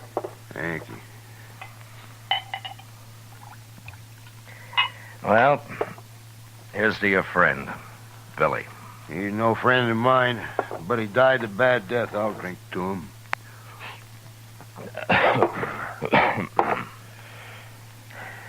Tell me something, Toby. How did he and Gatliff get on? You see Gatliff's eyes, Marshal? Yeah, I did. He's got powder specks shot into them. They look like turkey eggs. Yeah? You don't get on with a man like that. Yeah. Well, why do you work for him, then? Marshal, I get 25 cents a hide, and I can skin over 20 buffalo a day. But I've worked for hunters who couldn't kill enough to keep up with me. Gatliff's a good hunter. And that's the only reason at all I work for him. Now, if he's such a good hunter, how come I've never seen him in Dodge before? The man's greedy, Marshal. He's downright wicked about money. He figures he can save time and make more money by selling his hides to buyer's agents on the prairie. Nah. He gets less out there, but he can kill and sell more that way. That Gatliff never stops killing buffalo. He came in with a load of hides today. Just 'cause we made him come in with Billy. And another thing, we've been out 4 months, Marshal. He must owe Billy $800. Oh? Yeah, most hunters would have split that with the crew, but not Gatliff. He like to took my head off when I mentioned Hey, it. want another drink? Oh, yeah, sure. Tell me about the accident, huh? Well, Billy was melting lead in a fry pan, and the way I figured he must have tripped somehow, fallen smack into it, and when we rode in, we found him rolling around on the ground. That's all I know. When who rode in? Me and the cook. The cook skins on days Billy's making bullets. Now, where was Gatliff? Oh, he went in just ahead of us. How long ahead of you? Not long, maybe about 20 minutes. Then he found Billy first, is that it? Yeah, so he did. Hey, I hadn't thought of that before, Marshal. So that's why you've been asking so many questions. Well, I wasn't sure, Toby, but I expect you're telling the truth. The cook backed up your story. Sure, I'm telling the truth. That's what happened, all right. Yeah, Gatliff killed him. He murdered him.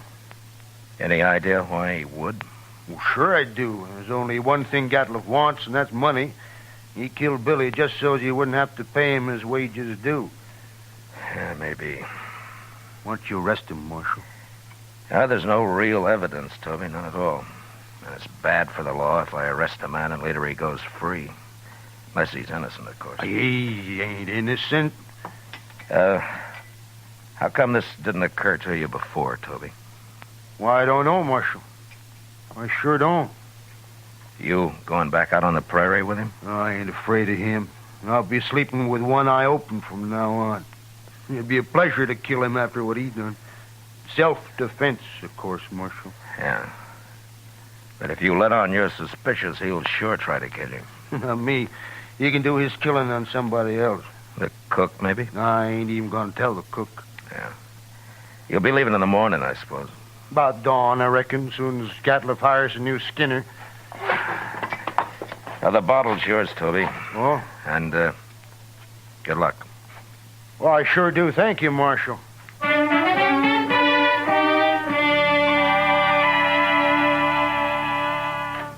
Later in the day, Chester and a couple of other men buried Billy out on the hill. As Toby said, he died a bad death, and it was made worse by the men who'd done it to him, going scot-free. But I figured anybody as greedy as Gatliff would someday overplay his hand, and I hoped I'd be there when he did. The next morning, Chester told me he'd heard that they'd left Dodge. And that afternoon, we went off fishing. When we got back, Kitty cooked up our catch for supper, and she did a real good job of it. Yeah, that was fine, Miss Kitty. Just fine. Anytime, Chester. You catch 'em and I'll cook 'em. Say, do you know how to make antelope stew? I've made it. And sourdough biscuits? Of course.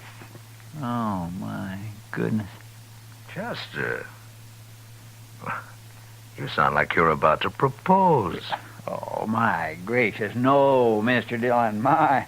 Why, Chester, I always kind of hoped. Well, oh, I didn't mean... Well, that is... I mean... Well, mercy, well, who'd marry me anyway? You ever ask anyone to, Chester? Well, yes, ma'am. Once I did. Well, what'd she say?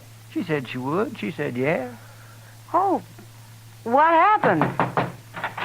Marshal Dillon here. Yeah, come on in, mister. They sent me after you, Marshal. Nestor camp across the river. Oh, what's the trouble? Man got knifed over there. Killed. Oh, was it just a fight or what? They don't know who knifed him, Marshal. Come on, Chester. Thanks for the supper, Kitty. Sure, Matt.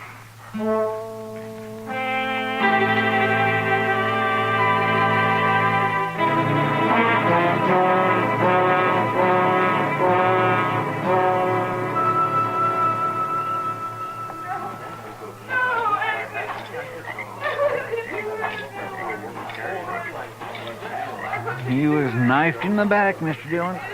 Yeah, but nobody saw it happen. No, sir. Looks like somebody got clean away with murder. Well, hello there. Marshal Dillon? That's right. What can I do for you, son? That man that's dead. Huh? What about him? Well, go ahead. You can tell me. I saw him get stabbed, Marshal. You did? Well, where were you? I was looking for berries over there. I heard them arguing, and I sneaked up just after he'd done it. They were all alone. Who was the man, son? Did you know him? No, sir, but he was big and kind of dirty looking. He had a buckskin shirt. Anything else you remember? He had funny eyes, Marshal. They had spots in them. That's Gatliff, Chester. Yeah, I declare it sounds like him, sure enough. Son, how come you didn't tell anybody about what you saw? I was afraid to, till you came, Marshal. Why, it's all right. But in case I want to find you later sometime, what's your name? Yorkie Kelly. All right, I won't forget that, Yorkie. And thanks for telling me about this. Oh, sure, Marshal, anytime. Well, I hope there won't be a next time, Yorkie. Goodbye. So long, Marshal. Goodbye.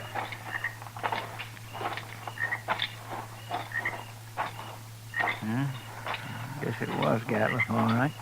Yeah. Seems like a dangerous sort of man to be running loose. No, I got him now, Chester. As soon as I find him. I hope so, Mr. Dillon. I certainly do hope so.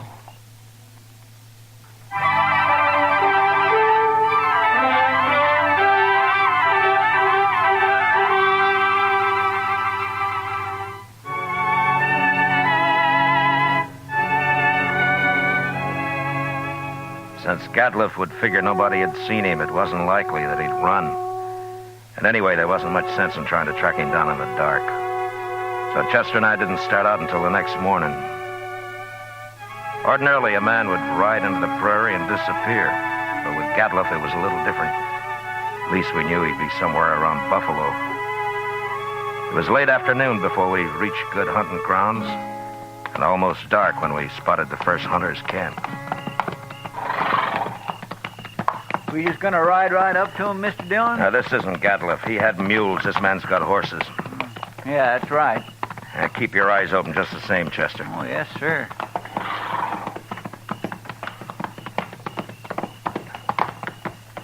Get down, stranger. Thank you. Supper will be ready. Cook, throw some more tongue in that stew pot. Don't like buffalo tongue. You'll go mighty hungry in this camp. Oh, thanks, mister. Hey, you're a lawman. Matt Dillon. I'm a U.S. Marshal. My name's Tom Mercer. How are you? This is Chester Proudfoot. How'd you do? Mr. Mercer? Come over by the wagon and sit down. Supper'll take a little longer now.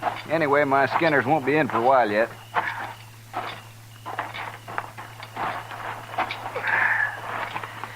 Well, how you doing, Mr. Mercer? Oh, fair, Marshal, fair. Had a stand of about 100 today. Killed every one of them but a couple of old bulls. Oh? That's why the boys are out so late. Have you been here long? About a month. Move on in a couple of weeks. I don't know, Marshal. I think this whole southern herd's going to be clean wiped out for long. Next year I'm going to Dakota. Too many hunters, maybe, huh? That's just it. That's it, exactly. Have you seen any in the last day or two, Mr. Mercer? Just who you looking for, Marshal? Man named Gatliff. Big man. Speckled eyes. What's he done? You know him? No, I don't. Nobody's come near us in over a week. You're not much help. Except for that stew the cook's making. Oh, you like that. We're having dried apples, too. Oh? I mighty near could eat a buffalo raw, the entire beast. You must be part Indian. Well, no, sir. I've seen one of them eat a whole liver raw. Got propped up against a tree and ate every bit of it and then went sound asleep right there in the sun. He was sure some sight. Where'd you ever get that close to an Indian? Oh, Indians ain't always bad. Take last fall, about 20 of them rode right down into our camp. We thought we was done for, sure, but you know what happened? They were looking for meat, that's all. We let them take what they wanted, they rode away. Just as peaceful like as a man could ask. They're going to get real hungry when the herd's gone. That's so, Marshal. That is surely so. That's what makes them mad. Don't you think that's reason enough? Fella told me a couple of weeks ago he run into a bunch west of here. He was looking for scalps, all right, but good buffalo man with his old Sharps 50 can pick off Indians at 1,500 yards. They're no match for him at all. Not unless they stalk him. Oh, they've done that, sure. Hey, here come my skinners. Let's go get outside some of that stew. Good. All of it. Don't you ever feed this man, Marshal? Only when he works, Mr. Mercer. Oh, now, Mr. Dillon.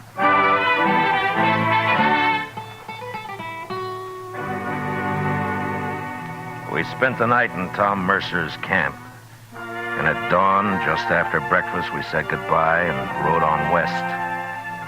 There was a lot of country out there, and all we could do was ride through it till we ran into him. In the next 2 days, we met plenty of hunters, but we didn't find Gatliff. About noon of the third day, we cut the trail of a wagon train and figured that it'd be that of a hide buyer's agent who'd come into the field to do business on the spot. And an hour or two later, we saw him. A long string of ox-drawn wagons piled high with buffalo hides. And there was a man on horseback leading the train. We rode up to him. Hello there. Well, that's quite a load you got, mister. 10,000 so far. But what are you doing way out here, Marshal? I'm looking for a hunter named Gatliff. You know him? Sure I do. Just picked up a load from his rick early this morning. Is he in trouble? Yeah, he sure is. Where is he? Straight south here a couple of miles. Can't tell you exactly. He moves around a lot. Well, that's close enough for us. Thanks a lot, mister. Sure, Marshal. I never did like him anyway.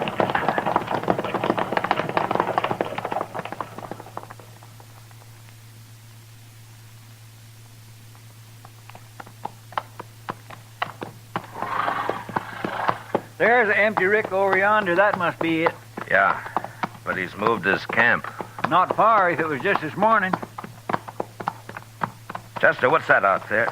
Where? Hey, that looks like a man. Come on. There.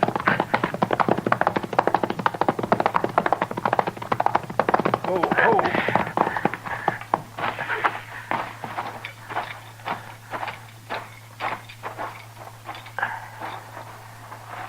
Well, Mr. Dillon, it's that Skinner of his.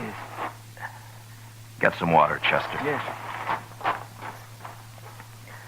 Toby? Toby, can you hear me? He's been shot. Yes, sir. Here's the water. Yeah. Oh. Toby? It's Marshal Dillon. Give me a drink. Here you are.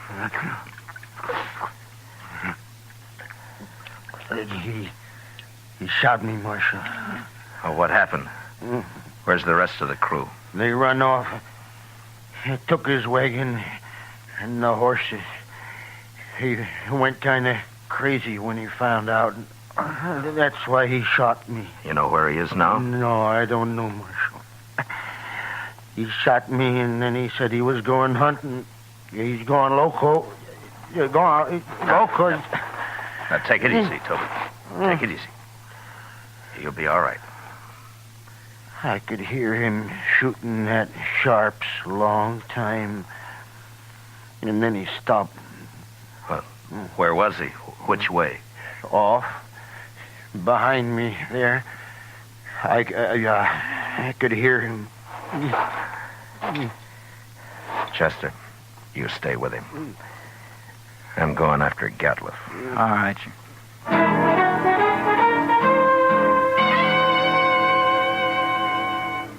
Off in the direction Toby had indicated, there lay a large, isolated hollow surrounded by low ridges.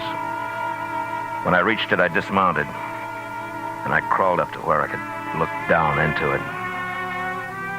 There was no sign of Gatliff, but lying on the prairie floor were the bodies of countless fresh-killed buffalo.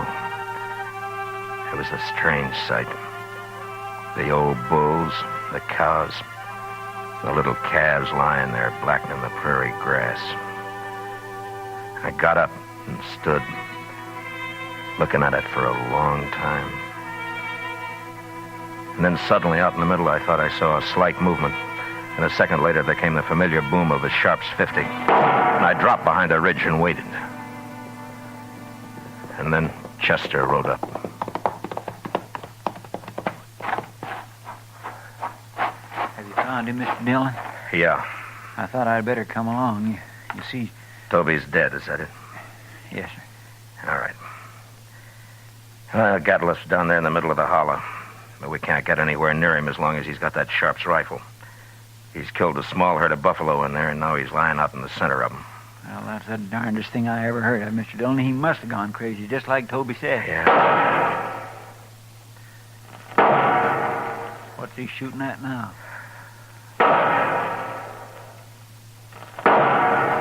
Mr. Dillon, the way he's spacing them shots. Yeah, that's a signal for help, Chester. Come on.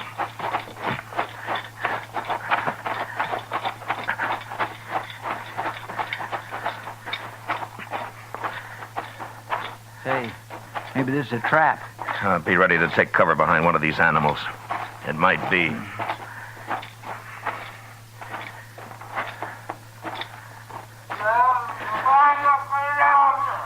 Sounds like he's been hurt. Yeah. Keep your head up.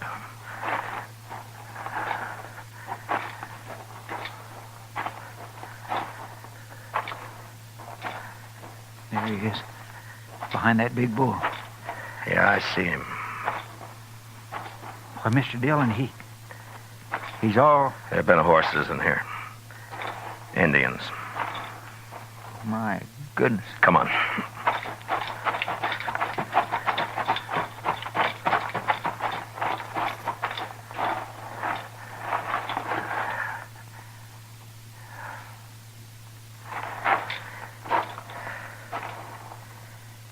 Well, that was his last effort, Chester. He's dead now. Mr. Dillon, that's awful. Yeah. Come on, let's get out of here.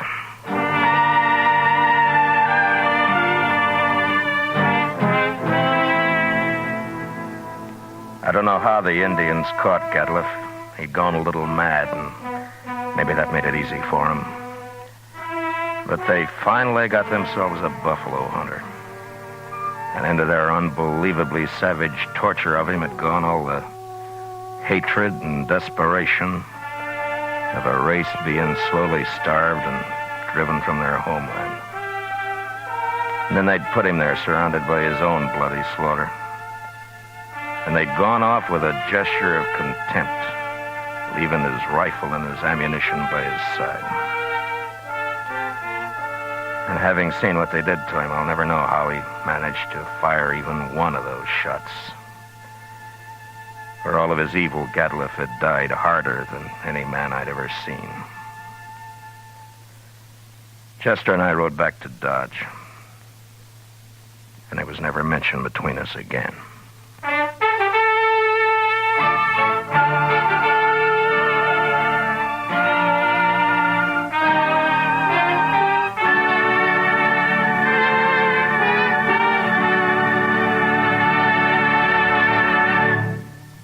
Gunsmoke, under the direction of Norman Macdonald, stars William Conrad as Matt Dillon, U.S. Marshal.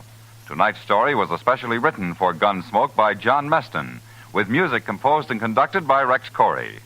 Featured in the cast were Lawrence Dobkin, John Daner, Harry Bartell, Richard Beals, and William Euler. Parley Bear is Chester, and Georgia Ellis is Kitty. Gunsmoke is heard by our troops overseas through the facilities of the Armed Forces Radio Service. Join us again next week as Matt Dillon, U.S. Marshal, fights to bring law and order out of the wild violence of the West in Gunsmoke.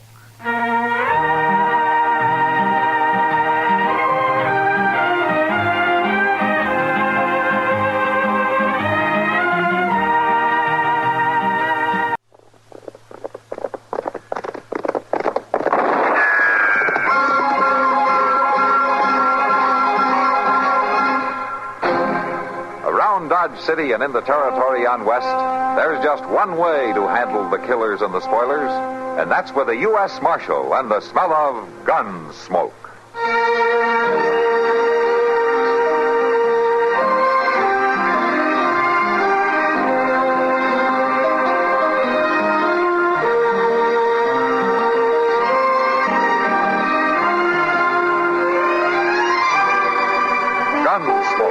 Starring William Conrad, the story of the violence that moved west with young America, and the story of a man who moved with it. I'm that man, Matt Dillon, United States Marshal. The first man they look for and the last they want to meet. It's a chancy job, and it makes a man watchful and a little lonely.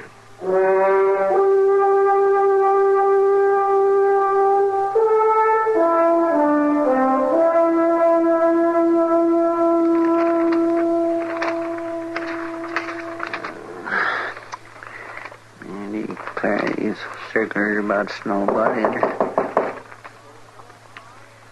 Well, come on in. The door ain't locked.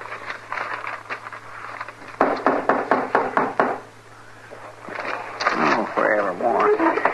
Like a body could open the door for theirself. Good morning. Oh. Well, come on in, mister. I want to see the marshal.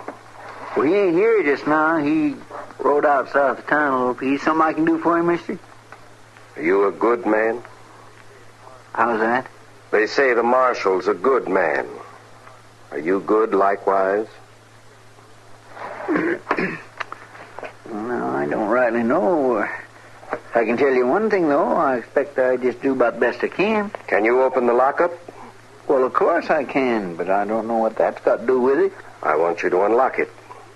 Well, now, that just don't make sense. Ain't even nobody in there. I want you to put somebody in it. Oh, well, that's different. Where's he at? What's he done? I want you to lock me up. You? You wanted somewhere? You giving yourself up, are you? My hands are clean. Well, then what in the world? Vengeance is mine, saith the Lord. Well, of course. But I can't just go throwing somebody in jail without they've done something. There's probably a law again there. There's the Lord's law. Well, I know that, but what's that got to do with it? Thou shalt not kill. Yes, but you said yourself you ain't done nothing. It's heavy upon me to kill a man. I want you to lock me up to stay my hand. Look here now, mister. You don't have to kill nobody if you just set your mind to it. Leastways, locking you up won't do no good. What about when you come out? It will be safe by tomorrow. You will have left town by tomorrow. Well, now, I don't know that I can go around putting... Oh, Mr. Dillon, you sure are a sight for sore eyes. Hello, Chester. What's the matter? It's him, Mr. Dillon. He wants me to lock him up. He claims he feels like killing somebody. Oh? Anybody in particular? Well, he ain't said. I was just fixing to ask him. Oh, never mind, Chester. See to my horse, will you? I'll take care of this. Yes, sir.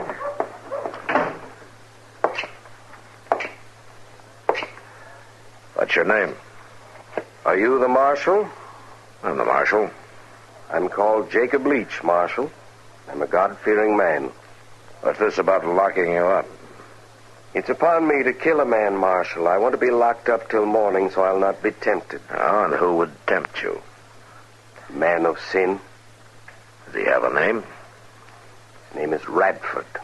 Radford? Ollie Radford, a man of sin. Well, what's he done? What have you got against him? He lives with sin, Marshal. He shall be punished with everlasting destruction. That's not exactly your job, is it? I pray that I may not be the instrument of the Lord's destruction. I ask that you lock me up, Marshal, until Radford has left town tomorrow. All right, Leach. I've had a hard ride, and I don't feel much like arguing with you about destruction. Yeah, I'll lock you up for the night. Come on over here.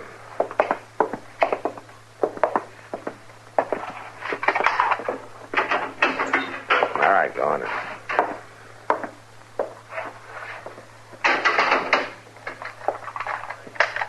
You've acted wisely, Marshal. Maybe. Well, let me tell you something.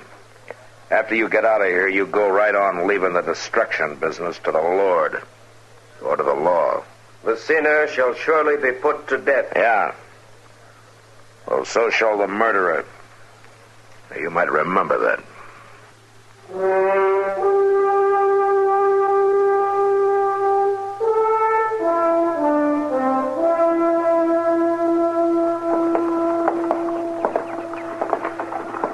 Well, there's just no doubt about it. In my mind, Radford, it was the only thing to do.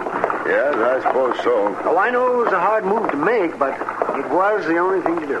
Whatever is right for her, Doc, I want to do it. Well, you've done it, Radford. I expect living in one room at a boarding house is a little cramped after ranch living. Oh, well, we've lived in one room before. Anyway, it won't be forever. No, well, I guess about a month at the outside. Oh, morning, Matt. Yeah, see, that's Marshal Matt. Morning, Doc.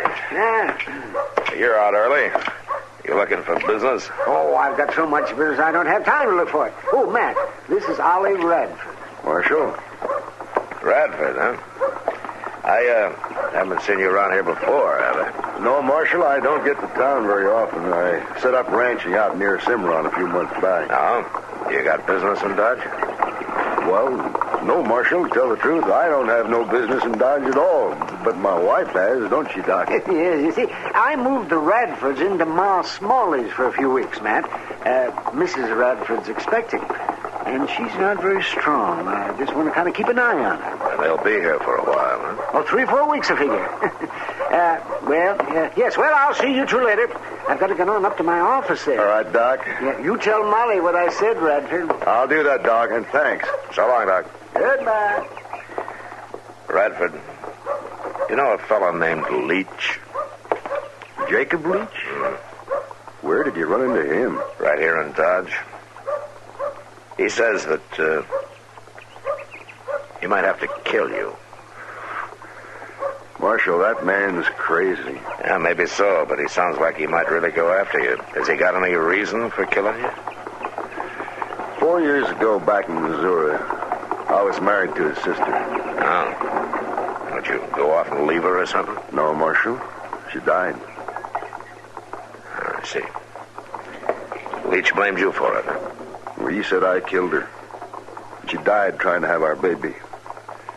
That's why I want Doc close by this time. Doc's a good man with babies. Does Leach know that you're married again? Well, if he's here in town talking about killing, he must have found out. Oh, he'd think it was a terrible sin, Marshal, me marrying again. Yeah. Well, he thinks you're just in town to pick up supplies, and they're heading back this morning. We'll just try to keep him thinking that way. I'd be obliged, Marshal. I've never been afraid to meet a man in a fair fight, but this don't even make sense. You can't even reason with that man. Yeah, I know. That's what makes it dangerous. You know, Radford, it might be a good idea if you'd stay off the streets for the next day or two, and I'll try to encourage Leach to go back where he came from. Marshal. Yeah? I ain't a man to want to get into trouble, but I can't stay off the streets and hide it from him forever. There ain't no justice in that. I'll fight him if I have to. Radford, I'll tell you just about what I told him. What's that? You let the law handle justice.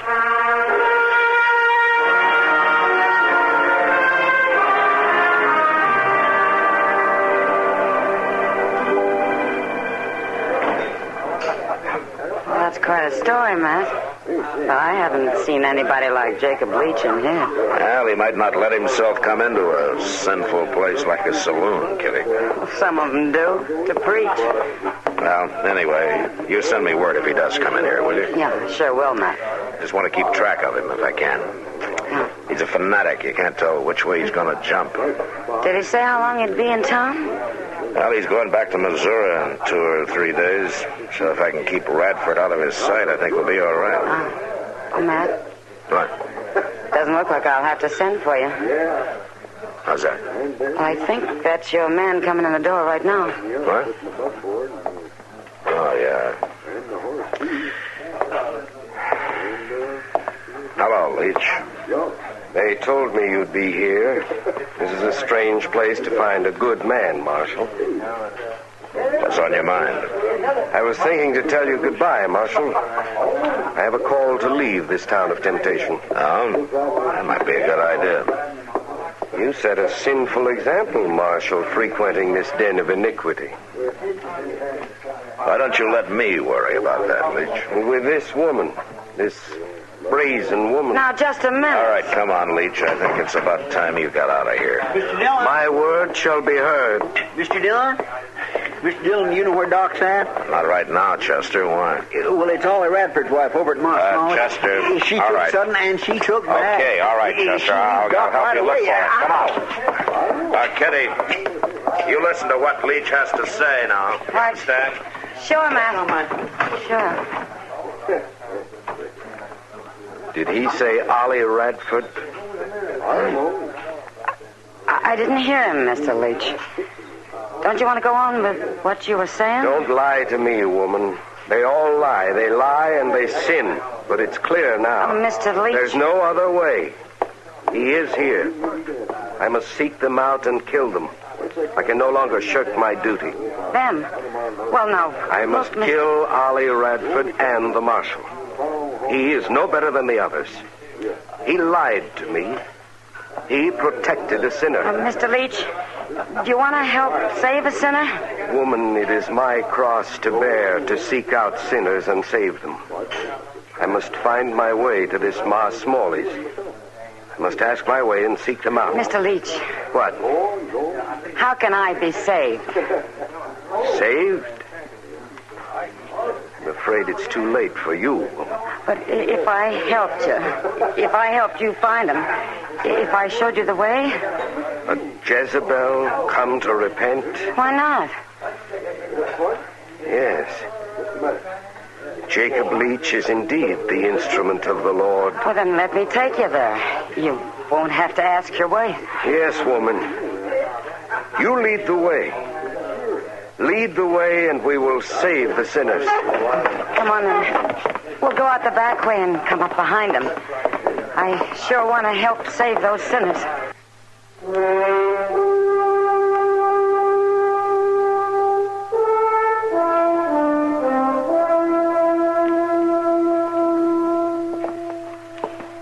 I'm much obliged to you both for finding Doc and coming here to warn me. It's all right, Radford. You just stay here and Doc will fix her up.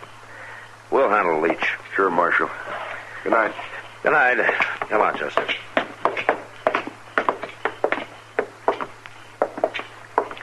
Miss Kitty sure moved right in and took over with old Leach, didn't she? Kitty's a smart girl, Chester. You got a plan about him, Mr. Dillon? Well, I just hope I can sort of ease him out of town. You push that kind too hard and they're likely to go wild on you. Then people get hurt. I declare I don't know why I didn't have no more sense than to just blurt out Radford's name like I did. Well, maybe he didn't hear you. No, but what if he did? We just have to hope that Kitty can handle it.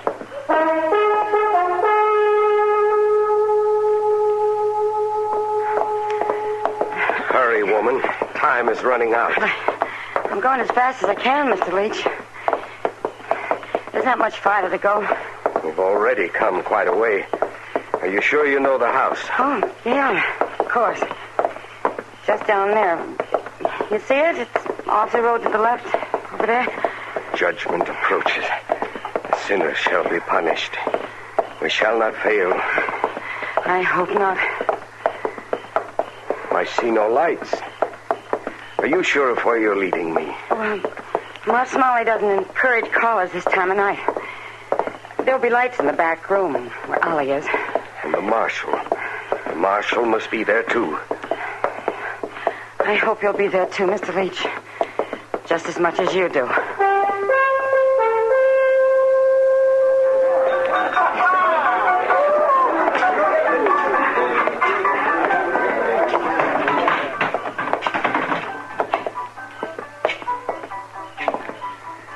Where do you reckon they went, Mr. Dillon? Now, Sam says Kitty seemed to go with him of her own accord. Well, why would she do that?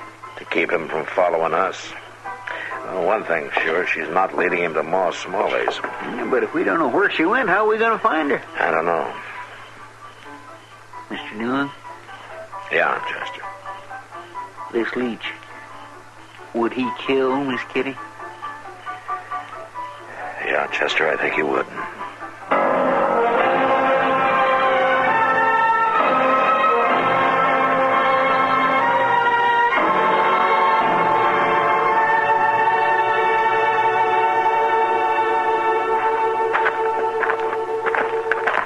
Isn't this the house you pointed out? Well, yeah, it is, Mr. Leach. I just thought we might wait for some sign that they're in there. Why do you doubt it all of a sudden? You promised me you'd lead me to the sinners. Oh, I've led you to them all right, Mr. Leach. It's just that... We'll go in. Well, Come. You go up the steps with me.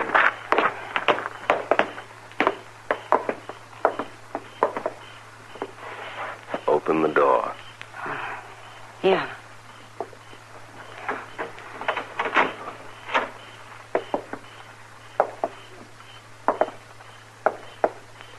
Isn't it strange that there are no lights?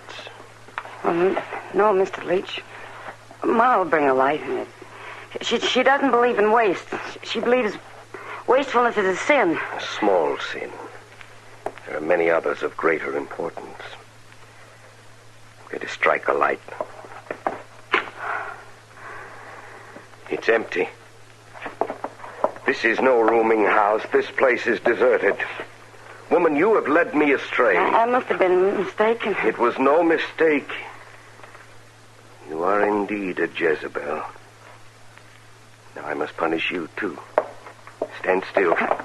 The light went out. I need no light to see you to carry out your punishment. You lay a hand on me, I'll scratch your eyes out. Woman of sin, you're going to die.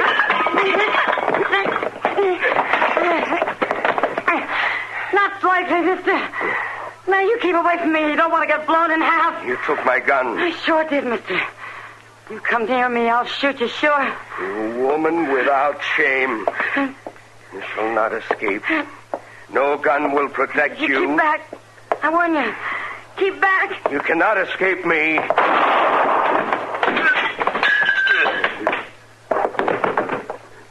Shot him.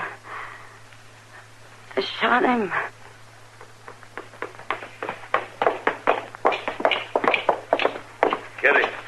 Kitty, you all right? I'm all right. I shot a man. He's dead, Mr. Dillon. Oh, Matt. Oh, Matt. Oh, Kitty. It's an awful thing. To kill a man. Yes, it is, Kitty. Even when a man's nothing but a killer, it's always bad.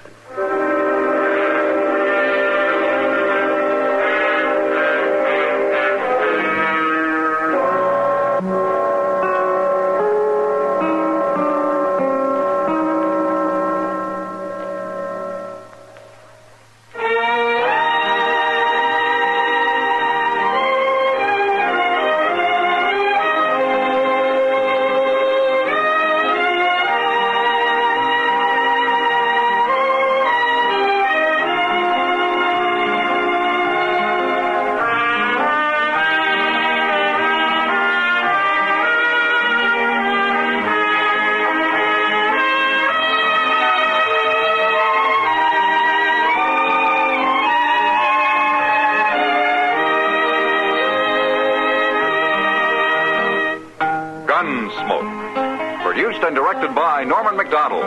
Stars William Conrad as Matt Dillon, U.S. Marshal. Featured in the cast were Parley Bear as Chester, Howard McNear as Doc, and Georgia Ellis as Kitty.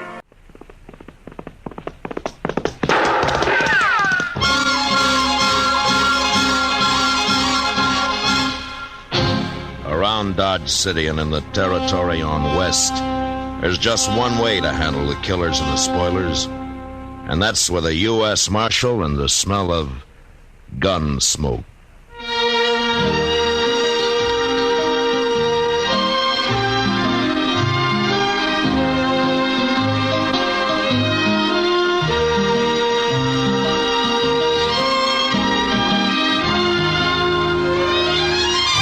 Gunsmoke, the story of the violence that moved west with young America. The story of a man who moved with it. Matt Dillon, United States Marshal.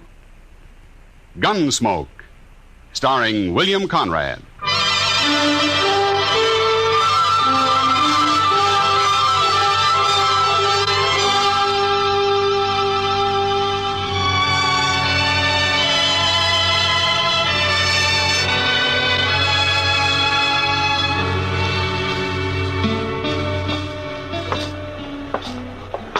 Mr. Dillon, look at those men down there by the jail. Yeah, it's quite a crowd. Well, now, what's so curious about a wagon load of buffalo hide, I wonder? Maybe they got a white one, Chester. They must have something mighty interesting. Yeah. This your wagon, mister? Nope. It's Gatliff's. I skinned for him. What's the crowd for? Just curious. The other skinner got hurt and we brought him into the dock. Oh, what happened? Is he hurt bad? Bad enough Gatliff didn't see any sense in bringing him into town at all. Me and the cook, we made him, though. What? Oh, here's Gatliff now. Chester, go up to Doc's and see what you can find out, huh? Yes, sir. How is he, Gatliff? Doc will take care of everything, Toby. Never mind that. How is he? He's dead. Let's drive these hides on down to the shed, huh? Come on. Just a minute, Gatliff. Some other time, Marshal, I'm busy. So am I. But I want to talk to you anyway. You and the cook go get these hides unloaded, Toby. I'll be right along. Okay. Now, what do you want, Marshal? What happened to your skinner? Billy? He hurt himself, that's all. He's dead, isn't he? Yeah, he's dead. He got hurt and he died. That's all. When did he get hurt? Last night. Then why didn't you bring him in last night? And them other fellas, the cook and Toby, they figured he was done for anyway. They didn't want to bother, I guess. What happened to him, Gatliff? How did he get hurt? I don't rightly know, Marshal. He was alone in camp, and when we got there, he'd gone and burned himself. Burned? With what? Hot lead, Marshal. Spilled it all over him. Lead for bullets? Yeah, that's it. He was cooking up lead in a fry pan. That was one of Billy's chores to make my bullets. He always was a mite clumsy. He sure messed himself up this time. There must have been a lot of lead. 50, 60 pounds, I reckon. Mr. Gatliff, that man of yours, Doc's all through with him. He said you can bury him now. Oh, no, I ain't paying for no burial. He's just a skinner I hired. I don't even know his last name. You're his boss, aren't you? You brought him in here. He's just a bum who worked for me. Well, Hold it, Chester. All right, Gatliff, we'll take care of him. He caused me trouble enough. I don't want to hear no more about him ever. What about the skinner, Chester? Tell me. Oh, it was terrible, Mr. Dillon. Doc said he don't know how he lived as long as he did. Did he talk to Doc? Oh, goodness knows, the poor fella. How do you suppose it happened, Chester? Why, a hot lead. Had a whole pan full of it, they told me. Yeah, but what man's going to pick up 50 or 60 pounds of molten lead and spill it all over him? Oh, well, I hadn't thought of that. Of course, there's another way it could have happened. How's that? Somebody could have pushed him down into it. Oh, my. Who? I don't know. Gatliff or maybe his skinner, Toby. I wonder where Toby went. He probably went over to the Alfraganza to drink up his wages. Oh, all right. Chester, go do something about burying that man, huh? Yes, sir. I'll tend to it.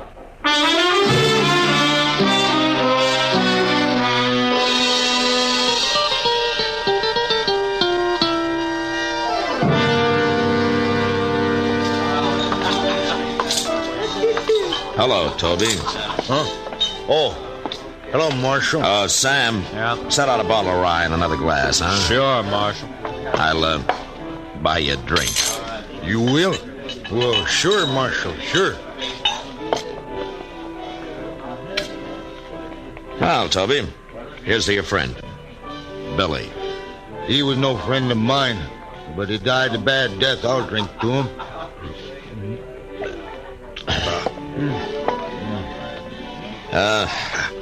Tell me something, Toby. How did he and Gatliff get on? You noticed Gatliff's eyes, Marshal? I did. He got powder specks shot into them. They look like turkey eggs. Yeah. You don't get on with a man like that.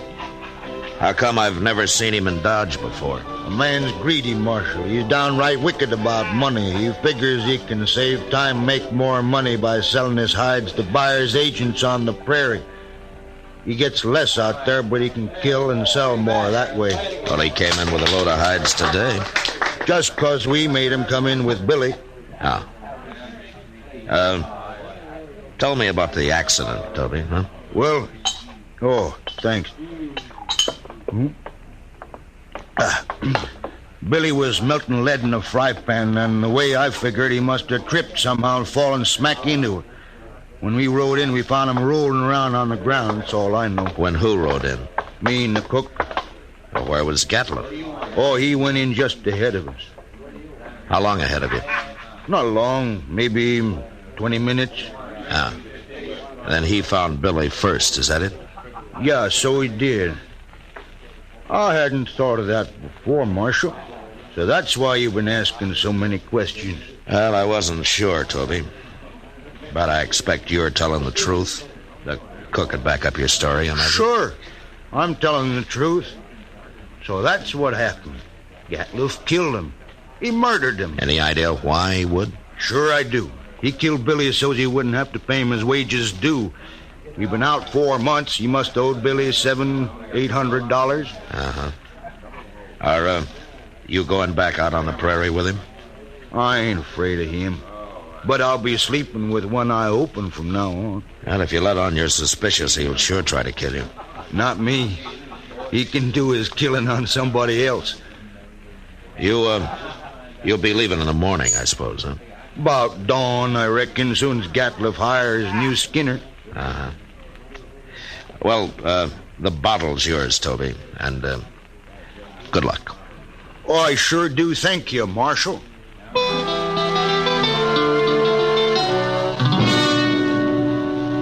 Later in the day, Chester and a couple of other men buried Billy out on the hill. As Toby said, he died a bad death.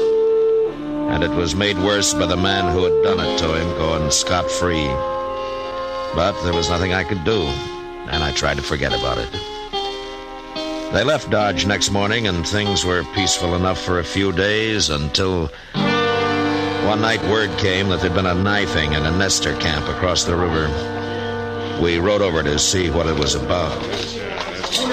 He was knifed in the back, Mr. Dillon. Yeah, but nobody saw it happen, Chester. No, sir. Looks like somebody got clean away with murder. Well, here's Yorkie Kelly. How are you, Yorkie? Hello. Oh, what are you doing here, Yorkie? I came looking for berries. It's a good thing I did.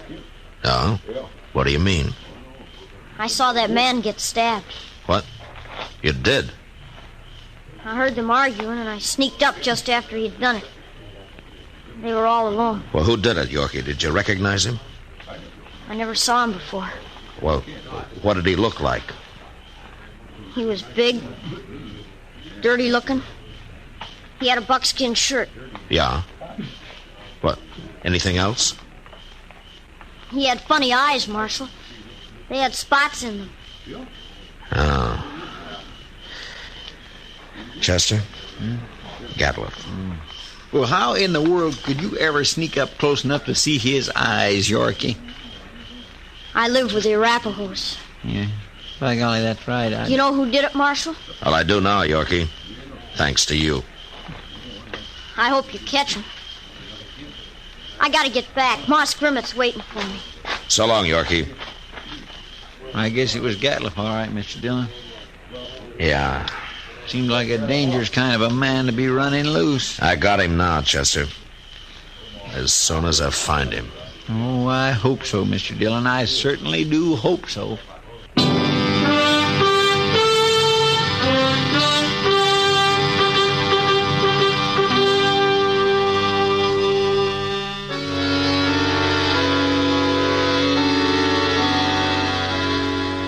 Since Gatliff would figure nobody had seen him, it wasn't likely that he'd run.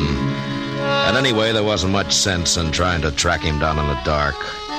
So Chester and I didn't start out until the next morning.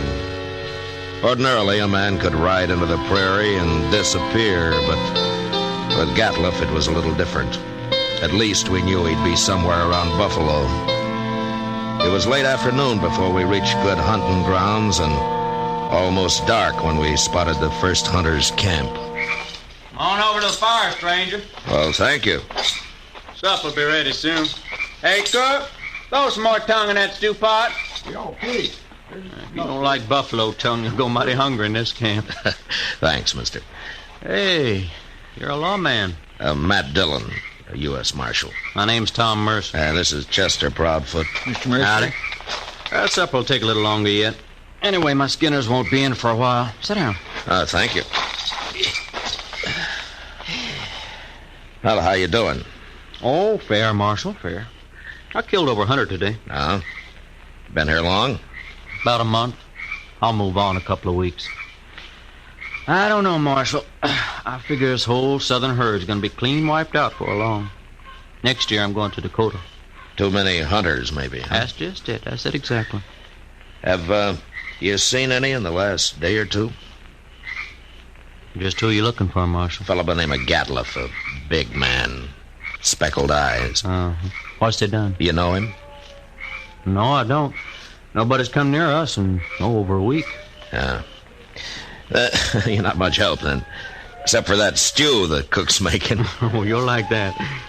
We're having dried apples, too. I mighty near could eat a buffalo raw, the entire beast. Hey, you must be part Injun. Well, no, I've seen one of them eat a whole liver raw. Yes, he got propped up against a tree and ate every bit of it. And then went sound asleep right there in the sun. He was sure some sight. Heard you ever get that close to an Indian? Oh, Indians ain't always bad. No, that's true. But they're going to get real hungry when the herd's gone. That's so, Marshal. That's surely so.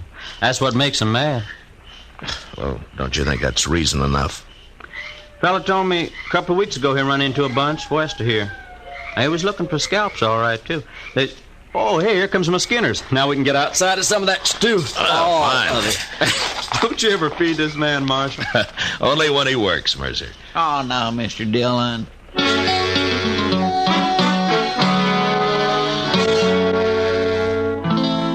We spent the night in Tom Mercer's camp, and at dawn, just after breakfast, we said goodbye and rode on west. In the next 2 days, we met plenty of hunters, but we didn't find Gatliff. About noon of the third day, we cut the trail of a wagon train and figured it to be that of a hide buyer's agent who had come out into the prairie to do business on the spot. An hour or two later, we saw him. A long string of ox-drawn wagons piled high with hides. There was a man on horseback leading the train. We rode up to him. Hello there. That's quite a load you got, mister. 10,000 so far. Huh? What are you doing way out here, Marshal? I'm looking for a hunter by the name of Gatliff. You know him? Sure I do. Just picked up a load from his rick early this morning. Is he in trouble? Yeah. Where is he? Straight south, couple of miles. Can't tell you exactly. He moves around a lot. That's close enough for us. Thanks a lot, mister. Sure, Marshal. Never did like him anyway.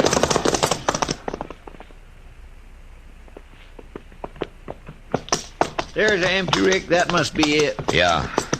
But he's moved his camp. Not far, if it was just this morning. Chester, what's that out there? Where at? It looks like a man. Come on. Fella!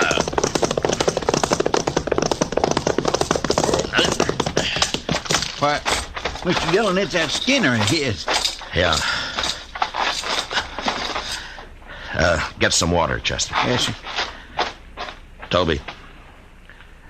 Toby, can you hear me? He's been shot, Chester. Here's the water. Yeah. Toby, it's Marshal Dillon. Give me a drink. Yeah, here. He shot me, Marshal. Well, what happened? Where's the rest of the crew? They run off. Took his wagon and the horses. He went kind of crazy when he found out. That's why he shot me. Where is he now? I don't know, Marshal. He shot me, and then he said he was going hunting. He's going loco. Loco. Now, take it easy, Toby. Take it easy. You're going to be all right. I could hear him shooting at sharps a long time. And then he stopped. Where was he? Which way, Toby? Off. Behind me there. I could hear him. Yeah. Chester, stay with him, huh? I'm going after Gatliff. All right, sir.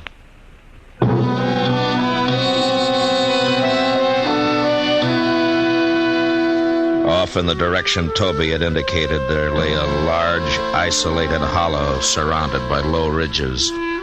When I reached it, I dismounted and crawled up to where I could look down into it. There was no sign of Gatliff, but lying on the prairie floor were the bodies of countless fresh-killed buffalo. It was a strange sight. The old bulls and the cows and the little calves lying there, blackening the prairie grass. I got up and stood looking at it for a long time. And then suddenly, out in the middle, I thought I saw a slight movement. And a second later, there came the familiar boom of a Sharps 50. And I dropped behind the range and waited.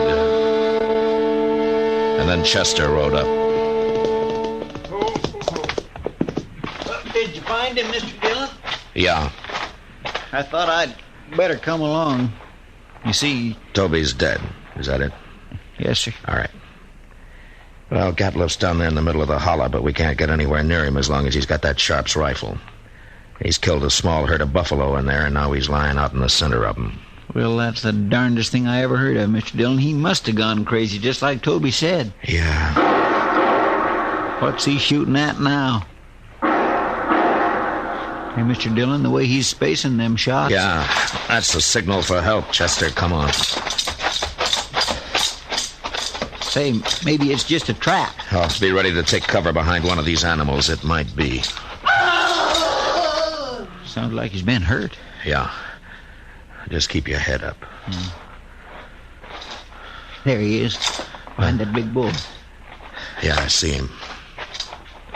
Wow. Mr. Dillon, he's all... There have been horses in here, Chester. Indians. Oh, my goodness. Come on.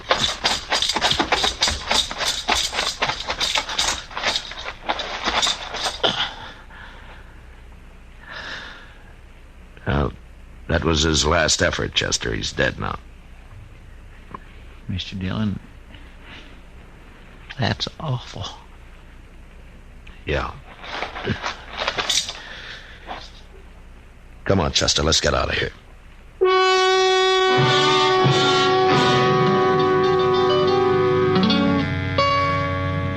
I don't know how the Indians caught Gatliff.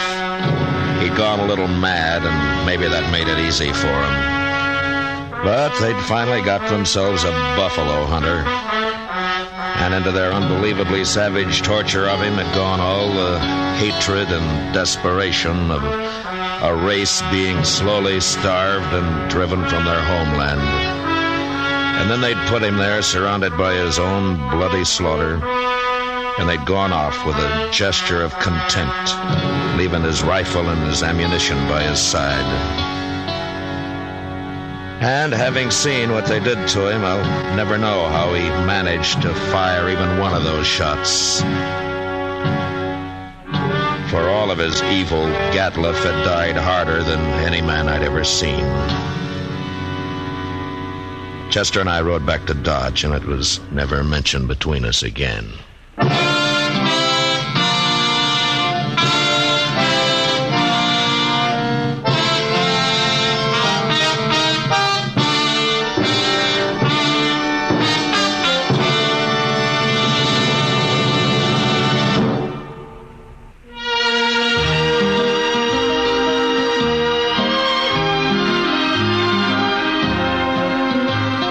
Gunsmoke, under the direction of Norman Macdonald, stars William Conrad as Matt Dillon, U.S. Marshal. Tonight's story was written especially for Gunsmoke by John Meston, with music composed and conducted by Rex Corey. Featured in the cast were Tom Tully, John Daner, Richard Beals, Jack Edwards, and Louis Jean Height. Parley Bear is Chester. Ken Peters speaking. Join us again next week as Matt Dillon, U.S. Marshal, meets a killer at a stage station during his fight to bring law and order out of the wild violence of the West in Gunsmoke.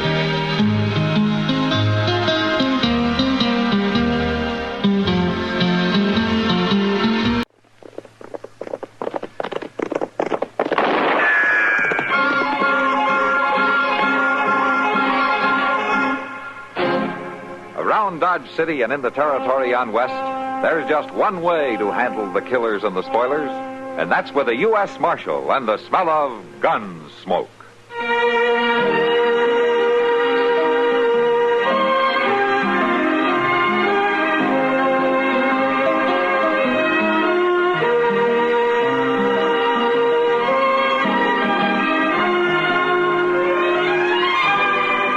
Gunsmoke, starring William Conrad. The story of the violence that moved west with young America.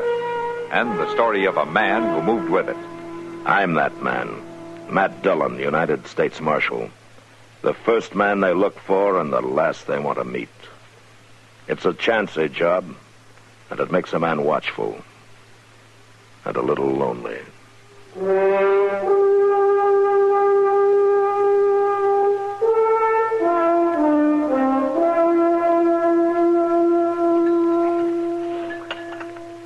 You want some more pie, Kitty? You might as well, since Doc's paying for it. No, thanks, Matt. I've had plenty. Yeah, what happened to make you such a big spender, Doc? Some forgotten relative leave you something in his will? Might as well, Well, what do you mean, Doc? Well, you remember that cowboy got himself shot up in a Long Branch brawl? Oh, that was a year or two ago? There's been more than one of them. I know that, but Kitty might remember this. She helped stop the bleeding until I got there. Oh, I remember, Doc. You didn't even have enough money to buy a beer. And we figured he never would have. So what happened to him? Well, sir, I had a letter from him this morning.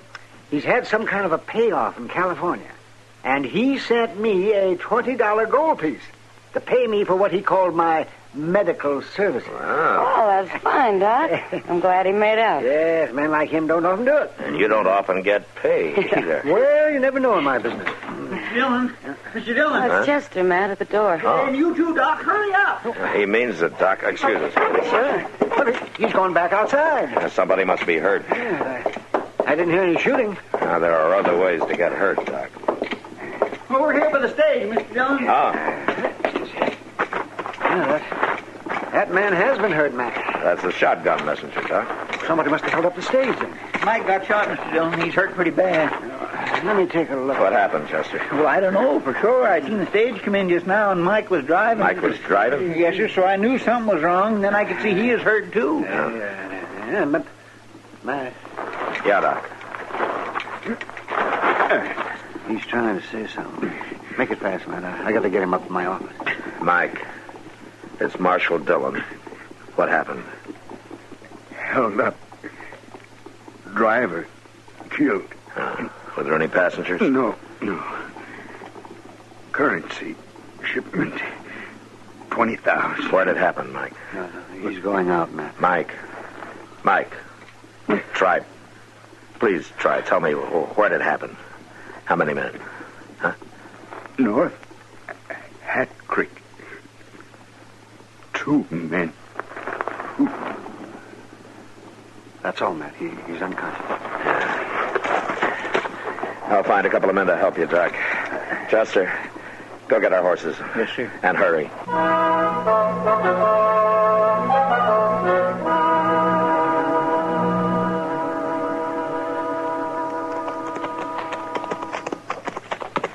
They went along here right now, Mr. Dillon. That cracked shoe shows up real plain. Yeah, they've been riding hard, too. But they must have slowed down or stopped for a while somewhere. Well, I hope they didn't get no more sleep last night than we did. What's the matter, Chester? You getting old? No, sir, it ain't that, but my gracious, 2 hours sleep, it just don't seem worth bothering about, that's all. Well, I hope our friends bothered a little about sleep. Now, if I was carrying $20,000 in bills, I wouldn't never stop. Yeah? You'd have to be riding a pretty unusual horse, then. Well, yes, I guess you're right. But... Wait a minute. Looks like they did stop after all. What? They built a fire over there.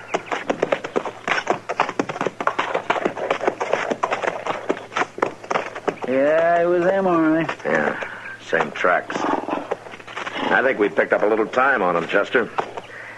Come on, let's pick up some more.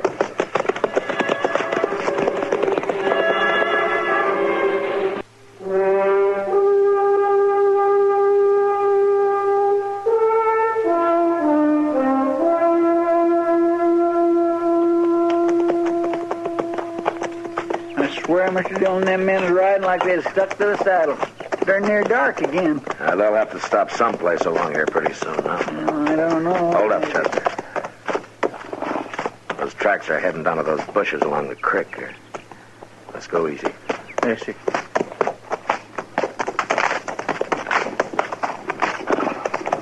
Mr. Dillon? Yeah. Off yonder, above the stream there's a shack. Yeah, I see it. You think they might maybe have hid out in it? Maybe. But I'm not going to ride straight up to find out. We'll leave the horses here. Yes, sir. And we'll circle around back. Just keep low.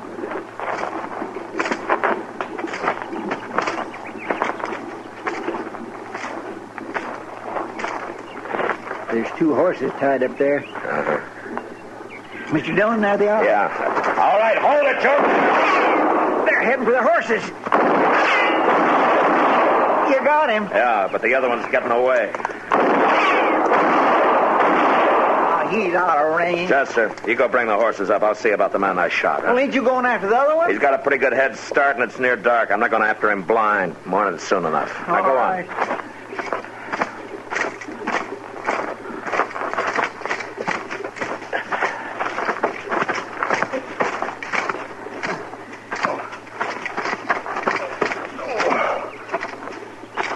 You get my brother.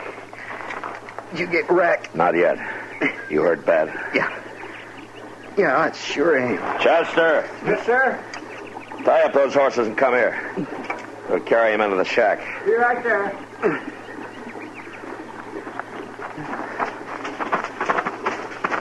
Mr. Dillon? Yeah. This fellow's horse. Well, what about him? Well, his legs broke. He must have stumbled and is trying to get away. You reckon I better shoot him? All right, you can do it as soon as we get this man into the shack. Easy.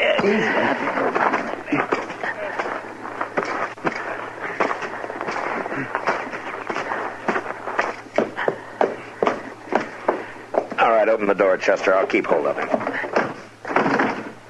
Why, it's locked. You suppose somebody lives in this forsaken place? Well, we'll find out. Go ahead and knock. Anybody in there? Open up! Anybody in there? There's no need for any more noise at my door. Just finished telling you men you can't stay in my house. You don't need that shotgun, ma'am. We don't mean any harm. I intend to defend my home, sir. No rough men are going to tramp around amongst my fine things. You open the door a little wider, ma'am, and you'll see we're not the same men.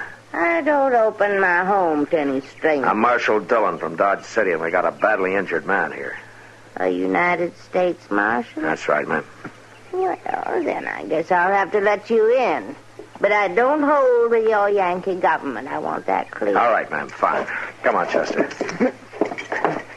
Now, you just show us where you want us to put him. He hurt bad. not bad enough. Well, I suppose even a rough man has a right to die in a bed. But mind you, be careful of my things. All right, ma'am. We'll mind.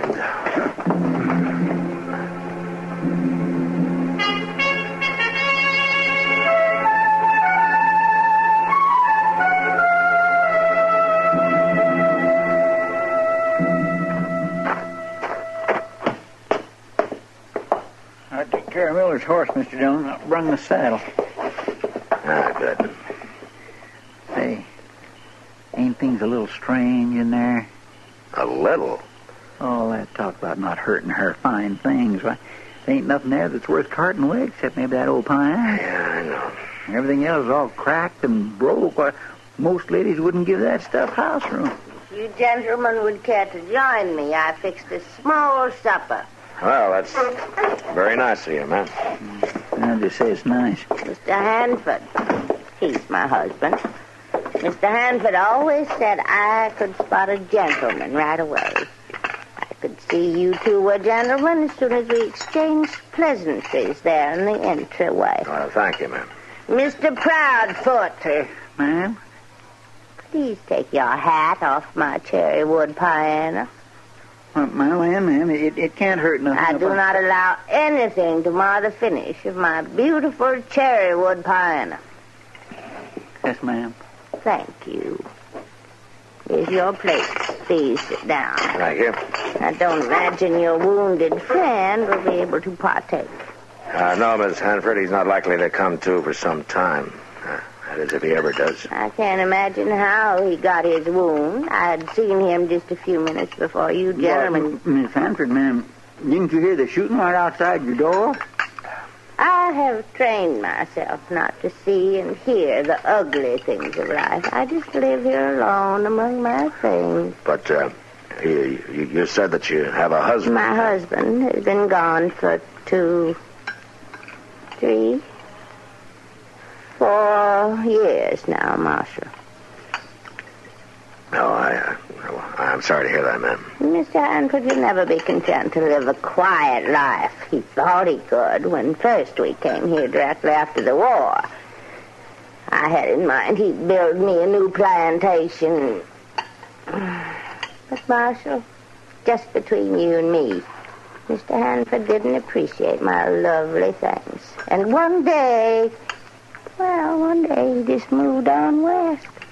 Oh, that's too bad, ma'am. I do not need your pity, sir. I'm content. Well, sure, of course. I'd be obliged if you gentlemen would sleep out there on the veranda. Veranda? Oh, that's all right, Chester. We'll sleep on the veranda. I am going to have to keep an eye on Miller, though, ma'am. I will watch over him, Marshal. Well, no, that's not your job, Miss Hanford. I'm mistress of this house, Marshal Dillon. I will watch over him. I will call you if there's any change. As a matter of fact, I'll look to him right now. Well, all right, ma'am. Mr. Dillon? Yeah, Chester. Mr. Dillon, is that slanty old porch a veranda? Well, it is to her. My, if she don't beat all.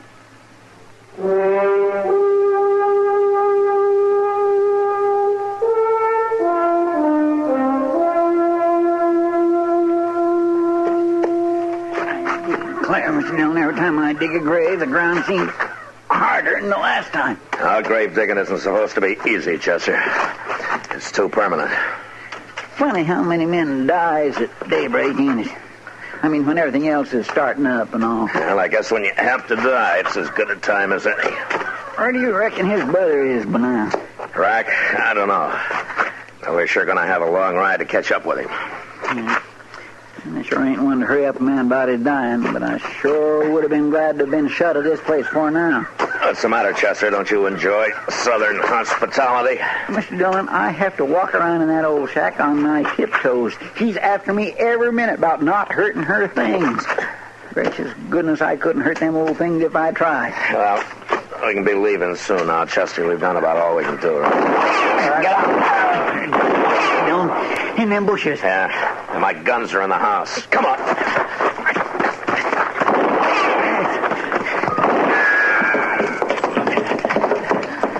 I believe it's customary. Will you get out of the way, please? I want my gun over there. What do you suppose that crazy fool's thinking of? I don't know, Chester, but he must have a good reason for sticking around. His brother? No, I don't think he'd take on these odds when he was pretty sure his brother was done for. I think he's got another reason. Where's the saddle that came off Miller's horse? Over there in the corner? Oh. Be careful with your heavy footsteps. Yeah, let's see now. Yeah, that's it. No wonder he stuck around. All that money. Makes up into a right pretty little package, don't it? Master Dillon, I don't understand this sudden rudeness on your part. I'm sorry, ma'am, but I'm not too polite when I'm being shot at, and you stay away from those windows. I'll thank you not to give me orders in my own house. Chester, let's push the piano in front of that window over there, huh? Right. We're like sitting ducks this way. You will not touch my cherry. All right, come on, Chester. Oh, don't harm it. Oh, don't harm it. All right. Now I'll watch the front, you take the side, huh? I don't think you'll wait long. How long must I endure this? How long? As long as that outlaw's out there, Miss Hanford. He's not going to let us out of here alive. You're going to stay here tramping around among my nice things until he goes away. I'm afraid so, ma'am. Well, then I'll just order him off my land. Miss Hanford, come back here. See here, sir. Miss Hanford! You're trespassing. I want you to ride on. Why, he shot her. Yeah. There he is, running for the creek. He's down. You got him. Yeah. You go make sure, will you, Chester? Yes, sir. I'll see to Miss Hanford. Miss Hanford. Miss Hanford. Master Dillon, you were right. I'm sorry, ma'am. He was no gentleman, was he, Marshal? Trespassing on a lady's property. No, ma'am, he wasn't. He's dead, Mr. Dillon. How's Miss Hanford? Not good. Not good at all. Miss Hanford, we're going to take you into your house now. No, not just yet, Marshal. Don't move me. Let me die here on the veranda. But you'd be more comfortable Please, Marshal. I won't delay you long. Well, is there anything we can do? I mean, is there any way to make you feel better? If you would just see that somebody takes care of my lovely cherrywood pine.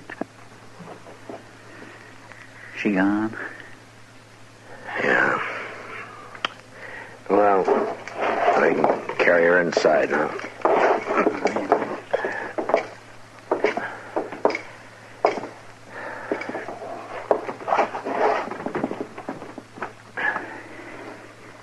Mr. Dillon? Yeah. She really believed Rack Miller would listen to her and go away, didn't she? Yeah. That he was no gentleman. Well, it's just a shame, that's what it is. His pine sure must play pretty. The way she loved it. Took care of it so good. What are you doing? Oh, I just thought I'd hit me a note or two. She wouldn't care, would she? No, I guess she wouldn't. Why? Why don't play at all? Huh? And look here. Under the top. All the strings is rusted away. Just hanging there. Mr. Dillon, this pine ain't made a sound for years. Well, I guess I didn't have to play, Chester. Just had to look pretty. It was all she had.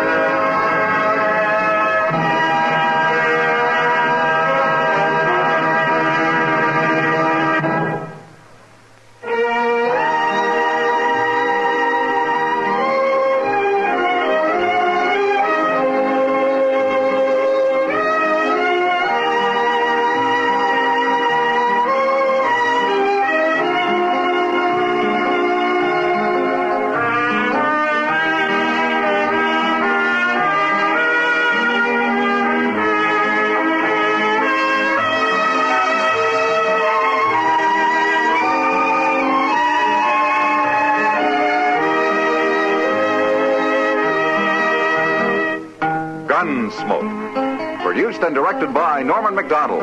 Stars William Conrad as Matt Dillon, U.S. Marshal. Featured in the cast were Parley Bear as Chester, Howard McNear as Doc, and Georgia Ellis as Kitty.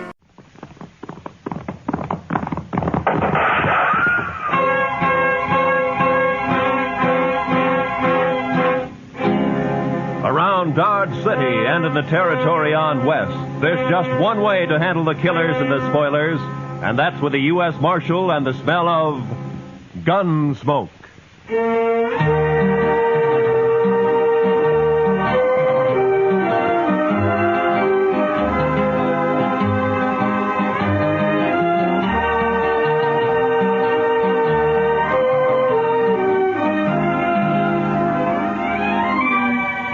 Gunsmoke, starring William Conrad. The story of the violence that moved west with young America. The story of a man who moved with it. Matt Dillon, United States Marshal.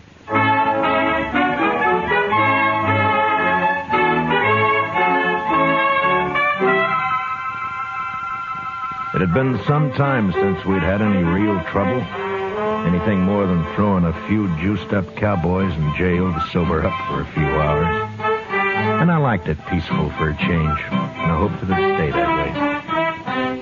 Well, that morning I'd gone to take a few catfish out of the Arkansas. When I got back to the office, I found a note from Chester saying he's at the Alafraganza having a beer.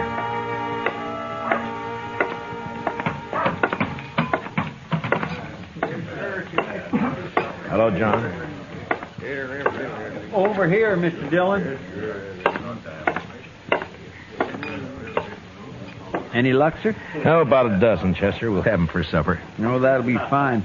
Oh, I've been telling Mr. Carter here about you, Mr. Dillon. Mr. Carter? Robert P. Carter. How do you do, Marshal? Hello, how are you? Buy you a drink? Well, thank you. Yes, I believe I will. I think I'll have a beer. Bartender, a beer. Mr. Carter came in on the stage from Denver last Saturday. Oh, you live in Denver, Mr. Carter? Oh, heavens, no. New York, Marshal. I've only been west a few months, investing money in gold mines and cattle and the like. Mr. Carter's very rich. Oh? Well, Chester, I will be if Mother Nature holds out. His girl is coming in on the stage today, Mr. Dillon. Oh, is that so? My fiancée, Marshal. He met her in Denver, but she couldn't get ready in time to come here when he did. Ah, I see. I had to come ahead on business. Couldn't wait. We'll take the Santa Fe to St. Louis from here. They're going to be married in St. Louis, Mr. Dillon. Wow. Well, congratulations. Thanks. But is the stage always this late? He's worried, Mr. Dillon, with his girl on the stage and all. It'll be along, Mr. Carter. You talking about the stage? Oh, hello, Shiloh. Shiloh says he's been sitting there by himself all morning, Mr. Dillon. Since last night, Chester. You know something about the stage, Shiloh? Only that it's carrying $50,000 in gold out of Leadville. So? Well, maybe that's why it's late. What do you mean, man? Well, if somebody wanted that gold, they'd have to stop the stage long enough to get it unloaded, wouldn't they? Bandits. He means bandits. Now, hold it, Mr. Carter. You're already bleeding and nobody's shot you yet. What? Nothing. Just take it easy. The stage will get here all right. It's often a little late. But this man says it might have been held up. Why, there may have been a shooting. Well, now, he's just daydreaming, that's all. Wait a minute. Listen. Huh? Well, there it is now. Oh. See, Mr. Carter, there was nothing to worry about. It got here all right. Yes.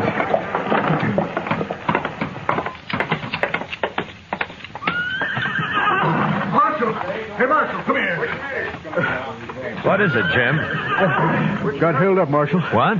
Lost 50,000 in gold. Where'd this happen? About 20 miles back near Cottonwood Draw, but... Anybody shot? Now, they shot and fired. They tricked it. But Jane! Where's Jane? What? Driver! Where's the girl who was on this stage? What's happened to her? That's what I started to tell you, Marshal. There's a tree across the road. We got down to move it. This rider got the drop on us. He's all alone. Never mind all that. Where's the girl? He took the gold, took the girl, too. What? He took Jane? You mean to tell me you let him take Jane? Well, now, mister, there wasn't much choice. He held a shotgun on us, and they're gone before we could do a thing. Oh, but this is impossible. Now, take it easy, Mr. Carter. We'll find them. You'll find them? You were off fishing when it happened. What kind of law is there around here anyway? Easy, Mr. Carter. I took one of the team after Marshal, but I couldn't get near him. He had an extra saddle horse with him. Put her on that. I see. But I don't think he planned on kidnapping that girl. Way it was, he just looked at her and told her to come along. Did you recognize him, Jim? No. Those horses are both sorrels. By heaven, Marshal, you'd better get her back here at once, or I'll take this up with Washington. I'll see you disgraced. Shut up, Carter. Chester, go get our horses and a couple of rifles. I'll get a few more details from Jim here. Well, don't you want a posse, Mr. No, there'd be too much shooting around that girl. Now, hurry, will you? Yes, sir. I'll hurry, Mr. Dillon. Mark my words. You'd better have Jane back here by nightfall, Marshal. You care to ride along, Mr. Carter? No. No, I'm not equipped for that sort of thing. I'll take care of matters at this end. Yeah. All right, now, Jim, now tell me first exactly what happened. Well, we just come down into the draw about 100 yards from the creek.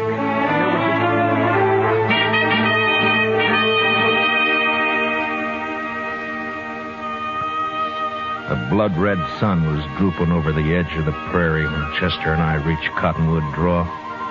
We rode hard until night fell, and we had to stop and wait for daylight. But with morning, we drew a heavy rain that washed out every track. We rode on anyway. For the next 3 days, we scouted a big piece of that country. But it was hopeless. Finally, we headed back to Dodge, empty-handed.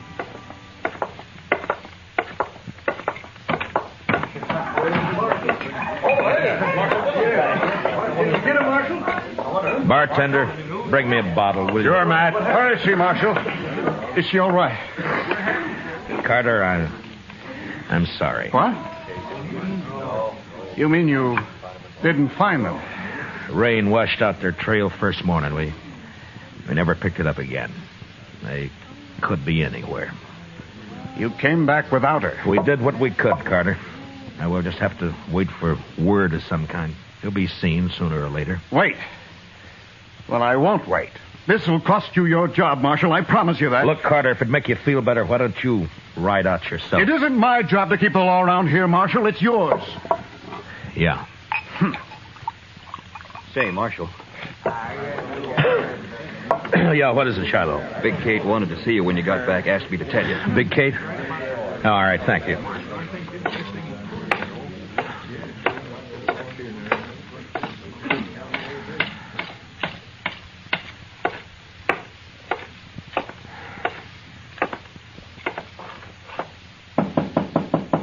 Come in. Oh. No luck, eh, Matt? How'd you know, Kate? I can tell by looking at you. Yeah, it's thousands and thousands of miles, that prairie. It'd been just luck if we'd found them. Nobody's blaming you, Matt. No? Carter is. And I suppose it's hard on him. His fiancée and all that. Carter's no good, Matt. Well, I never liked him, but I suppose that doesn't matter. And I'll tell you why he's no good. Huh? You know something, Kate? Carter's been drunk a lot while you were out. He was bragging to one of the girls last night. Bragging? What? About what? Not much, to my way of thinking. Well, go on. Well, to make it short, seems Jane's father got into a big deal with Carter up in Denver. Yeah? Carter got him tied up good and then threatened to ruin him. Well, so what happened? He didn't ruin him. He took Jane instead. Yeah. Well, maybe she likes him. You don't know much about women, do you, Matt? You think a Boughten Bride is likely to be in love with the man? So that's what I have to bring her back to. Well, what are you going to do about it? What can I do, Kate? Just have to wait. See what turns up.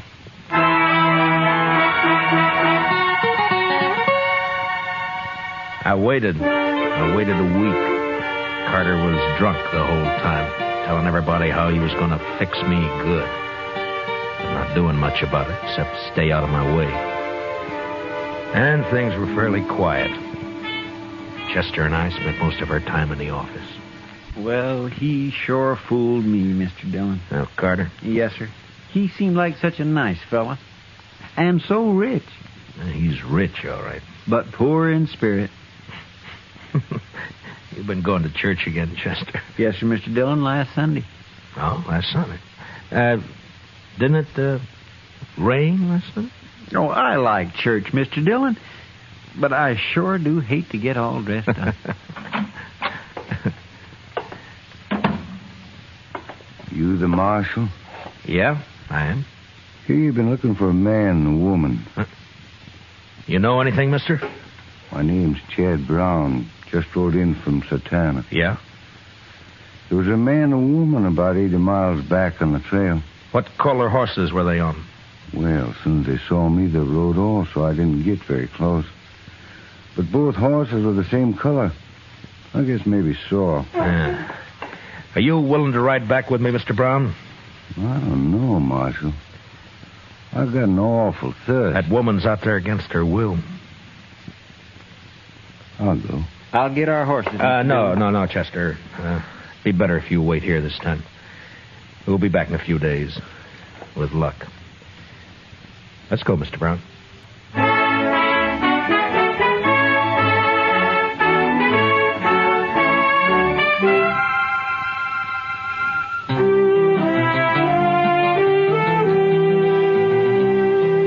Chad Brown and I covered the 80 miles in a day and a half. The Outlaws' trail headed south for a few miles and then turned northeast, back in the general direction of Dodge. It was hot and still. On the horizon, there were occasional flashes of heat lightning. And then in the distance, we saw the long, low cloud of yellow dust that spelled cattle. A Texas herd trailing north. The kidnappers' tracks led straight into it, and an hour later, we pulled up not far from the swing of the herd. A line of longhorns stretched for several miles across our trail. We watched them, looking for a lag to ride through. All of a sudden, a rider came hallooing down on us.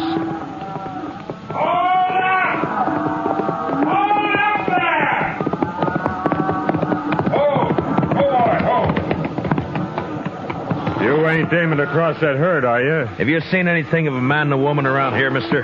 Was they mounted? Yeah, a couple of sorrels. It don't matter. I ain't seen nothing but cattle and cowboys for 6 weeks. Besides, these cattle are plenty uneasy. They've been dry since yesterday morning. And that heat lightning ain't soothing to them. This herd's crossed the trail of an outlaw and a kidnapped woman, mister. That's so. Well, you just have to wait. You can ride around a drog back there, but you can't cut through this herd, mister. Look, I'm a U.S. Marshal out of Dodge, and I haven't got any time to waste. You think we can... I sure appreciate your problem, Marshal, but I can't help you. I'm trail boss of this outfit, and I got 3,000 head of cattle here worth maybe $20 a head at Dodge. They're too nervy now, and I sure can't chance your touching them off by riding through there. I guess he's right, Marshal. It'd be pretty risky from the look of them. They're moving too fast now. Yeah, I know. Just that I hate to lose the time. You got more time than I got cattle, Marshal. Well, I don't know about that. But I won't tempt a stampede, mister. We'll ride around the drag. We'll see you in Dodge. The Elephant still running? Yeah, it is. Mostly on Texas money. Adios.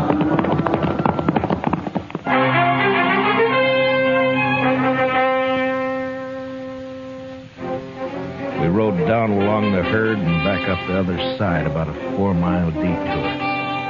But we picked up the trail again and followed it till dark.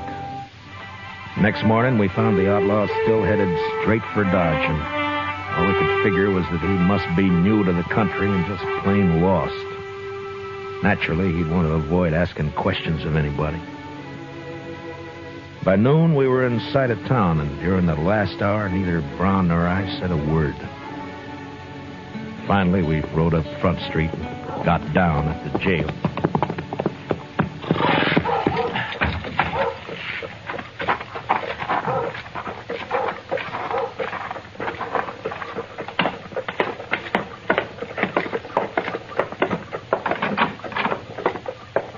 Mr. Dillon? We got him, Mr. Dillon. They rode right in here early this morning. Gave himself up, huh? Yes, sir. I got the man locked up in back, and the money is over at the bank. Oh, good. How's the girl, Chester? Oh, she's fine. A little tired, but fine. Yeah. Well, what's his story? Who is he? He calls himself Scott Cooley, but he won't say anything more at all, Mr. Dillon. I just gave up on him. I thought I'd better wait for you. All right. I'll talk to him first, and then I want to see the girl. Where is she? I didn't like it, Mr. Dillon, but I didn't see what I could rightly do about it. What do you mean? What happened? Well, she sure didn't want to go with him, but that Mr. Carter came here and just the same as dragged her off. She went finally, but I sure don't like it. Well, they didn't leave Dodge, did they? Oh, no, sir. There's no train till tomorrow. They're at the hotel. Oh, all right. I'll go over there later, Chester.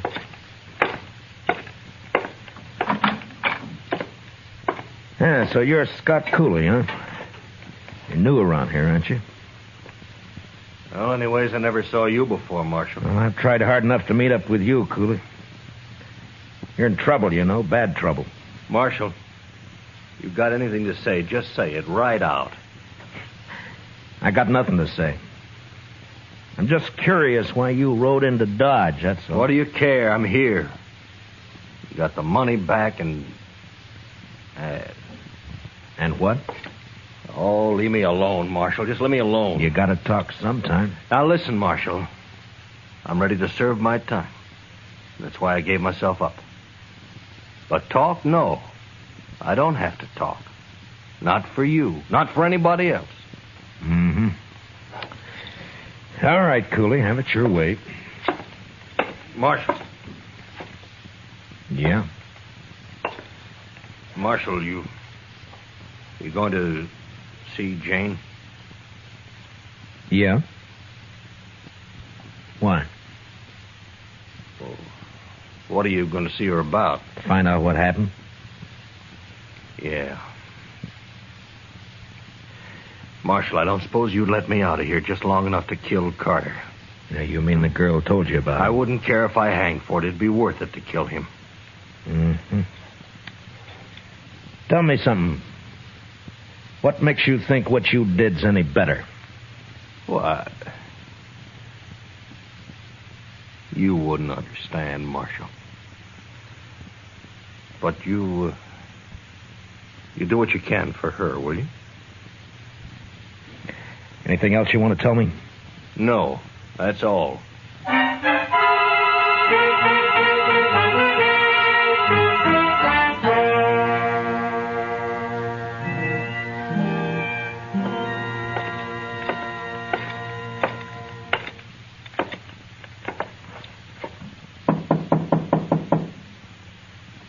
Who is it? Matt Dillon. What do you want? Open the door, Carter. I want to talk to the girl. Some other time, Marshal. You want me to kick the door open?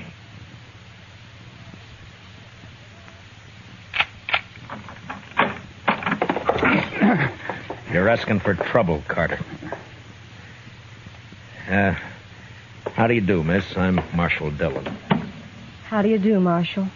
I know you've been through a lot, miss, but I have to get the whole story from you so as I can file the proper charges against this outlaw, Scott Cooley. You want to use me to put him in prison? Is that it? Well, he's committed 2 crimes, robbery and kidnapping. We'll want him up for both. Well, doesn't the fact that he gave himself up and returned the money help at all? I'm afraid I don't gather your drift. Then let it go at that, Marshal. We're leaving Dodge on the next train. So Jane won't be here to testify anyway. No? Is that what you have in mind, Jane? Oh, no. I mean, I don't know. Oh, please. She's upset enough. Marshal, leave her alone. If I want anything out of you, Carter, I'll knock it out. Now shut up. You can't talk to me like that. Wait. Marshal, I'll tell you all about it, but first... Yeah? Not in front of him. Make him go out, and then I'll tell you. All right, Carter. Outside. Don't you order me around. This is my room. I'll throw you out. If I open the door and find you around, I'll throw you all the way downstairs. Now get it!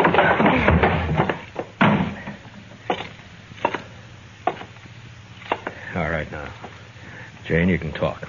Can I trust you, Marshal? Really trust you? Well, that's up to you. But I'll tell you this. I know about Carter. About you and Carter, that is. Then you know how I hate him. Yeah? But right now I'm curious about this kidnapping. What happened? Why did Cooley give himself up? Because we decided we couldn't live being hunted down the rest of our lives. Ah. So you were in on it with him, huh? No, Marshal. The first time I ever saw Scott Cooley was when he held up the stage. I'd like to believe that. Well, very simple, Marshal. I love Scott Cooley. What? I love him. Oh, now look, Jane, girls like you just don't go around falling in love with outlaws. Don't they, Marshal? No, they don't. I did. Then either you're crazy or you're lying to me. And if you weren't a woman, I'd throw you in jail right along with him. I'm a woman, Marshal, but I've no objection to going to jail with Scott. Oh, then you admit you're his accomplice. No. I suppose it's hard for you to understand, Marshal. It is. Well, I'll try to make it simple. You see, Scott doesn't know why he took me with him when he held up the stage. He's never done anything like that before. It just seemed perfectly natural to him. He saw something he wanted and he took it. That's all. I'm afraid the court will look at it somewhat differently. Well, I suppose he'll go to prison for the holdup, but not for kidnapping. Why not? Because I'll testify that I went with him of my own free will. I almost wish you two hadn't ridden back to Dodge. Marshal. Yeah. You said you know about Bob Carter and me. Yeah? Well, Scott's been wild and he's done wrong, but he's never done anything really evil. Well, maybe you're better off with Cooley. If he straightens out. You know I am. Don't you, Marshal? It's no business of mine. I'm a peace officer, not a matchmaker. My job's to keep Cooley under arrest and get him up for trial, and that's all. Now, what you do is your own business. You can testify any way you like. I can't stop that. Oh, please. Marshal, help me. There's no one else who can. Yeah, who is it? It's Carter. Open this door.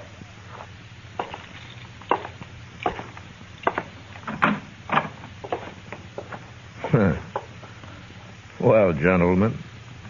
There are 4 of us here, Marshal. We figure you've talked to Jane long enough. Yeah, I think I have, Mr. Carter. You're leaving? Yeah, we're leaving. Are you ready, Jane? Oh, thank you, Marshal. Yes, I'm ready. Jane isn't going with you. I've just put her under arrest. Under arrest? I arrest anybody I think needs arresting, Mr. Carter, and I'm not in the habit of explaining why. There's a law about that, You're Marshal. in Dodge, Mr. Carter.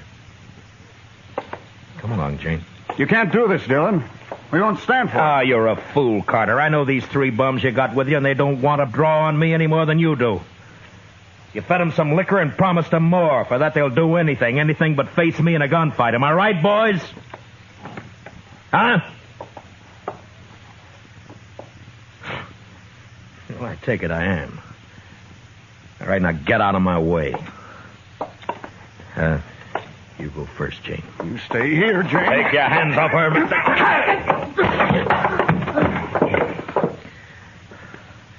Just step over him, Jane.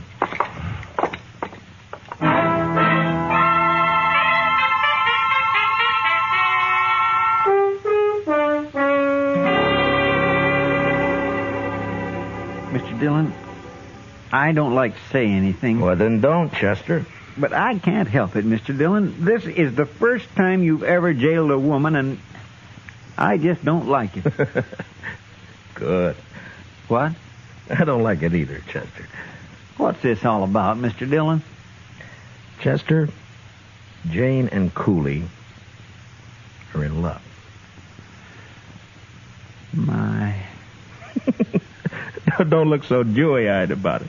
Cooley's got to stand trial yet, you know. I want no part of this, Marshal. Now what, Shiloh? I never did like that Carter. Well, what's he up to? Oh, sir, he's drunk and he's buying liquor for everyone. He's making a lot of talk. There's about 20 men with him now. Where? Texas Trail. Nobody likes it about this girl. Looks like they'll come over here and try to bust her out of jail. Chester. Yes, sir? Those horses still out back? Yes, sir. I was going to put them away later. No, leave them. Now, will you get over to the Texas Trail and stall those men for a while? Huh? All right, Mr. Dillon. Come on, Shiloh. Not me. I'm going to bed. I got too drunk last night. Got the worst head out.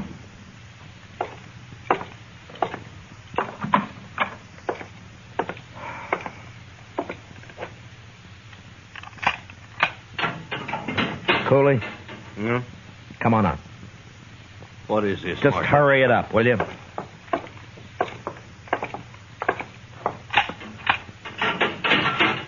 Let's go, Jane. Oh, no. Stay where you are, Jane. I don't You'll do like what I this. tell you, Cooley. It's all right, Scott. We can trust him. Yeah, but I don't know what he's Scott. got. Well. All right, Jane, if you say so. All right, now out back. Here, that way. Now, come on, let's move.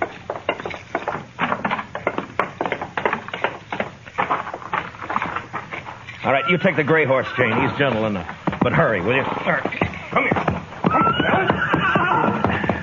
Come on, boy. Where are we going, Marshal? We're going to Hayes City. Cooley's going to stand trial there. Yeah, They got the money back, Scott. They can't do much to you. I know. But there's that kidnapping, too. I won't testify. That's all. Jane, you're going to have to testify. You'll be in contempt of court if you refuse. Then I'll lie. Anyway, I did go of my own free will. After a while, anyway. That's perjury. But you don't have to do that either. There's an easier way. How? Well, before I deposit Cooley in the Hayes City jail, we might just make a little stop. What do you mean, Marshal? Stop where? We're going to stop at the preacher's. You know, a married woman can't testify against her husband. Scott. Scott. Come on, honey, let's ride.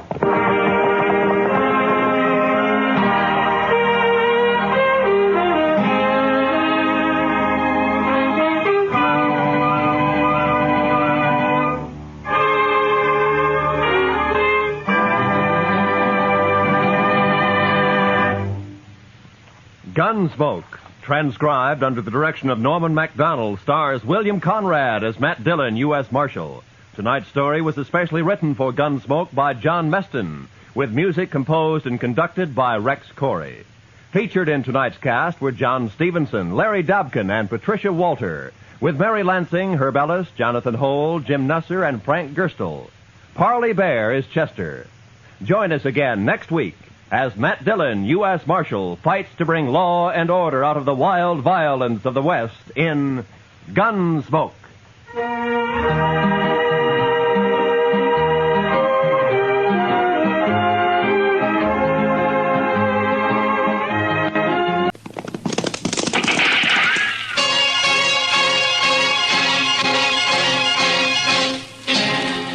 Around Dodge City and in the territory on west, there's just one way to handle the killers and the spoilers. And that's with a U.S. Marshal and the smell of gun smoke.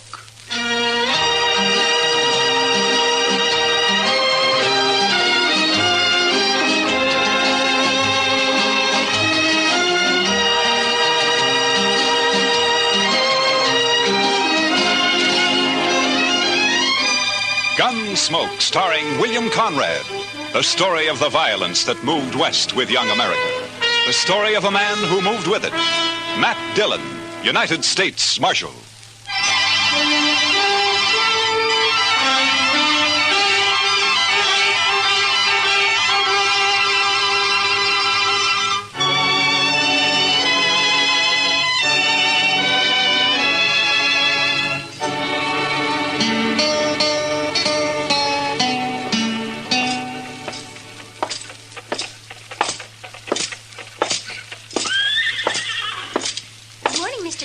Morning, Miss Ida Mae. Hiya, Marshal. Good morning, John. Hey, Matt. Wait a second. What? Oh, hiya, Doc. Oh, on my way over to jail. After you. Oh? You heard about the Longhorn? No, what about it? You haven't heard or you wouldn't ask. Well, heard what, Doc? Well, I'll walk along with you if you're heading that way. Well, as a matter of fact, I was heading that way. Hey, what's all that crowd out in front there for? In due time, Matt. In due time. You know, Doc, there's only one thing that makes you happier than having a secret, and that's to collect your coroner's fee. Yeah, might get a fee out of this, too, for it's over. No wonder you're all worked up. Hey, have you heard about the Longhorn? It's the doggone thing. Your Longhorn, doggone thing I ever come across. Morning, Mr. Dillon. Hiya, Chester. Say, you heard about the Longhorn? No, Chester, I have not heard about the Longhorn. What? He's upset, Chester. He's the only man in Dodge who hasn't heard. Look, so help me, Doc, if this is one of your practical jokes. No. I had nothing to do with it. You'll see. Will you pardon me, ma'am? Let him through. Pardon me, please. Let me through. Excuse me.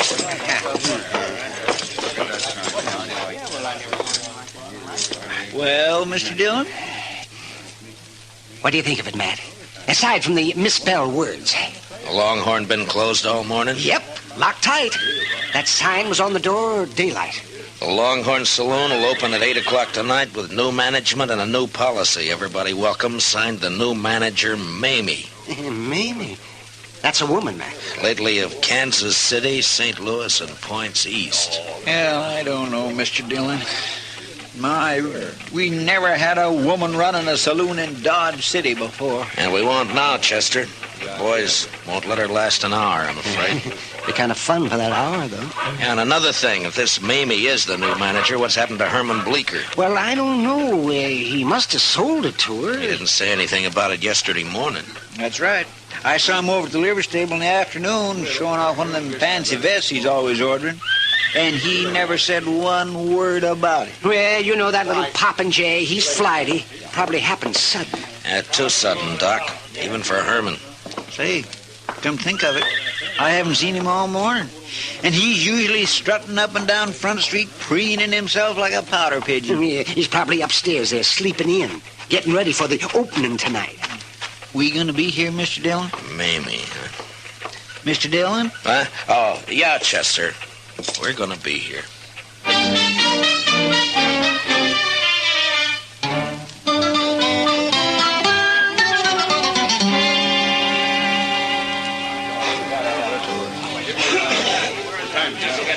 I'm sorry, boys, but she's upstairs. Said she'd be down about 8 o'clock, and that's all I know about it. Now, if you want to order anything, let's hear it. And if you don't, just shut up. Say, the boys are acting kind of rambunctious, Mr. Dillon. Yeah, she'll wish she stayed in St. Louis and points east. Say, Matt, I was talking to the bartender. I asked him what she looks like, and he said if he told me, I wouldn't believe it. Now, the fella I'd like to talk to is Herman Bleecker. Yeah, well, nobody's seen hiding here him. You know, Matt, I'm beginning to wonder, too. Howdy, strangers! What? Welcome to the Longhorn. I'm Mamie, the new owner. Mamie? My gracious sakes alive. 190 pounds if she weighs an ounce. Yeah, that bartender was right. I wouldn't have believed it. Boys, looks like we're going to be doing business together, so let's get things straight right in the beginning. Now, in the first place, the minute you stick your foot inside that door, you're on my stomping ground. I'm the boss of this shebang, and don't you ever forget it. When I tell anybody to hop, he hops. Is that clear? Now, tell you what, I aim to give the squarest deal in town. All the liquor here is going to be aged over 30 days, and the dancing girls aged under 30 years. The liquor is straight, and the girls are graceful. There's only 4 aces in every deck, and the cards only read from the front side. You'll get a fair shake for your money, but there ain't gonna be no fandangling. And another thing, mister! I'm talking. Well, so am I, you old battle axe. Excuse me, boys. Oh, looks like it started, Mr. Dillon. Yeah, wait a second. He paid for his drink? Yes, ma'am. All right, you wall-eyed little maverick. Come on!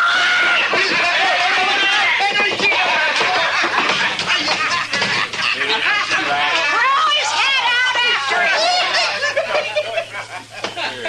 Now, as I was saying, boys, I just won't stand for no fandangling. Now, maybe some of you figured I was wearing this 6-shooter for a decoration. Well, now, just cast your eyes on that ace of spades I got tacked up on the back wall. Now... What did you see? For the land's sakes, did you see that draw, Mr. Dillon? Yeah, and she got the card, too. Oh, the boys won't give her no trouble, man. All right, boys, the first one's on the house. And it's the last free one for funeral expenses. Belly up, boys! Well, sir, Mr. Dillon?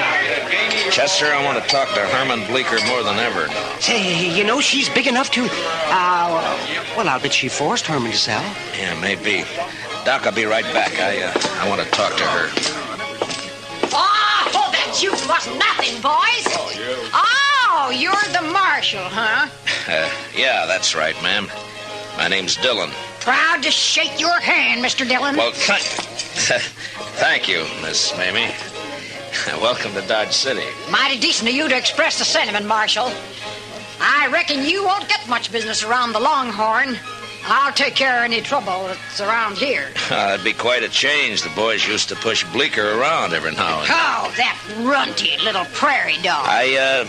I didn't know he was planning to sell, Miss Mamie. He must have made up his mind in a hurry. Yeah? I made him an offer, and he took it. Just like that. He found himself some new living quarters, I suppose. Oh, yeah. He moved right out last night. Oh. Mm-hmm. I wonder where he's holed up. Huh? There are a couple of things I'd like to see him about. Well, now, I'll tell you, I'm afraid he left town, Mr. Dillon. I think he said something about taking the Santa Fe to St. Louis, now that I remember. Oh, I see. Well, that's too bad. I'd sure like to have seen him. Well, I'll probably drop in now and then, Miss Mamie. Sure! Anytime, Marshal. For you, it's on the house! Thank you. What'd you find out, Mr. Dillon? Let's get out of here, Chester. Coming, Doc. Sure. Oh, yes, with both ears a-flapping.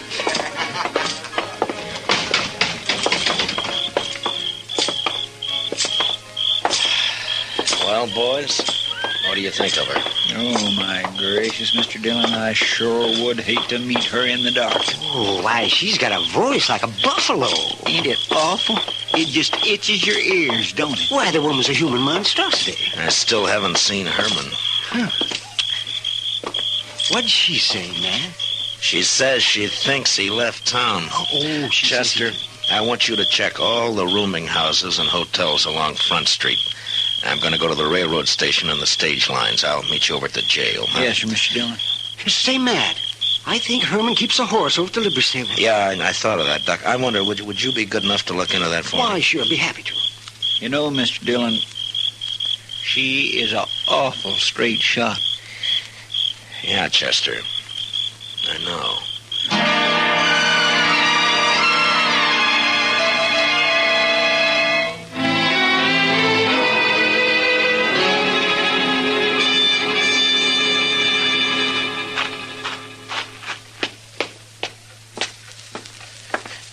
You here, Matt? Oh, yeah, come on in, Doc. Well, his horse is still over at the stable. He didn't tell them anything about leaving. He didn't leave, Doc. Mamie came in on the 9 o'clock train last night. Only one train out after that, around midnight. He wasn't on it. And he didn't buy a ticket on the stage either. Yes, see, now what did I tell you? Matt, that settles it. Yeah, of course, he may have moved into one of the hotels. Oh, sir, Mr. Dillon, I'm afraid he didn't. Oh, well, what'd you find out, Chester? That nobody in this town has seen Herman Bleecker since around 9 o'clock last night. Matt, I knew I'd get me a fee out of this, one way or the other. Well, don't spend it yet, Doc. What? Buenos noches, señores. Oh, Manuel, come on in.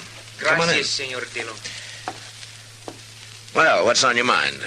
Pues, señor, I was at the railroad depot when I hear you ask about the little one, el señor Bleecker. No? And the other, the señora. Oh, there is much woman on that one. Well, there's no argument there, Manuel. Señor, last night I have seen something which is strange. No? I am come home very late, 1 hour, 2 hours before dawn. I was visit a friend, you understand? Yeah, I understand. You see, I am walk home in much hurry, and it is very dark, señor. When at once I see this lantern in the arroyo behind the Longhorn Cantina. Oh, a lantern, you say? I am think, what is this? So I wait, and this lantern is come toward me. And when it is close, oh, this woman who I have no see one like her. Oh, what a girl. Well, what was she doing in the arroyo? I do not know, but is one thing I forget. She has carried something in her hand. Well, what was it, Manuel? A shovel, senor.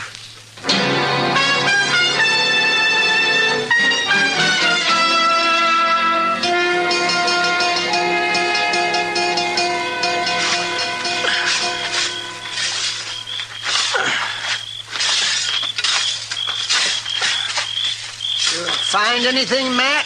Well, there's something here, Doc, but I can't quite... Hold the lantern over here, will you, Chester? Yes, sir, Mr. Dillon. I found something here, if I can just get it loose. Lantern all right, Mr. Dillon? Can you see what it is? Yeah, it's fine, Chester. Yeah, I got it. Oh. It's a boot. Yeah, here's the other one. Yeah. For all that fancy stitching. Matt, those are his. I've seen them on him. Yeah, so have I, Doc. Yesterday, in fact. Here, take him, Chester. Yes, sir. There's a bundle of some kind here. Oh, you found the body, huh? No, it's clothes, I think, Doc. Let's have a look. Yeah. That's all there is, too. The hole doesn't go any deeper. It's hard pan on the bottom there. Hold the lantern down, Chester. Let me get this unwrapped. I'm not so sure about that coat, Mr. Dillon. A lot of them like that around town. Yeah, I know, but take a look at this fancy vest. Oh, that's Herman's. Nobody else in Dodge City'd ever wear a thing like that. Well, from the looks of it, he won't be wearing it again.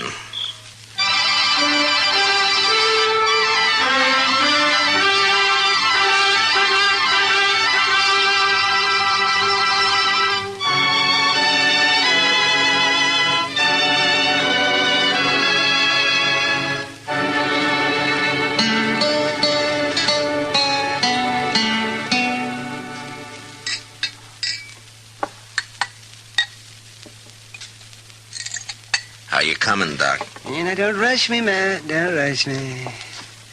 I haven't made one of these blood tests in years. If you ask me, I don't see any use in making one now.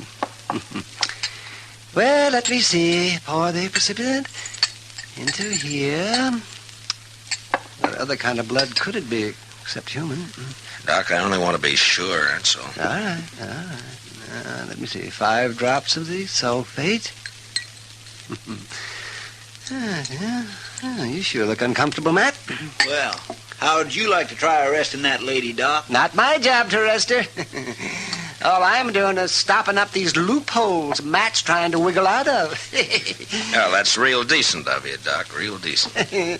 No, sir, Matt, I don't recall you ever being in such a predicament. Oh, of course, I remember the night you shot it out with the Barkley boys over in the Alafraganza. There were 3 of them, and you did not turn a hair. And then that other time when you got dry-gulched by the Platte River gang. All right, Doc, all right. But this is different. If I go to arrest that woman, she's just crazy enough to start a gunfight. Oh, it's a problem. It's a problem, all right. Now, let's see. We'll just shake this up and warm it a bit. Yeah.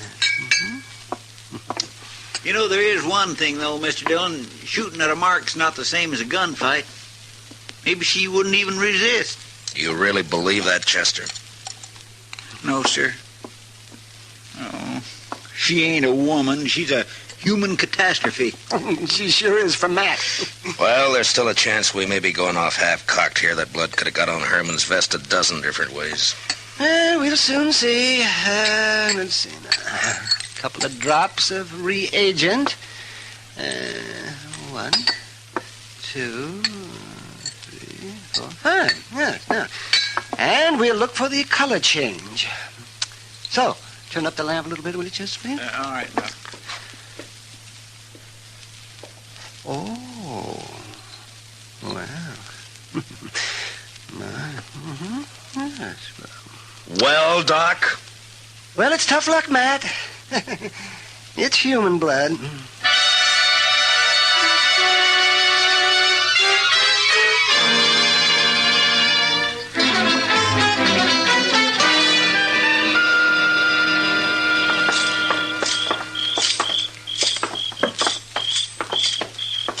Hey, Matt, I thought we was going over to the Longhorn to talk to Mamie. How come the jail? She'll keep, Doc. She's not going anywhere. Looks cut and dried to me, Matt. It might not if you were in my shoes. Come on in, boys.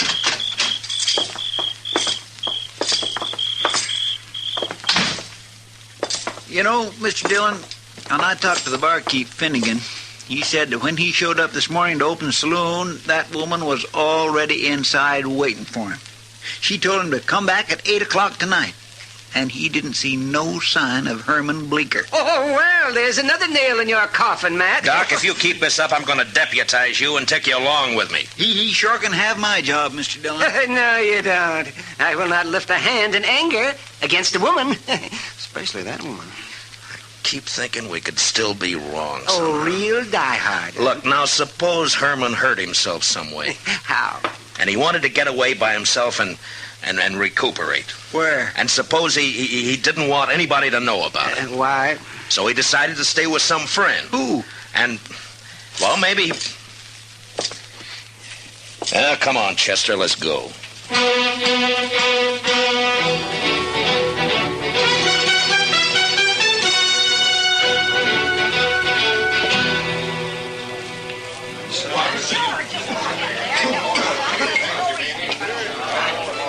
There she is at the end of the bar. What are you going to do, Mr. Dillon? Take her in, Chester. Maybe she'll talk when she's arrested. I gotta get that gun away from her some way. It's not going to be easy. And it's gotta be done. I've never drawn a gun on a woman yet, and I'm not starting now. If I could just manage to... I don't know. There might be a chance. Stick close to me, Chester. Yes, Mr. Dillon. Well, Marshal, mighty glad you dropped back in. I was just wondering how you were getting along, Miss Lane. Like a kid with two tongues and an all-day sucker. Say, now tell me, did you find that little weasel Herman Bleecker? I thought you told me he'd left town. Oh, well, I was just guessing, Mr. Dillon. He said something about planning to. Here, step up and have a shot of poison. No, thank you. As a matter of fact, I came back here for a particular purpose. Chester and I have a little bet on. Mr. Dillon, What kind of a bet is it, Marshal? Well, it was about that shooting trick of yours, hitting the center of that playing card, you know. Chester figures that it was a fluke of luck. He's betting me that you can't do it 5 times in a row. Well, we'll soon settle that. The card's still up there. Stand aside, boys! Mamie's gonna limber up her shooting irons and get out of the way. Get down there, Curly. All right. There's one. Couple of them. You're doing fine so far. How you doing down there, boys? All dead center so far. Say, you there, whatever your name is, what do you think of your bet now? Well, I guess I just kind of lost my head, Miss Mamie. Well, 3 down, 2 to go. There's 4. And 1 more. Oh, yeah. Well, what are you stopping now for, maybe? Well, I got some rules I go by, Marshal. One of them's never to fire my last shot and leave my gun empty. Yeah, I see.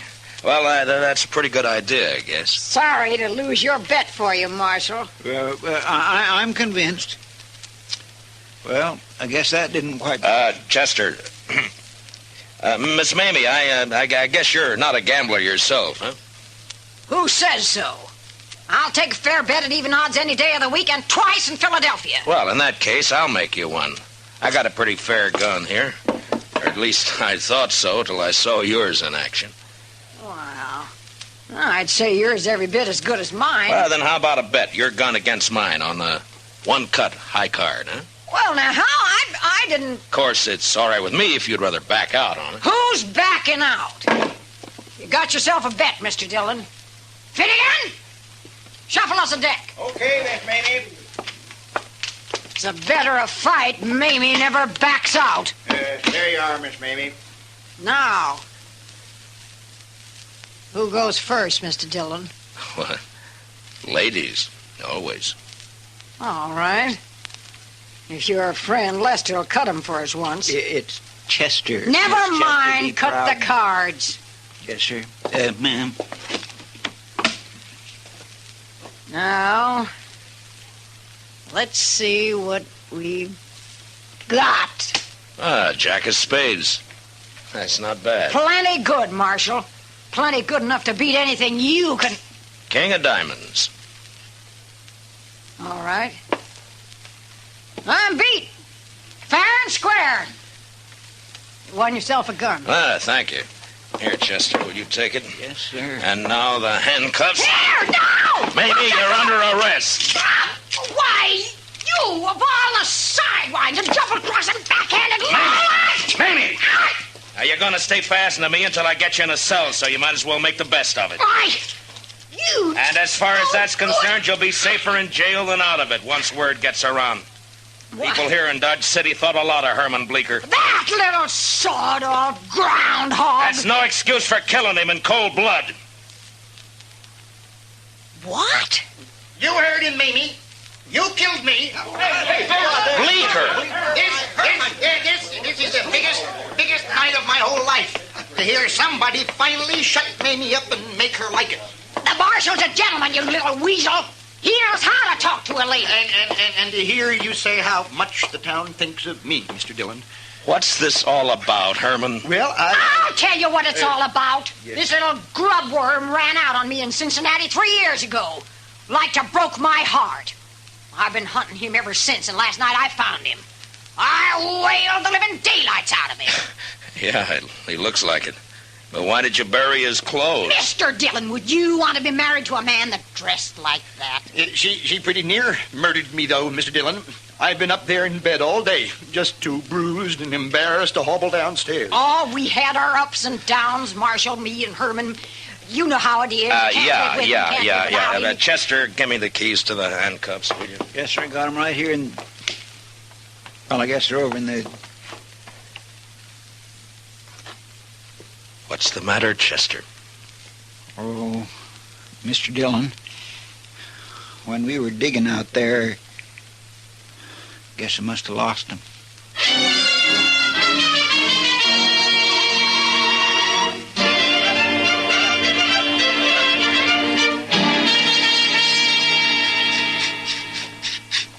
Chester, can't you file that thing any faster? You might just well relax, Mr. Dillon. Took a half hour to get that one off Miss Mamie's wrist. Oh, no. All right, but just hurry. I'm filing as fast as I can. Oh, Doc. Mamie gave me this bottle of Irish here to make the waiting a little easier. And it's Jameson's. Oh, well, fine, Doc, fine. Chester, let that go for a minute, huh? And open it up. Yes, sir, Mr. Dillon. Can you imagine it, boys? Little Herman Bleecker married for years to a woman like that. I don't want to imagine. Oh, I'd get nightmares. Here you go, Mr. Dillon. Oh, thank you, Chester. Doc? Oh, thank you. Well, gentlemen, here's to the weaker sex. Mr. Dillon, which one is that?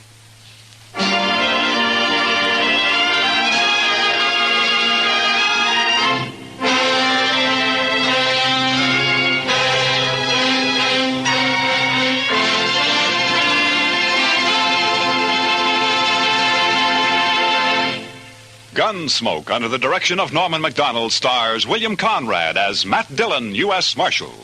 Tonight's story was specially written for Gunsmoke by Les Crutchfield, with music composed and conducted by Rex Corey.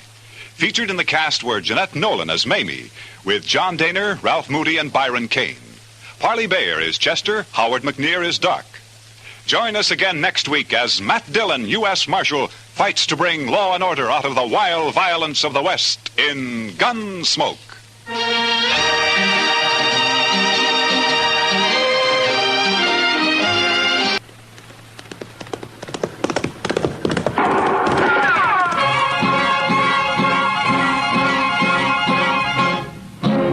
Around Dodge City and in the territory on West, there's just one way to handle the killers and the spoilers, and that's with a U.S. Marshal and the smell of Gunsmoke.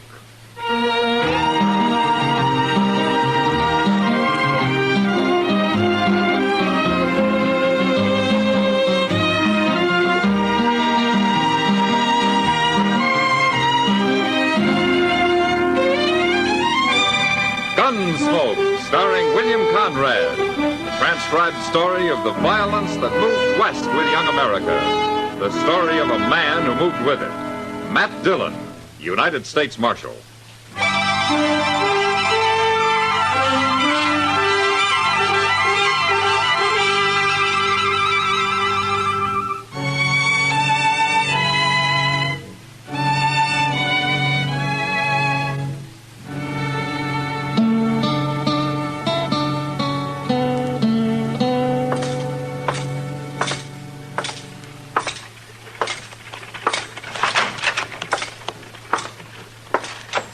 Good morning, Chester. Morning, Mr. Dillon. Is the prisoner awake yet? Yes, sir, he's awake, but he's sort of wishing he wasn't. No? Not after last night. I never saw Bob Adams that drunk before. I gave him some coffee a little while ago, and you know what, Mr. Dillon? He wouldn't drink it before he poured about a spoonful of tobacco in it. That's mule skinner style, Chester. My. Bring him out here, huh? Yes, sir. Come on out into the sun, Adams. It's time to own up to your dark and evil ways. Well, I sure must have been drunk if I let you throw me in jail, Chester. I didn't throw you in jail. He did. But I could have. Well, howdy, Marshal Dillon. I thought you was out of town. Well, I got back late last night, Adams. Just in time to stop you from blowing the roof off the Olive Braganza. Oh, well, I don't even remember. Whoa. There's your gun. You turning me loose? You didn't commit any crimes. You were just getting worked up to some. Oh, well, thanks for stopping me, Marshal. I guess I was a little wild. Too much to celebrate, that's what. Oh, what were you celebrating anyway? Well, selling out. Selling out? Yeah. You mean you sold your freight business? Both wagons and all my mules, the whole caboodle. Yes, sir, I sold out just like everybody else. What? It happened while you was away, Mr. Dillon. Every freighter in town has sold his outfit to a man called Ivy from St. Louis. We all got a good price for him, too. More than he was worth. Well, what's this Ivy going into the freighting business so heavy for? Says he wants to invest all his money in one business, not scattered around. Well, what are you and the other men going to do now that he's bought you out?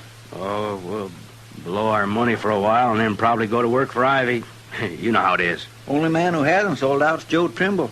And that's just because he won't get back to town till today sometime. There's nothing wrong with Ivy, Marshal. He's as nice a fellow as you ever met. But I don't much like that man he has following him around all the time. Cam Spiegel. No, I don't like him neither. Did you say Cam Spiegel? That's right. Where are they staying? At the Dodge House? Why, Marshal, what's wrong? I don't know, Adams. But if this Ivy has Cam Spiegel with him, there's plenty wrong.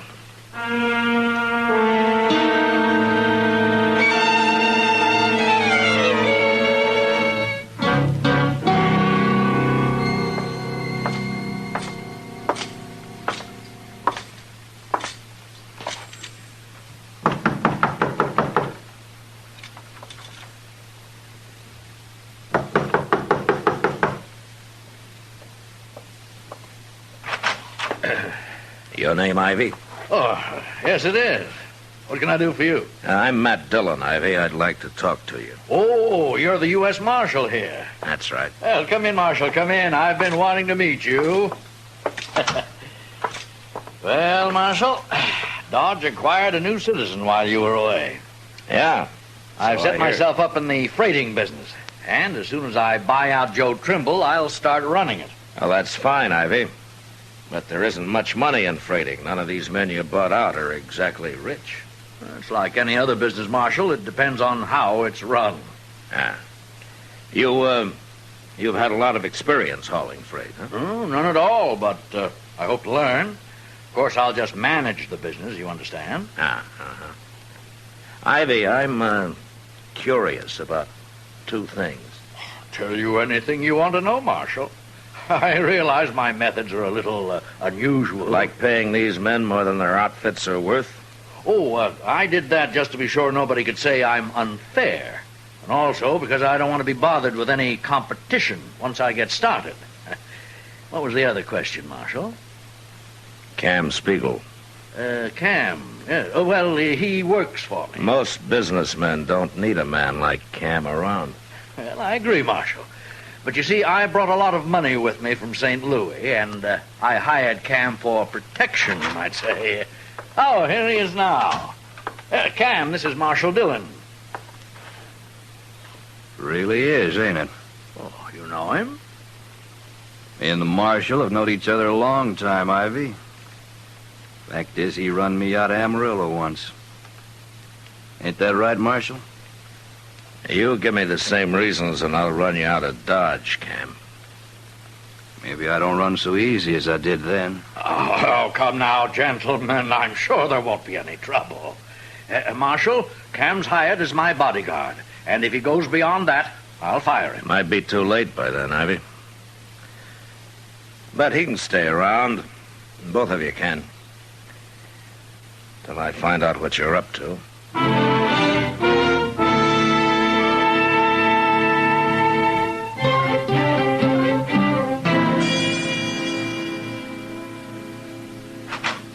Mr. Dillon? Yeah, what is it, Chester? Joe Trimble just pulled into town. He's with his wagons outside here. He'd like to talk to you. Oh, okay.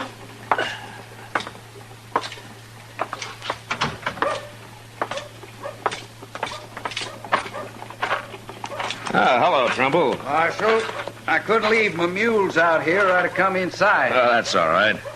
What's the trouble? Nothing with me, but Jim Honecker down at the Sand Creek stage station said to tell you there's been too much engine sign around for comfort the last few days. He wants me to pass the word on to the Army, huh? Yeah. Chester, will you ride out to Fort Dodge and tell Major Honeyman? Yes, sir. I'll get started right away. I didn't see no engine sign, Marshal. I think Jim's getting a mite spooky living out there alone so much. I thought he had someone with him now. Nah. Fella couldn't stand it. He run off. Oh, hello, Marshal. Oh, Chester told me this is Joe Trimble. It is. Well, Trimble, I've been waiting for you. My name's Ivy. How do you do? And this is Cam Spiegel. How do you do? Oh? Trimble, I understand you own 3 freight wagons and a dozen mules. That's right. Well, I've bought out every other freighter in Dodge, and I'm prepared to give you $1,000 in cash for your outfit. Is that true? Ask the marshal here. Yeah, they've all sold, Trimble. He's offered them too much money to resist, I guess. Well, I ain't selling. I've been freighting over that trail for 10 years, and I ain't quitting now. All right, I'll give you $1,500, Trimble. I don't understand you, Ivy. If you bought out everybody else, what do you need my outfit for? Ain't you got enough now? Yeah, it's my way of doing business, Trimble. You accept the offer? Ivy, I got a little house at the edge of town. My wife's waiting for me there right now. It ain't much, but I built it out of the money I made hauling goods up and down the trail. Maybe someday I'll build me a better one. If I sell out to you, I won't have nothing after a year or so, and I ain't gonna do it. Perhaps this has been too sudden for you, Trimble. Why don't you think it over first and then let me know? I'm letting you know right now. You're kind of stubborn, ain't you, Mule Skinner? That's right, I am. That's enough, Cam. Well, you're the only competition I'll have, Trimble, but I'm sure we'll get along fine. There's plenty of business, Ivy. Of course. But anyway, if you change your mind, you just let me know. Sure. Good day, gentlemen. Come along, Cam. If Ivy ain't handy when you change your mind, Trimble, you can always let me know. Now, what's he mean by that, Marshal? I don't know, Trimble, but we'll find out soon enough.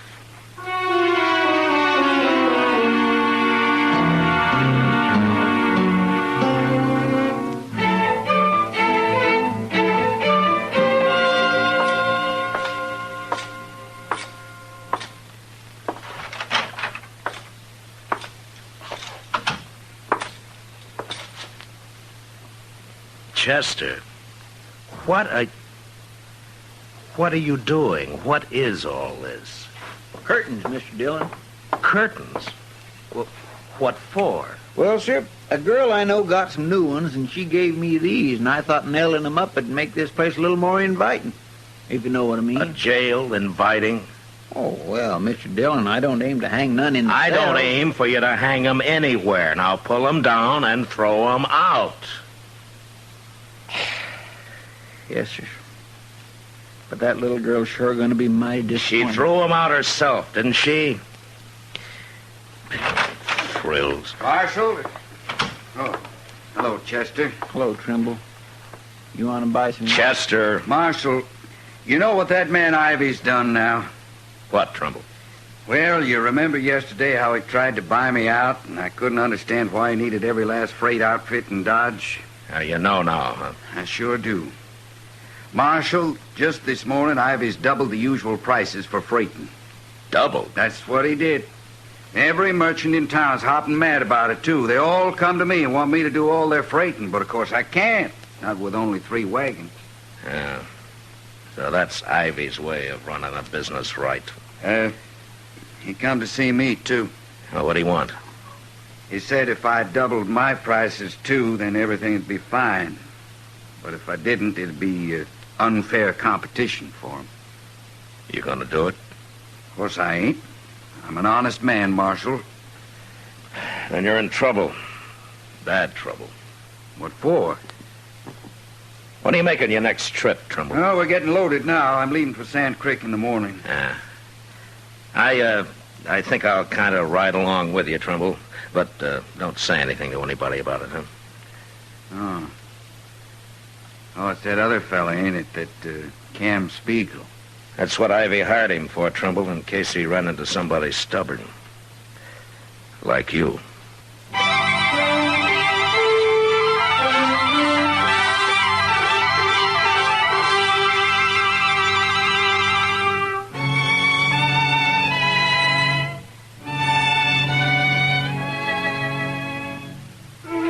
It wouldn't be much trouble to hide out with a rifle somewhere along the trail and shoot a teamster off his wagon.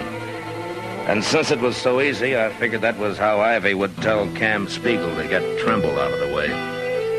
So I took my horse and went along on the trip to Sand Creek. As it turned out, I might as well have stayed in Dodge. In fact, it'd have been better if I had. We made Sand Creek all right, and a few days later, early one morning, we were almost back to Dodge when we saw Chester riding out of town to meet us. Hey, he's riding like a big wind, Marshal. Now, any time his horse isn't walking slow, Chester's in a real hurry, Trimble. Chester ain't exactly all Injun, is he? No, but he can surprise you sometimes. I know, I've seen him. Well, let's pull up here. Who there? Who?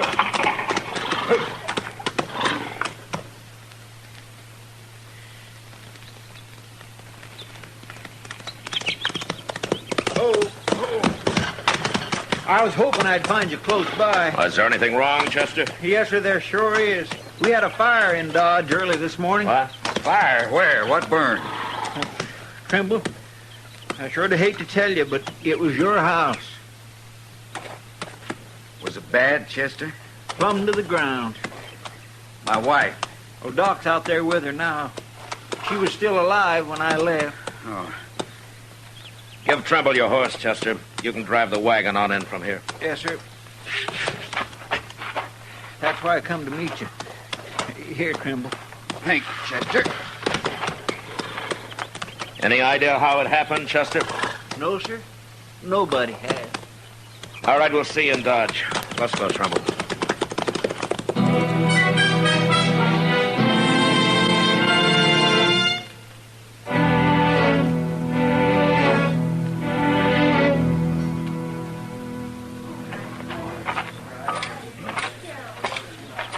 Doc? Is that her, Doc? I just now covered her up, Trimble. She's dead. I did everything I could. Sure. Sure, of course you did, Doc. I don't know how she lived as long as she did. They weren't able to get her out soon enough, Trimble, but she was so far gone when they did. Well, she didn't suffer much. You can be sure of that. She must have been awful scared, though. Now, you leave her to me now, Trimble. I'll take care of her and let you know when you can come and get her. She was asleep when it happened, or she'd have had no trouble getting out. Yeah, she was asleep, yes. And how'd the fire get started? She couldn't have spilled nothing. Well, I don't know, Trimble. Nobody does. Doc, who saw the fire first? Oh, some cowboy, Matt, they say. He rounded up a few men from out of the oasis, but there was nothing they could do. He didn't know there was anybody inside the house. Trimble, You out here too, Ivy? I came as soon as I heard about it. In fact, I was at the Oasis when that rider reported it. The other men can tell you. Okay, what do I care? You have my deepest sympathy, Trimble. Now, if there's anything I can do... No, nothing. You can do something for me, Ivy. For you, Marshal? Yeah. Where's Cam? Why, he's right over there. Call him. Well, all right. Oh, Cam. Cam. What do you want, Ivy? Nothing, but Marshal Dillon seems to. He does, huh? Where were you when you heard about the fire, Cam? I was in bed, Marshal. Who woke you up? Nobody. I heard people shouting. I got up. Anybody see you? I don't know. Why should they? Ivy. Yes, Marshal. You still want to buy Trimble's outfit? He might sell. No. Why, of course I do. But I'll only give you $1,000, Trimble. You've waited too long. I didn't say I'd sell you nothing. What makes you think I would? Wait a minute, Trimble. Ivy, you got a good alibi. I'm sure of that. I won't even bother to check on it. But you don't seem to have one, Cam. Now, wait a minute, Marshal. You're going too far if you're suggesting that either one of us had anything to do with this. I won't stand... Shut up, Ivy. Now, how about it, Cam? You know you don't scare me none, Marshal. I can't prove you had anything to do with this, Cam. No, you can't. But you'll have to prove you didn't. And you'll have to prove it by someone reliable. I'll give you till noon. What happens at noon, Marshal? You leave town. Oh, now, aren't you being a little high-handed, Marshal? Call it what you want, Ivy. But he still has till noon.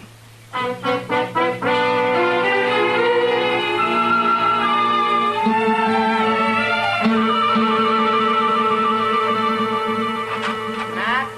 Yeah, what is it, Kitty? Matt, look at this. Huh? That's $300. Uh-huh. What's this for? I want you to take it and give it to Cam Spiegel. Cam? I got it from him. Along with a hint that if I didn't take it, I'd end up in a ditch with a bullet in my head. Oh. You were supposed to be with Cam last night, is that it? That's it. And the idea is that if I alibi for him, you'd believe it. Oh, Cam's right, Kitty. I would. It's up to you how you get the money back to him, Matt. But couldn't you stuff it into a shotgun and give it to him that way? I've often said it's a good thing you're not a man, Kitty. If I were, I probably wouldn't be any better than the rest of you. Well, it's almost noon. Matt? Yeah. I'll buy you a drink after. How can you? You just threw away $300. Oh, Matt.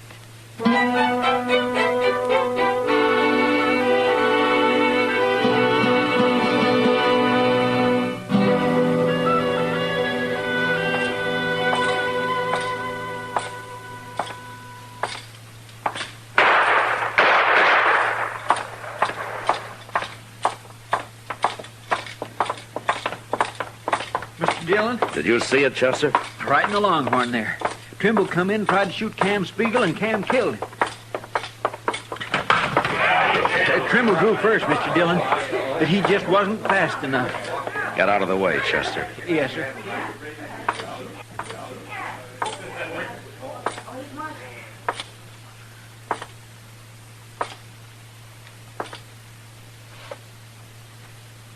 Tried to kill me, Marshal. For self-defense, he drew first. Cam, I've changed my mind about your leaving town. What? You're going to jail instead. Jail? Everybody here's a witness to this, Marshal. I'm talking about Trimble's wife. I haven't got enough evidence to hang you, but you'll spend a long time in prison. Now turn around while I take your guns. Told you before, Marshal, I don't scare so easy as I once did. You're under arrest, Cam. No. Not yet, I ain't. All right, quiet, everybody. I said quiet, everybody. Ivy, come over here. That was mighty fast, Marshal. But he had it coming. He shouldn't have tried to draw on you. Trimble's dead, too, Ivy. Trimble tried to kill him, Marshal. You know that. I guess Trimble figured he had a pretty good reason. That may be. But you can't prove I had anything to do with it. If I could, I'd throw you in jail. But I'm not even going to run you out of town. Okay? You've certainly no reason to. I'll see you later, Marshal. Just a minute, Ivy.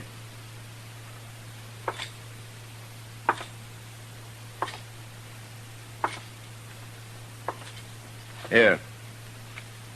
Here's $300 Cam gave to Kitty to alibi for him. Somehow she didn't want to do it. I don't know anything about it. Why, give it to me. Take it, Ivy. It was your money in the first place. Cam was just working for you. I won't stand for this, Marshal. You've no right. You know, the Trimbles were pretty well liked around here, Ivy. You just might get out of town alive. If you hurry.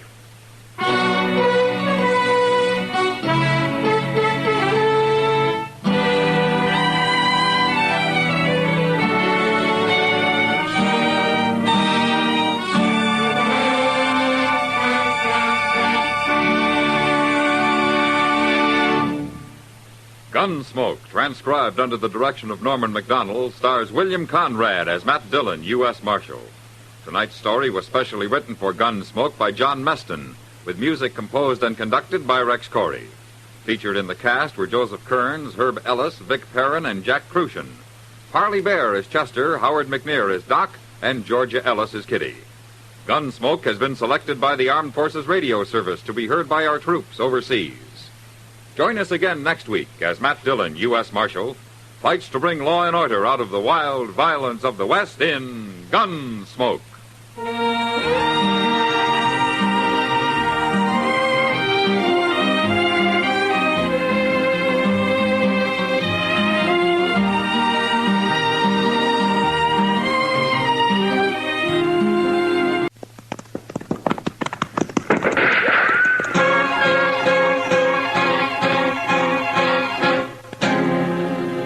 Dodge City and in the territory on west, there's just one way to handle the killers and the spoilers, and that's with a U.S. Marshal and the smell of gun smoke.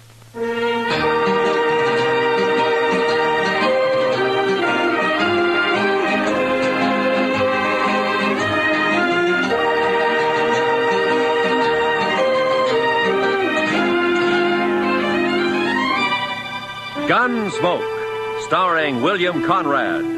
The story of the violence that moved west with young America. The story of a man who moved with it. Matt Dillon, United States Marshal.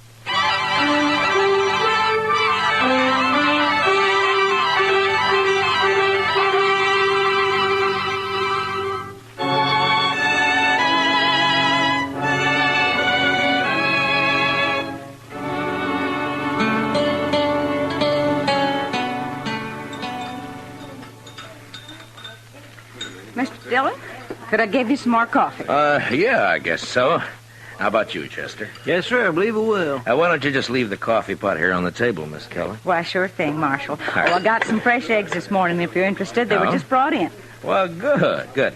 Cook us up about a half a dozen of them, huh? Have them for you right away, Mr. Dillon. All right. Fresh eggs. My, I'll swear if Delmonico's ain't getting to be about as fancy as some of them Kansas City restaurants. Well, that's civilization, Chester. Progress.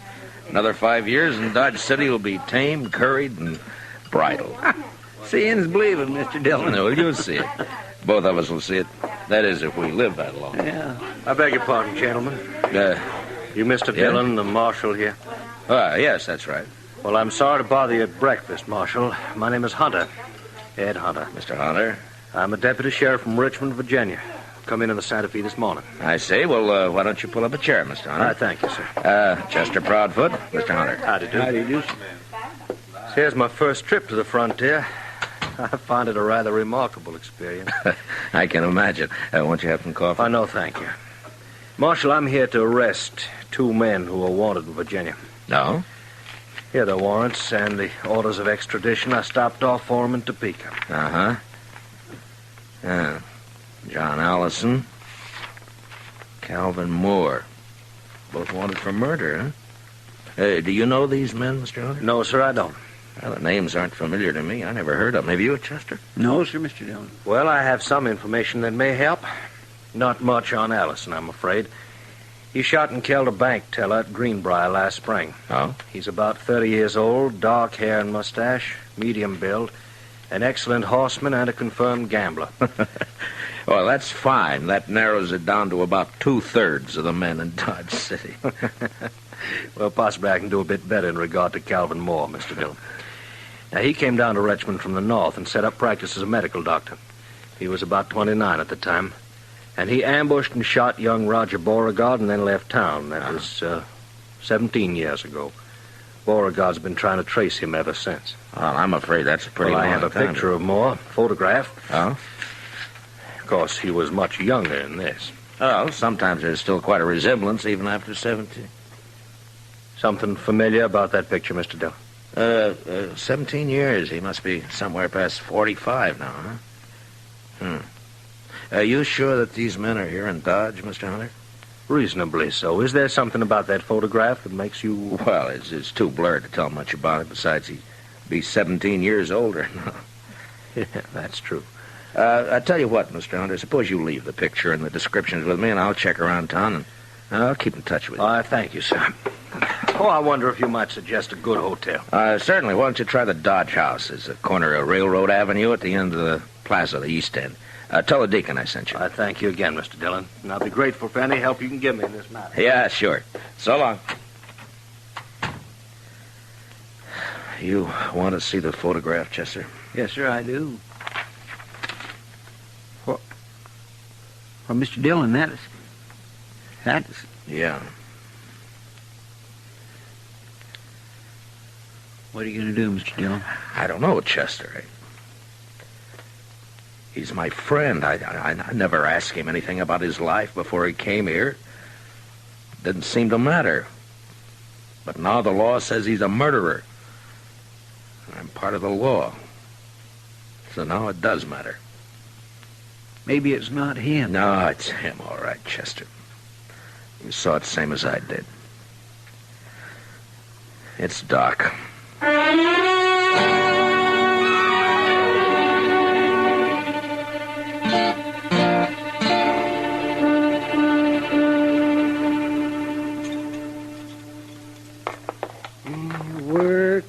Work. This is the first chance I've had this week to clean a few instruments properly. Gunshot wounds. Oh, Matt. I'll lay odds I'm the only doctor in the United States who makes 3/4 of his living off of gunshot wounds. That's a rough country, Doc. Yes, indeed, it's a rough country. Maybe you ought to have stayed back east. See, broken bones, babies, and gunshot wounds. Well, I wouldn't know the first thing about a good civilized case of gout anymore. What part of the East did you come from, Doc? See, I went to medical school in Boston. I studied consumption, colic, liver complaints. Never had a case of liver complaint in all the time I've been here, though. No, I guess that kind of thing is more common down south, around Richmond, Virginia, for instance, huh? Matt, stop beating around the bush. You've got something on your mind, and it's bothering you. Look, Doc, a deputy sheriff from Virginia came in on the morning train. He's got a warrant for murder against a man named Calvin Moore. He's got a photograph of Moore taken 17 years ago. Would you like to look at it? All things are taken from us and become portions and parcels of the dreadful past. Are you Calvin Moore? It wasn't murder, Matt. They said it was murder, of course. The Beauregards were an important family. Would you like to tell me about it? Oh, not much to tell, Matt. I'd been in practice in Richmond about a year.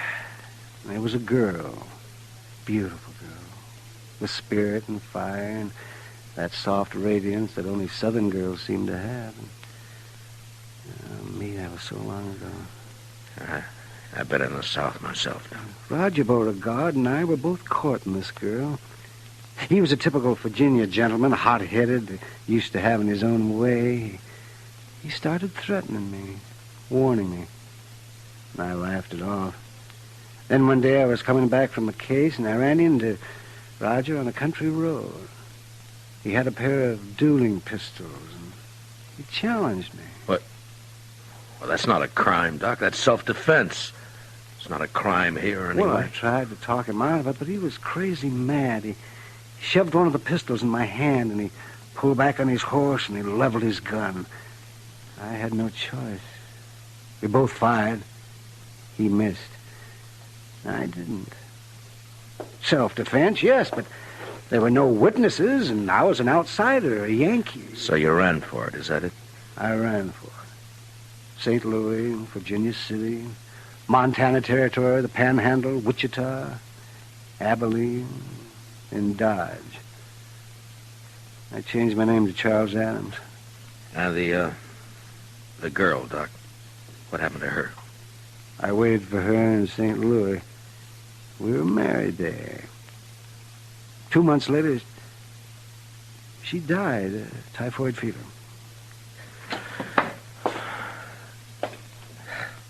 Well, you never know. No matter how much you figure you understand somebody, you just quite never know. I can't go back there, Matt. I've got no defense. I'd mean prison. I'd rot in prison. I won't go back, Matt. Now, Doc, look, Hunter is here after 2 prisoners. I got no right to my own rules, to go after one man and keep the other one covered. I always figured that the only kind of law that would work out here is an honest law. What are you going to do? Doc, I don't know.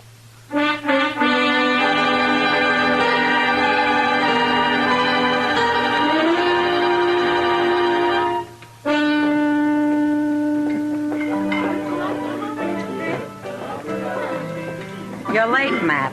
I decided you weren't going to stop in tonight. Is Chester around, Kid? Yeah, over there by the faro table. No.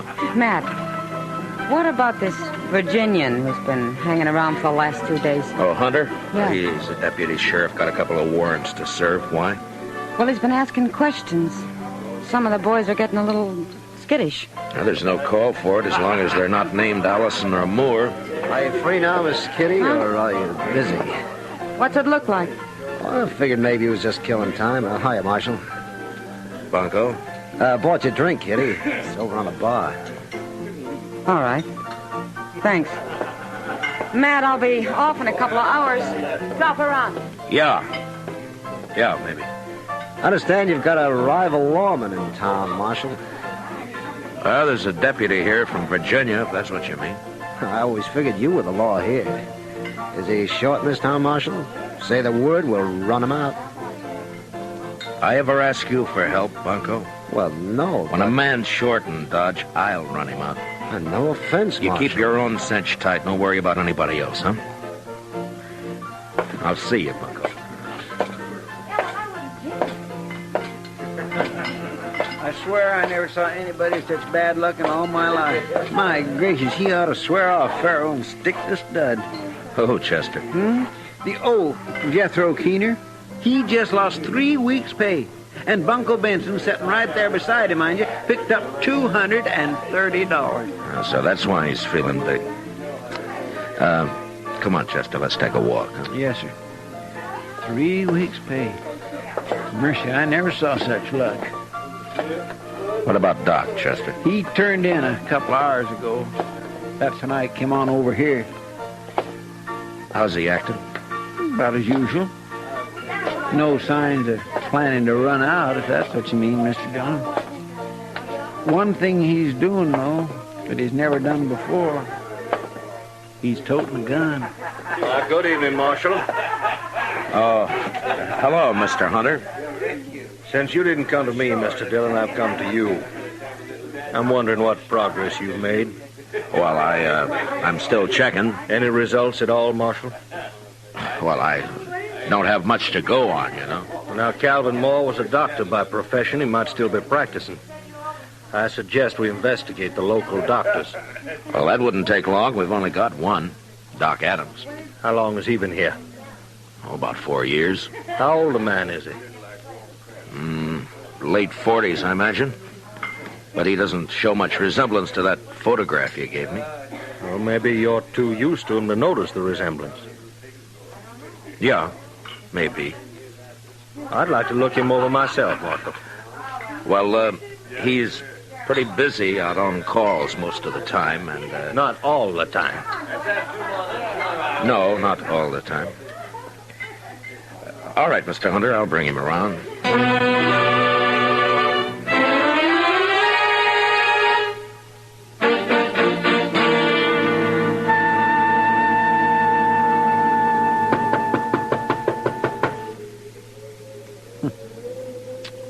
That's funny, Mr. Dillon. Yeah, he should have answered by now.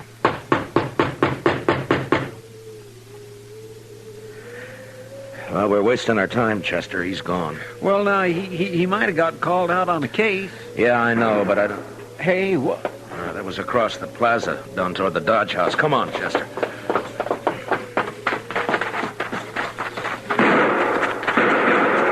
Somebody sure is stirring up the smoke. Yeah, it's across the street. Edge of the railroad yards, I think.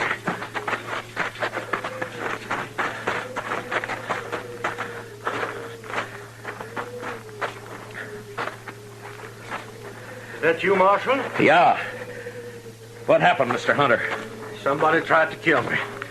I started into the hotel and they fired from the dark here. I fired back, but he got away. You, get a good look at him? Oh, no, I just saw the flashes. Well, this is an easy town to get killed in, Mr. Hunter. So it seems. About that doctor, Marshal. You didn't bring him around. Well, he's out on call. Think I want to meet him more than ever now.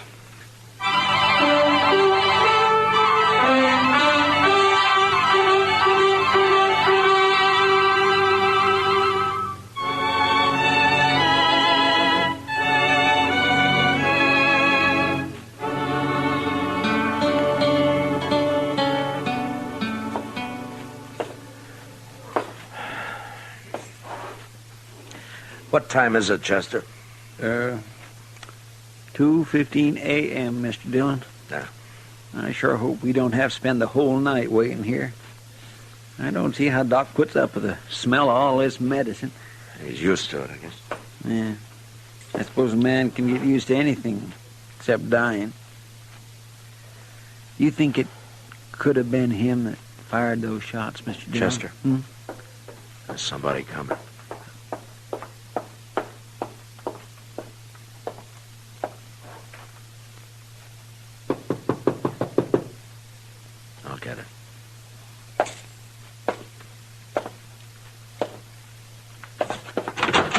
Doc, Marshal. Come on in, Bunko. Doc's not here, but he'll probably be... Oh, what happened to your arm? I got thrown into a barbed wire fence. Here, let's have a look at it, huh? No. It's all right. It's a gunshot wound. All right, hold it, both of you. Well, is that the same gun you tried to kill Hunter with, Bunko? Stay where you are, Marshal. Yeah. Around 30 years old, dark hair, mustache, medium build, excellent horseman, confirmed gambler. Wanted from John Allison. Alias Bunko Benson. Am I right, Bunko? He's not taking me back there. You stay where you are, Dillon. Now, don't be a fool, Bunko. Put away the gun. Stay back. I'm warning you. Bunko, look! All right, Chester, let's get him over to the jail.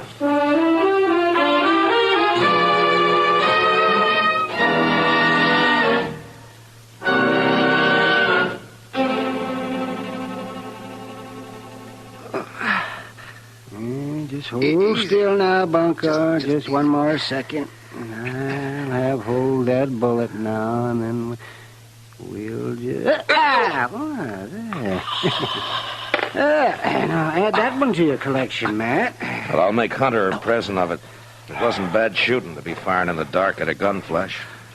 He'll never get me back to Virginia. Now, hold still, Bunko. Don't expect a man to tie a bandage with your arm waving around like a mare's tail in fly time. Say, how'd you know he'd come to my office, Matt? I didn't, Doc. We were waiting for you. Oh, I see. There we are. No. That ought to stop the bleeding. And don't loosen it up any. And you'll live to hang yet. Don't worry about my hanging, Doc. I'll outlive you. Well, in view of the circumstances, I'd say the odds are about even. Well, Matt, shall we adjourn to the front office? Yeah, come on, Doc. Lock the cell, will you, Chester? Yes, sir. Well, I turned in at 10 o'clock tonight. I got 1 hour's sleep. They called me over to Mrs. Behan's. She thought her baby was on her way. False alarm, of course, usually is the first time. And I got back and I came straight over here. Doc, you were wearing a gun earlier today. What'd you do with it? Oh, I put it back in the drawer where it belongs. I realized I was acting like a fool. Was that where you were waiting in my office? Somebody had tried to kill Hunter, and you thought... Look, Doc, I've tried to think of some way out of this. A way out for both of us. I got one man under arrest back there now, and I can't rightly set myself up as a judge and free the other man. I'd even hoped you'd cut and run for it. You'd get away if you did, you know. Hunter doesn't know the country. I've been running for 17 years, Matt, and it's still caught up with me. I'm too old to run any farther. What are you going to do? I'm a lawman, Doc, right or wrong. Well, then I guess I'm under arrest. Huh? No, I didn't say that. I just said that... Is Doc Adams here? There's a... Oh, there you are, Doc. Yes, what's the trouble? That fellow over in the railroad yard's asleep on the track who's drunk, I guess. They were switching cars. You better come, Doc. He's awful bad. I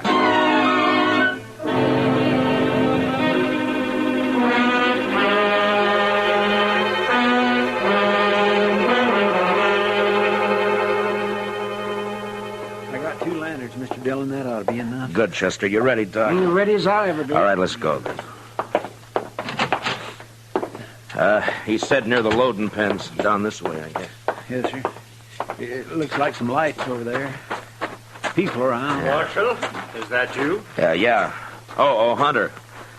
I thought you went to bed hours ago. I'm a light sleeper, Mr. Dillon. I heard there's an accident over in the yards. Thought it might give me a chance to meet your local doctor.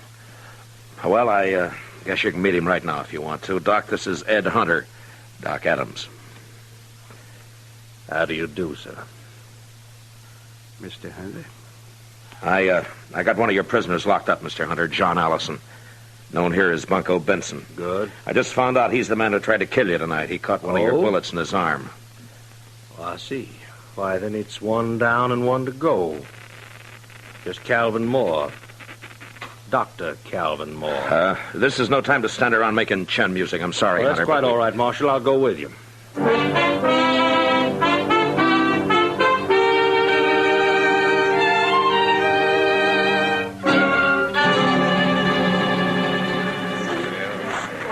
Will you pardon us, please? All right, will you move back and let us through here, please? Here, Doc, this way. Yeah, I'm right with you, Matt. Please stand back now, will you? Give Doc a chance to work. Yes, please, if you please, just stand back. Bad is right. Well, we'll do what we can. Come on. That man who's hurt, Marshal, who is he? Oh, just a drifter. Been around Dodge a couple of years. Calls himself Texas Joe. No friends or family. Nobody knows where he came from. It's the usual story. Easy now, Tex. We'll have you fixed up here in just a couple of shakes. Is that you, Doc? That's right.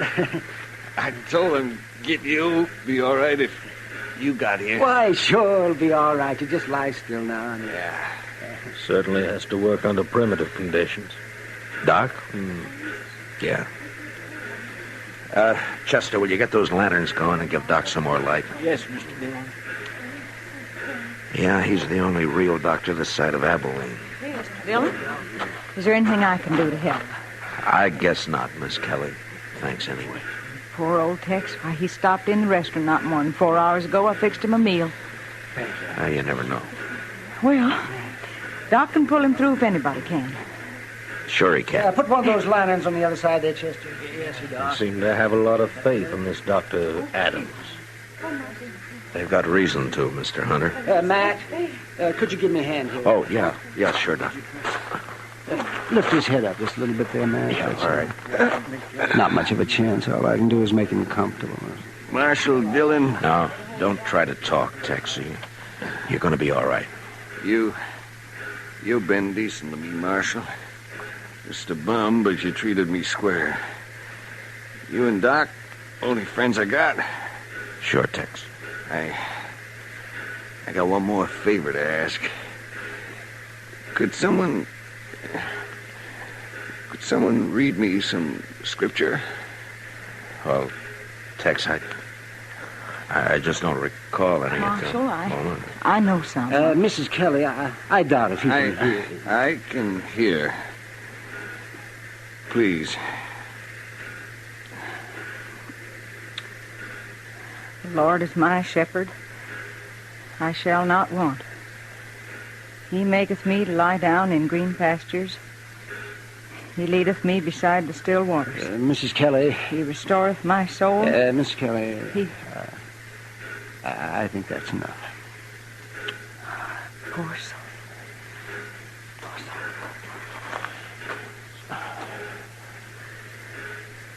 Well, you can't win them all, I guess. No, you can't win them all, Doc. Well, Doctor, as the only physician here, I suppose you also function as coroner. That's right, yes. This man will be buried under the name of Texas Joe. Don't you worry about that. Boot Hill is full of men buried under nicknames. In this country, we... Doc! Doc, I just came to... Oh. What, Kitty? Oh, Doc, I've been sitting up with Mrs. B, and you left too soon. She needs you over there right away. Well, then it wasn't a false alarm. No. All right, Kitty, I'll be there just as quick as I can, but... Well, as soon as I... Kitty, you go on back over and do what you can for her, huh? Doc will be along. All right, Matt, but you better hurry.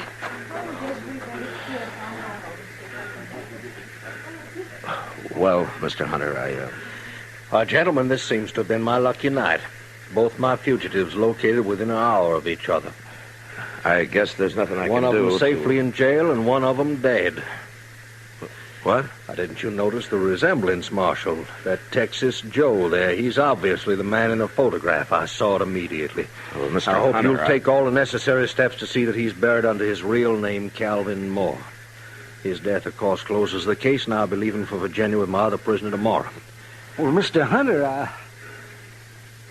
I just don't know what to say. Now, I'd say it's no time to stand around making chin music, Dr. Adams. You have a patient waiting, and this town seems to depend on you. Well, of course, but... Hey, you got work to do, Doc. And, Doc, make sure it's a boy, huh? Well, I'll do my darndest, Matt. Yeah. Well, good night, gentlemen. Good night, Doc. Good night, Doc.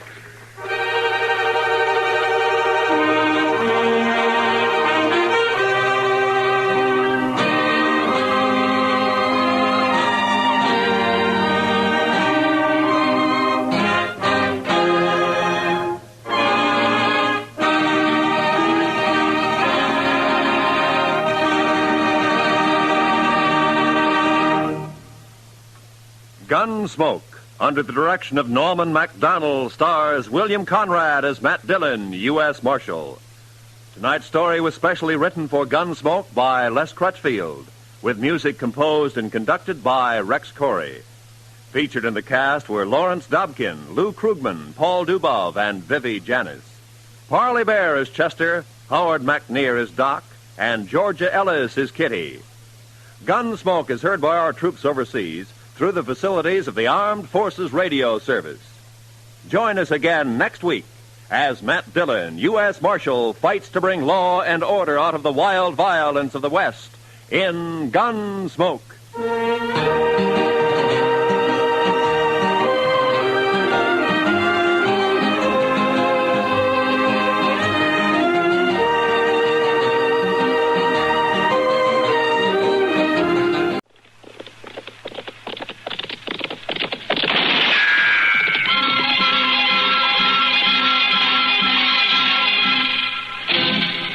Around Dodge City and in the territory on West, there's just one way to handle the killers and the spoilers, and that's with a U.S. Marshal and the smell of Gunsmoke.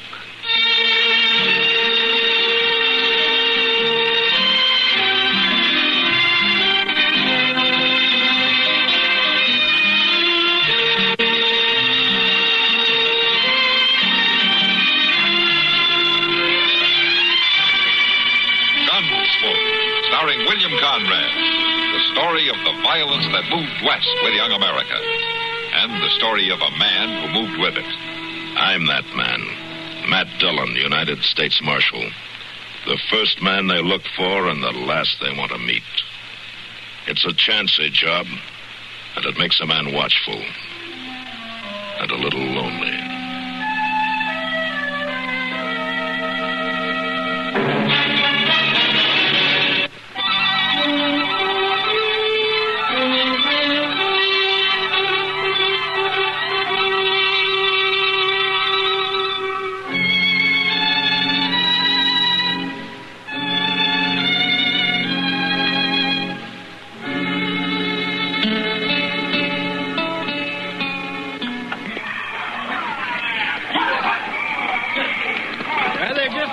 Mr. Dillon? Yeah. Just looky there. Just look at all them torches and lights stretching clean down the plaza. This is just about the biggest wagon train I ever seen leave, Dodge. Oh, the wagon!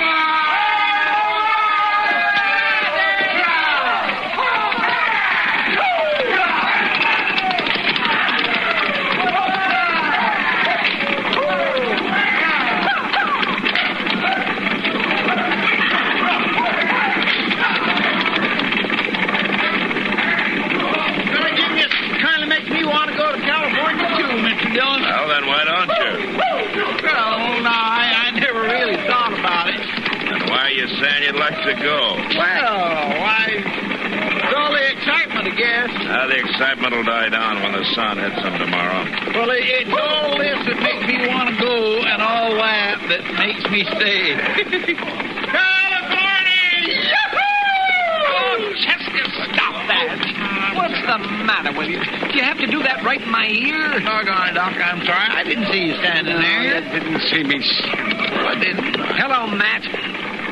Oh, what's the matter with you? You wish you were going along? No. Why not? A lot of good-looking women in that train. Yeah, you got a point there, Doc. Hey, Mr. Dillon, I'm going to ride out and follow along with them, ways. You mind? All right, Chester. I'll see you later, Doc. Yes, I'll see you later. Oh, listen to him. Come on, Matt. I'll buy you a drink. You're pretty flush now that you filched all you could out of that wagon train, aren't you, Doc? Not hardly. You can't get blood out of a turnip. You sure did try, though, didn't you? Oh, nonsense. That crowd's been here 3-4 weeks now, freeloading on Dodge. And you know it. They came clear from Ohio, Doc. I know that. Well, they got to freshen up their supplies somewhere, don't they? Oh, is that what they call it? And you got a real burn, haven't you? Well, no wonder. I'm tired. I'm tired, man. I'm tired of all this heat, this dust, these nights that are hotter than days. Crying babies I've never seen before and I'll never see again. I'm glad that mob's gone, Matt. I'm darn glad of it.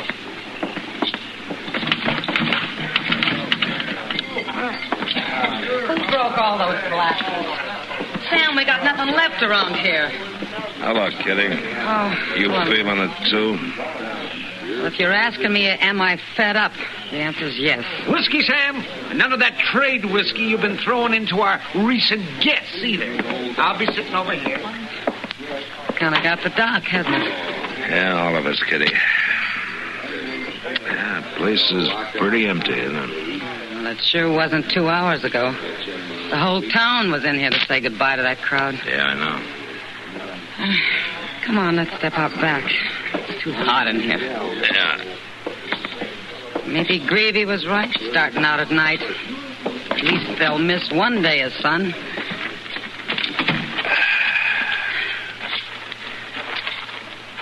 Matt, what do you think? About what? Their chances. Some of them will make it. Some of them won't. It always bothers me to see them. Why? Oh, I don't know. They're so fresh and eager when they hit Dodge. They think they've already been through it. They've forded rivers. They've seen a few blanket Indians. The kids have had the fever.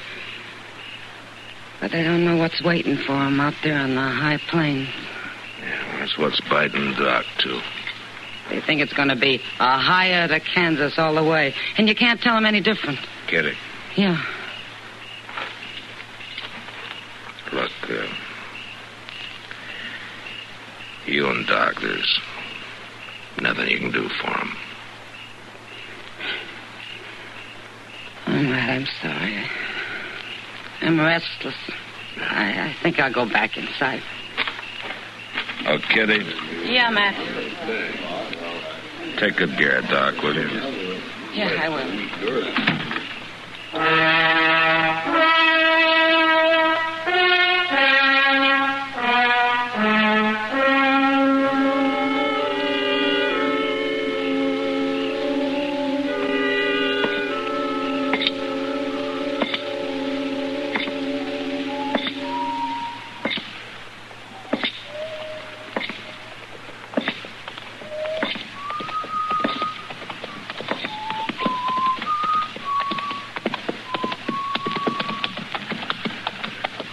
That you, Mr. Dillon? Yeah, that's me, Chester.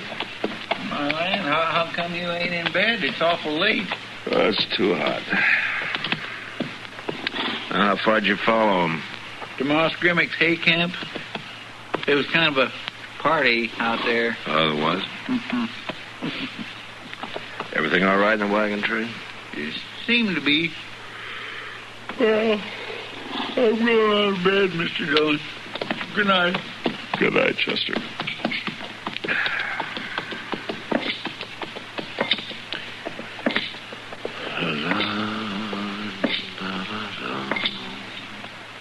Can you make some duck?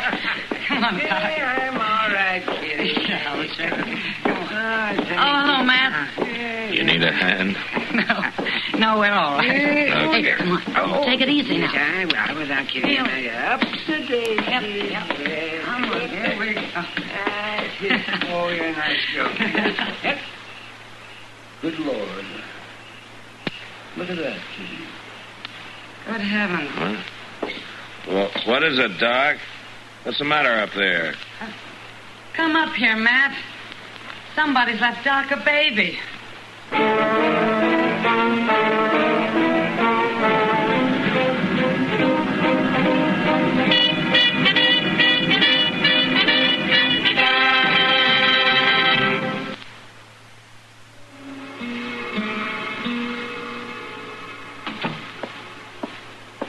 They all right, Kitty? Sure. Both of them. They're asleep. Yeah. Doc was sure feeling his liquor, But he still insisted on checking that baby before I could get him to lie down. Yeah. Imagine, Matt. It's a girl. She's awful little. Kitty, how much you know about taking care of a baby, huh? Less than you'd think. You know it's going to be your responsibility. Mine? Well, I mean, until we find the mother. Oh. She must be in that wagon train. Chester and I'll ride after him tonight. We can catch him by morning. Yeah, you better. Wait till Doc wakes up and finds that baby in his room. He'll never take another drink.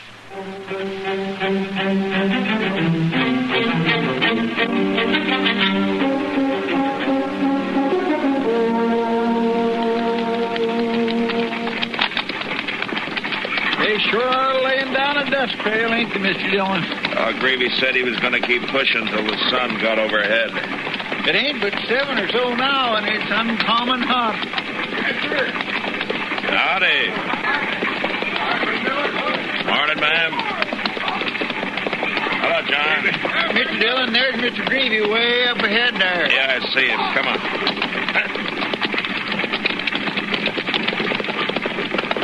Hey, Greavy! Mr. Greavy! Hey, Marshal Dillon! Now. What brings you way out here? I want to talk to your people, Greavy. Can you hold them up a little while? Hold them up? You mean stop the train? Well, that's important, or I wouldn't ask. It's real important. Well, yeah, all right. Hold it up, boys! Hold it! Hold it! Chester, go back down the line and tell everybody I want them to meet at the center of the wagon train, huh? All right, sir. There's going to be a minute. What's this all about, Marshal? You gotta bear with me, Greavy. I gotta do this. Come on, I want you too.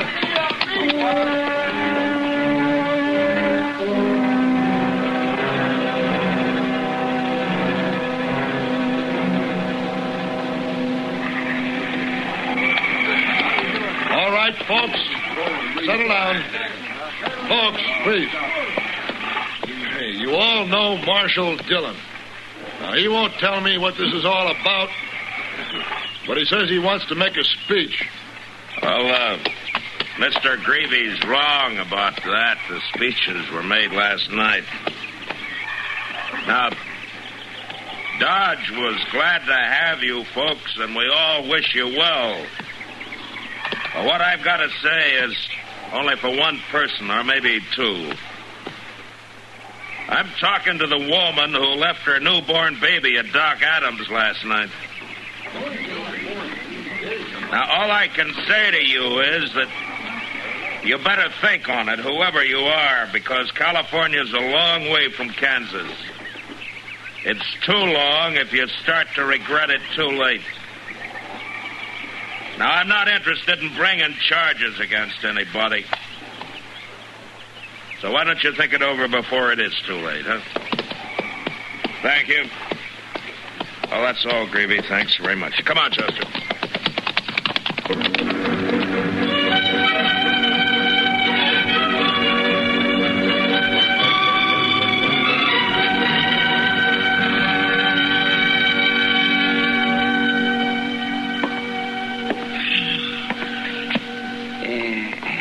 Sit down.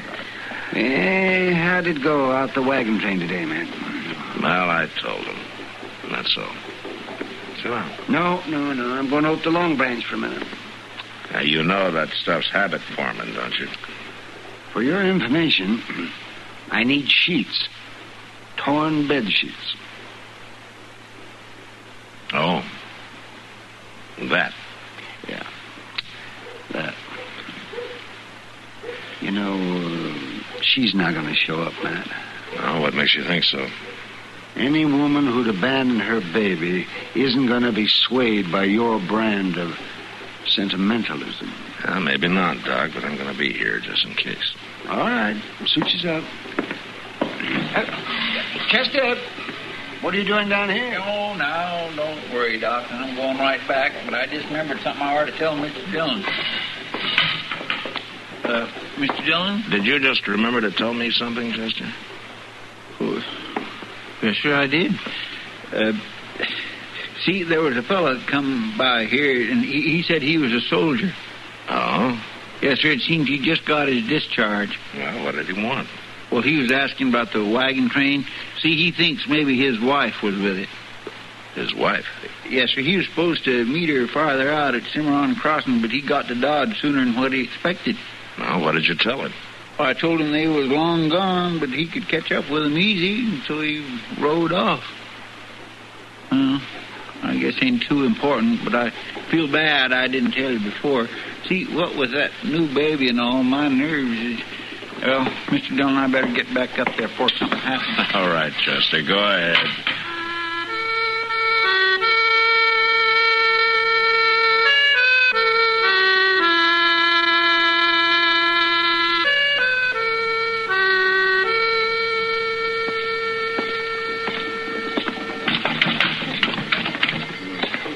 Over here. Hello, Kitty. Sit down. What'd you do with Doc? Very little. He got his sheets, but he'd hardly speak to Sam. Well, maybe he's blaming Sam for what happened. Well, Doc's got quite a homey problem with that baby. Yeah, I know. What are you going to do, Matt? Well, let nature take its course, I guess. You always were an optimist. Well, in my business, I have to be. Say, Kitty, could you get me something to eat? Sure, Matt. Mr. Dillon? Yeah, what is it, Chester? She's here, Mr. Dillon. Huh? That little baby's mama is waiting for you over at the office.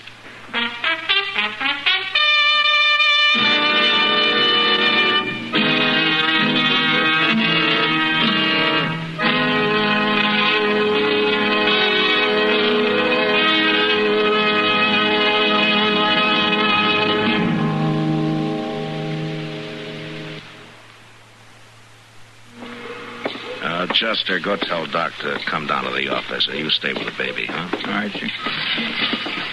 Oh, this here is Marshal Dillon, ma'am. I'm Mrs. Bailey. You were with the wagon train, weren't you, Miss Bailey? Yes, I've come for my baby. Well, where's your husband? Didn't he come with you? Well, Marshal, my husband's been away in the Army for 2 years. Oh, I see. That's why I left my baby. Yes, Matt? This Dr. Adams, Miss Bailey. Oh, well... Matt, can I have a word with you? Well, right now, Doc. Right now. Marshal, I'm Clint Bailey. I rode all the way out to that wagon train. Jenny? Clint. Oh, hello, Clint. Good to see you. Marshal, this is my husband. But what are you doing here? Now, something wrong? Jenny, what is it? Marshal, you tell him. Mr. Bailey, your wife came for her baby. Came for a baby? What do you... Jenny? She could have left it, but she didn't. Is it true, Jen? Well, is it? Yes. But, Jen, we never had kids. All the years we've been married... I know, we never... Clint, it wasn't for me not wanting them. Well, what is this, baby? It's a girl. Girl. Well, that's good. That part's good. Can we keep her, Clint? I've been waiting 2 years to come back to you, Jenny. And I can't lose you now.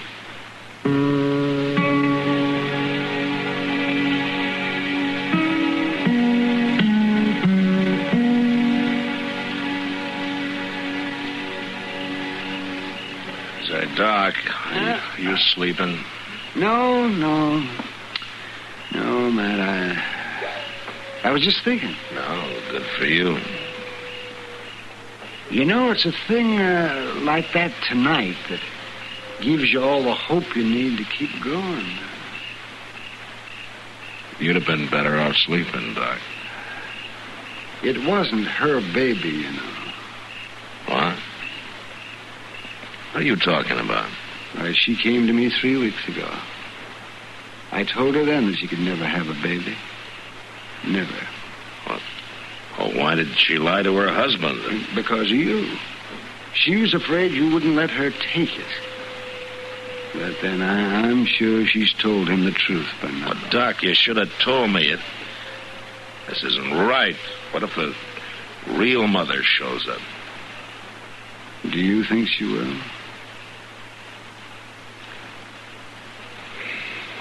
No, Doc. I don't.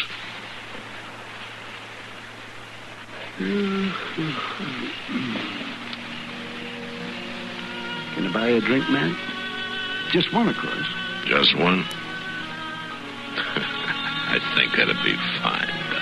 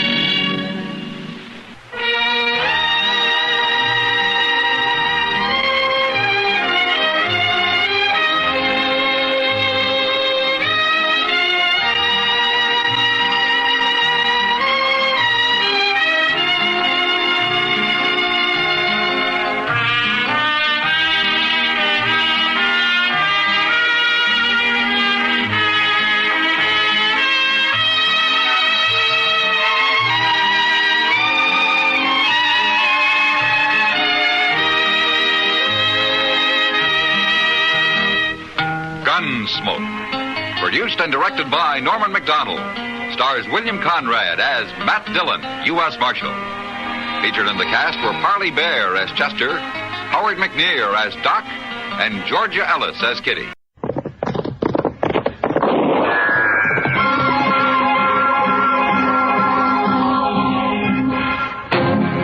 Around Dodge City and in the territory on West, there's just one way to handle the killers and the spoilers, and that's with a U.S. Marshal and the smell of Gunsmoke.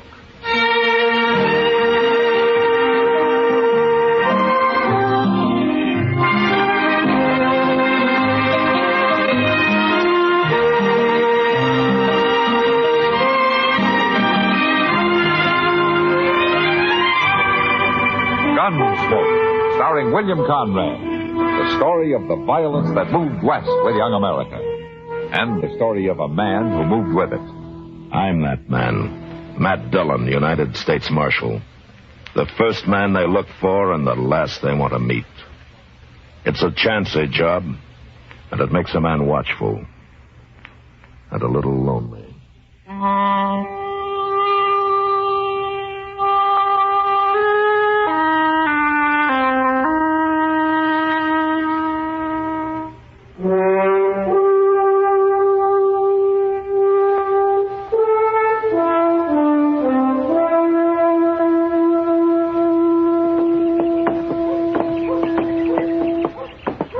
You don't have to walk me all the way, Doc. Oh, why, it's a pleasure, Kitty. I don't often get to be seen with a beautiful woman. Now, Doc. Yeah, that's true. What's more, you know it. Oh, there you go. And I was just beginning to enjoy myself. There's Matt. Just came out of his office. Let's go say hello to him. He's sitting down. We better hurry before he falls asleep. Wish I had a job like his. Say, where's Chester these days, anyway? Yeah, he's still visiting a friend out at Fort Dodge. Some old Army pal from the war. Is he ever coming back? Of course he'll be back as soon as he gets tired of the cooking out there. Matt, you've got company. Hello, Matt. Hello, Kitty. Doc, why don't you sit down? Thank you. Just for a minute. I gotta get to work pretty soon. You been shopping? Yeah, but I didn't buy anything. What about all those clothes and stuff you told me you ordered? Well, that's different. It is? Well, sure. No, don't explain it to me now. It's too hot today. Who's this? I don't know. He's a stranger to me. Well, he's from Texas, that's for sure. Look at that rig.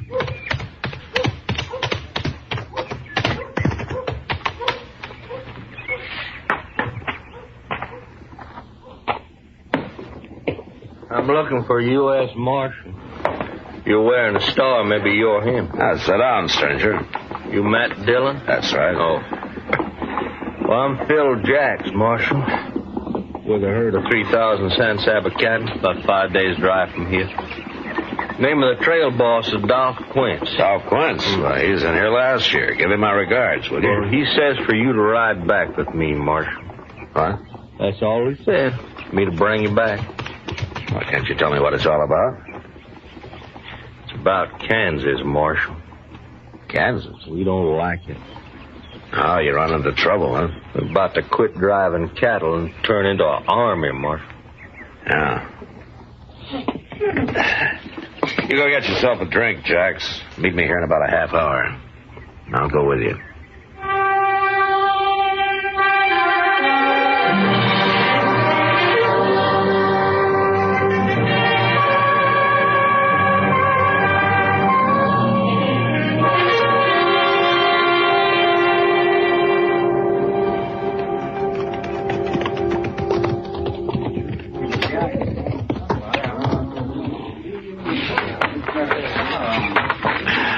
You just drop your saddle anywhere, Marshal. I'll turn your horse in with a remuda. All right. Thanks, Jacks. You will. And Dolph Quince will be over there by the fire somewhere. Okay. I'll find it.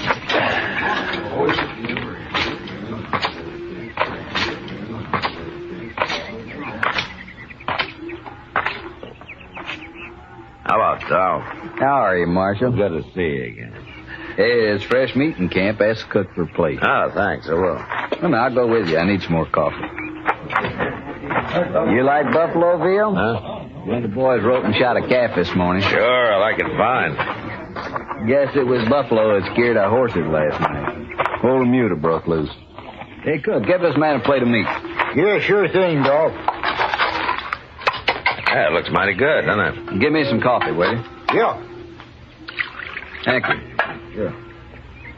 Nestor woman came to the bed ground before daylight this morning and asked if we had any little calves that had been dropped during the night.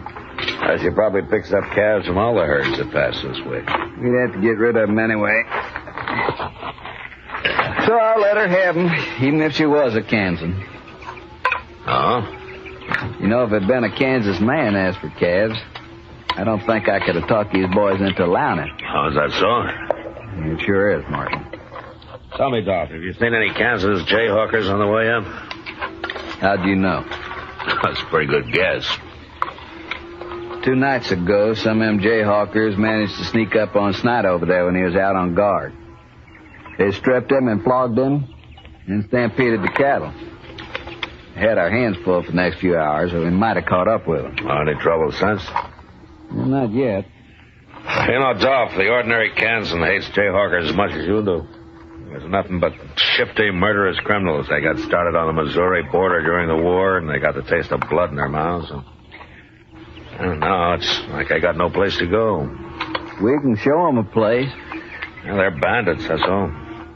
You got bandits in Texas, but that doesn't make every Texan one, does it? It's kind of hard to make the men see it that way, Marshal. Well, I know it is. I just hope they understand it before a regular war breaks out.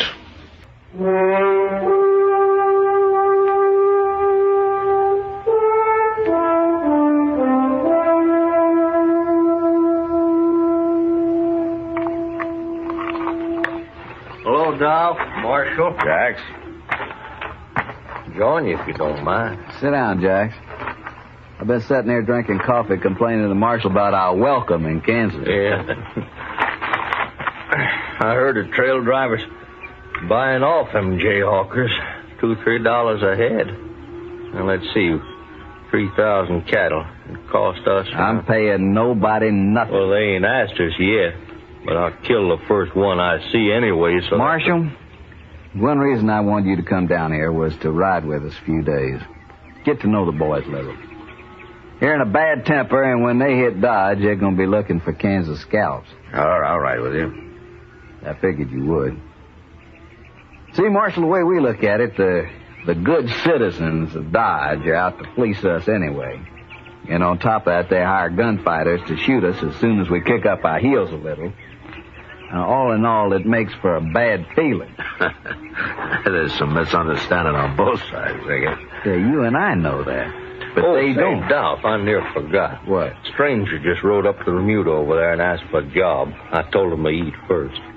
Where is he? I'll go get him. Said Dolph, I'd like to stand a guard tonight. There's no need for that. Well, if I'm riding with you, I'll do my share of the work. All right. You go out with the second watch. Rango will give you a night horse. Thanks. Here he is, Dolph.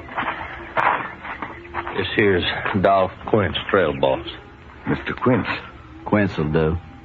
Well, my name's Studer. Carl Studer. You lost? I don't know what you mean. Well, you know we're only 4 days' drive out of Dodge. I was wondering, could you use a hand? For 4 days? That'd help. You must be awful hungry. I thought maybe you'd be driving past Dodge. I'm not. But we'll feed you from here to Dodge if you work. I won't pay you anything, though. I haven't got the money. I don't need a hand anyway. Fair enough. Hey, by the way, where are you from? Colorado. Then you ain't a Kansan? No. Good. Maybe the boys won't tear you apart. You'll be on the third watch tonight, Studer. All right. He's the sort of man spends his whole miserable life just looking for salt pork and sundown. Yeah. If that's all he's looking for. What do you mean? Just an old habit of mine, Dolph. I wouldn't be alive if I trusted everybody on first sight. You don't trust this fellow? Oh, he's probably all right. Still, I'd keep him in camp unless it's daylight. I wouldn't put him on night guard. All right. Marshal, I always thought I led a hard life. Till now. I think you beat me. I just got shot at more than you, so... Maybe that's it. Yeah, you better stretch out somewhere. You'll be out singing to those cow brutes in 2 hours.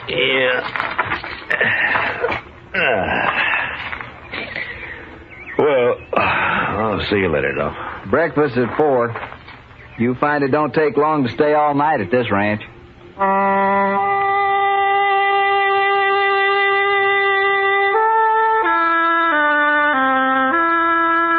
I didn't have much chance that night to get to know the boys on guard.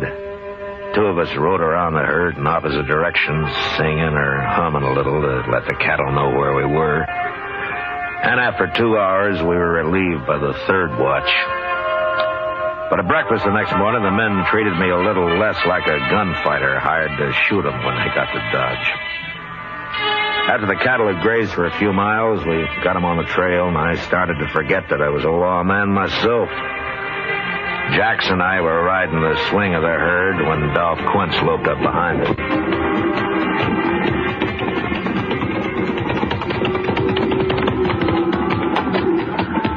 Hey, how's it feel to be a trailhand, Marshal? There's nothing to it if I could sleep all winter like you do. Where would you spend your money? I already offered to trade jobs with him, Dolph. Hey, look, you 2 crossed the Cimarron yesterday. What's it like? The water's gone down. You won't have any trouble. I was also thinking about the sand. Well, it was sound where we were, Dolph. Yeah, then we'll cross right there. You go up ahead and ride point, Jack, and lead us to it. All right. Take that new fella Studer with you. I don't need him. I want him up front where I can see him. Oh, okay.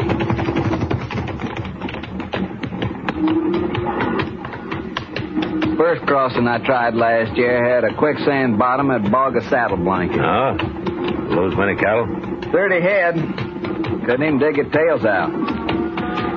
You know, Dolph, I sometimes wonder if it's worth it to you, driving cattle up here. Well, Texas is bankrupt, Marshal. War broke us. All we got is these wild longhorn cattle. Yeah, I know. Well, maybe there'll be an easier way someday. We'd starve waiting for the railroad. I suppose so. Anyway, this San Saba herd of yours is the first to reach Dodge this year. The price is pretty high. You ought to profit, about $20 a head. I hope so. Money in your pocket, Dodge could offer high-class entertainment. Almost anything you'd want. Well, the boys will be... Hey, that's up ahead. Come on.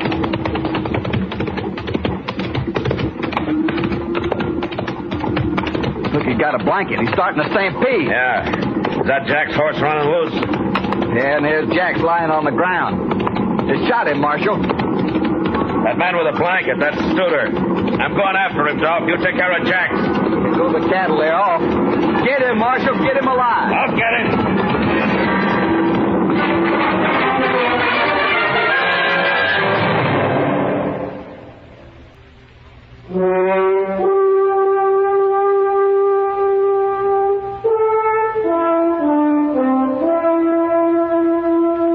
As I followed Studer, a few shots whipped past my head, but they didn't come from him.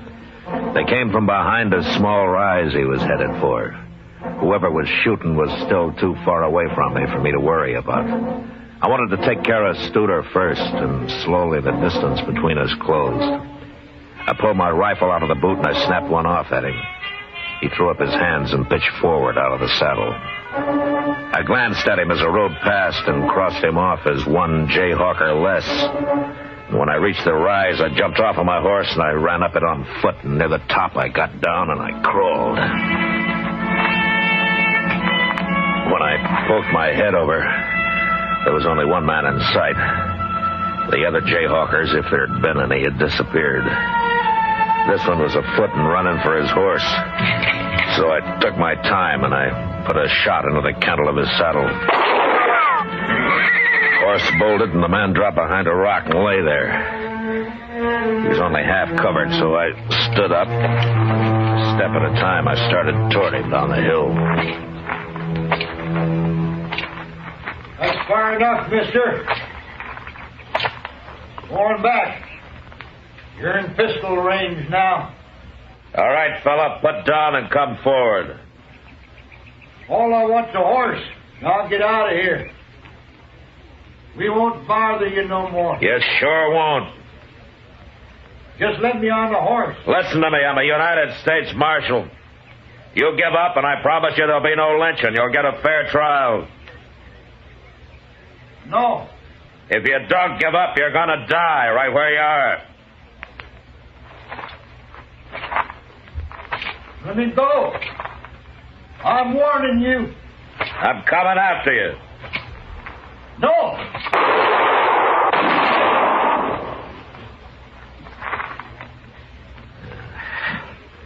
You just had to try it, didn't you?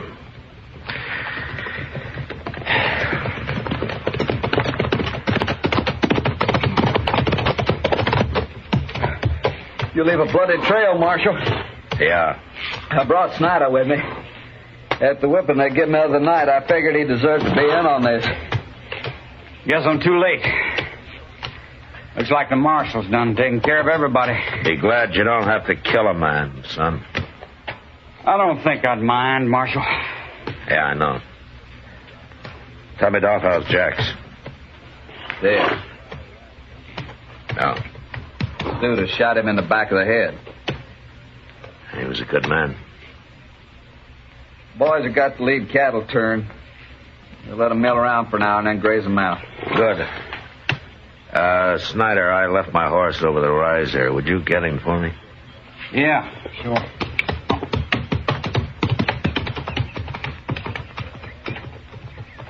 Looks like you walked right down onto this man. Well, I tried to take him alive like you asked. Guess I just wanted to hang him myself. Anyway, I'm glad he's dead. Yeah, sure. Marshal, we'll be burying Jax out here. I'm wondering if you might know how to do it. Maybe a prayer or something? No, I tried, no? Just get back in.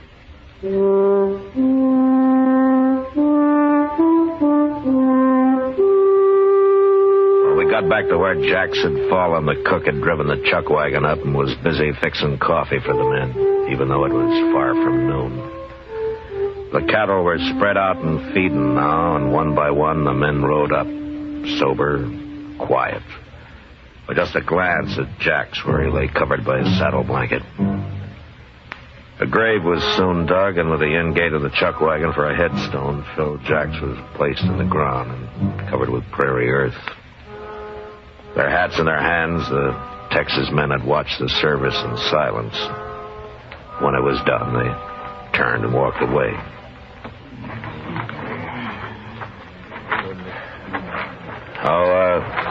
Snyder. Yeah? I want you to do something for me, huh? What? Well, I smuggled a quart of wagon yard whiskey out of Dodge when I came down here. The cook's got it hid in the chuck wagon. Well, now, Marshal. It's not much, but it'll cut the alkali in your drinking water. Why don't you get it and pass it out to the men, huh? Mighty decent of you, Marshal. Always wants a drink of the Marshal's whiskey. Get on over to the chuck wagon.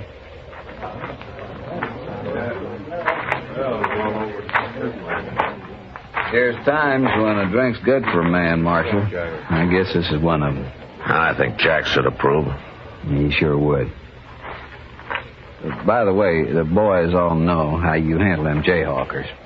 No? It ain't changed their minds about Kansans much, but maybe they think a lot more highly of the law around here. The kind of gunfighter hired by the law, anyway. That's good. Of course, it don't mean they won't hoorah Dodge leather when we get there. I expect that. Sure. Come on, we got a drink coming out of that bottle, too.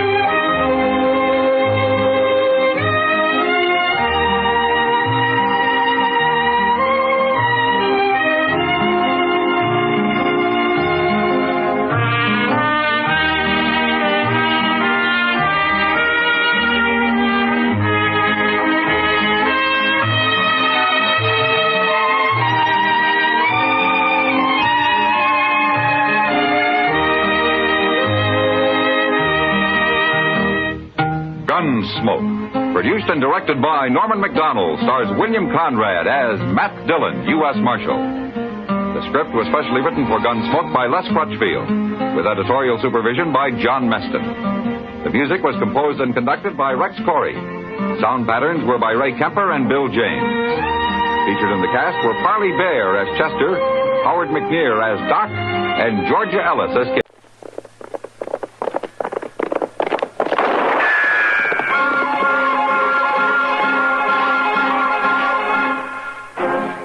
Around Dodge City and in the territory on West, there's just one way to handle the killers and the spoilers, and that's with a U.S. Marshal and the smell of gun smoke.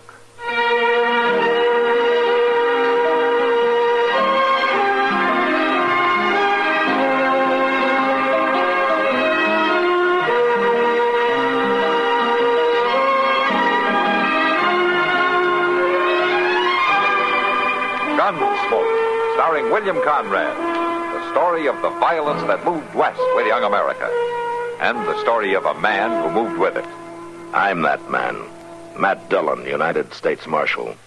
The first man they look for and the last they want to meet.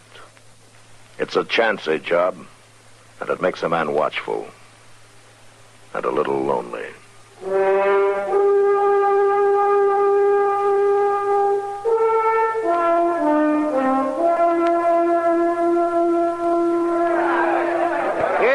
Looky there, Sam. The big fella's about to start the show now. Hello, everybody. I heard you Dodge City folks were up and coming, ready to pay the price for a real thrilling spectacle. Well, this is it. A feat of daring the like of which ain't been seen since the days of William Tell. Oh, he's a pretty funny talker, isn't he? Now put your money in the hat or there won't be any show. Well, come on, Sam. Come on. Thank you. Hey. Thank you very much. Hey, is that your little boy, Mr. Tell? What? You want to find out, mister? Here now. This wait. is my partner, Mr. Little Maury. He may be small, but he ain't no boy, as you just found out. Now, I'll advise you to put some money in that. Well, sure. I'll put you.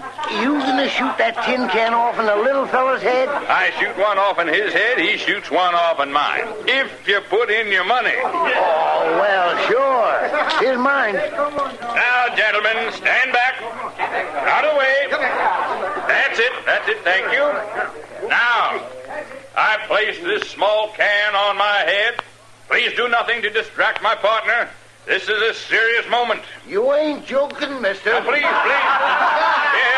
now make no sound as he counts. Yeah, go on. 1, 2, 3.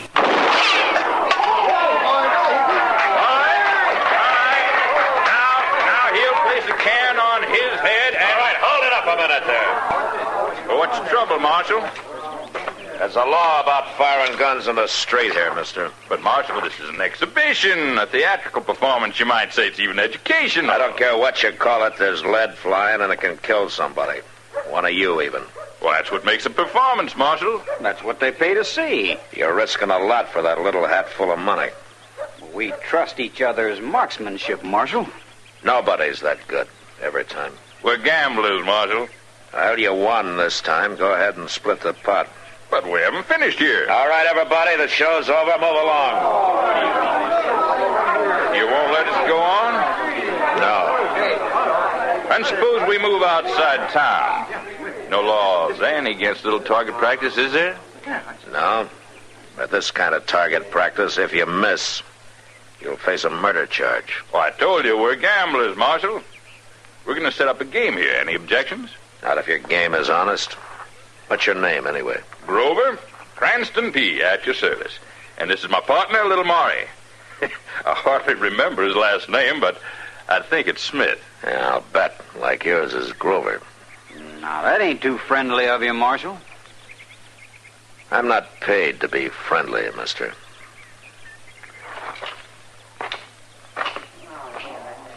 Well, now, gentlemen, let's remove ourselves from the marshal's jurisdiction and finish the performance.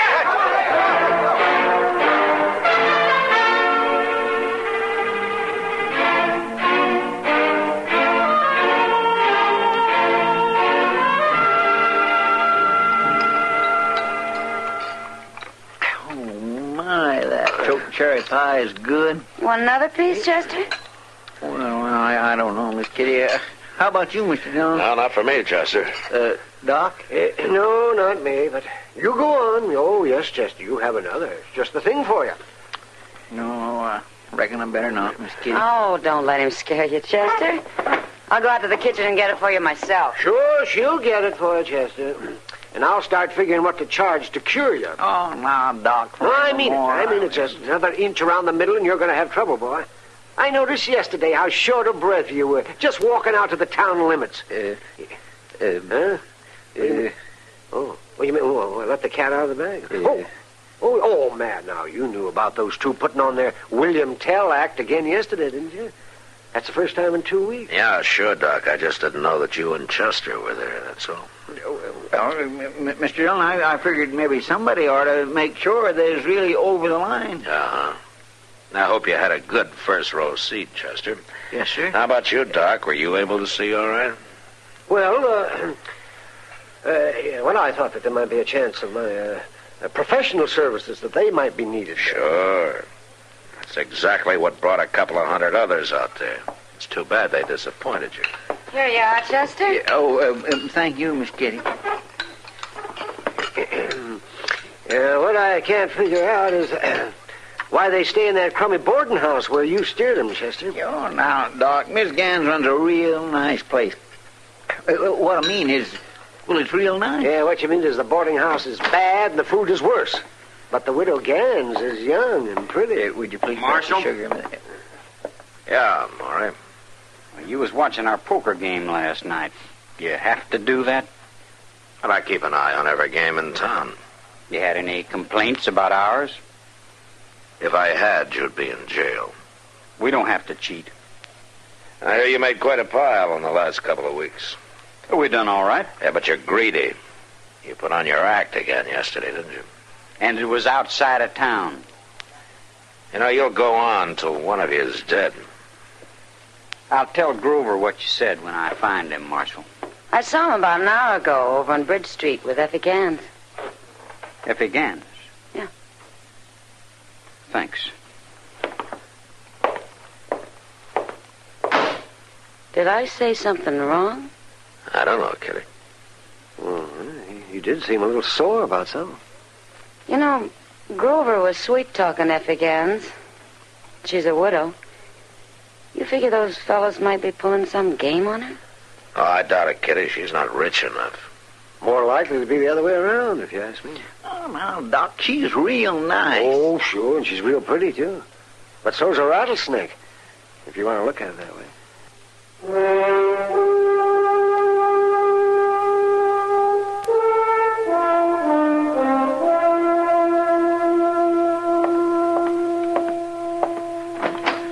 Hey, Grover. Oh, hello, Maury. I was just going down to open up the game.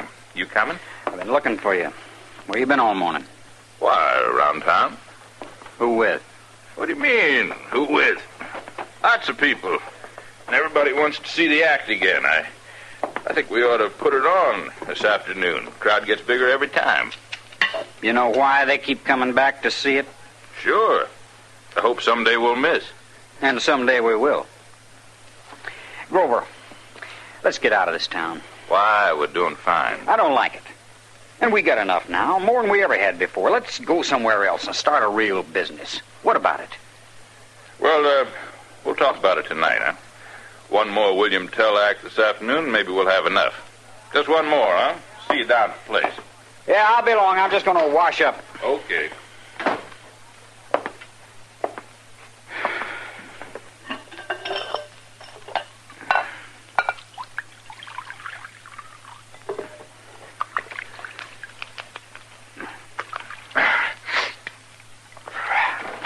Honey,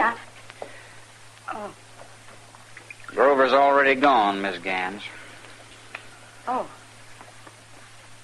Oh, what are you staring at? You, Miss Gans. You in love with Grover? Why, now, I never. Whatever gave you that idea? He did. He didn't... No. But I know him pretty well, Miss Gans. Well, you're wrong. Now, I don't say I don't like him, but then I like you too, Maury. You mean that, Miss Gans? Why, sure. Most women don't like little men like me, Mrs. Gans. Could you find it in yourself to love me? Well, I don't know. If there wasn't no Grover, if there was only one of us, could you find it in yourself to leave here, go away, and get married? Now, where'd you get such an idea as that? I don't know what you're talking about. I don't like such talk. You'd better like it, Miss Gans. You'd better.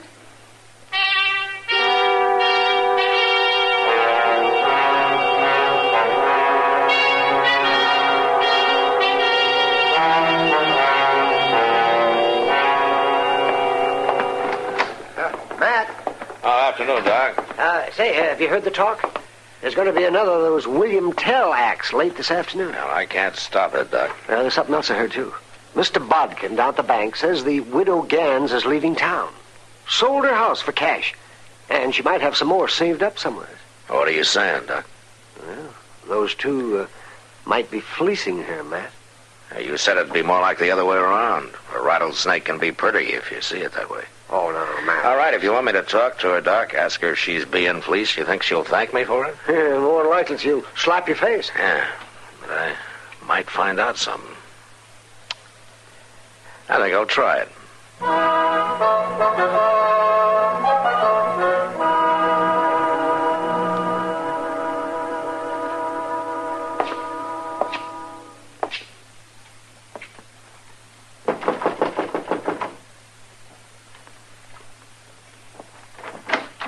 Hello, Miss Gans.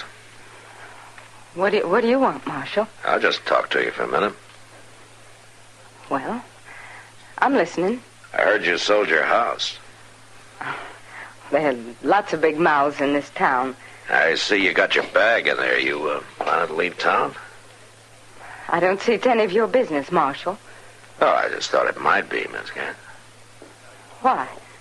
Well, you know how it is. A widow with a little money is fair game. Especially if she's pretty. What are you driving at, Marshal? You've been seen around with this man, Grover. He just might be planning to leave town with him. Now, you listen to me, Marshal. I'm a widow, yes, but I don't have to like it. It don't have to mean my life is finished now, does it? No, ma'am, of course not. All right, then. If a man loves me and wants me to love him, it's no business of yours. Oh, I'm sorry, Miss Gans. All right. Maybe you meant well, but I don't thank you. What I do is my own business, even if I lose everything. Now, you get out.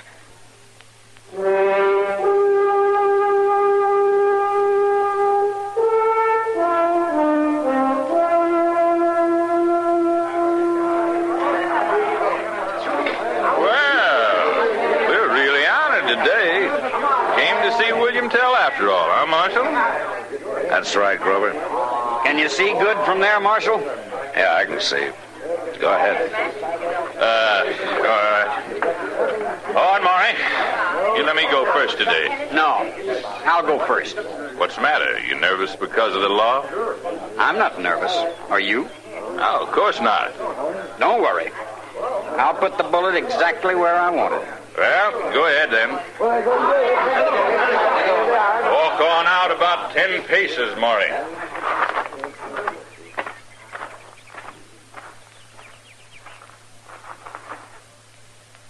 Now, gentlemen, your attention. Please remain quiet. No movement. No loud noise. While my partner counts. Quiet, please. 1, 2, 3. Oh, he hit him. Yeah.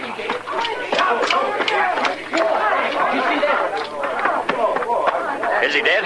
With a bullet through the forehead? Yeah, he's dead, Maury. Oh, poor Grover. Well, this is terrible. Terrible. I'm arresting you for murder, Maury. What? No, it was an accident. Everybody here saw it was an accident. You said yourself it could have happened any time. And I said if it did, you'd stand trial for murder. Oh, now, look, Marshal. Do you really think any jury would convict me with all these witnesses here to testify for me? No. No, I don't. Well, then, are you going to lock me up? Or will you let me take the body of my partner and bury him? All right, go ahead.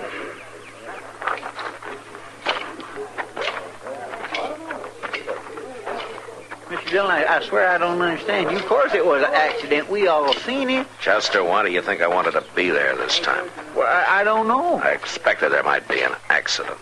You did? Yeah. But I didn't figure it this way. Where are we going? To the Widow Gans. I want to be there when little Maury shows up.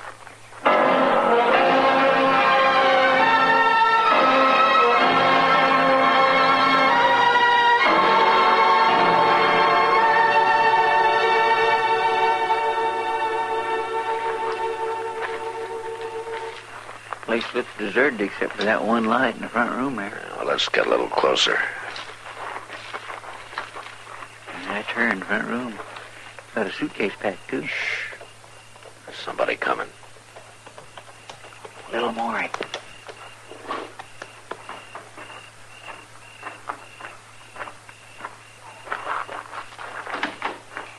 Honey, is that you? Did it go all right? Is he dead? It took so long I was worried. Well, come on in. Don't stand out there. I got the money all here and... Maury. That's right, Miss Gans. It's me, Maury.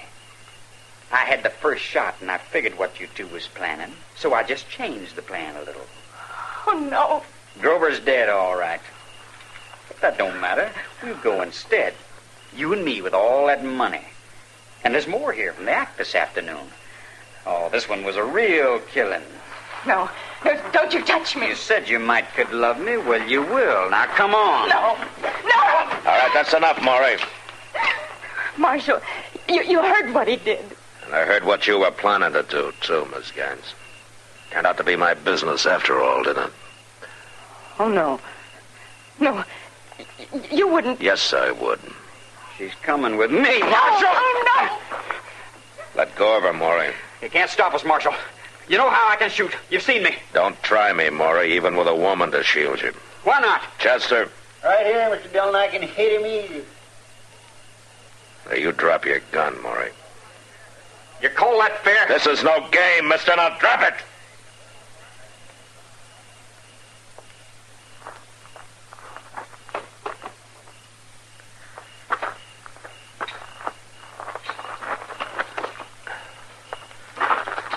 All right. Come on. Both of you.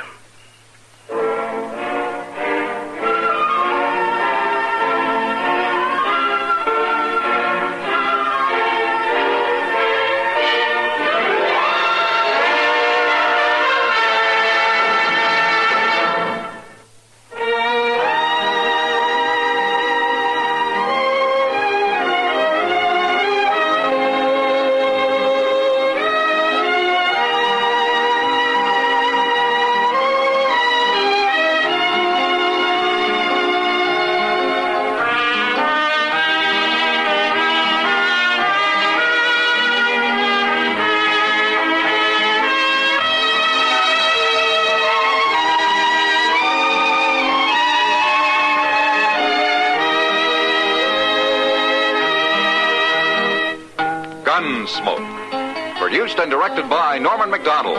Stars William Conrad as Matt Dillon, U.S. Marshal. Featured in the cast were Parley Bear as Chester, Howard McNear as Doc, and Georgia Ellis as Kitty.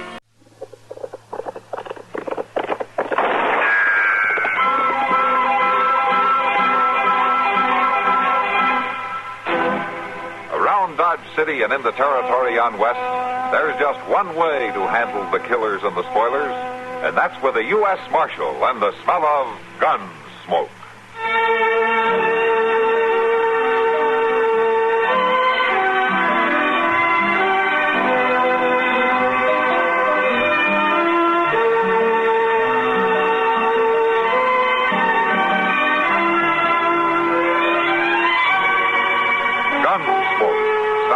Shooting Conrad, story of the violence that moved west with young America, and the story of a man who moved with it. I'm that man, Matt Dillon, United States Marshal. The first man they look for and the last they want to meet. It's a chancy job, and it makes a man watchful and a little lonely.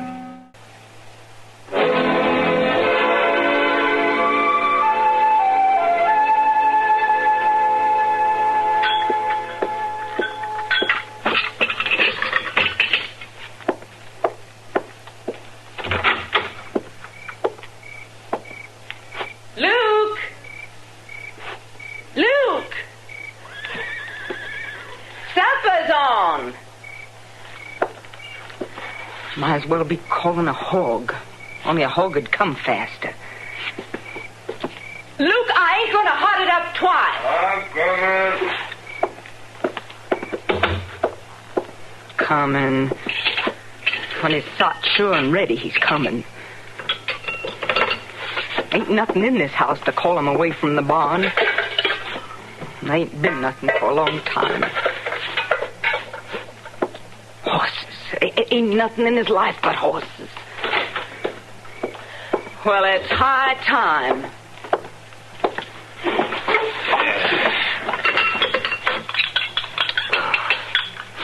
Luke. Used to be you was better mannered. Now, Myra. Used to be you'd wait to do your eating until a body had a chance to set. I wish you was hurrying me. Used to be you'd speak a word when you come into the house. Not just sit there, feeding your face. There ain't hardly no talk between us no more. There's just eating and sleeping and tending to the place. There ain't no living. Oh, Myra. There ain't no folks to visit. Ain't nothing to see but the land out there. The land's been good to us. There ain't no talk between us. I just ain't fit for it no more. Myra, you eat, you'll feel better. Luke. Go on, Myra. Go on. Sit and eat. Luke, I ain't got it in me to live this way no more. There's got to be folks around and trees for the wind to blow through. Luke, couldn't we go back to St. Louis? Oh, you know we can't do that. We got our stake here, Myra. Got the horses. Ah, the horses. That's what done it. You got no mind for anything except horses. They fetch us a good living. You'd sooner be in the barn with them horses than up here with me. You ain't talking good sense. I ain't worth talking to. But them horses is. I guess nobody's worth talking to but them horses. Except maybe that Holland woman. Now, just hold on there. You was over there again today, wasn't you? Well, wasn't you? Myra, you know full well why I go there. I know you don't. Joe Holland stay here was to my home. friend. Now, it ain't easy to keep a place going when your man's been took, sudden like. A widow woman needs some help. Ha! I ain't gonna stay here arguing with you. That's right. Just walk out. Walk right on back to your horses or to that woman. Don't waste no time with me. I ain't listening no more.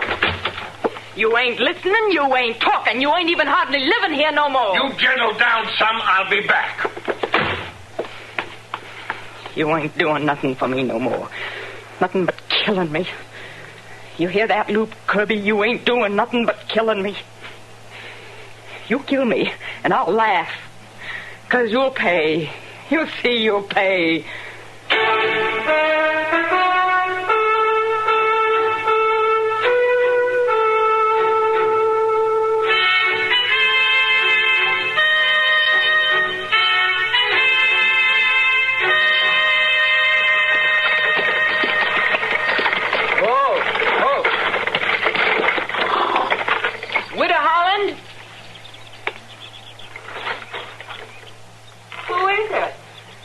I come to see the widow Holland.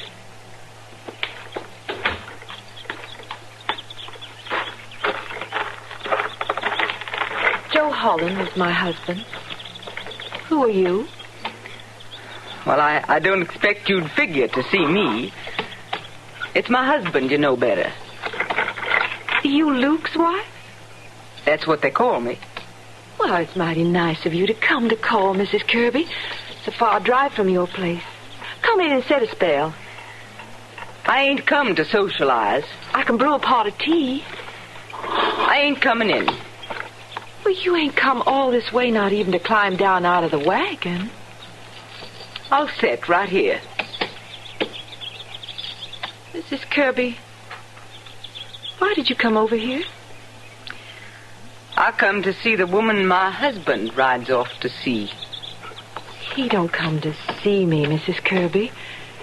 He's just being neighborly to Joe's memory, you might say. You might say. Mrs. Kirby. It won't do you no good to set your cap for him. I ain't setting my cap for anybody. Even after I'm gone, he won't be free. I'll be gone, but he won't be free. I'll thank you to be leaving, Mrs. Kirby. Oh, I'm going all right. But admiring Luke won't do you no good. No good at all.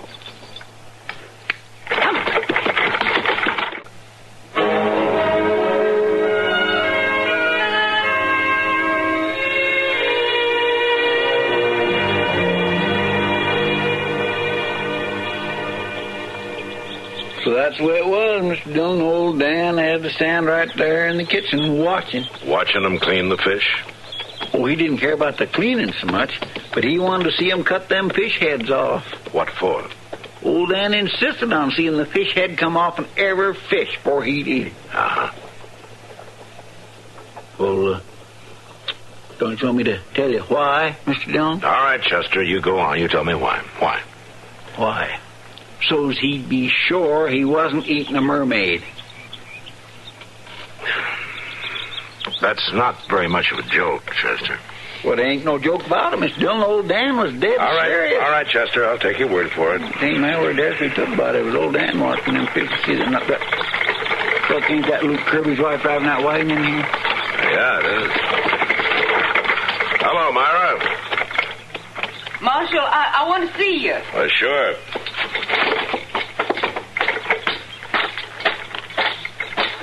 Now, what can I do for you? I don't want the whole town hearing. You better come on in the office, and here, I'll help you down. Thank you. There you go.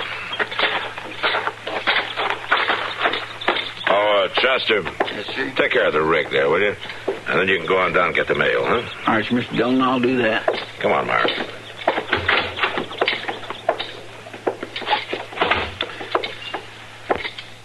All right, Myra. What's on your mind? I want to tell you something about Luke, Marshal. Well, go ahead. He's going to kill me. What? He's going to what? I figured you ought to know. Now, just a minute, Myra. You can't be right about that. I'm right. I've known Luke for years. He does not the killing sort. You ain't been living with him. Well, has he harmed you? No, not yet he ain't. But he's a-going to. Well, now, don't you worry about it, Myra. I'm sure Luke won't do any such thing. But I'll have a talk with him anyway. There's nothing you can do, Marshal. Well, you must have figured I could do something if you'd come to tell me about it. I just wanted you to know. For afterward. Well, afterwards, mighty late, isn't it? No, Marshal, it ain't late. You'll know what to do then. You'll know what to do, all right.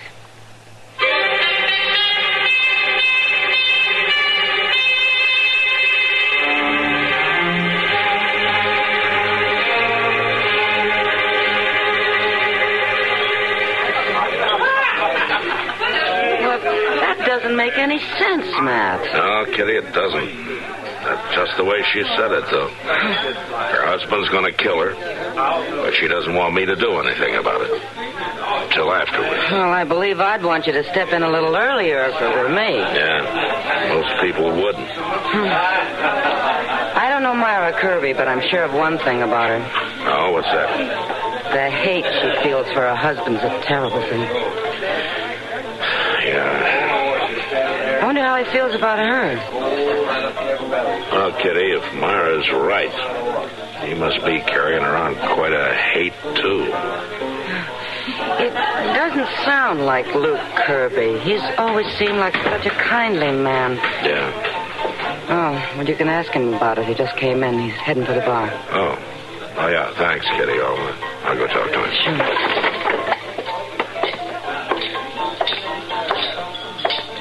Leave a bottle, Sam. I'll be using it a while.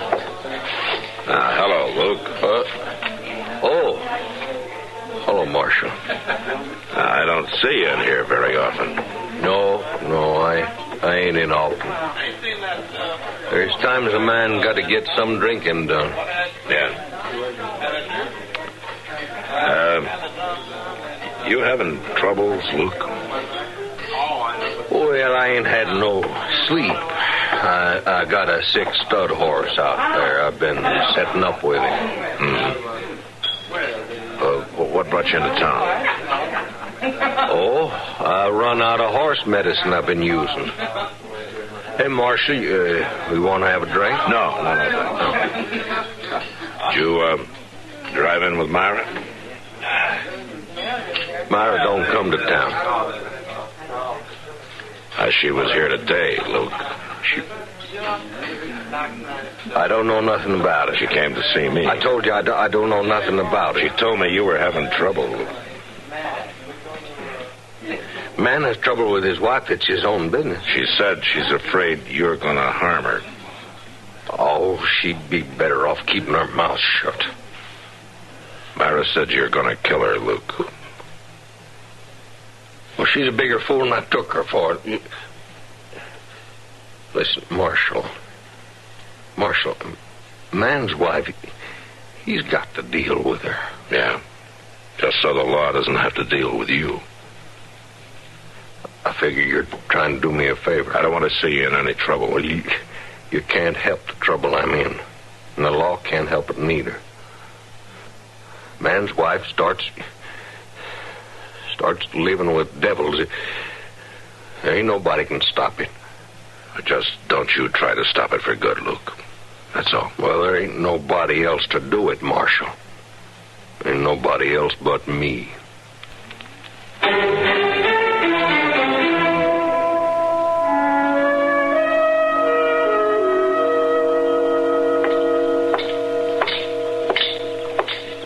Hello, Doc. Matt? I'm heading for some lunch. You want to come along? I'm still looking for some breakfast. You're getting awful lazy in your old age, aren't you? Sleeping till noon? Sleep, ain't here. That sounds like the kind of deduction you'd make. You mean you didn't sleep till noon, Doc? What's the matter then? You waiting for somebody to come along and buy your breakfast for you? I'm waiting for a chance to eat it. I've been out to the Kirby place already this morning. No? Well, why? Myra Kirby's badly hurt. Well, what happened to her? Cut on the head, bruises. She gonna be all right? Yeah, I think so. Could she tell you how it happened? Well, she says Luke did it to her, but I just don't know. Yeah. Well, where you going? I'm gonna see Luke Kirby. Oh, wait a minute. It won't do you any good going out there now. Why not? Luke's not there. Oh. Myra says he's off to the west buying up some horses. Be gone a few days. I'll go see him when he comes back.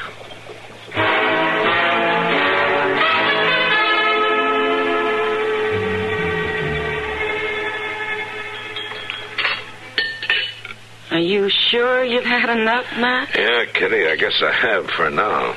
Oh, I sometimes wish I could sit down and eat like a man. 2 helpings of meat and 3 of potatoes. What's stopping you?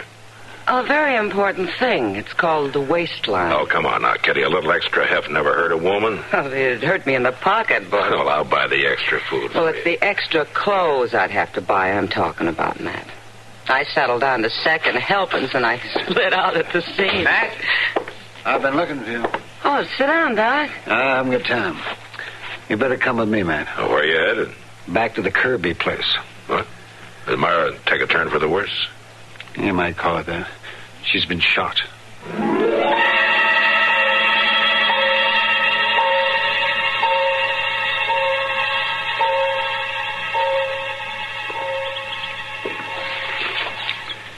Doc's been in there for an awful long time, ain't he, Mr. Dillon? Yeah.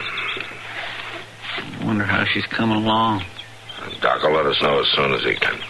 Yeah, guess he will, all right. Just don't seem decent, does it, for a poor woman to get shot just a few days after she's been beat up? No, it doesn't. Matt? Oh, yeah, Doc. You better come in now. All right.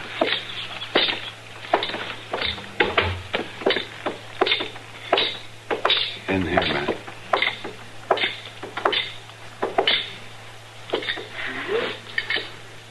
Myra, here's the marshal. Marshal, Right here, Myra.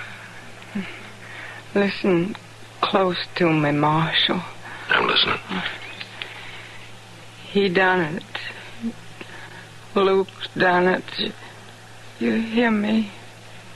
Yes, I hear you.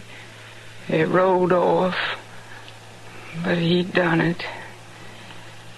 He killed me like I told you he would. He'll pay for it, won't he, Marshal? He'll pay. Yeah, Myra. I expect he's paying already. He'll pay.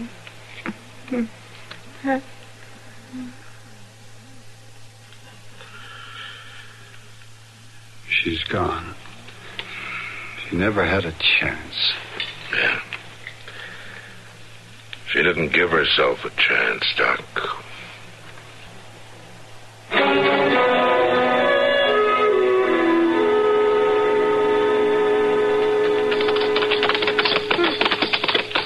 Mr. Dillon, you don't think Luke Kirby would have just come over here at the Holland place, do you? I don't know, Chester. I'm going to find out. Well, it looks to me like a man would like to put a lot more distance between him and the law on this. Yeah, maybe so. You stay here with the horses, will you? Yes, sir. You don't think you'll need me? Inside, that is. No, if I do, I'll holler.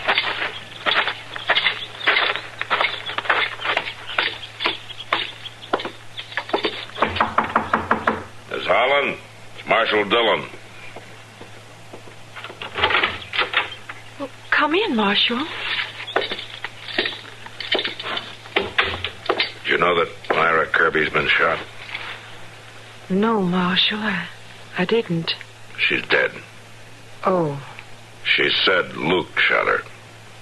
I don't hold with talking disrespectful of the dead, Marshal Dillon. But she was a mean woman. Mighty mean. You don't sound very sorry. I take no pleasure in a person's dying, Marshal. She was found down by the barn. She must have known something after all. Now, what do you mean? She wouldn't go near the barn. I figured it was because of them horses. She hated them horses. But maybe she knowed something would happen to her there. Yeah. Do you know where Luke is? I ain't seen him in a week, Marshal, and that's the truth. You don't know where he is, then? No, I don't know. But I know this, Marshal. What's that? I know if Luke did kill that woman, he was powerfully drove to it. Powerfully drove. Yeah. Miss Holland, I think maybe you're right.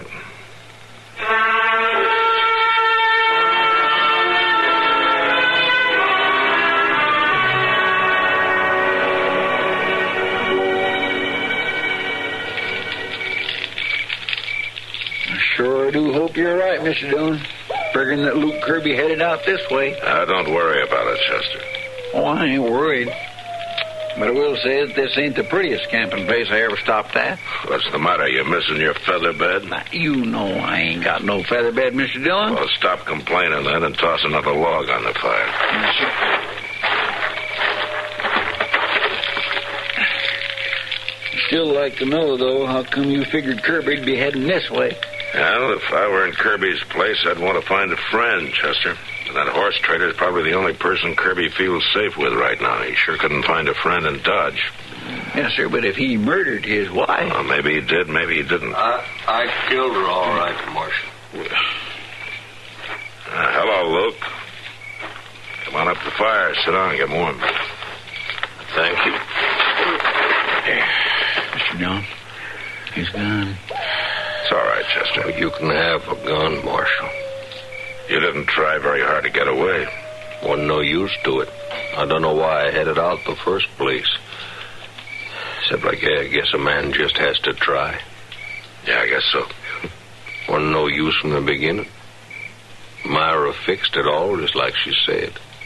She fixed it so you'd shoot her, didn't she, Luke? Yeah, she did, Marshal. Seemed past believing, but that's what she did. How did she do it? She was in the barn, hiding. See, she'd never come to the barn, Marshal. Now, I thought someone was after that stud horse of mine. He's worth about everything I got. I'd always feared somebody'd steal him. Yeah. And I heard a noise in the stall. I come out with my gun. I give warning. Marshal, I give warning twice. And then you shot? Yeah, and then I shot. And she was waiting for it, Marshal, just waiting so's I couldn't miss. Ain't nobody gonna believe me, but that's the holy truth. I believe you, Luke. But we're gonna have to see if the court believes you. You're gonna have to come back with me. Oh, I'll come easy, Marshal. I think you got a good chance. Well, I tell you the truth, Marshal, I don't care a whole lot. The man's wife hates him so much that she'll make him kill her. Ain't much to care about. Yeah. Well, you can bed down on the other side of the fire there, Luke. We'll head back at sunup. Right.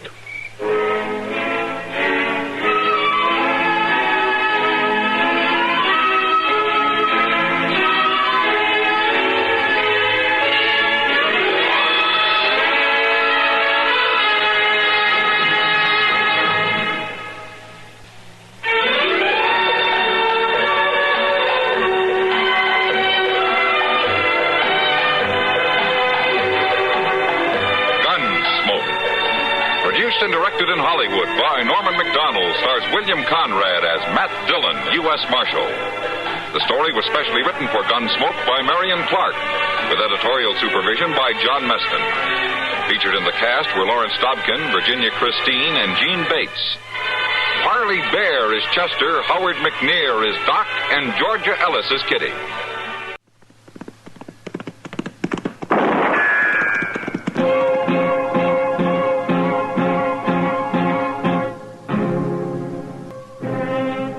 Around Dodge City and in the territory on West, there's just one way to handle the killers and the spoilers, and that's with a U.S. Marshal and the smell of gun smoke.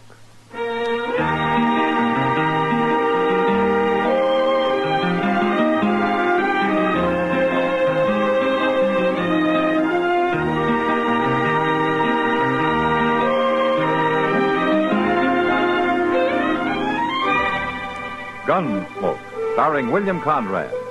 The story of the violence that moved west with young America. And the story of a man who moved with it. I'm that man. Matt Dillon, United States Marshal. The first man they look for and the last they want to meet. It's a chancy job, and it makes a man watchful. And a little lonely.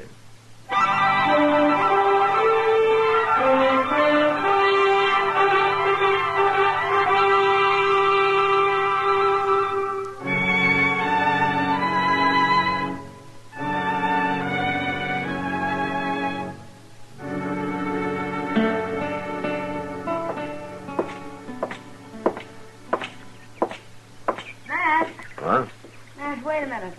Hello, Kitty. Is the Long Branch on fire or something? Oh, of course not. What do you mean? I can't figure anything else that'd get you up this early in the morning.